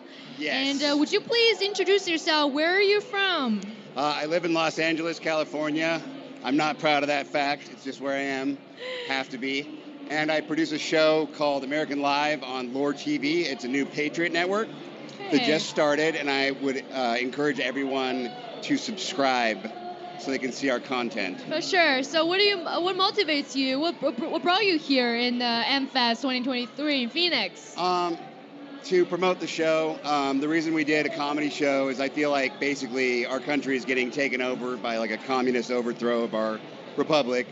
And being in the film industry over a long period of time, I realized that one of the only ways you can really get inside someone's head that disagrees with you is using kind of witty analogies that kind of catches them off guard, and you get them realizing they agree with your point, and then you kind of throw them a zinger, and they go, oh, I guess they are right. Yes, like the book we were talking about, The Animal Farm by George Orwell. Yeah, using metaphoric stories. Yes. And so that's kind of what our show is. We kind of have like these metaphoric tales that sort of, I mean, it's what Jesus did in the Bible, right? He'd use analogies. For sure. Because like that stories like permeate people's brains better than just telling them the information. And in fact, that CCPs use the entertainment, film, and then the media, especially entertainment industry, to brainwash people. You know, this is like the propaganda tool they use to control people's mind and restrict them from thinking independently. Do you know anything about how the CCP is using the media to control people?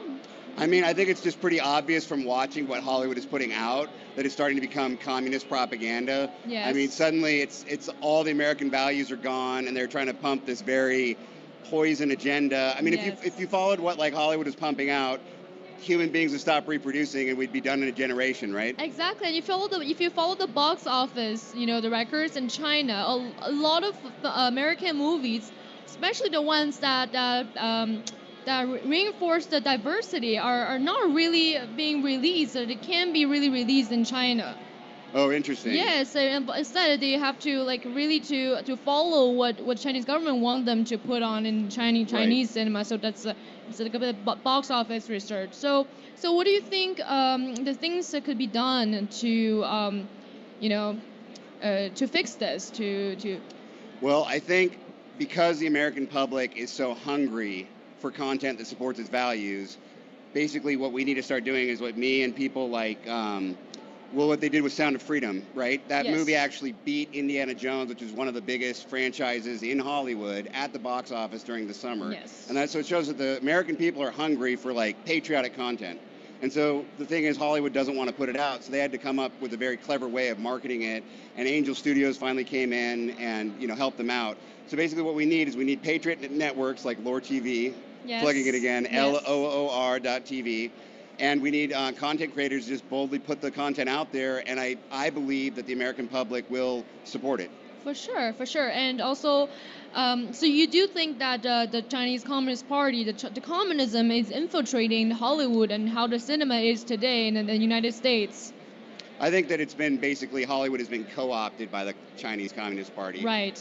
And it's like basically, I feel like what the Chinese are trying to do is they're trying to like, it's sort of like the Nazi wet dream. It's like they're trying to like give us synthetic chemicals to feminize our men. They're trying to like make us internally believe that breaking like masculine, families. basically break up the nuclear family and then suppress men because men's role is to protect and provide. Yes. And so it's like if men don't suppress the military too, you know. And we vaccinated all of them, and I'm really worried about that. That if a war happened, that maybe we wouldn't have like troops that are fighting fit.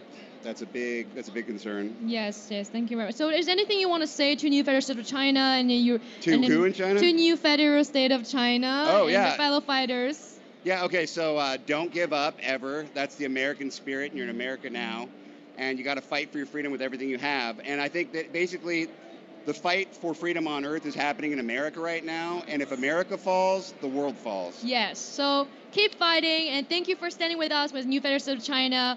And thank you, Sean. We'll see you next time. Okay, sounds good. Yes. Bye-bye. Hello, everyone. This is Leon from Boston Mayflower. So who's beside me is Esther from Michigan, who is a singer, entertainer, who can speak Chinese a little bit. So do you want to greet our audience in Chinese a little bit, Esther? 你好，我是 Esther，我高兴我可以见到我。对Yeah, 我很高兴见，我也很高兴见到你。我看出来一点点。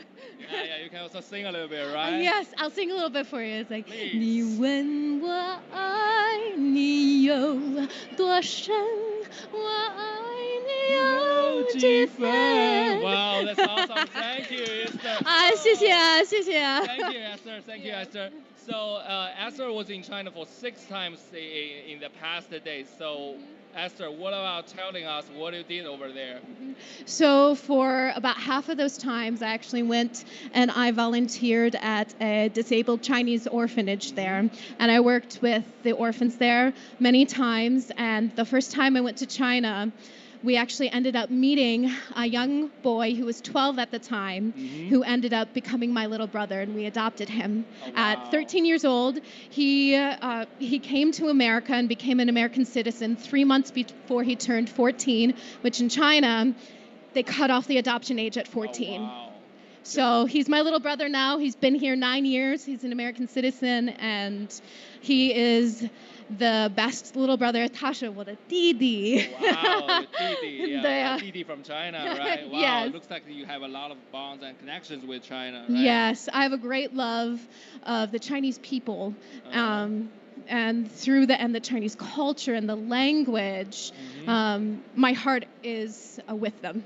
Oh, I'm really glad to hear that. It looks like you're really interested in Chinese culture and Chinese people. Yeah, that like us, we're all normal Chinese people, and I believe that's a way we can have a lot of common stuff to each other. Is that right? Yes, definitely. Yeah, so cool. So Esther, let me ask you. So why you are so interested in the Chinese culture, Chinese song? Why you are learning so many stuff? Your Mandarin pronunciation is really good. Why are you so devoted to Chinese cultures? So it started when we knew we were adopting my little brother. He was the one that inspired me to want to learn Mandarin because he came to America not speaking any English. Wow. So I started learning Mandarin, but then he picked up English way quicker than I picked up Mandarin.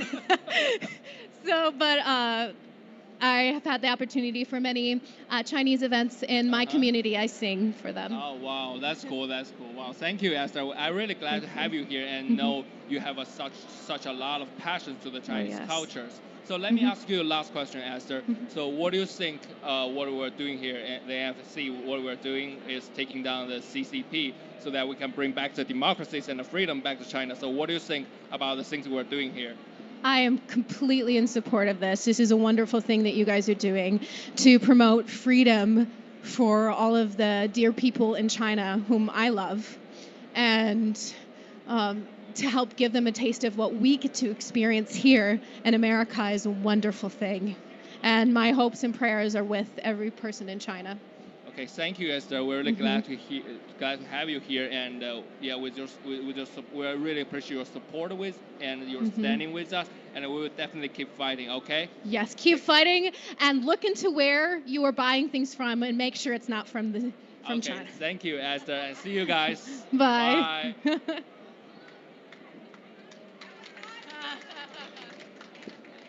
Hi everyone, it's Max, and we're here at the new Federal State of China's booth at Phoenix, Arizona. And I'm absolutely inspired by the diversity of people from all walks of life who share the same values and beliefs as us, as patriots, as people who defend humanity. And it's my pleasure to introduce you to my friend Eli. Eli, could you give us a brief overview of what you've done and who you are as a person? Yes, I am here locally in the Phoenix area, the West Valley. I've been a pastor for 46 years, here in the Valley for the most part, but I've also been involved in high school education for 25 years. So that's my involvement here. Absolutely, and thank you so much for your hard work throughout your life. Yes. Now, being a pastor and being involved in the education system, you understand how important it is that we stop the war on religion, the indoctrination that's happening in our education systems, and these have been perpetrated by the CCP to export their ideologies of socialism and Marxism onto American soil. Could you briefly talk about your thoughts on the fact that indoctrination is happening in school and there's a war on religion to detach man from God? Well, that war has been ongoing for many years now. And growing up here in the United States, I remember going to school, and a lot of the issues that we're concerned about now are not the issues that were part of my system. They weren't being taught. That war has intensified today. I believe that right now, it's not just a war on our cultural overall, but my biggest concern as a pastor is the young generation. There has been a push unlike I've never seen before. The battle lines are different now than when I was even growing up. So it's now the target is our kids. The CCP, I know, I was talking to someone else earlier, that one of the influence that I see of the CCP amongst our young generation is in the sports arena.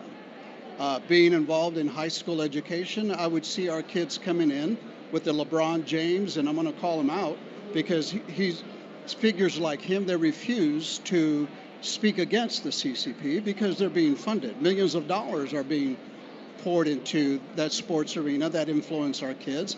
So obviously that battle is in many grounds, but my biggest concern right now is the family and specifically the younger generations, how they're being influenced with this. Absolutely, and thank you so much for not turning your back on America and the younger generations. And I believe that for the younger generations to prosper, I believe the CCP must be taken down because they are exporting their ideologies through TikTok, through the idols that are being paid off, through the politicians that are pushing woke agendas onto schools and whatnot. Now, is there any way that you think we should be able to resist these urges, to resist this movement? Yes, and I'm calling out on the parents. I'm calling the parents, specifically the dads. Our children, our kids, the young generation is looking for leadership. So when they don't find that leadership at home, specifically with dads and moms, I find that a lot of our kids are going to look somewhere else. So I'm asking the parents, be aware what your children are looking at, what their social media platforms are, whether it be TikTok, Google, or any one of those. Our parents need to get more involved, be a little bit more educated, let that curve go up a little bit more, that learning curve. And I believe we can fight back there. It starts in the home. Absolutely. That's my challenge to any parent. For sure. Any child, yeah. And spreading the truth has been a battle that we will absolutely fight till the end, and that's what we stand for at the new Federal State of China. Yeah. So I want to thank you again. It's been an absolute honor and a pleasure to talk to you, and thank you for standing with the new Federal State of China today. Thank you. Thank you. That was amazing. How'd you feel? She is beautiful. Dashidele, so happy to be here. My fellow New Federal State Chinese, fellow Federal brothers, sisters here today. I'm with my dear sister, Leslie. Leslie, yes. Can you introduce yourself? Why you here? I'm here. I'm Leslie. I was invited by this wonderful man to say some words to China, our fellow brothers and sisters in China. I want you to know that we love you. We support you. And we know that what's going on there, that you can push past this if you unify. Come together. We don't have to be enslaved by these people that are trying to take us all down. We know what they've done over there in your country, and they're trying to do it here. But you fight strong. Fight with these people. We do not have to submit to this oppression anymore. Stay strong. We're with you. We love you. Thank you very much. Beautiful word. Really, I can feel from my heart. So the evil, they want to, their most powerful weapon is a cheating and a lie. How they do is they're dividing the people. That's it. They cover the truth. That's it. So the best way to lay free from this, the evil, is with speaking out, with standing up. That's it. Speaking the truth and not holding on to this deception. I think actually people in China are more aware of how we're being manipulated here than people here are. But we see what's happened in your country. That gentleman that did what he did when he got ran over by that the tank in Tiananmen Square, I heard that many people in your country don't know about it. It happened because he was standing against the oppression. So you can do this. Work together with people that are fighting. Grab onto the truth. Truth sets us free. deception makes us slaves. Yes, truth sent us to the free. It sets us free. So, how you speaking the truth, standing with the truth, when evil, the dark force is too powerful. That's it. How you stand with the truth. You stand with the truth. Well, I know that different people have different. For me, I believe in Jesus and God, and He gave us the power and the authority that we are the ones that are supposed to dominate the earth, and we're supposed to rule the earth. What's happened is people who believe in Satan are trying to break up our families, break up what is ours, and make us their slaves. And when we realize that and we will not be part of it, we can overcome this. We can do this together. That's absolutely right. Because when you have a faith, you have no fear. That's right. So that's why faith, wherever communist goes, first thing they take an enemy. Number one enemy is a religion. Yes. They will destroy the religion, destroy your faith. That's right. And second, they will destroy your family value. That's right. Then you lost your root. Yes. Then you're confused. That's then right. They can slave you. That's it. So, absolutely. So that's absolutely. why our new federal state of China and Moscow's mission is rebuild our faith and with the family value. So that's where we all believe the value. That's where we all come together here. Amen. Amen. Amen. Thank you very much. So thank you. What do you have any more further message for our fellow fighters from China? A lot of them have no freedom of speech like here, but they're strong, silent majority. Yeah. They're waiting for the day come. It just takes one person to stand up. And when one person stands up, other people will stand up.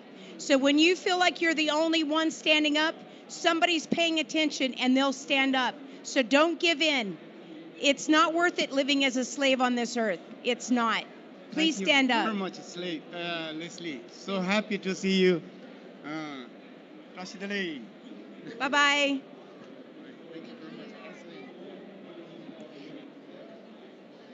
Hello, hi, I'm Ava. I'm back at the NFSC MFest 2023 in Phoenix. Joining me is Justin. Justin is actually coming from Arizona. He is a state legislator. Okay, so you have a big job on your shoulder. So say hello to our audience first. Briefly introduce yourself. Thank you. I'm Justin Heap. I'm a state representative here in Arizona for LD10. I think you're very knowledgeable about communism, as the 10 minutes we spent together talking about communism and Mao. Could you share with us first a little bit of your understanding how Mao took over China?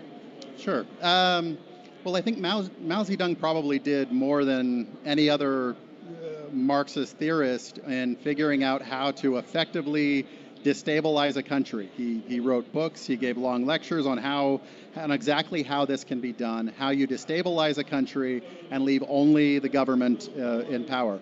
And so he really laid out a methodology that has been imported by radical progressives here in the United States who follow his playbook in order to gain power. I think we see that in almost every aspect, the infiltration of our own institutions. We're now living through Mao Zedong's long march is just the long march through our institutions. So it's the capture of our academia, the capture of law, the capture of business, and that influence. And we see it almost in every aspect of our society. The reason why we seem so divided in America today is because we are being intentionally divided by people who understand that if we are kept separate, if we're atomized, if every group has grievances against every other group, then that allows those who would use that chaos to take power to be able to take that power. And so that's a situation we're seeing at almost every level in America, and I think many Americans are blind to it. We're waking up to it, and that's I think that's fortunate. Yeah. But we're definitely looking down the barrel of our own cultural revolution. I say the American radical progressive movement is just Maoism with an American face.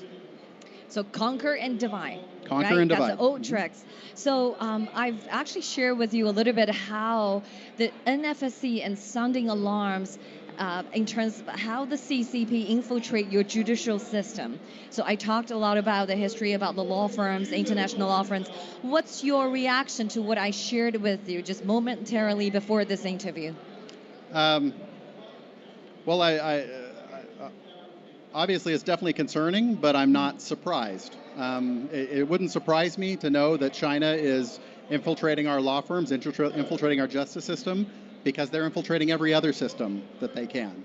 And they've been doing this for a very long time. They're playing the long game, and they can hold out, I think, the promise of money or access to the Chinese market to people. And it's very difficult. People may not even be aware exactly of what they're signing up for when they get into it. But I think law is an integral part of business, especially international business, which the United States has, which means there's a cadre of lawyers in the center that have to mediate all these changes. And many of these law firms have deals with the Chinese state. They're educating Chinese lawyers. They work with Chinese lawyers who can then use that system to manipulate international markets. But then also those lawyers return to the United States, and now they have ties to firms in China, connections to them, and an opportunity to capitalize on that, and they can bring those ideas here. I think ultimately, if China knows that if they can corrupt our justice system, that's a major step in winning the long-term war, because the first thing any communist power is going to do is you seize control of the justice system, you seize control of the police, and you enforce and you make sure that none of your crimes are ever prosecuted. But any of those that go against you will have the hammer of the state brought down on them. And I think that is the long game that China is playing. That's very well said. So that's why it's so important, to actually root out all those a CCP influence in your system, various systems, including your judicial system, where the justice can be upheld. So you mentioned about you are a lawmaker and professionally you're a lawyer. So you're in a state legislator. So can you talk about how you will be able to awaken the constituents or your colleagues, working the same political assemblies to more tuned, aware of the existential threat coming from the Chinese Communist Party?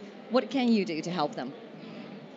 Well, I think we need to take a hard look at some of the international deals we're making with Arizona. Right now, Arizona is partnering a great deal with Taiwan to bring Chinese chip manufacturing here to the United States. And that is great. Obviously, we support the people of Taiwan. Taiwan needs to remain free and protected. But we need to make aware that once we start dealing through Taiwan and having access to the Chinese mainland, that may come with strings we're not prepared for. So we need to make sure that we're being very careful and vigilant about how we vet the companies that we bring here, who the personnel that they're bringing over are. Do they have ties to a nation that might not have our best interest at heart, especially when we're dealing in the world of high technology. Taiwan is one of the world leaders in chip manufacturing. We're going to pair with them on chip manufacturing. There's no question that China would love to get their hands on the technology and the resources that Taiwan has been able to do, and they may try to do that by bypassing Taiwan and coming through to American companies that are working with them. And here in Arizona, we want these companies from Taiwan to come. We want these factories built here. We partner closely with Taiwan, but we need to be vigilant on who we trade with and who we deal with.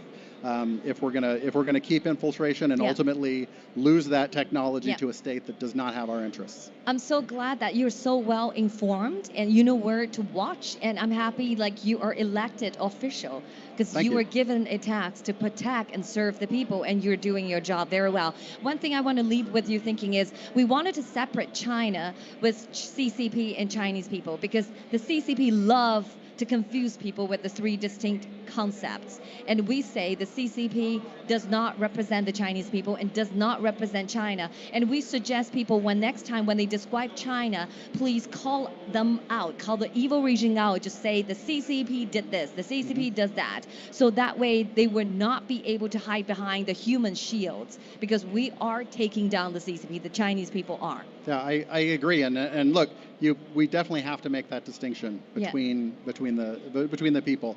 I've met and worked with many people of Chinese heritage. Mm-hmm. I've met people who are straight from China, and I will tell you, of the people from Asia that I've met, the Chinese people are the most like Americans in their discussions and in their concepts.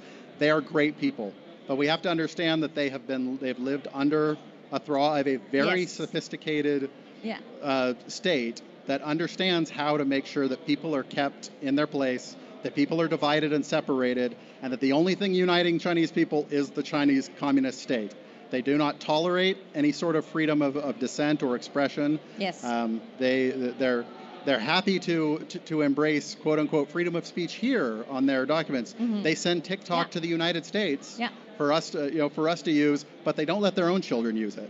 Yes, Because absolutely. they understand that many of these things are destructive. Yes. This And is so why the I agree. NFSC are here at the turning points, because we want preventing the color revolution that the CCP did to the Chinese, now to the American people. And that's why we're here. We're making friends, and we're united with patriot Americans, and we want to save America and free China. So thank you so much. Hey, I hope I can help with the fight. Yeah, thank Appreciate you. it. Yeah, great Thank you very pleasure much. to talking to you. Welcome back. This is your host, Roy. I'm with David. Thank you for joining us. David, why don't you just introduce yourself to our audiences? Yeah, hey, thank you, Roy, and thank you for having me on. Yeah, I'm David Flippo. I'm from Nevada. I'm actually running for Congress, U.S. Congress in Nevada, Congressional District number 4. Roy, first let me say the courage that you have for being on this and doing this, what you're doing. And I wish everybody could look out in the background here, because there's so many people, so many young Chinese patriots. And the fact that you guys brought this organization here to get your message out, it is so encouraging to understand that there's people that are fighting the fight and fighting the fight against the CCP. And I just love seeing all these Chinese patriots. Thank you so much. Thank you so much. So we have so many more people inside China who cannot speak out, who are still living under communist oppression. But when they see us, when they see people like you and me, like when we join together, that's their hope, because they're living under a communist state. But I want to mention one thing, because now we see CCP has already infiltrated this country in many aspects of life in the United States. So after you win, how would you stop this? So what we need first is to change our president. Our president right now is weak, and he's compromised. He's compromised with China. So everything that's happening right now between Ukraine and Israel, and the fact that our president can't use Hamas, Hezbollah, and Iran in the same sentence, that's telling the world that we're weak. And I still do a lot of speaking at Nellis Air Force Base and Creech Air Force Base, and we're preparing for the next war, and it's in the Indochina theater, and it's unfortunate. And you've got so many things going on in this world right now with conflicts, and we're so close to having that third one. And when we have third conflicts, they call that something like a third world war. Like there's one theory coming out for wars, like we're gonna say we're gonna have a war, the U.S. between China, two superpowers gonna clash. But there's another theory. It's an idea that we brought up, which is the CCP, the Xi Jinping doesn't represent us, and it's the enemy of the Chinese people. And if we just decouple from it, it will just implode on itself, and we don't have to send American people, our children, to battlefield and die. How do you like about that? So I hope this is going out to China. And there's people out there that are listening, and you are exactly right. What you guys did at Tiananmen, it's going to take that again. It's going to take the courage of the Chinese people in China to stand up against the CCP, and then we can avoid all of this. Internally, would make the most sense, and it just takes courage. It's going to take a fight, and we had ours, and you may be having yours, and I just hope that you guys can take it to the CCP. Yeah, that's why we bring all these pieces of intelligence and we make it public. And one thing we figure is that before, we have provided many pieces of intelligence to authorities, different authorities, branches of government apparatus around it, but it's been misused. It's been politicized. So how do you think, because you're so experienced in this area and also in military, so how do you think we should do, like with all these valuable intelligence brought by the whistleblowers, how should we use it? The problem is the communication and the communication within China and what they release and what they allow people to hear. And if they're not getting the message, and if they don't understand that people like you are out here fighting for them day to day, you still have family in China. And the courage that it takes for you to stand here is just amazing to me. And it reminds me of what we had to go through over 200 years ago against that empire, because we didn't believe in what they were doing to us. And we had to have that separation. So, let's talk about the balloons for a minute that came over and whether that was just a test run or not. I was on Fox News talking about that on a couple of occasions because I have experience with the Alaska Defense Identification Zone. And it wasn't just the Alaska zone that they penetrated, but they also penetrated the Canadian zone. And then next thing we know, they're in Montana, and it's almost like we didn't even know they were there because this administration kept it quiet. Was that just a test? And with all of the properties and all of the buildings that the CCP is buying up in the United States, what's going to happen when they launch those balloons within the United States, right? Think about that, all the warehouses that they have. We don't know what they're thinking. We don't know what they're planning, but we have to be prepared for that. And we on our side, we need a president who's not bought off by China. We need somebody who's going to stand up for the Chinese people so that when you do what you need to do, that you know we have your back. Thank you so much, David. Final question, how do people follow you and support you in your election? Absolutely. You can go to electdavidflippo.com. I've been on a number of stations talking about Israel, talking about Ukraine, and talking about China, and national security is one of my main platforms, along with border security, energy independence, and our economy. So electdavidflippo.com. Appreciate it, David. Thank you so much. Thank you, Roy.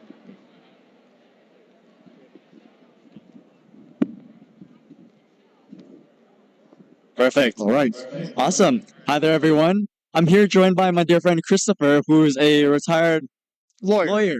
Right. German American lawyer. Amazing. Who is very well versed in the education system because I believe you had some professional experience. I was on the school board for 4 years Right. in Paso Robles, California. Of course, and he has come to join me here at America Fest because he believes a lot of the same values as we do, and we believe that a lot of our education systems have been under attack by foreign interference. Can you explain some of the things that you found concerning? In general, the education system has been taking a long slide down in quality. One of the main reasons is this idiocy called critical race theory that basically is to create equity, as they like to call it, which is they've raped that word. Equity is a great word, except now it means just make everybody equal, and it's just leading to a downturn in standards, long spiral down to the bottom, and so on in our education system. We've got to turn it around. Absolutely. And from my understanding of critical race theory and what I've read about it, it seems nothing short of just blatant racism of its own and segregation of different races. It is. In the final analysis, it is. That's why I wrote a book on it. I'll plug my book now. The Critical Race Theory Scam, which I just published. And yeah, it is basically a very simple-minded way of looking at society. You look at it through race. You say they're oppressors and oppressed, and you draw the line along the line of race. And you say there are white folks, or because Asians have done very well in the United States, so the critical race theorists have to call them then white adjacent, you see, to get them on the same side of the oppressor-oppressed line. And it's just such a silly way of looking at a very complex society that we've got. Absolutely. And you can see this worrying trend being plagued amongst the fewer, like the lower generations behind us, of this oversimplification of complex issues. It finds its way, this critical race theory actually finds its way all the way into elementary schools. Not that they're teaching it as a course there, of course not, but books that are based on that pit people against each other based on the color of their skin, so-called privilege walks, other just really silly practices and so on, to basically tell kids, black kids, you've got no chance of succeeding. You'll always fail because everyone around you is racist and guilt tripping the white kids. It's terribly divisive. Oh, for sure. And divisiveness is something that has been plaguing the American soil more and more recently. And can't help but think that it has something to do with the CCP infiltration to weaken the American foundation, to put Well, everyone I think against that's each other. part of it. The CCP, of course, is going to try everything it can to weaken the United States, and certainly promoting critical race theory is one way to do it. They have their hands in a lot of things at our universities, so why not there too? Absolutely. And like you said, like a lot of professors are in their pockets, basically pushing out Marxism's theories, pushing out all kinds of propaganda. You've even probably heard of the presidents of Harvard and Penn refusing to denounce the genocide of Jews on they the got campus. themselves so tied into knots there with trying not to offend the radical political left and the Palestinian supporters at their universities. They should have just come out and said, yeah, calling for the genocide of the Jews violates our code of conduct. Whether or not they could take action because of a violation is another issue that gets into complex free speech issues and so on. But they were all tied up in free speech issues instead of clearly saying, yeah, this violates our code of conduct. I mean, it was so obvious. Absolutely. Yeah. They didn't know their own code of conduct. Exactly. We're seeing more and more worrying trends, especially in the field of education recently. And education is exactly where vulnerable young minds come to seek guidance in such a complex world. And which is why I personally believe that the education system in America should be strengthened against all these critical race theories, all these propaganda that's being pushed to divide and intellectually rot them. Absolutely. The educational system in this country needs a complete overhaul. The main thing it needs is discipline. In a word, academic discipline, discipline and behavior. Don't let the kids tear up the schoolrooms and so on. If little Johnny's disrupting class, get him out of class quickly and sit him down and have the principal talk to him about it. You know, that's what we need. Right. Well, thank you so much. Okay, And my pleasure. one last question for you. If there's anything that you want to say to help people fight back against this intellectual rot we see in the American system, You've got to have courage to fight it. Courage at the university. If you may not make yourself popular at the university, but that doesn't matter. You have the courage of your convictions and realize at times you have a little bit of a price to pay. Well, that's an amazing message. Thank you so much, Christopher, for joining me. It was an absolute pleasure. Okay. My pleasure. Thank you. That was amazing. Okay, Thank you. got it. Lynn here from American Fest 2023, and today we have Kyle with me. So very nice to see you, Kyle. And you said that you are an English teacher back in China for 3 years, and would you want to tell me some stories about it? Yes, I can. Yeah. Go ahead.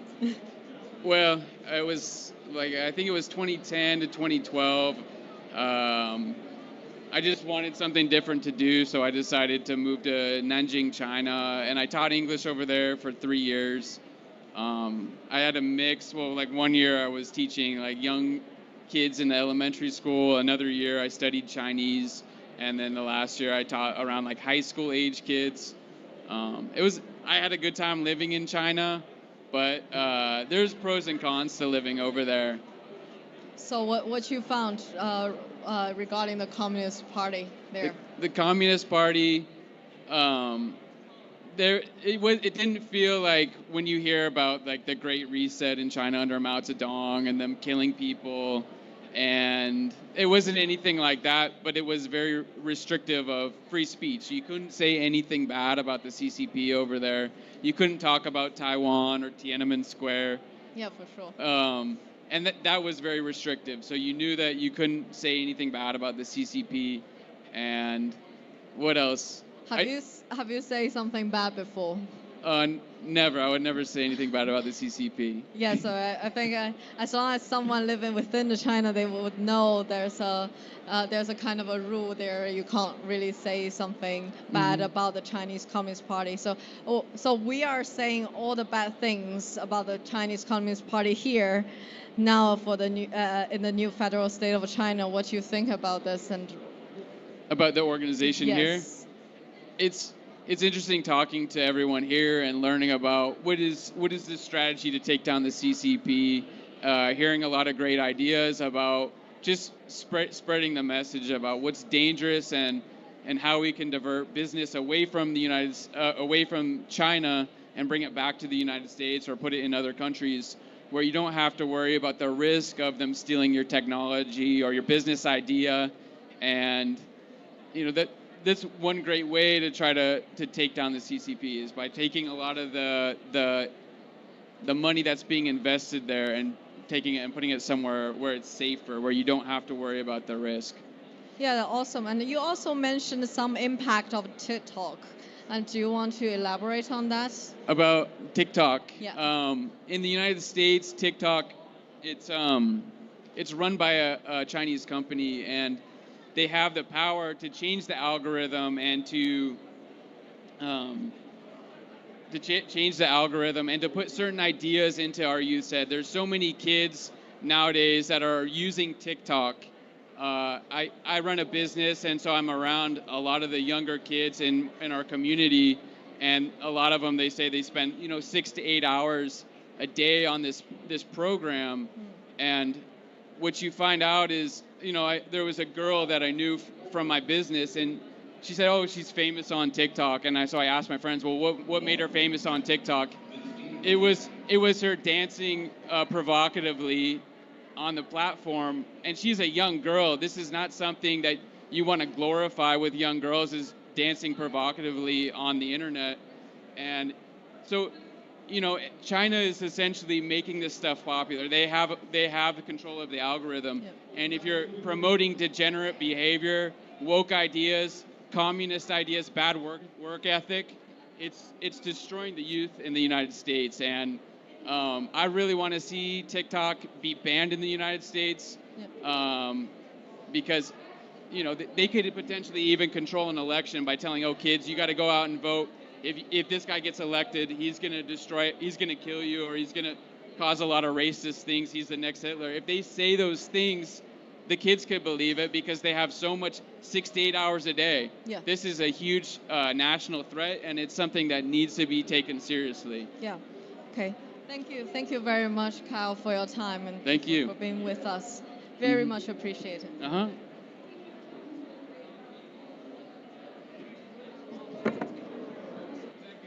Hello everyone, welcome back. This is Feather again, and this gentleman sitting beside me, his name is Matt.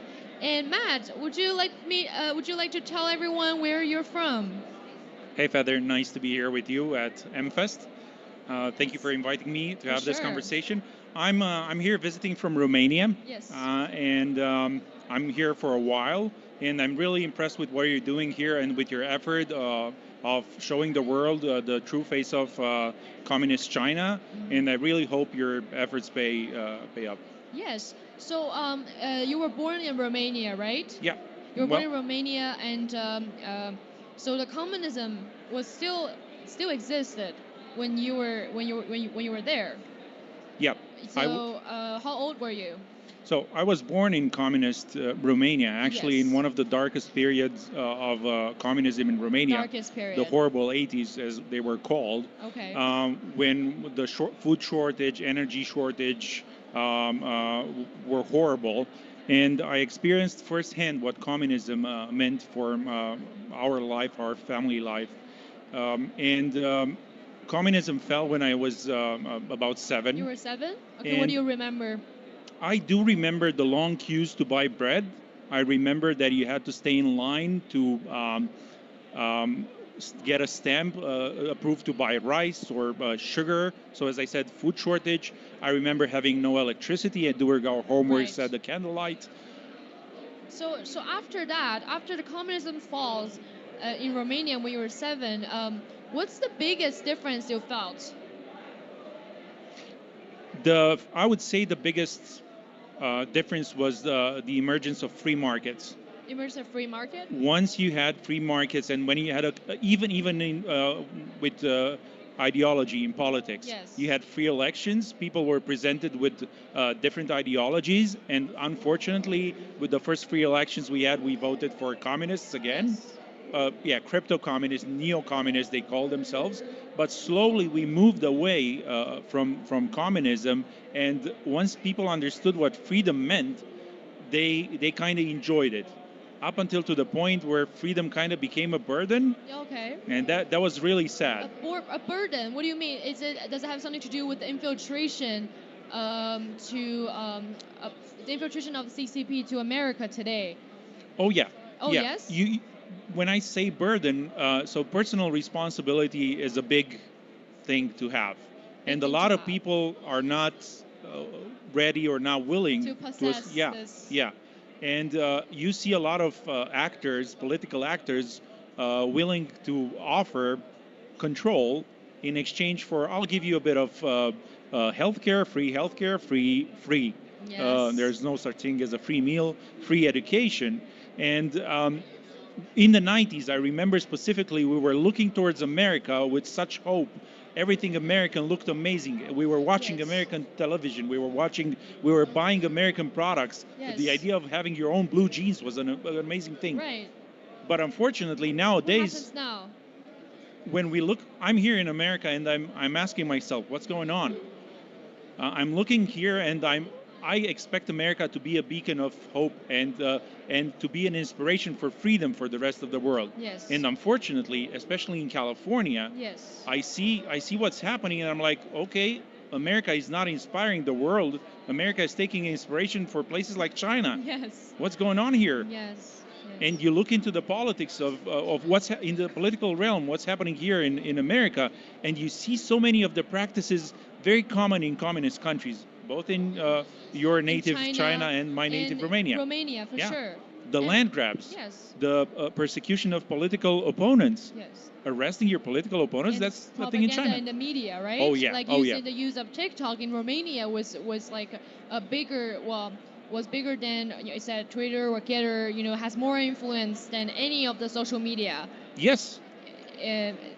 We had just last week a poll. It was a very simple one that said 48% of people regret communism in Romania. And I'm like, how's that possible? Especially when you see younger people that have never experienced communism, they are regretting something they never experienced. And then you remember, you have TikTok, you have all these social media platforms delivering to young minds, very innocent and very confused minds, ideas that are parroting what the CCP is doing in China, what communist regimes are doing all over the world, and unfortunately what left-leaning regimes are doing even in the free West. Yes, they're doing it so like CCP is being infiltrating so subtly throughout like so many years. It's a really long-term plan of them. And that's why people don't aware and then until when it's too late. So this is why it's so important to raise the attention and raise awareness of the people today in America. Because if it's too late, then this is just another China. And if there's no freedom in America, there's no freedom in this world. Oh, exactly. Yes. Exactly. Well, we're running out of time, but thank you so much, Matt. I was definitely a pleasure interviewing you, and I learned so much from you. You inspired me and inspired our fellow fetters and anyone that watching this. And thank you for staying with us, and thank you for staying with New Fetters of China. Really appreciate you. Thank you. Thank you.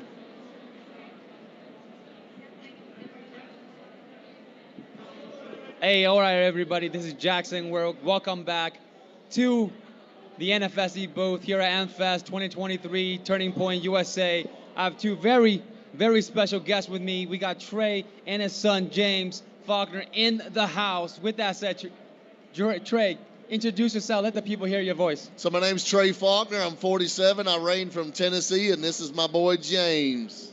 Hi, guys. My name's James Faulkner. I'm born in Tennessee, and I love this country. Awesome. Hey, I love it. I love it. Now, James, and Trey, both, tell us a little bit about what brought you guys to AmFest.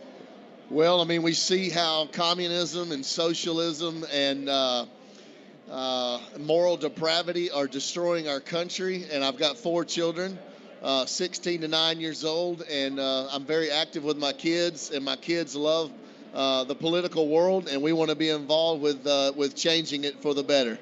That's amazing. That's amazing. I mean, also outside of that, you were talking to me, before coming on live about the economic impact of socialism and communism in America. So can you tell us a little bit more about that? So I've been in sales since I was 17 years old. I barely graduated from high school. I graduated with a 1.6 GPA. Okay. And when I started college, my dad actually convinced me, because I was working for a contractor and I was doing sales for him, and my dad convinced me to start my own business. And so I've been in sales since I was 17 years old. Now, I pastored a church for 7 years, and I was an evangelist for 11 years, been in 14 countries, and so kind of bivocational both ways. Yeah. And I've always been rewarded for my effort. Yeah. And when I give a little effort, I have a little reward. And when I give a lot of effort, I have a lot of reward. And that's the way free market capitalism works. And so socialism and communism are the enemy of excellence.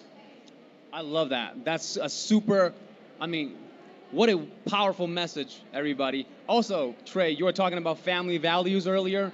Can you expand a little bit on that? Yeah, so you look at the family, and the family is destroyed. 57% of marriages end after 10 years of marriage. 100, 200 years ago, 95% of people stayed married. And so when you have a strong father and you have a strong wife, you have strong children, and you have a strong society. That's amazing. What another powerful message. We got to do a podcast together. I love it. 5 minutes is nearly not enough. Nearly not enough. So with that said, ladies and gentlemen, any final messages you want to have, you want to give to everybody around the world, the millions and the millions of people that are live right now and the people that are at home? Well, I would encourage people to stand up to lies. From an economic perspective, we could talk about socialism and communism. But from a family perspective, a family is one man and one woman raising awesome children. And I want to encourage men out there that are listening. I want to encourage you men, every single day that passes by, look into your children's eyes, talk to them, engage with them, listen to them, give them attention, and keep your heart connected to the heart of your children. When a father's heart is connected to the heart of their children, that child will be secure and confident, and they will believe in themselves. The reason why the world is falling apart is because men have failed society. If you go all the way back to Adam and Eve in the Garden of Eden, Adam failed because he was not guarding Eve's heart. The Bible says that Eve was deceived and Adam wasn't, but Adam still sinned. Fathers, do your job. Stand up, lead, do the hard work, and be a good man. That's amazing. Another powerful message. What a banger. What a way to end the interview. With that said, down with communism, down with socialism. We got to up with the family. And I think, James, you want to say something? Yeah, and it's kind of like you get a strong family, you get a strong country. And if you have a strong country, then you'll always be peaceful and have freedom. That's exactly right. When the family of a society is weak, then you have madness and chaos.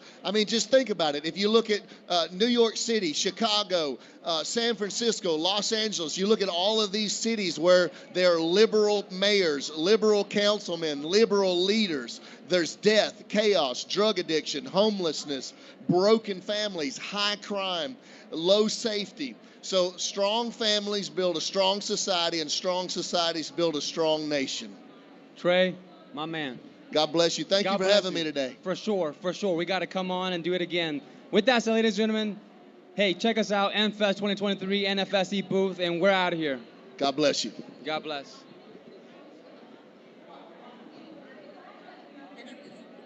Well, welcome back everyone towards the show. Now we have our guest over here again, and today now we have Jeremy. Now, Jeffrey, do you want to say hi towards our audience over here? Hello, how are you guys doing today? Yeah, well, thank you very much, Jeffrey. So, can you explain a little bit about what you do and why you're here? So I'm in the real estate business here in the state of Arizona. Been doing it for about 10 years.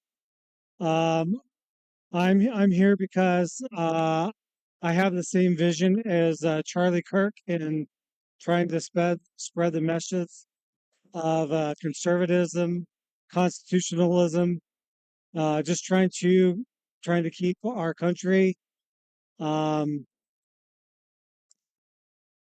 just safe and secure and Yeah, better again. I believe that's the case. Well, I mean, I like how you mentioned about secure, safe, and making America to be a great and a better country than what it is already. I mean, look, back in the days, America is a country with freedom, with democracy, with human rights, but we still have that, but it's gradually becoming more like what we see back inside China, isn't it? correct. Yeah, so what we know China is because the CCP is making it becoming a communist regime where the people are being suppressed, where the voice of the people are not being heard anymore. So, what have you seen about what the CCP is doing towards the world and also towards the US? Um, from my experience, just in the last week, having the Xi Jinping come over to San Francisco, Yeah. The governor there cleaning up the state, getting rid of homeless, inviting the president from a foreign power versus keeping the people safe there, keeping the streets safe. I've heard of some stories in back on the East Coast where the CCP is opening up police stations to surveillance their own people in the U.S., which, from what I understand, that should be illegal to do. That is right. Well, I mean, this is America. It's American sovereign, and it's a country that it's belong to the U.S. But when the CCP opened the secret police stations here, it's becoming like it is inside China, and this is not okay. Like you have said, it is illegal to do. And furthermore, that is about the police station. Furthermore, you've mentioned about how the Xi Jinping had visited APEC in San Francisco, and that's why us, the new federal state of China, we had people gathering around the hotel that she was staying in, as well as outside the venue, because it is not okay for what they have been doing, inviting the dictatorship over towards the United States. And before we made a discussion and conversations, you were mentioning about what you know of Hong Kong before to what Hong Kong looks like now. Can you share a little bit about that? Yeah, so I come from a long line of people that live a long time. For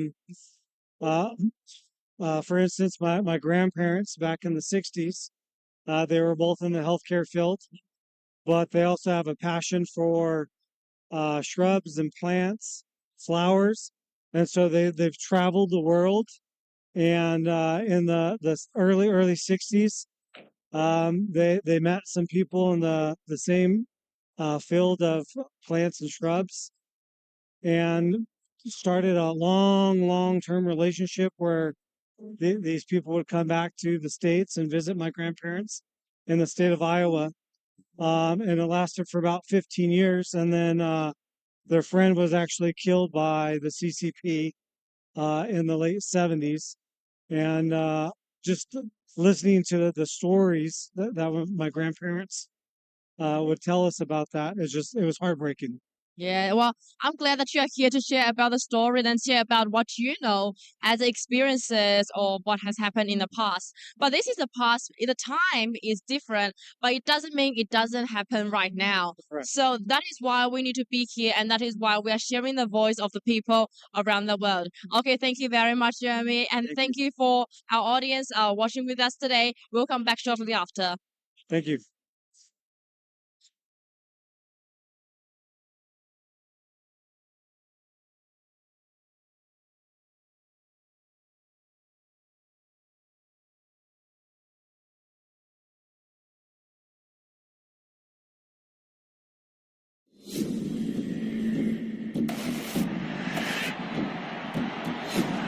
Trung Quốc 共产党万岁！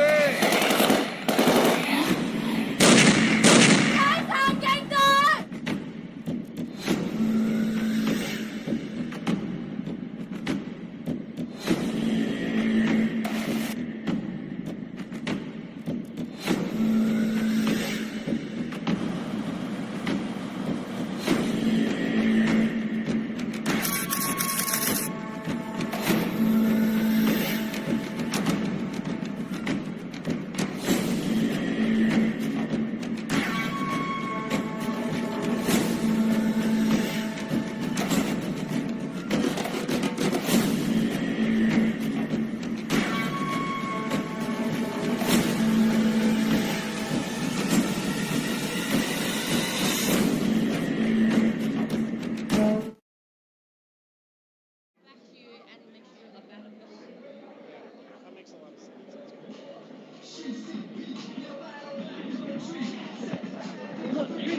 Said the Chinese, and now they know. CCP, remove the word Chinese, cause you don't represent me, no. Gotta take them down, gotta take them down, gotta take them down, gotta take them down, gotta take them down, gotta take them down, gotta take them down. They shot my father, kidnapped my mother. That was a decade ago. Hit fast forward, still haven't heard nothing about it. Vanished and gone with the wind. God only know where she been. Probably got chained to a wall, tortured and raped like that girl in jaw. Government trafficking orphans, government trafficking organs, government forcing abortions. Put a Rejecting abortions, put a rebellion in motion. We taking more CCP, get up out of our country, set our Chinese free, and that is no more CCP. Remove the word Chinese, cause you don't represent me, no. Take them down, gotta take them down, gotta take them down, gotta take them down, gotta take them down, gotta take them down, gotta take them down. They shot my father. Kidnapped my mother. That was a decade ago. Hit fast forward, still haven't heard nothing about it. Vanished and gone with the wind. God only know where she been. Probably got chained to a wall, tortured and raped like that girl in jaw. Government trafficking orphans, government trafficking organs, government forcing abortions. Put a rebellion in motion. NFSC, integrity and peace. A symbol of life, dreams and eternity. CCP, get up out of our country, set our Chinese free, and that is no CCP. Remove the word Chinese, cause you don't represent me, no. Represent me, no. Gotta take them down, gotta take them down, gotta take them down, down, gotta take them down, gotta take them down. Yeah, I think it might be time now to take down the CCP. Better yet, the CCP, because they no sense of being friends with them. Come on, man. They've got these crooked politicians all bent to them. All of them in bed with a BGY plan. 13579 and pineapple farmland. Axis of B when they joined Iran, North Korea, Russia, the ends at hand. We don't get up and take the stand with the NFSC. RP, the Lee K. Chang, and all the disappeared leaders of the rocket forces. All the underground creatures that follow, of course, the Uyghurs. I said, it's time now to beat this evil. Hear the shouts and the cheers and we liberate the Chinese people. And never forget, the CCP is not our equal.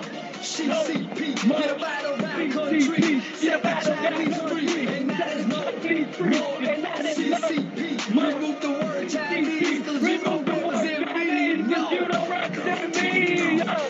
Gotta take them down, gotta take them down, gotta take them down, down, gotta take them down, gotta take them down, gotta take them down. 我说的对。中国经济在你手上不知道贪了多少倍，在中国这片土地上你究竟又犯了多少罪？想代表14亿人口，但是我觉得你不配。从 CCP 到 CCP， 社会主义都没你受惠。你想要控制中国，控制台湾、香港，没有美国和全世界。你的假的美钞卖着分配，利用病毒疫苗杀死一切。可是如意算盘打得响，人蒙多你也想效仿，没想到面目的我撑到最后比思想还要广。几个问题想要问你，希望你解答，别去逃避。中国有没有真的总理，还是只有一个皇帝？李克强怎么死的？秦刚到底去哪儿了？俄罗斯和哈马斯背后是谁给他们壮的胆呢？你有多害怕言论自由？光电总局遍布全球，大搞特搞的文字运用，废话都在吹牛，废话连篇踢皮球，读书不如放牛，全是假的。CCP, get up out of our country, set our Chinese free, and that is no CCP. Remove the word Chinese, cause you don't represent me, no. Gotta take them down, gotta take them down, gotta take them down, gotta take them down, gotta take them down, gotta take them down, gotta take them down, down. Let's go! Take down the CCP! The CCP does not equal China. Let's go. He told the truth. Yes, CBS 7.0. Beto Wang. We love y'all. Let's go. Fight up.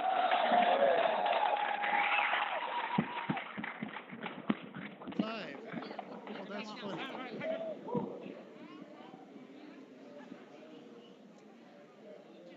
Okay, welcome back.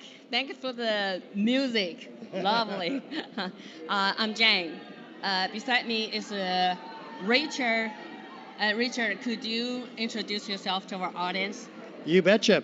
Thanks, Jane. I'm Richard Gage, architect, AIA, member of the American Institute of Architects, and founder of Architects and Engineers for 9/11 Truth, and the former CEO. We're now with Richard Gage, 911.org, where you'll find all the evidence that we're going to be talking about today with respect to the destruction of all 3 World Trade Center skyscrapers on 9/11. Let's have that discussion. Thank you, Richard. Actually, today is very interesting. Richard, you never take vaccine, right? Correct. Yeah, I wouldn't do that Okay, great. if I were you. Yes, and Richard, actually, surprisingly, he just the first time know our new federal state of China founder, Miles Guo, is the first one. On 2019, he told the world, actually, he tell the President Trump through someone, the virus is a man-made. Yeah, Steve Bannon, wasn't it? Okay, yeah, you got it. Okay. Was that a secret? Yeah, that is why Trump closed the border with China. China cannot fly the plane here, right? Yeah, that is Moscow's first one say that. And second is 2021 April, Moscow is the first one to tell the world, vaccine is poison. So Richard, I know today is the first time you hear Moscow did great thing. You know where he is right now? I understand he's in prison. Yes, he is in New York detention center for 279 days about. And with no bail, he cannot. They just don't like no bail. That's what you get when you oppose the CCCP, I imagine. That's right. So I know your project, you are trying to review the big things too. And virus, vaccine, and 20 some years ago was the biggest disaster. So you want to tell our audience more? Yeah, I was after I discovered the truth about 9/11 and what really happened at the 3 World Trade Center skyscrapers, and speaking about that for 18 years, come 2019, we've got this pandemic, which went all the way across the world in a couple of years. But I started smelling a problem pretty quick when people who are courageous, like doctors, the frontline doctors, started talking about that this virus, and some people don't even think it's an actual virus, didn't come from bats, but it came from a lab. It was developed. This is a bioengineered weapon, and I became more familiar with the evidence with regard to that, and I'm going, wait a minute, there's a set of patterns here. We have parallels between 9/11 and COVID. And I'm looking at them and I'm going, wait a minute. They both have a set of foreknowledge. People know about it in advance.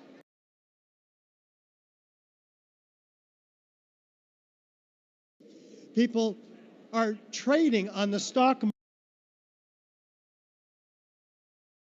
market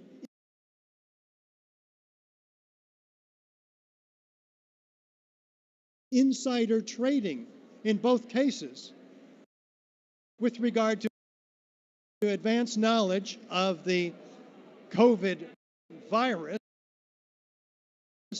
as well as the vaccine. People are making billions of dollars. Same thing happened on 9/11, before 9/11, betting that the airliner's value would go down. So they're putting put options and making millions on that. There's a complete abuse of science in each case. And investigations are shut down or completely compromised. They're not allowed to get to the truth of a matter, but they're predestined, engineered to provide a false narrative. So we have 12 more parallels,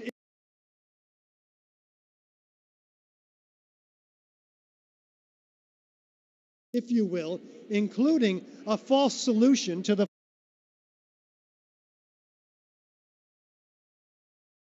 false problem, including like the vaccine.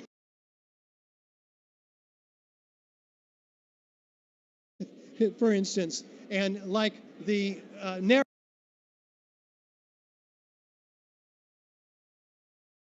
narrative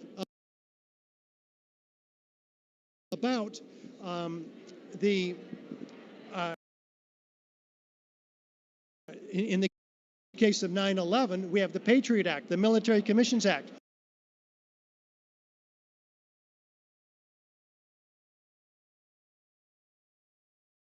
Military Commissions Act, the National Defense Authorization Act of 2012, in which we can all be arrested without a right to a lawyer, a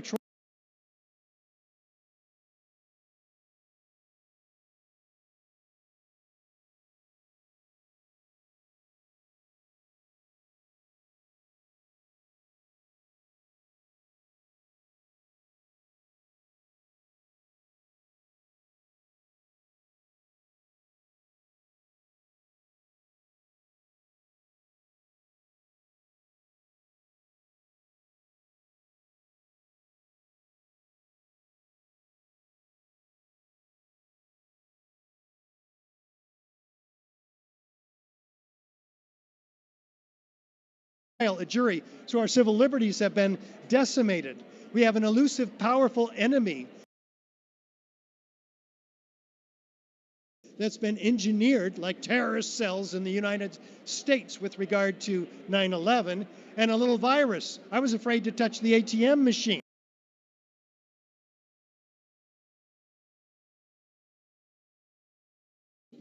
Afraid that I would become a super transmitter without any symptoms and kill people without even knowing it. These were fears that I had. Did you see the Summer Olympics of 2012? With a gargoyle-like object,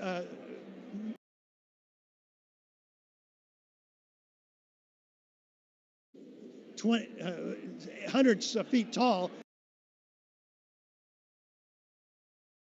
with a needle-like object in his hand, terrorizing children in hospital beds at the Summer Olympics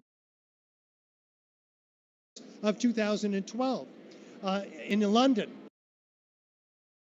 This is foreknowledge of the vaccine as well. We have foreknowledge in the case of the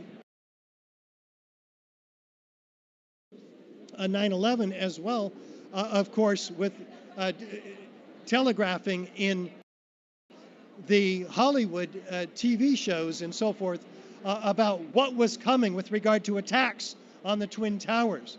Well, these parallels are incredible, and you can find all of them at our website, richardgage911.org.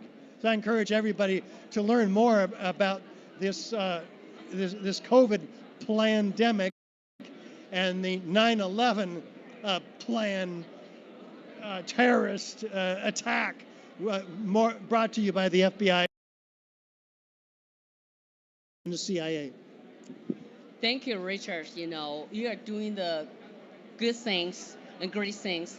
You know, you may face something in trouble soon, you know, because you are reveal the truth, you know. Yeah. Yeah, I'm ready for trouble. I That's I can great. handle it. If I can talk about the destruction of 3 towers on 9/11 with the third tower dropping straight down uniformly, symmetrically into its own footprint in under 7 seconds, after witnesses hear explosions, then yes, we can handle the trouble that comes from that truth, as well as the explosive demolition of the Twin Towers on 9/11, hurling 4-ton structural steel sections laterally at 80 miles an hour, landing 600 feet in every direction. How does gravity work? Down. What's going on here? Out, with the forensic evidence of high-tech incendiaries like thermite, nanothermite, found in all the World Trade Center dust. Look it up, people. We've been had. We've been scammed, just like with COVID, just like with 9/11. Wake up, America. Thank you, Richard. Thank you, Jane. Thank you.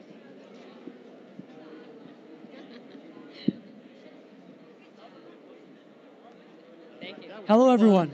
Welcome back to the NFSC booth at AmFest 2023 in Phoenix, Arizona. I'm Kevin, and today I'm here with Erica.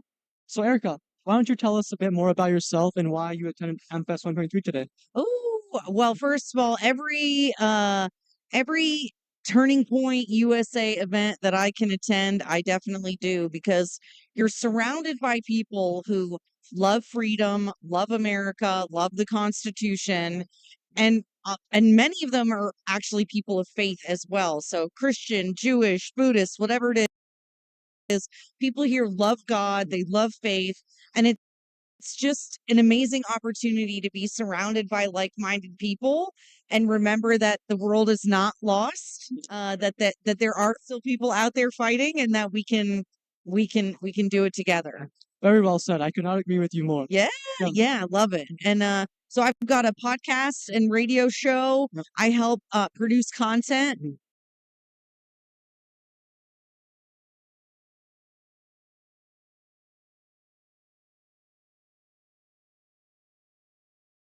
For myself and for other conservatives around the country. That's what we do, because we feel like the most important thing is to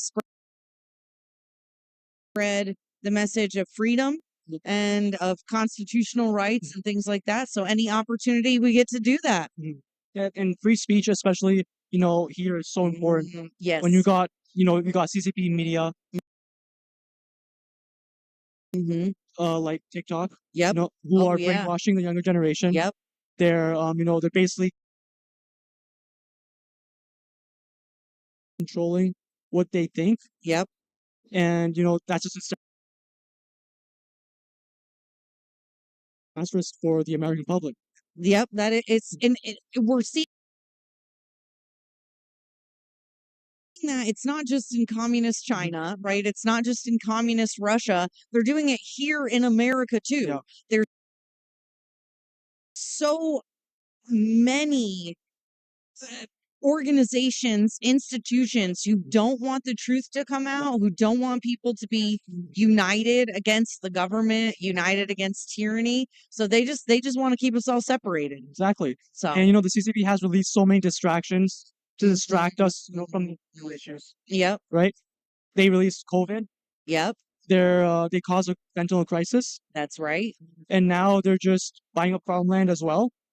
So it's they're just distracting us from everything that matters, and hopefully, the public does not wake up. Yes, exactly. Well, and I feel like now I'm not sure how it is in China, and maybe you can share this with me a little bit, but I know that all of this nonsense we've seen the last few years, it's almost like our government is quadrupling down on the insanity. Yeah. And the louder they get, the more open they get with their insanity, the more people are waking up to it. Yeah. And are tired of it, and they're really starting to speak out and fight against it. And so organizations like the New Republic of China, Federal State of China. Yeah. Sorry, you guys, it is challenging sometimes. You guys are so important, because we need people to tell the truth. We need people who are willing to stand up, and we have to fight that tyranny. Yeah, 100%. Like you said, they're just doubling down on the insanity, and so has the CCP, right? Yes. Had the CCP not released the virus, had they not been so crazy and try to destroy America, a lot of people would not have woken up. You're absolutely right. You're absolutely right. And for a lot of people, it was just the idea that they were trying to keep us from having the conversation. Yeah. Right. So when you talked about free speech and why that's so important, if we're not even allowed to have the conversation, if we're not allowed to talk about it, then they can keep us away from each other. They can keep us segregated. And it's like, okay, if we're not, I am immediately going to get suspicious of you if you tell me I'm not even allowed to ask a question about something that's going on. Yeah. I have to assume that what you're doing is wrong. I have to assume that what you're doing is corrupt and that you're evil, because if you were on the good side, if you were on the good team, you wouldn't have to shut everyone up. You would not have to suppress speech. Yeah. You wouldn't have to keep us segregated from one another. So Exactly. Like you saw on Facebook, on Twitter, news about the vaccine or yes. anything raising the issue of vaccine injuries is completely censored. Oh no, Yeah. you got a tinfoil Yeah. hat on. Yeah. You're crazy. You're insane, and it's like, Yeah. bruh, we see people. We Mhm. have friends and family. I have friends and family who have been vaccine injured. There are people out there sharing that they've been vaccine injured, and yet we're not allowed to talk about that either. Yeah. You know. So again, it's never the good guys who are telling you to shut up and not talk. It's always the bad guys. You can just assume that. Yeah.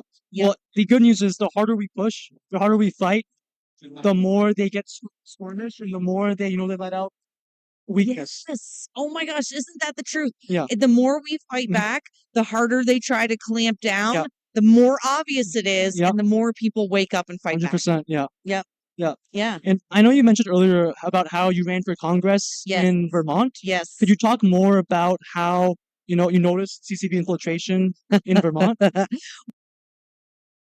Well, for anybody that knows anything about the state of Vermont, one of our senators is the illustrious Bernie Sanders, who is a known communist. He is an outright, no holds bar, very visibly,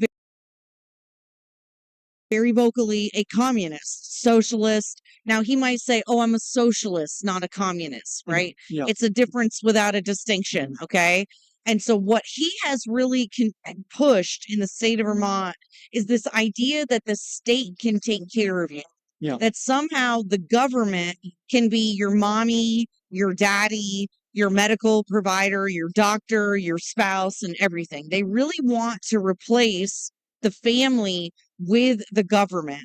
And so even in a small state like Vermont, there's only 500,000 people.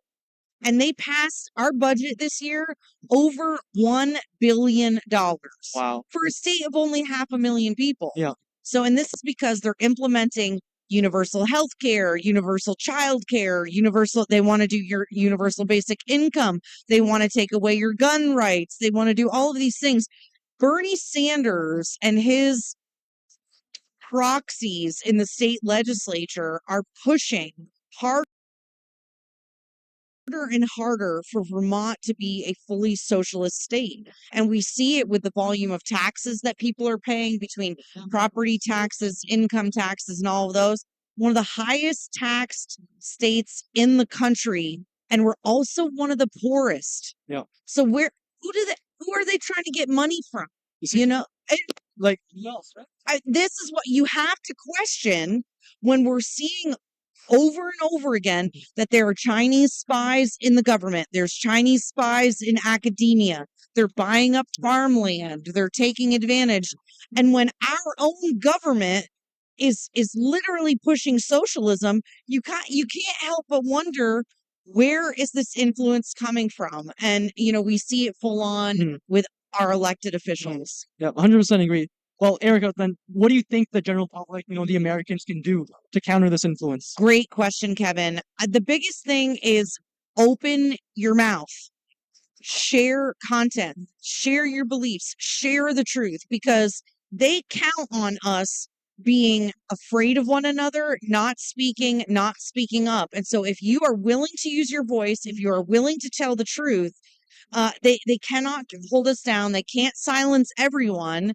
And the more people get informed and activated, the less likely they are to fall for these traps and things like that. So don't be a coward, be courageous, open your mouth and share the truth. That's what I got. Well said. I could not have said it better. All right. Yeah. Thank you. And so for the American public and for the general everyone, how can they keep up to date with your the news, and how can they follow you? Yeah, great question. So you can go to generallyirritable.com. That's generallyirritable.com. It's our website. It has a link to my husband and I published a book. It's on amazon.com. You can find a link to the book, all of our socials. We're generally irritable on all of the socials except for X. It's Erica Reddick, ERICKAREDIC. Perfect. Well, thank you so All much, right. Erica. Thanks, Kevin. Great having you. Appreciate it. Thank you.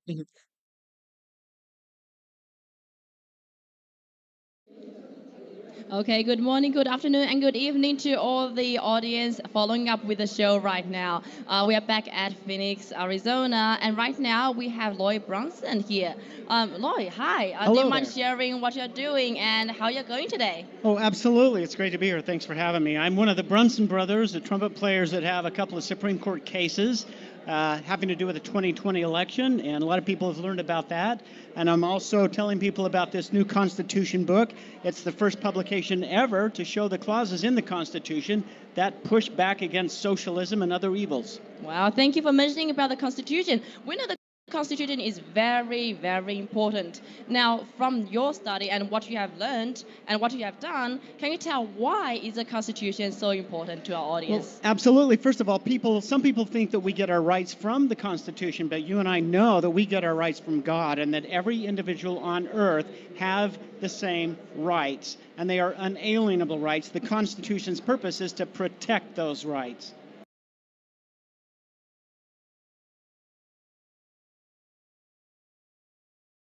That's right. Thank you very much for sharing, because it is indeed true. It's the people's. It's the people's, and no one should be able to violate or taking away from the people. Now, you mentioned about the Constitution in the U.S., and then we should also talk about the so-called Constitution inside Communist China that is being ruined and run by the CCP. Is there actually such thing as Constitution inside China? Why is it so different from the one in the U.S.? Well, all of the countries should have the same constitution. This is the most perfect constitution there is, and declaring that it's the protection of our rights. And in other countries, they don't even follow the constitution they have. Some countries pattern theirs after this one, but dictators ignore the constitution, they ignore law, they ignore pain and suffering, and they just do whatever the heck they want, as you know. That's indeed true. And we also know for Xi Jinping, the current chairman of the CCP, he changed the constitution. So in the heads and in the minds of these dictatorships, there's no such thing as constitution. It's just something that they can alter and ignore, like you have mentioned. And the interesting thing is, today at America Fest, when I was talking to you and we were having the discussions, it is the first time you're hearing about the NFSC, New Federal State of China, and what we do. Can you tell us how you feel about these group of people, this organization, and how we are doing here? Oh, you mean this organization here that you belong to? Is that what you're saying? Oh, yeah, like Yeah. the first time you're hearing about us, how do you Oh, feel? yeah, it's fantastic. I was walking past and saw and heard, and it's like, oh my gosh, you guys are so inspiring. You know, people from other countries say the freedom fighters here are inspiring, but what you guys are doing is so inspiring because you have suffered. You have been under dictatorship. That's right. You have seen your families suffer from this. And so to see you being able to come into the light and share even with us and the world is just super inspiring, and it motivates us to do better. Well, thank you very much. But would you say what is happening back inside China under the Chinese Communist Party is also something we are now seeing happening in the U.S. because of the CCP?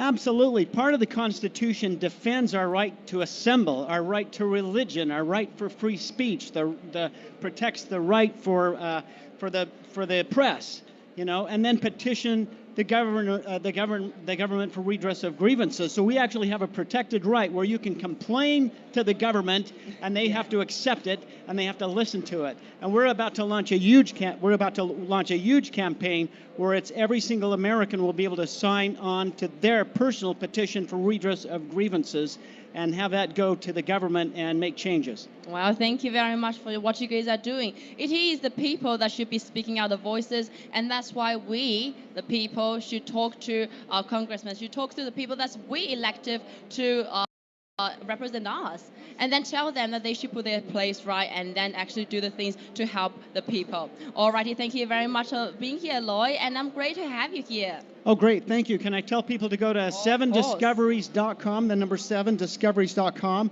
and they can get a copy of this book. This is the first book that actually shows those protections, unlike any other book. Yeah. 7discoveries.com. Constitution. Thank you. Yes. Alrighty, see you later. Thank you.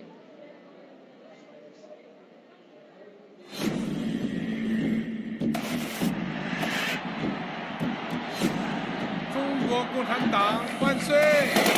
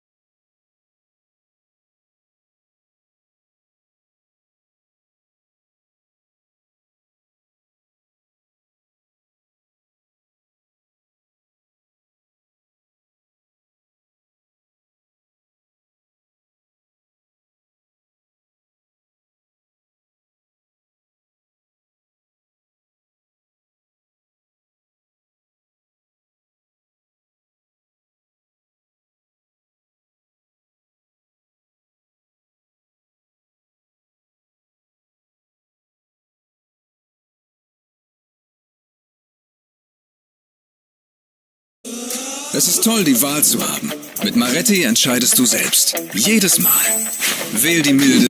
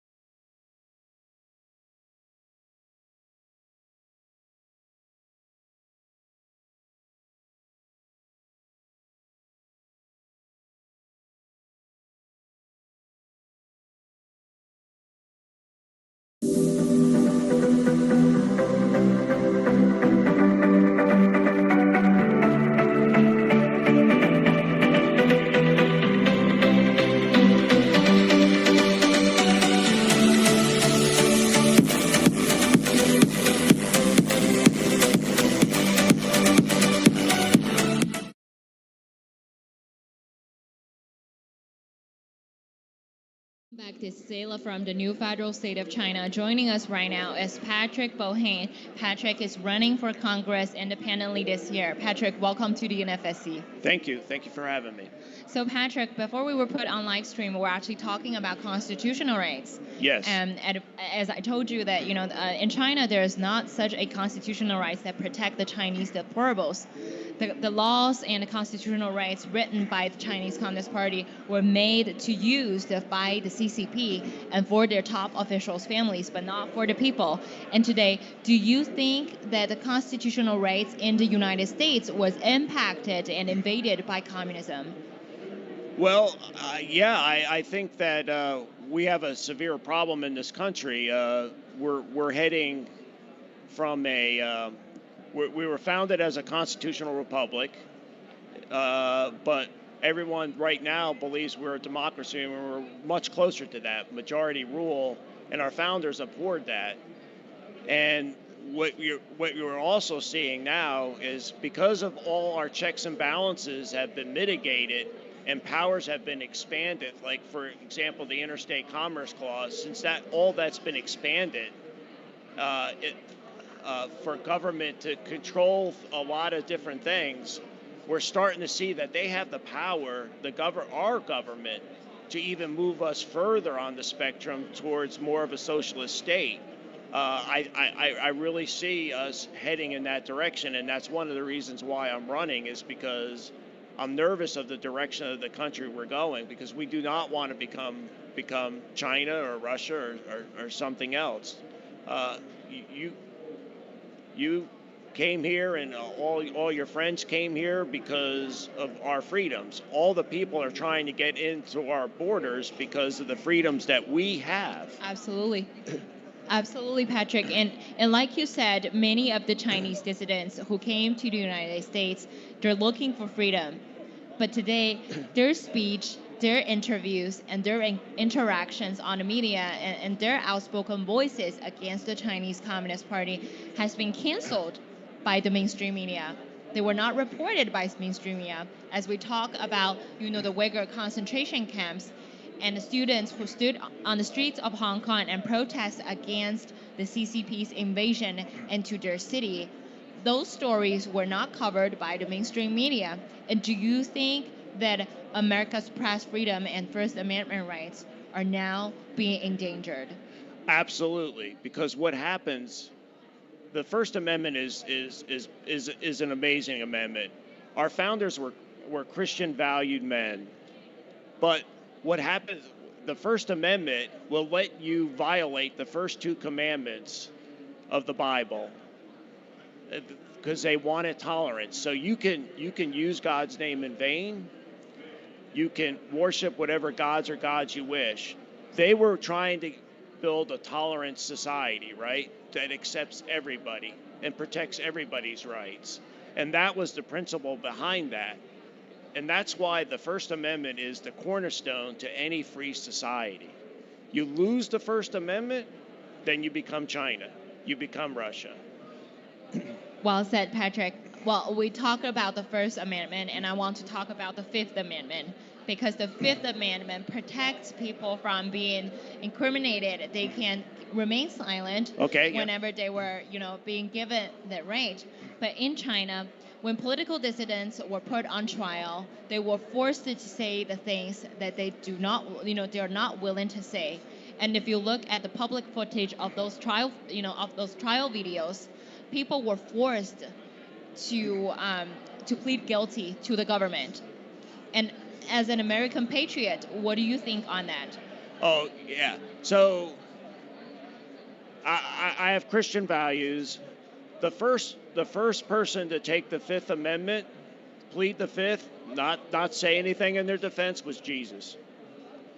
And that was built into our Constitution for a reason, because people have a right to not incriminate themselves, not say anything that will hurt them. The Fifth Amendment has a lot of different other qualities too, including some property rights. But yeah, that is very important. Absolutely. And thank you, Patrick. Thank you so much for your time today. We're very glad that we talked about the constitutional rights. We hope that in China one day, when we take down the Chinese Communist Party, we will have the true rule of law and the freedom to be served for the people of China. And we hope that the people of America will protect the constitutional rights and make America great again. Yeah, I would just like to add one thing. I think that a lot of Americans don't realize this, but we won the lottery when we were born in this country. As much as I'm complaining about the way the United States is trending now, we are the luckiest people on the face of the earth. And that's why you guys are here. And I wish more Americans would actually start to realize that, because if they do that, then we would get better as a country. Thank you, Patrick. Thank you for your time. We're very honored to have you with us today. Thank you for your time. I appreciate it. Thank you.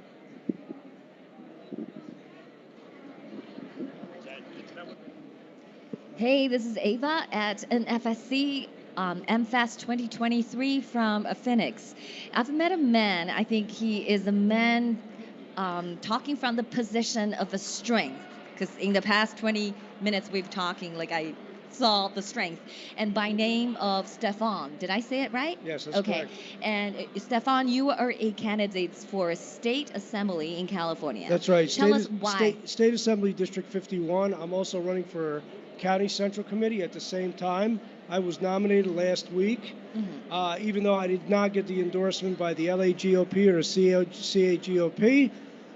What I want to just say is, first of all, regarding Miles Guo. Let's give it up to Miles Guo! Yeah! He is the man! Yeah! Take down the CCP! Take down the CCP! Take down the CCP! Take down the CCP! We got to get Miles Guo out of prison. This is America. This is not the Communist Chinese Party here. Okay? We're Americans. We have laws. We vote people into office. They work for us. We do not work for them. It's time that we stood up as people here, as united citizens, and took back this country. Woo! Woo! Say I said that right. You talk from the position of strength. I think CCP gets that, and they hurt to their guts. So thank you for yelling out for the founder of the new federal state of China, Mr. Miles Guo. So my question to you is, because you, through your powerful voice, you already said, we the people, the American people, are the land of the brave, the home of the freedom, the land of freedom, and the home of brave.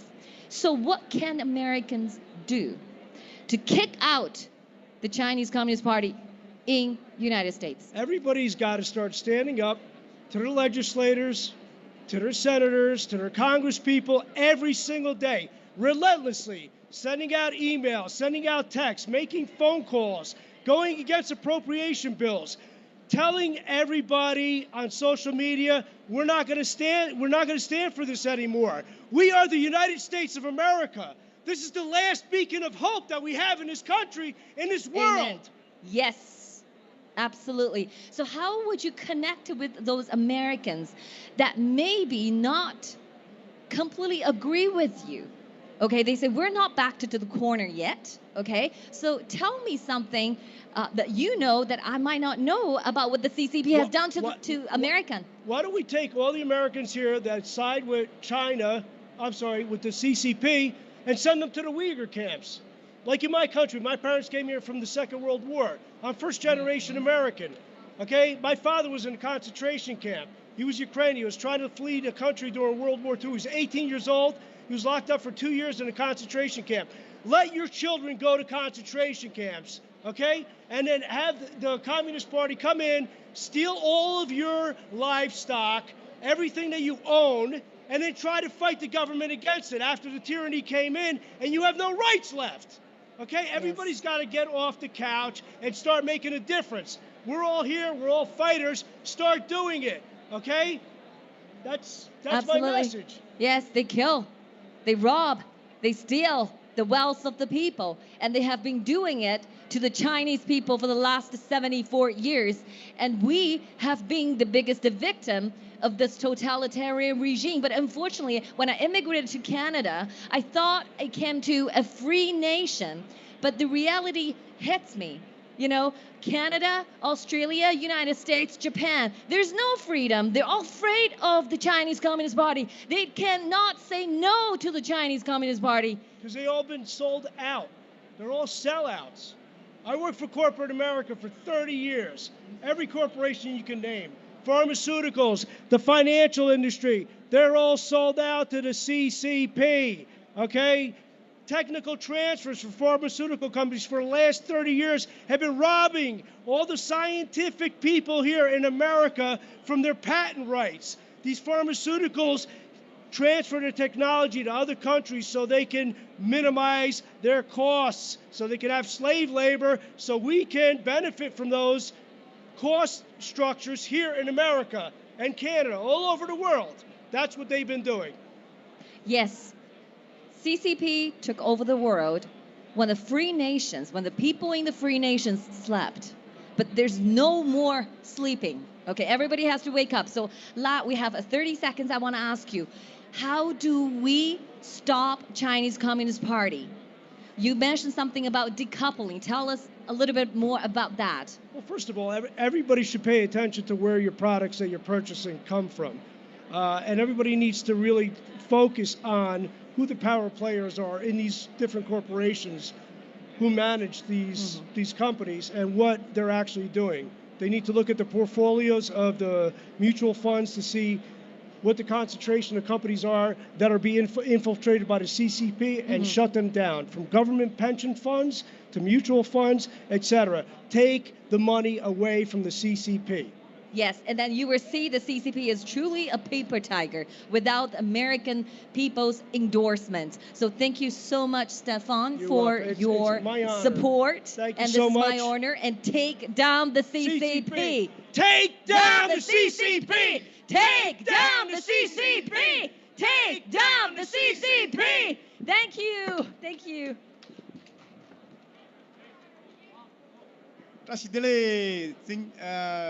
Fellow federal brothers, sisters, happy here is a new federal state of China.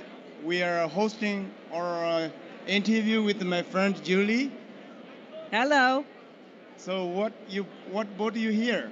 So I came here because I was worried about American freedom and what is happening to our country.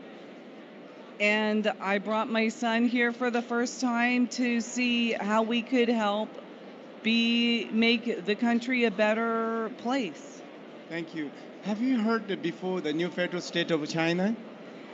I haven't heard about the new federal state of China, but what I have heard about is that I heard about the CCP.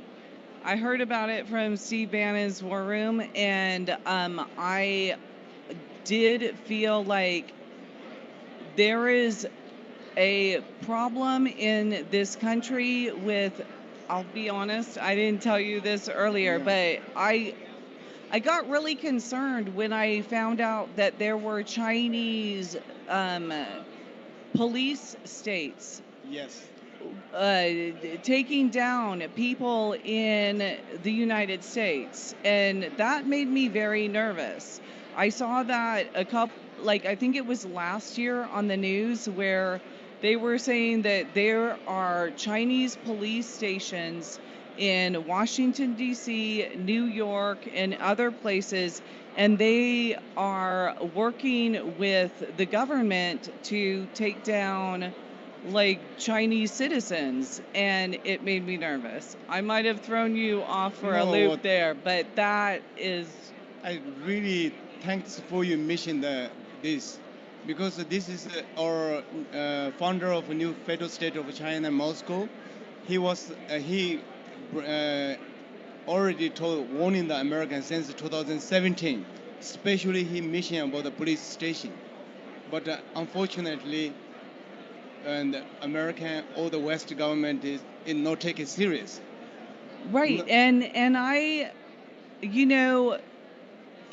10, 15 years ago, we used to joke about Canada.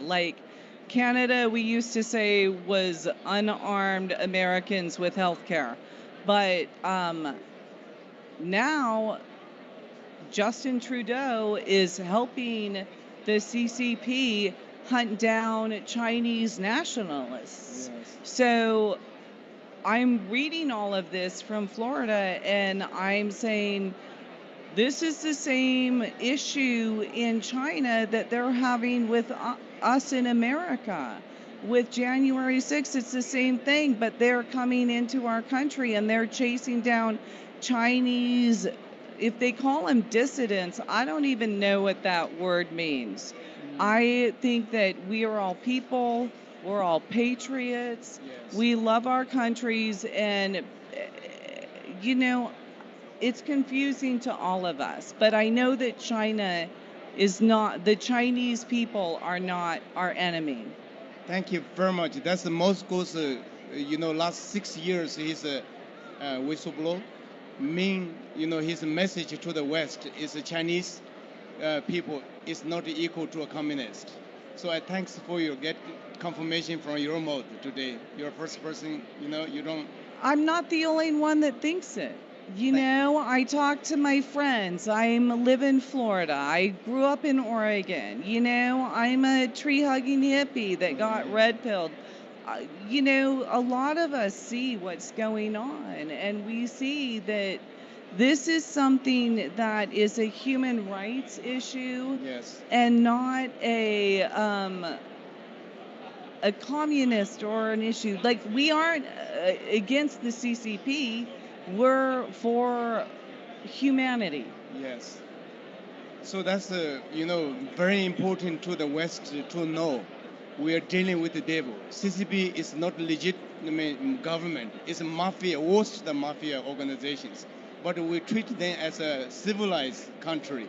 And then we make a deal with them. Every deal we make never deliver until today. But so new federal state of China, the best wish for our Western government is to wake up.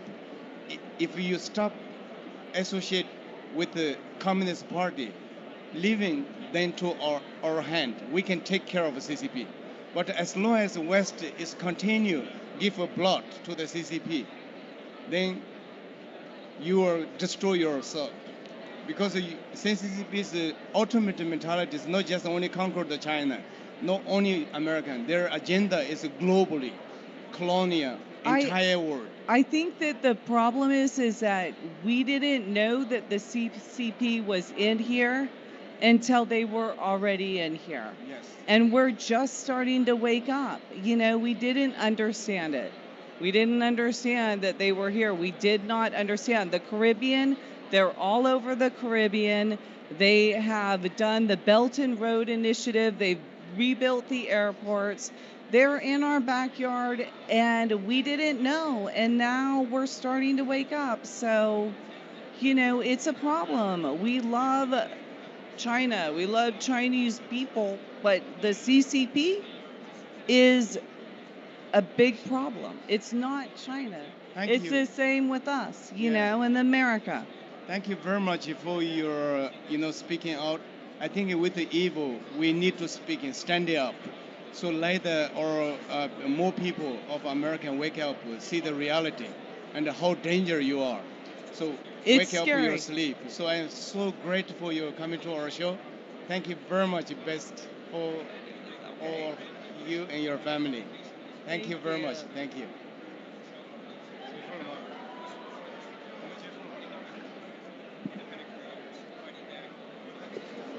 Hi everyone and welcome back. We're here at Phoenix, Arizona Fest 2023 where we're joined by so many amazing faces who have the chance to stop by the new Federal State of China booth. I've been an absolute pleasure to meet my friend Noah. Noah is a patriot, a Korean-born patriot actually. Yes, sir. Straight from Orlando, Florida. Absolutely. It's good to be here, Max. Awesome. Could you give us a little bit of introduction and a background on what brings you to America Fest today? Well, this is my third or fourth TPUSA event. I've always had my conservative values and beliefs that America is still the greatest country in history, which is why it brings me to America Fest, where we can discuss our conservative values and beliefs. Absolutely. And these beliefs have been under attack. Isn't that right? Indeed, especially by the CCP. For sure. And could you explain some of the things that you might see on American soil? Because the CCP has been exporting these philosophies, these Marxist philosophies, anti-humanitarian philosophies for decades, even centuries, onto American soil.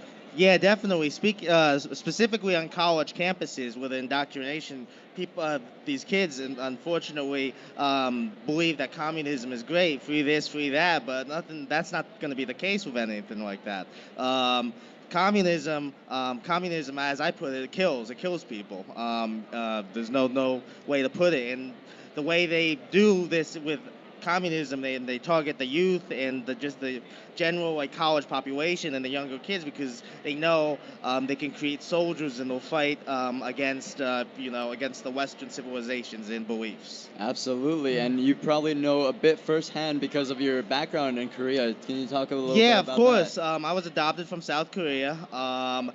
I don't really know my biological parents, but I was born in Seoul, the capital of South Korea, which the Korean War, a lot of people refer to as the Forgotten War because it's between World War II and the Vietnam War. Unfortunately, that war, if the South Koreans lost and the United Nations American lost, I actually wouldn't be here. I think I would be living under a communist regime in that aspect. Absolutely, and this has happened to many different areas of the world as well. For example, Vietnam, Korea, Afghanistan. Absolutely. There's plenty of other different West and East Germany. What happened under both those. That's a perfect example of what capitalism and communism could do. Same with North and South Korea. It's a perfect social experiment in that aspect. Absolutely, and these proxy wars have been happening and being funded by the CCP. Now, the CCP is probably the biggest threat to humanity and America alike.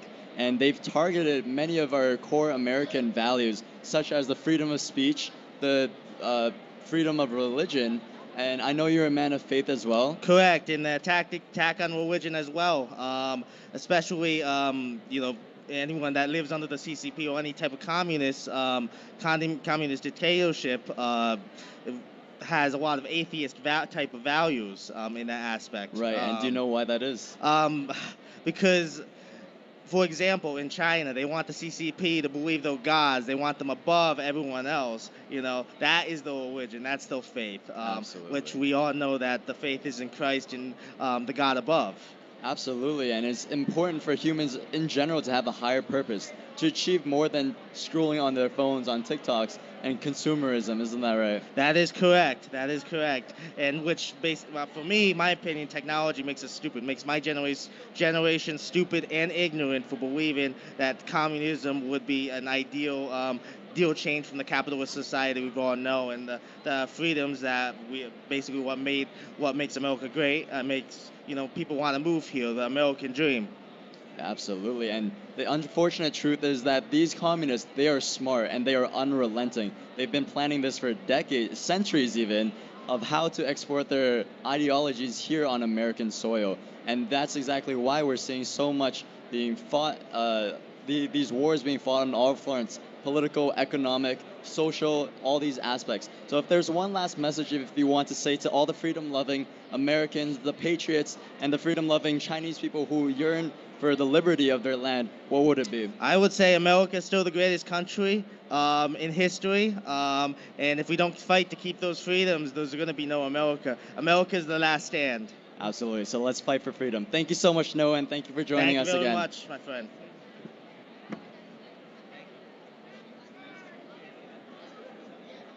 Welcome back. This is Ayla from New Federal State of China. Joining with us right now is Vito Glazers.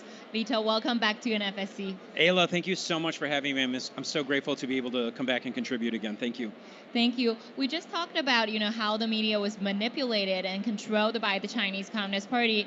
We have witnessed that interviews of Mr. Miles Guo, the founder of the New Federal State of China, his interviews was always canceled and being cut off by state-funded media stations, as people who were, worked in that industry, what are your comments and thoughts when you saw, the CCP #1 enemy's interview was being canceled in this country? Well, I think that's I wasn't surprised, but the interviews you're talking about were Chinese state-funded interviews, right, on Chinese news networks. But also you mentioned it was actually U.S. government-funded. That's network. what I was going to say, is that the other news outlets that are in the U.S. media are now doing the same thing. They're learning from the CCP how to weaponize the media in America to take out their political enemies. And I think I think Miles Gao's story is so important because I've seen it with my own eyes, where I've read one version of the story and then I've seen the story that they put out in America, and it just shows you how deeply infiltrated, how coupled the Chinese CCP is with the American media, because they were able to make him look like an enemy in the U.S. media, which is supposed to be true journalism. And we know, I have proof right now in this moment that I could share with you of a news story that just came out yesterday about this very event that we're at Turning Point USA. Rolling Stone magazine, which I know for a fact has accepted money from the CCP and promotes really negative stories, and they promote cancel culture, and they promote the Me Too movement and all these things that are meant to degrade America. Rolling Stone magazine ran a story yesterday, just 24 hours after this event started, saying that Turning Point USA is an anti-Semitic event and that the event is promoting the hatred of Jews, when we have been at this event and we know that this is a political event that stands with Israel. Everybody here is standing in support of Israel. Charlie Kirk has a Shabbat dinner. We are with Israel, but yet the president of Harvard University refuses to denounce students that are calling for the murder and the execution and the torture of Jews, and saying that that's free speech. Our media is manipulating it. They're learning from the CCP how to manipulate it, and we need to put a stop to it by bringing awareness through it, through independent third-party journalism like this, and that's why I'm so grateful to be here to support your message and your mission. Well, thank you so much, Vito. Well, I think the huge problem here today is that the medias that are now embracing the cancel culture to promote it as a mainstream media, right? And the Chinese Communist Party was able to actually influence and even buy off the mainstream media with money. Absolutely. And lots of media outlets are now not speaking the truth and trying to portray the dissidents as enemies of this country. But the truth is the Chinese Communist Party is the enemy of both countries and absolutely people, right? So what will be your closing thoughts for people who are fighting in the journalism area and for people who are fighting in the media area, and they want to, let the voices of truth and the voices of freedom and voices of taking down the Chinese Communist Party to be spread out? Well, first of all, I'm so grateful for the opportunity to share some closing thoughts with you and to encourage people. First of all, follow the money in media. When you look at a media publication, Forbes magazine was published by a shell company of the CCP. Many people don't know that. And look at who owns the media and what the financial incentive for that story to be produced is.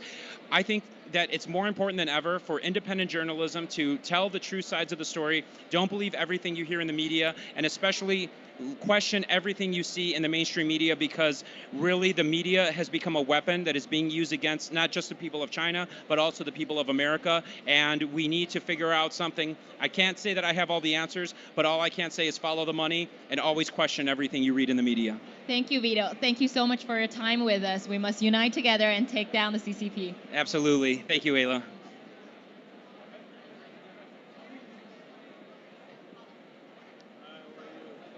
Hi everyone, welcome back to the NFSC booth at AmFest 2023 in Phoenix, Arizona. I'm Kevin, and today we have Ray. So Ray, can you tell the audience a bit more about yourself?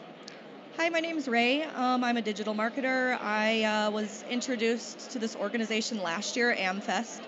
I met somebody who was hosting me in this moment before I did the interview, and he told me a story about his life and how the CCP has affected him. And it honestly affected me so much to a point where I've repeated the story to other people throughout the year. And so I'm going to share that story with a little bit of lack of detail because I don't fully remember it. So he had explained to me that some people from the CCP came here and abducted his grandma and held her hostage for 3 days and then brought her back. And they were able to come here undetected, and nobody said anything about them being here. And he said that they were living in the middle of nowhere where nobody should have found them, and they found her. And then he told me, why do you think they brought her back instead of killing her? And I just sat there and pondered that for a moment. And he told me the reason why they don't kill her is because then they're still able to control us. They can come back and they can do it again, and they can do it again. And that was just a very intense perspective moment for me, because I'm living in the luxury of never thinking something that would ever happen like that to my grandma. So that was very impactful, and just to see you guys here now, much bigger and doing bigger things than you were last year is I'm so happy for you guys. Well, first of all, it's great to have you back. Thank you. And second of all, wow, that story is crazy. Can you believe in America? Yeah. The CCP can do that in America, just abduct someone living in America and bring them back undetected. Yep. That's absolutely crazy. Yep. That's what they tried to do to Miles Gore, the founder of NFSC, a couple of years ago as well. They sent very high up CCP officials here into the U.S. to try and abduct or repatriate him back to China. So these tactics are always used by the CCP. They're decades old, and it happens all the time. And so this is why the American public needs to know of how big a threat the CCP is to America. I agree. Definitely. Yeah. And then, so, hearing these stories, is there anything the American public that you can do to, counter the influence here? I totally understand living in the world of being unaware. And some people choose to live in ignorance, but really it's just send the people to the circus, right? That's just how we were born, and we live in ignorance because we've had freedom our whole lives, and we're not living in a time where we are seeing war here on American land. So I think that people really are taking advantage for, in such a regards that they're not only just ignorant to it, but also ignorant to the CCP being involved, but ignorant to the fact that their freedom, is being lost every single day. So a great way to influence it, is ask people what they really agree with, because you can ask somebody if they agree with conservative values or not, and a lot of them end up saying no, but then you can ask them, well, do you agree with this, and do you agree with that? And when they start to say yes to the things that conservatives also agree with, then you can open up a conversation with them about, oh, wow, so I do agree with these qualities and perspectives of life. And I feel like that's really the best way to go about it, is help people understand that they actually do agree with things that they think they disagree with. 100%. And you know, one thing everyone has in common is we have to take down the CCP. 100%. 100%. Not just for China, but for America and for other countries. You know, they are very influenced here, and people are not even aware that, you know, the algorithms that are pushed here in America on TikTok are they're jokes. They're supposed to be like pranks, things that make you laugh, things that distract you, whereas the algorithms on TikTok in China are things that educate you, uplift you, and are bringing you aware of the world. And that's all by design. Everything's all by design. Like when you see every single TV show, you know, and every single commercial has to have like a gay couple in it. I just like don't understand why we need to express sexuality at all in general in any form of like a TV show or a commercial. Why do we need to do that? That's not. And in China, they don't do that. That's totally banned. They don't want people to see that and it be normalized, whereas here it's being normalized. And when you normalize stuff like caring about your feelings more than facts, we have a real problem here, and it's all by design. 100%. Well said. Well, Ray, thank you so much for joining us again. Thank It's great having you. Thank you so much. Appreciate it. Okay, hello everyone. This is Amanda. So I'm honored to have the Joseph calling with me. Okay, he's the candidate for the president of 2024. Hi, John. Hi, how are you? Thank you for having me. Yeah. So I know you just finished the campaign right in Louisiana last month. So yeah, give something information about that. So yeah, we were in Louisiana and we were campaigning. We spoke at churches and getting people excited about the Joseph Collins Jr. for president campaign. So it's been pretty exciting. I enjoy being there. I always like going down to the South and doing our thing down there, and I just enjoy myself so much. That's good. Okay, we know right now the whole world is very the doom and dark. Okay, because of the Chinese Communist parties infiltrated everywhere. If be a future president candidate, so what's your policy will be? It's hard to say what our exact policy will be with the Chinese people, because mine is let's get an opportunity to work with those that we can work with. But I do not support tyranny. I do not support things that are against humanity. And I think that we have to be very important and very concise on the things that are important to humanity. And those things make a difference in our country. And we're going to take an open look when the time comes. We're going to take an open look at everything, and we're going to make the decisions that are best for the country at that time. Sure. So because we know America right now is facing a lot of infiltration by the Chinese Communist Party. So especially your candidate you're from the California, right? Yes. So yeah. So the thing is, we want to put America first. Period. We should put American businesses first. We should have put American citizens first. We should put America first. That's it. There's no argument on that as it relates to me, and in that way. And I think that once we put America first, we can start dealing with the things on the outside that affect American culture. And I think that we don't want to be a sellout country. We want to be a country that has America first. Yes, so that's why right now, the government, American administration government has already infiltrated and is sold out by the Chinese Communist Party. Okay. So the thing is, Biden. I don't trust Biden as a president of the United States. I don't trust him at all as a president of the United States. I think that some of the policies that Biden has passed for our country has been terrible policies. And I think the policies, as it seems at this moment, I think the policies that he's had with the Chinese people have been terrible. And I think that we can do it better. I think we can do it more accurately than it's done currently right now. I think that's very important to do. So we're here, okay, in the NFS, we want more people to know, okay, the Chinese people couldn't represent by the Chinese government, okay. So when you talk, something about the Chinese people, you must make you aware that, okay, they're already, okay, the brainwashed by the Chinese government, okay. So by the Chinese Communist Party, that's where we came. I don't support communism in any way. I think that communism, from wherever it's coming from, is horrible for our country. I think it's bad all the way around. So I don't support that in any way. I support democracy, and I support liberation and liberty for American citizens and for the people of America. Yeah. So, so what we'll do? Okay, if be the candidate of the president of 2024. So have you think about that? Yeah, no, I think it's important to keep an open mind from a presidential point of view, because you end up working with people from around the world that you might not necessarily want to work with, but you end up working with them. But I think that we have to stop allowing people to make America second, and I think we have to start making America first on every single issue. I think that we have to look into education. I think that we have to improve education. A lot of things that are happening are because people are not educated. They're not educated on what's happening with the Communist Party in America, so they're not educated on that.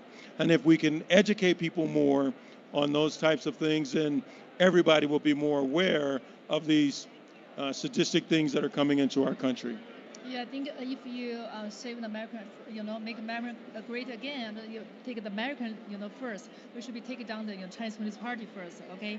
So thank you being, with us today. Thank you. No, thank you for having me on here. I'd like to tell everybody, please visit our website at josephcollinsjr.com. And as a presidential candidate, it's just a little different than just being angry around the world or being angry from wherever it goes. We have to keep an open mind and really make this thing work. Yeah, thank you, U.S. Thank you so much. All right, bye.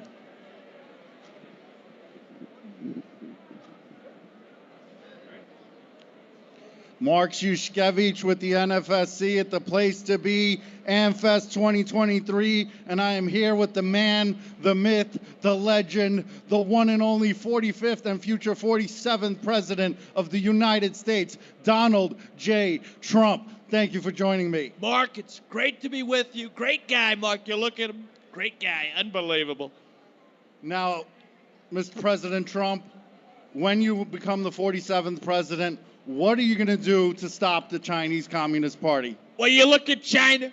You look at what they're doing with the communism. It's not good. They got 2-year-olds making iPhones, right? Not good. We don't like that. We don't like that.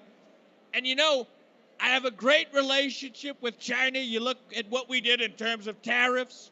We had great relationship with Xi, right? We were doing great deals. And now you got a sleepy, crooked guy in there. He doesn't know what the hell he's doing. He's falling all over the place. But we're going to come back. And you know what? Another thing. People like when I say China.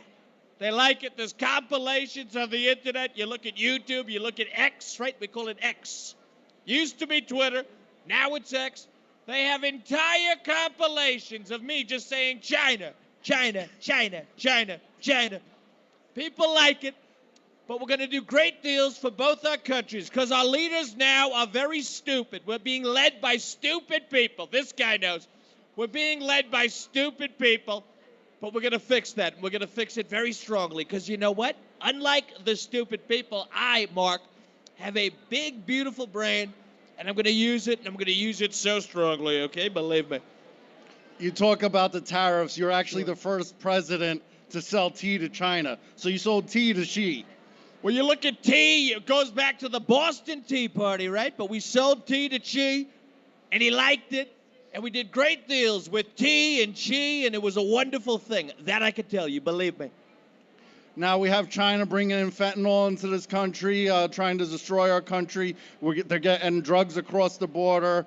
We have a border problem. Are we finally going to finish building the wall?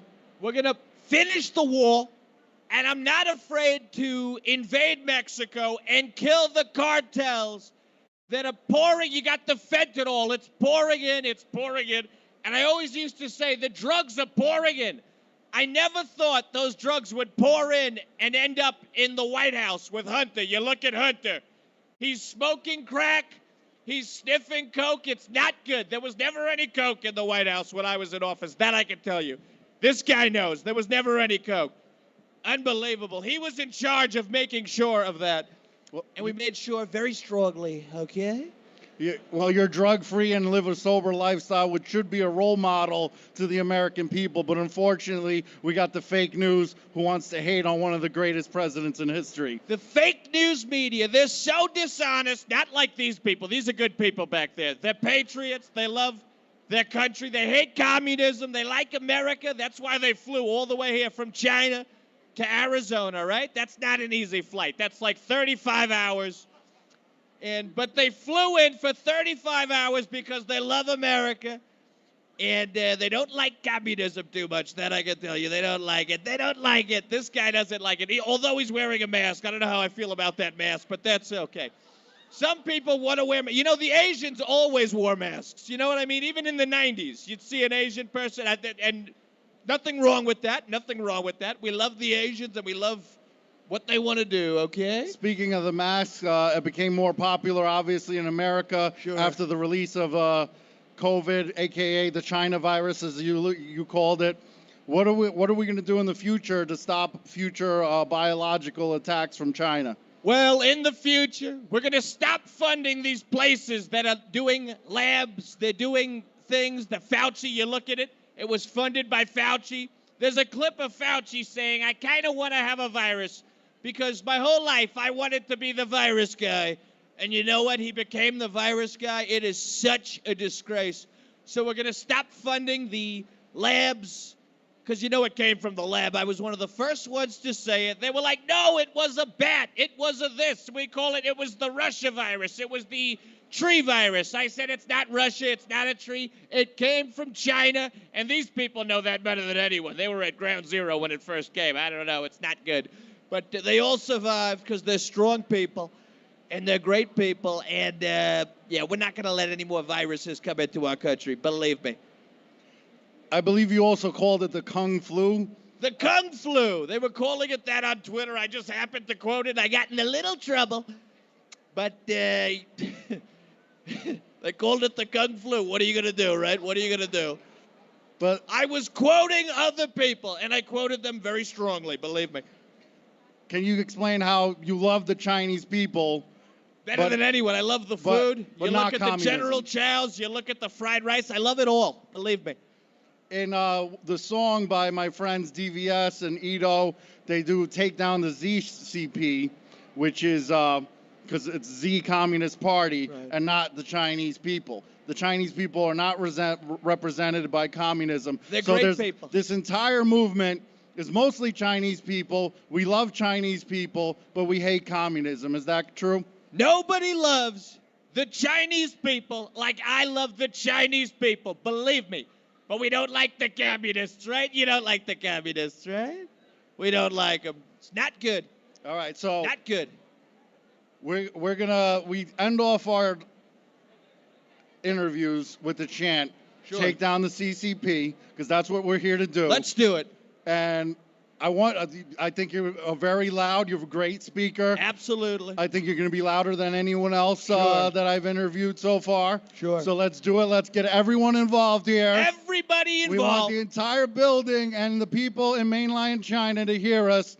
Take down the CCP. Take down the CCP. Take down the CCP. Take down the CCP. Take down the CCP. Oh, we're going to take it down. Come here, Mark. They cannot get enough of you. They love you. You are the greatest president in history. Give it up for the 45th and the 47th president of the United States. What a wonderful stream. Oh, we are up. This is our next special guest, Mika. Please introduce yourself. Yes, hello guys from Helsinki, Finland, North Europe. My name is Mika, and so fun to be here with you guys, fighting for freedom. Thank you, Mika. I heard you are suing the new Finland government. Please tell us why. Yeah, so in Finland, like the rest of the world, we had this COVID pass in effect, and it was violating human rights a lot. And back home 2 years ago, I already filed a case against my government, the highest government body in Finland you can do, and a big company called Fatser. Why are you suing them for the COVID pass?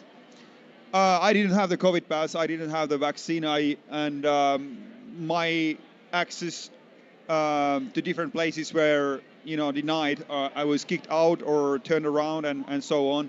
And many fundamental rights, human rights were violated.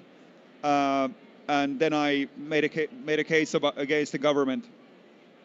That's great. We are also against falsely injections of unknown vaccines. And we stand against the COVID vaccines because we believe it is unreal, it is poison, it's killing people, and it's making people sterilized. It's sterilizing people. What's your take? Do you believe our messages? I'm sorry, what did you say? So we think that the vaccine is actually very bad for humanity. It's bad for our body. It sterilizes us and it kills people. I'm talking about the COVID vaccine that mysteriously come up this year, like 2 months after the virus. We had the vaccine. What do you think about that? What's your take? Well, I remember Donald Trump was saying that he's launching this Operation Warp Speed, and it just felt bad within my gut feel. It was not good, and I was calculating right away that then there are many people who are not going to take the vaccine for some reason, and it will possibly create a big problem. And then the vaccine pass came, and it happened exactly what my feel was that time. And yeah, I didn't take the vaccine myself because it may harm me short term, long term, whatever. And I was fully healthy, so even if it was working, if it was good, which it was not, so I wouldn't have to take it because I have no any sickness or any. Yes, everybody has the right to not to take the vaccine, even if it's working. Yeah. I wouldn't take it even if it worked. So we have the social credit score in China, and we had the Shanghai zero COVID policies. The people's store have been stealed, been seized, been using and the people's pet has been killed because of the pandemic. That's their reasons to kill people's pet, which has nothing to do with COVID, and they still kill people's dogs and cats. And what's your take on that? The zero COVID policy? Well, I would turn it around and say I prefer zero COVID pass policy. But yeah, that's horrible. Like, it's a total tyranny what happened in Shanghai and maybe in other places in China. Like, it's total evil when they try to enslave people in this kind of way. And it's like there's only this one problem, which is this some virus or disease. There are many other problems people have. And I think it's just it's used as a means to create more control over the people of the world. It's totally correct. So this is the first time you came to us. Please share your impressions and initiative and your impressions and your thoughts on us and our work. Yeah, I'm really glad I came here. So 3 days ago, I had no idea there are you have this new federal state of China. Yeah, federal state of China here, and you are so brave, taking a stand here. I know it's maybe not so easy because governments are watching and they can follow all us online and otherwise. And yeah, we keep on fighting and keep on following my case. It's casecovidpass.com is the website. And as far as we know, this is the only case in the world where the highest government body is sued for the COVID pass. And it can go to the European level later on, European High Court. So there is a lot at stake. Thank you very much. Thank you very much, Mika. Thank you, Scott. Love you. Thank you.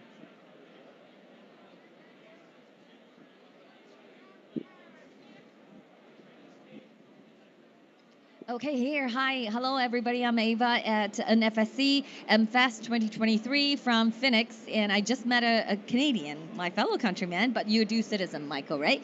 So you are a content creator. Yes, ma'am. And tell me a little bit about your mission and how you're going to help waken up the Canadians and Americans to the threat that the CCP is posing. So you know what, you taught me a lot just in our small conversation about how the CCP is really behind so many things that we don't even realize.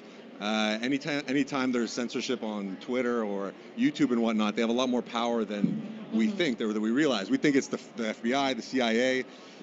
Finding out how deep the CCP tentacles are is really wild. And I'm going to follow you guys a lot more to find out about it. I told you that I discovered Miles Guo years ago. Yes. Listening to Steve Bannon on the pandemic war room, and Kyle Bass, as I said. But so what we're trying to do is actually build a community of content creators that can work together and collaborate on different projects Our focus is really just making short documentary style videos to get information out, because the best way to fight back against something is to understand it, is to know about it, to have the knowledge to work against it. That's and correct. so to see what you guys are doing is incredible. Honestly, the resistance in China, from what I understand, is something that is definitely suppressed, obviously, for people in China. That's correct, You yes. can't even get on these Western apps, Yes. like Twitter and whatnot. Great and- firewall. Right, there's the Yeah. firewall, and you have to use a VPN. You just told me that if you use a VPN in China, they catch you, you get imprisoned. It's basically illegal to use the VPN, That's okay? And wild. the people who is actually using the VPN to overcome the Great Firewall is putting themselves in harm's way, because if they get caught, and they will be sent into jail, and this is real. And we wanted to help people to understand. That's why we're talking about this issue here. Yeah. Yeah. And there's hundreds of millions of Chinese people that see that the CCP. Well, so the other aspect is that the economy is on its last leg. It's a house of cards. It's going to fall. The CCP is holding itself up militarily. That's is that right, right? yes. And with their, I guess, blackmailing of other politicians around the world. But it's at a place where I mentioned to you quickly that it's a 1776 feeling, where Absolutely. it's the last straw. You Yeah. told me that 200 million people in China are unemployed. Yes. That's the And whole. 7 and 8 million companies went bankrupt in the last year. Okay. It's baffling. Yes. So the economy is definitely tanking in China. So we think this is the eve. It feels like this is the eve before the Berlin Wall fall. Yeah. So when you ask me, are you sure you're going to win, right? How did you ask me the question? You said, do you think you're really How going to... optimistic are you of yes. it actually being an uprising? Yeah, and how optimism we are be able to taking down the CCP. And the answer that I gave you is we absolutely going to bring the victory. There's no doubt about it. Okay, God Has a plan. Yes, Sure. and good will always prevail. But the thing is, I want to help people to understand we're fighting to prevent the evil Chinese Communist Party taking more people away on their way out. Okay, so how many It's people has inevitable to that they're going die? to be on their way out. It's inevitable Yes, they're out. It's Just a matter inevitable. of- Evil is going to be wiped out. It's just the sooner you wake up, Yeah. the sooner there will be less people die and follow the CCP to the graves. Yes, That's how we say yes, it. Exactly. Yeah. So that's why I think with your talents, with your ability to create content to help people realize what's at stake, I Yeah. think that's so crucial. Yeah, I think that we're going to focus a lot more on this, and be able to have conversations with you guys Yes. is going to be crucial, because to get your firsthand experience of how your families are persecuted when you speak out against the CCP here, that is, I mean, hopefully there's nothing resembling Maoist China and the deaths involved there, nothing even close, because that was insanity, Yes. right? But there is going to be a period of uncertainty, of struggle, of unbalance that it's going to be hard to know. Even in America, we're feeling the same thing. It's very similar here. We're in a 1776 That's right. period moment where if they steal another election, the gloves have to come off at some point, right? That's right. So they have to fight like 1776 again, or they will live like 1984. exactly. Right? Yeah. So that's awesome. I'm so glad that we had this conversation, and I wanted to see you use more of your talents to help your fellow countrymen to wake up to the Thank CCP. you. You too. Likewise. And one more before you leave, I wanted to say a few words to the people, to the Chinese people who are so quest and thirst for freedom and hang on to the hope that one day they will bring down the CCP. What would you say to them? It's easy to be afraid, especially against a government that is so authoritarian, totalitarian, that watches your every move. But at the end of the day, fear does nothing but destroys you on the inside. So talk to the people you love, do what you can to communicate and be part of the fight, because the fight's coming. The fight's Yes. coming. So Thank you. God bless you. Thank Thank you. you, Michael.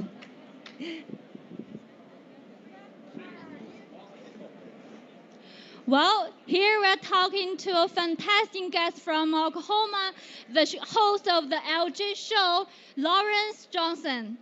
Hello, how are you? I'm also the state director of Blexit. So I'm the state director for Oklahoma Blexit as well. Thank you, sir. And Lawrence, as we talked, you shared you fear you feel the communism affect the black community, and can you explain more about that? Right. So the communism, the concept of communism is affecting the black community when it comes to wanting a hand out instead of a hand up. So relying on some things like government assistance, like Section 8, WIC, food stamps, things of that nature. Just too much reliance on that in the black community as far as my experience goes and my research goes. So do you think that people have the awareness like you do? Not in a big scale that it needs to. So it's at a small scale, especially in my community in Oklahoma City. It's at a small scale as far as the awareness goes. Just not a lot of people that's in the high places as far as politicians, pastors, teachers, principals, judges, really sticking out and saying these things about communism and why it's not good to just rely on government assistance in the community. And you said your families and friends even show a little misunderstanding on what you are doing right now. So what do you feel about this? It's fine. I believe I'm doing God's will. One of my family members had an issue with me coming out here to this event, and I told him, well, I put God first. And so that's what Blexit is about. And so big shout out to Blexit for bringing me out here. I really love this event. But as long as I put God first in everything that I do, it doesn't matter to me what anybody has to say. And you said you've been working on the show for 3 years and you changed it to the conservative values. So what made you make the decision? Yeah, so I've been having the LJ show for 3 years, and we just been nominated for our second award. It's a conservative Christian radio show, and so last year I really felt the move of God to really change my foundation of my show to be more conservative Christian based, and because I kind of was woke a little bit, I saw myself as a victim. I had that victim mentality, just a little bit more than what I should have. I shouldn't have it at all. But that's when I decided to change my show into more conservative base. Do you have concerns of the people kind of losing traditional value? You said, do I have concerns of people not wanting me to be in traditional value? Yeah, so, okay, I can say this. My show is based in gospel music industry, and there is a lot of wokeism in the gospel music industry. So a lot of people don't know that, but we don't have enough time to go into that. But yeah, so there has been some cancel culture, if that's what you're asking. There has been some cancel culture since I have started being more conservative in my approach in my show, especially from the gospel music industry. And you said you first see us at today. So what's your first impression on the new federal state of China? I really like what you guys are doing. You guys got to have a great concept here, the cameras and how you just involve everybody in American Fest to come out and just have a conversation. I really love what you guys are doing, especially you guys giving chips and candy. I'm a fat boy, so I like things like that. Thank you so much, sir. Thank you. Thank you for your support us. Yes, thank you. Good job.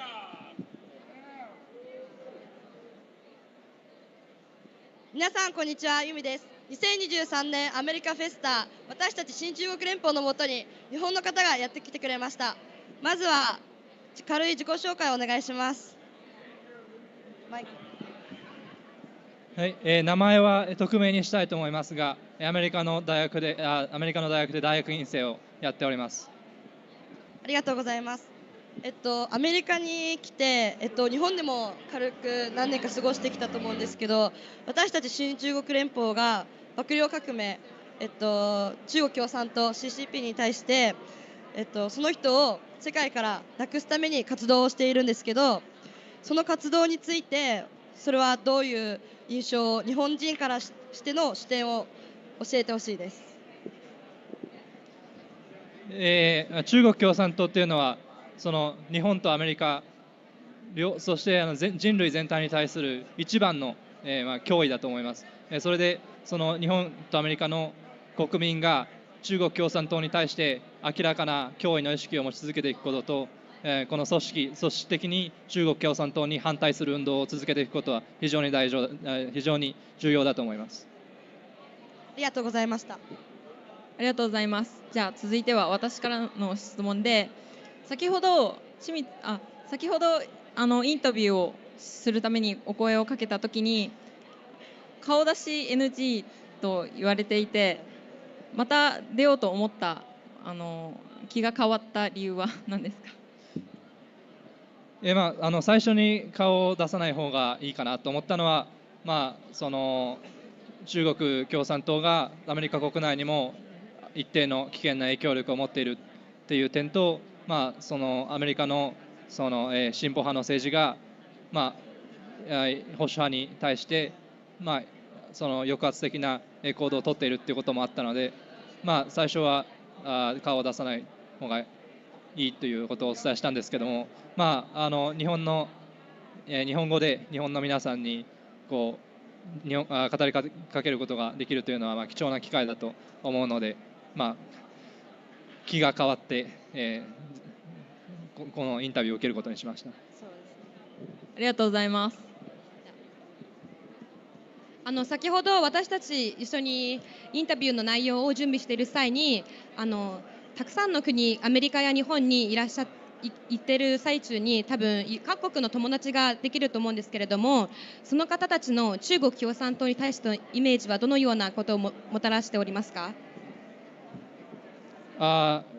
日本とアメリカ一般市民が私に与えたその印象に関して言えば、日本人の方がアメリカの一般の特に西海岸あるいはそのリベラル派の人と比べて中国共産党に対する強い危機感を持っていると思います。例えば、日本においては中国の漁船が日本の海上保安庁の巡視船に衝突するなど、敵対的な行動を明らかにしてきていて、その点で言えばアメリカの多くの人はまだ中国共産党に対する危機感というのを強くは持っていないか、現実的な危機感としては強くは持っていないのかなと思います。で、だからこそ例えば日本人がアメリカ国内に行くときなどに同じ中国人と日本人同じアジア人としてだからこそ中国共産党がアメリカ、日本そしてアジア全体に与え続けている脅威っていうものを個人個人のレベルから発信していくことが大事だと思います。ありがとうございます。先ほどもいいですか？すいません。最後の質問です。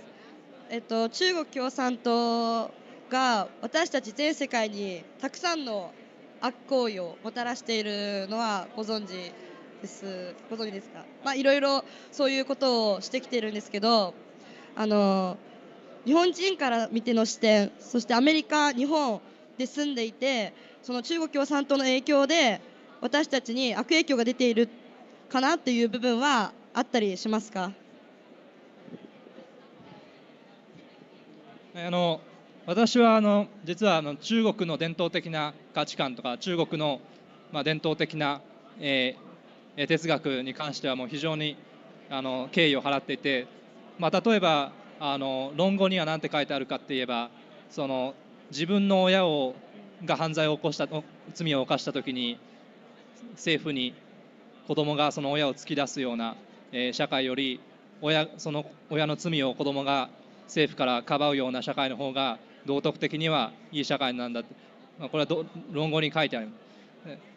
で、中国共産党がアメリカそして日本にどういった道徳をその若者に教えているかって言ったら、それはまさしくブラック・ライブズ・マターなどの運動でも見られたように、自分の親でももし自分の主義主張に反する者がいればそれは全世界に対して悪として公表するべきだと、そのような考え方がどんどんはびこって中国からアメリカに、流入しているんですね。でこれは例えば、中国の文化大革命でもまさしく同じことが起きていた。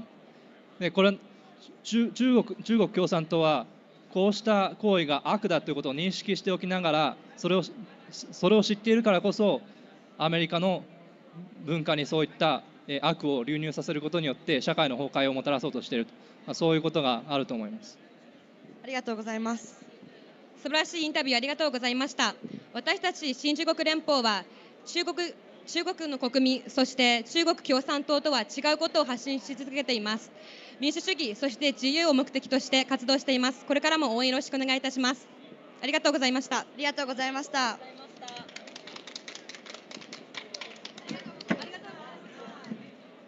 Okay, good morning, good afternoon, and good evening to all of our audience watching your show. And I'm your host, Anna, right now. And together we have our lovely George and Eric from the Chips and Salsa Show. Woo! So welcome, guys. All right. Yeah.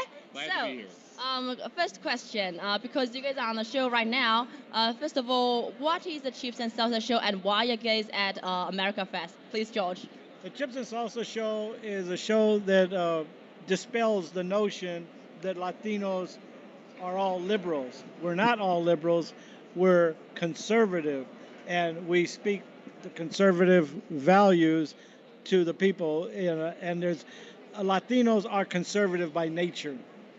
Well, thank you for sharing about what you do. And we have a lot of people speaking here about their voices and what they are doing. So, the big thing is we can see right now the freedom of speech as well as the people's freedom is now being very, very much limited. And that is not just happening in China, but also happening to the US. So what exactly is going on that is happening to our freedom right now? Eric, do you mind sharing? Yeah, I'd love to. Thanks for having me on the show. At the end of the day, censorship stinks. It doesn't matter what you produce, what you create. If you put it on a platform and someone says, no, that's not the voice that we want to hear, that's a problem. And as the executive producer, I've received awards being nominated for Podcast of the Year. I'm excited about that. That means that people like our content and like what we produce. But at the end of, like I said, at the end of the day, the problem is no one should ever be censored. And that means they cut into your freedom. And when people cut into our freedoms, we have a problem. When they cut into the freedoms in the U.S., they're cutting in the freedoms in China. We have a problem. Right, George? That's right. We love our freedoms. And that's why you see so many podcasts in the United States, is because we have that freedom. Taking it away, and what a lot of people want to turn into a socialist country, we won't have those freedoms. We have to exercise our freedom. We have to fight for our freedom and fight for other countries that are trying to limit their freedom. Well, thank you very much for what you guys are doing, because freedom is a very important thing, and freedom is the right. It's a right. It's a people's right as well. So we know there are people, more and more people awakening and awakening from what's going on and know more about the truth. And for George over here, can you show and can you share to us what is happening in Argentina and what is happening with the people? Argentina is a very good example of what happens when somebody listens to sense, common sense. The gentleman running and just won the election is another Trumper. He believes in the Trump philosophy. He devalued their dollar just so that to show the people the reality, because he knows the dollar is going to come up again. So I really love the guy. It's a decision that they made on their, he had to run for office. The people want the change. They're tired of this socialist thing. They were going to join China. Argentina was going to join China in the group of the Chinese, the countries joining China. He withdrew that, and he invited Trump to Argentina to speak. I mean, that tells you everything. The man is down to earth. Well, if one country and what is happening right now can listen to the people's voice, and I believe more and more people can listen and actually find the truth. So, Eric over here, as being a producer, we have talked about freedom, okay? We have talked about what is happening with the people awakening. So we know a lot of the media platforms right now, they're not letting us share about what is going on. People's voice are being suppressed. So what is your message to the world, and what should we do in this moment of time? That is a great question. It doesn't matter what you want to do, just do it. Don't be afraid. Don't sit behind your computer and just and not create. Please be creative. Please step outside of the box and be yourself. Don't wait. Don't hesitate. Just do it. Okay, that's why we always say action, action, action. Action, action, action. That's right. And that's the only way we can take down the dictatorships and take down the Chinese Communist Party and those who are ruining the people's lives. Okay, thank you very much, Georgia and Eric, and thank you for the Thank effort you you for put having in. us. Thank you so much. Okay. Yeah. That's my group. Love you guys. Thank you, Anna, for the amazing interview. This is Feather again, and welcome back to MFest 2023. And now I have this gentleman in red. His name is John, and he's a formal special force military man. And would you like to talk more about yourself? Sure. So I'm an ex-Special Forces Green Beret who chose not to receive the COVID shot, and for that reason left the military last July. Okay, so why you insist to not to take the vaccines, even that means you're risking your career basically, your position in the military. Like, why is that? Right. So first and foremost, I'm a Catholic, and I went into the military because I wanted to use the gifts God gave me to serve my country and create the greatest good that I could. But when I heard about these shots coming out, I realized that they used aborted fetal cells in the production.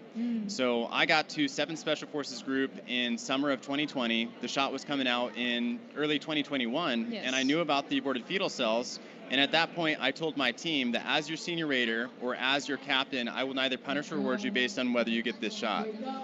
That said, we might get some crap for it. So when we started looking into the problems, we realized that there were some health risks that were associated. Yes. We saw that all of the drugs that were being given out were emergency use authorized. So, yeah, there's. So yeah, thank you. So did you know where the COVID is from? Like, do you know about the virus before the vaccine come out? Did you know? Right. Well, yes. Before the vaccine came out, we were aware that it came from the Wuhan lab, Wuhan lab in China. And what gave you this conclusion? And how do you know? How did you get this news? The news about where the virus came from, the news about whether the vaccine was safe or not, it was always there for anyone who was able to look. And it was pretty obvious. There was only one lab that worked, a biotech lab in that particular area where that strand of COVID came out. So it was just inconclusive. Yes, well, I really admire your courage and not to take the shots. And then personally speaking, I have the similar experience where I wasn't able to go to school because of the vaccine mandates, and I have to take gap year where we're looking for other options or doing like online class. And I never regret the decision that I didn't go to school because if you can't live. You don't have the health anymore, then, what's the point of going to school and having a job, right? So why do you think it's so important to let people know where this vaccine coming from and why it's so important not to take it?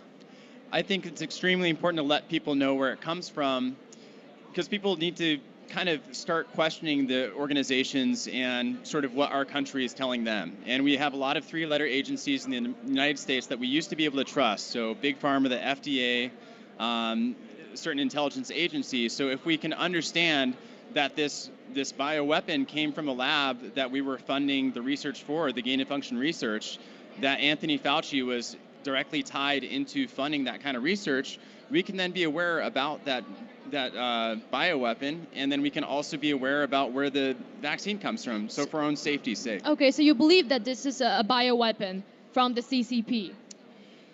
I am not exactly sure. I think that it was definitely leaked, and whether it was leaked intentionally or not, I do believe that China covered it up, that they intentionally let it spread from their country in order to infect as much of the rest of the world in order to just wreak havoc because they are not our friends. Yes, because it's illogical to have the vaccine within a year, and then without knowing where, the mainstream media won't tell us where the COVID virus come from, without knowing where the origin is. How do you find a solution if you can't identify the problem? It changes all the time, all the variation, all that.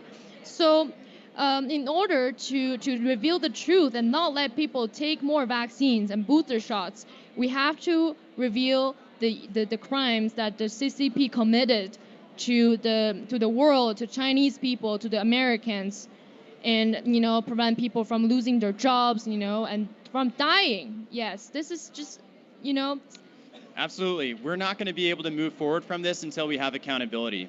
And we need to have accountability at least in naming what the problem is. And the extent that China has allowed this virus to go around the world and to kill many people, the extent that Anthony Fauci and other three-letter organizations push the vaccine knowing about the side effects of it, especially within the military. And right now I'm trying to fight against the Secretary of Defense, against other military leaders, and to hold them accountable for what they did. They gave us an unlawful order by telling us to take a shot that was not FDA approved. They ignored our religious freedoms by ignoring our First Amendment rights, not allowing us to have any religious exemptions. Wow. And usually they would allow us, any other disease you have the antibodies for. Wow. And with the military, if you had antibodies for something, if you proved that you already had it, you'd be able to get a medical exemption. So the military, it broke its own policy and it coerced its service members to get the shots. They had to choose between their health, their freedoms, their religious beliefs, or their careers, and it was totally wrong. Oh, I really appreciate your service, first of all, and also the things you've done, like the voice you had, and also you're having, and also the what you stand for. It's incredible. You're fighting for not only yourself but the people who share the same value, and you're finding the solution for them, to saving their lives, which is really great. And thank you so much for joining us on New Federation China live interview. And this is Feather, and this is John, and we'll see you soon. See you. Thanks for having me, Feather. Appreciate it. Welcome back. My name is Emma from the NFSC. Joining me is two great patriots with me, Valentina and Michael. Can you tell us a little about yourself? Absolutely. Hello, everyone. Welcome to this amazing festival. I am Valentina Gomez. I am running to become the next Secretary of State in Missouri, August 2024. And this is my amazing brother, Campaign Director, Intelligence Officer, Michael Gomez. I can't beat that intro. I'm Michael Gomez. I'm her older brother, protector. And hopefully with this, we will liberate the people of China under the dictatorship that she has put into place. Welcome, you guys. So I want to start off because I walked past here when you did the interview, right? I learned that you actually started coming out and speak up about the COVID-19. That is correct. And then you called it the China virus. Yes. And I went up and corrected you. But this is called, what is it called? This is called transparency and accountability. Exactly. That's what it's called. And it's the CCP virus that's attacking Americans. Is that is correct. It is the Xi virus. It is not the China virus. It is the CCP virus. It is the Xi virus. And we have to wake up. We're showing up. We got to learn from what's happening right now, from what has happened in the past, and stand up, fight back. We're here having this conversation. I'm sure the CCP doesn't want us to have this dialogue right now. Doesn't want us to put them in the spotlight of exposing their disgusting practices. Their practices of socialism, communism, and of slavery. That is the true slavery and oppression. Right. Mark? China has shown to be a true dictatorship where not even Christianity is allowed. Hopefully, Xi will find God and will liberate the people of China, because I know how hard it is for every Chinese national to be here today. Right. You joining us here, I know it takes a lot of paperwork and a lot of permissions to just even leave the country legally. So hopefully one day Xi will liberate the people will be free, and they will grow. Well, thank you for standing with us. I want to ask you, since she's actually my age, I know. Yes. we're in the 20s. We're fighting as young people. So what do you think about all the, the socialism idea, the Marxist idea, the communism idea that is taking away our American students' mind right now? Do you have anything to say about that? Not just the American students, but students worldwide. We have been contaminated by the radical left, by communist ideas, and it is because we have allowed that to happen. We have allowed the current politicians to permit these disgusting ideologies to be enacted against us, so that way they can continue to control us. Right. So you ask me, what can we do? Vote them out. Run for office. Look what I'm doing. I'm running for office, putting myself on the line, my family on the line for us, for the United States. And don't expect for Xi to find any sort of ability to find God, but the people have to wake up. Right. The people of China have to wake up. Exactly. We have billions, billions. Right. In the beautiful country of China. Yeah. And America as well. Exactly, in The America people of as America well. need to wake up as well. Yeah. We're losing our countries. So you're running for the Secretary of State in Missouri. That is correct. If you got elected, are you going to do anything about CCP's infiltration in America? When I get elected in 2024, the first thing I'm going to do is abolish every single voting machine. I am not bought and paid for like my counterparts, the rhinos, corrupt politicians, controlled puppets. They don't want to debate me. There's a reason why. Because they know clear that I'm going to expose them. They cannot debate with me. They cannot debate against truth. Because the truth will set us free, and it has. Very, very well said. All right, last thing. How can we find you guys on social media? Of course, you can find me at Valentina for Missouri on Instagram. My website is valentinaformissouri.com. ValentinaForMissouri.com too. Follow my sister, follow God, God bless America, and hopefully the people of China will be free one day. Everyone will be safe. China has the majority. Yes. Let's set them free. Thank you guys so much joining us Thank today. you. Thank you for your bravery standing with us. Thank you. And glory to God. I'm going to end with that. Glory to God. Amen. That's it. Thank you.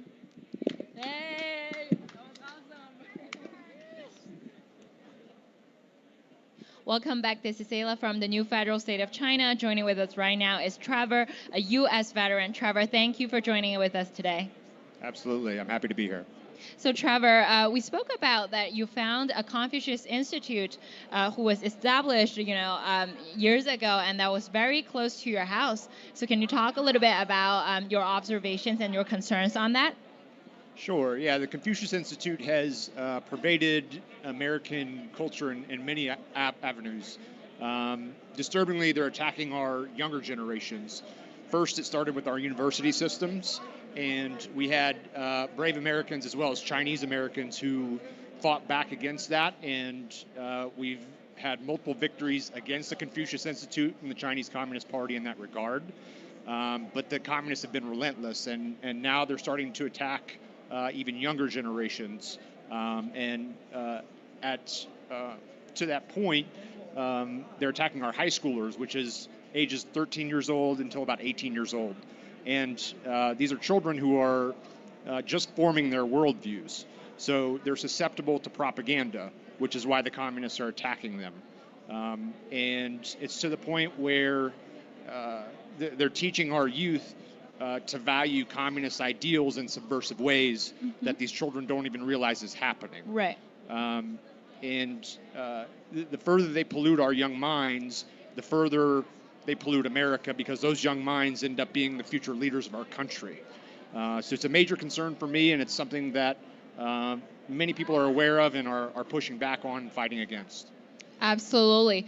As you said, that the United States has been looking at, chasing after the young minds, and this is primarily why TikTok, the social media has been bought by the Chinese Communist Party, and the CCP today has been feeding the news and short videos into, younger generations' ideas.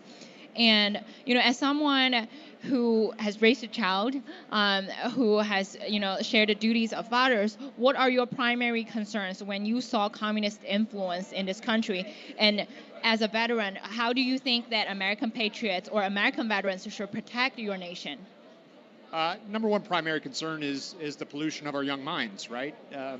Americans want to raise our children under a certain free idealism, and what the communists are doing is indoctrinating them to a communist way of life, which is to say that they're indoctrinating them to authority, right?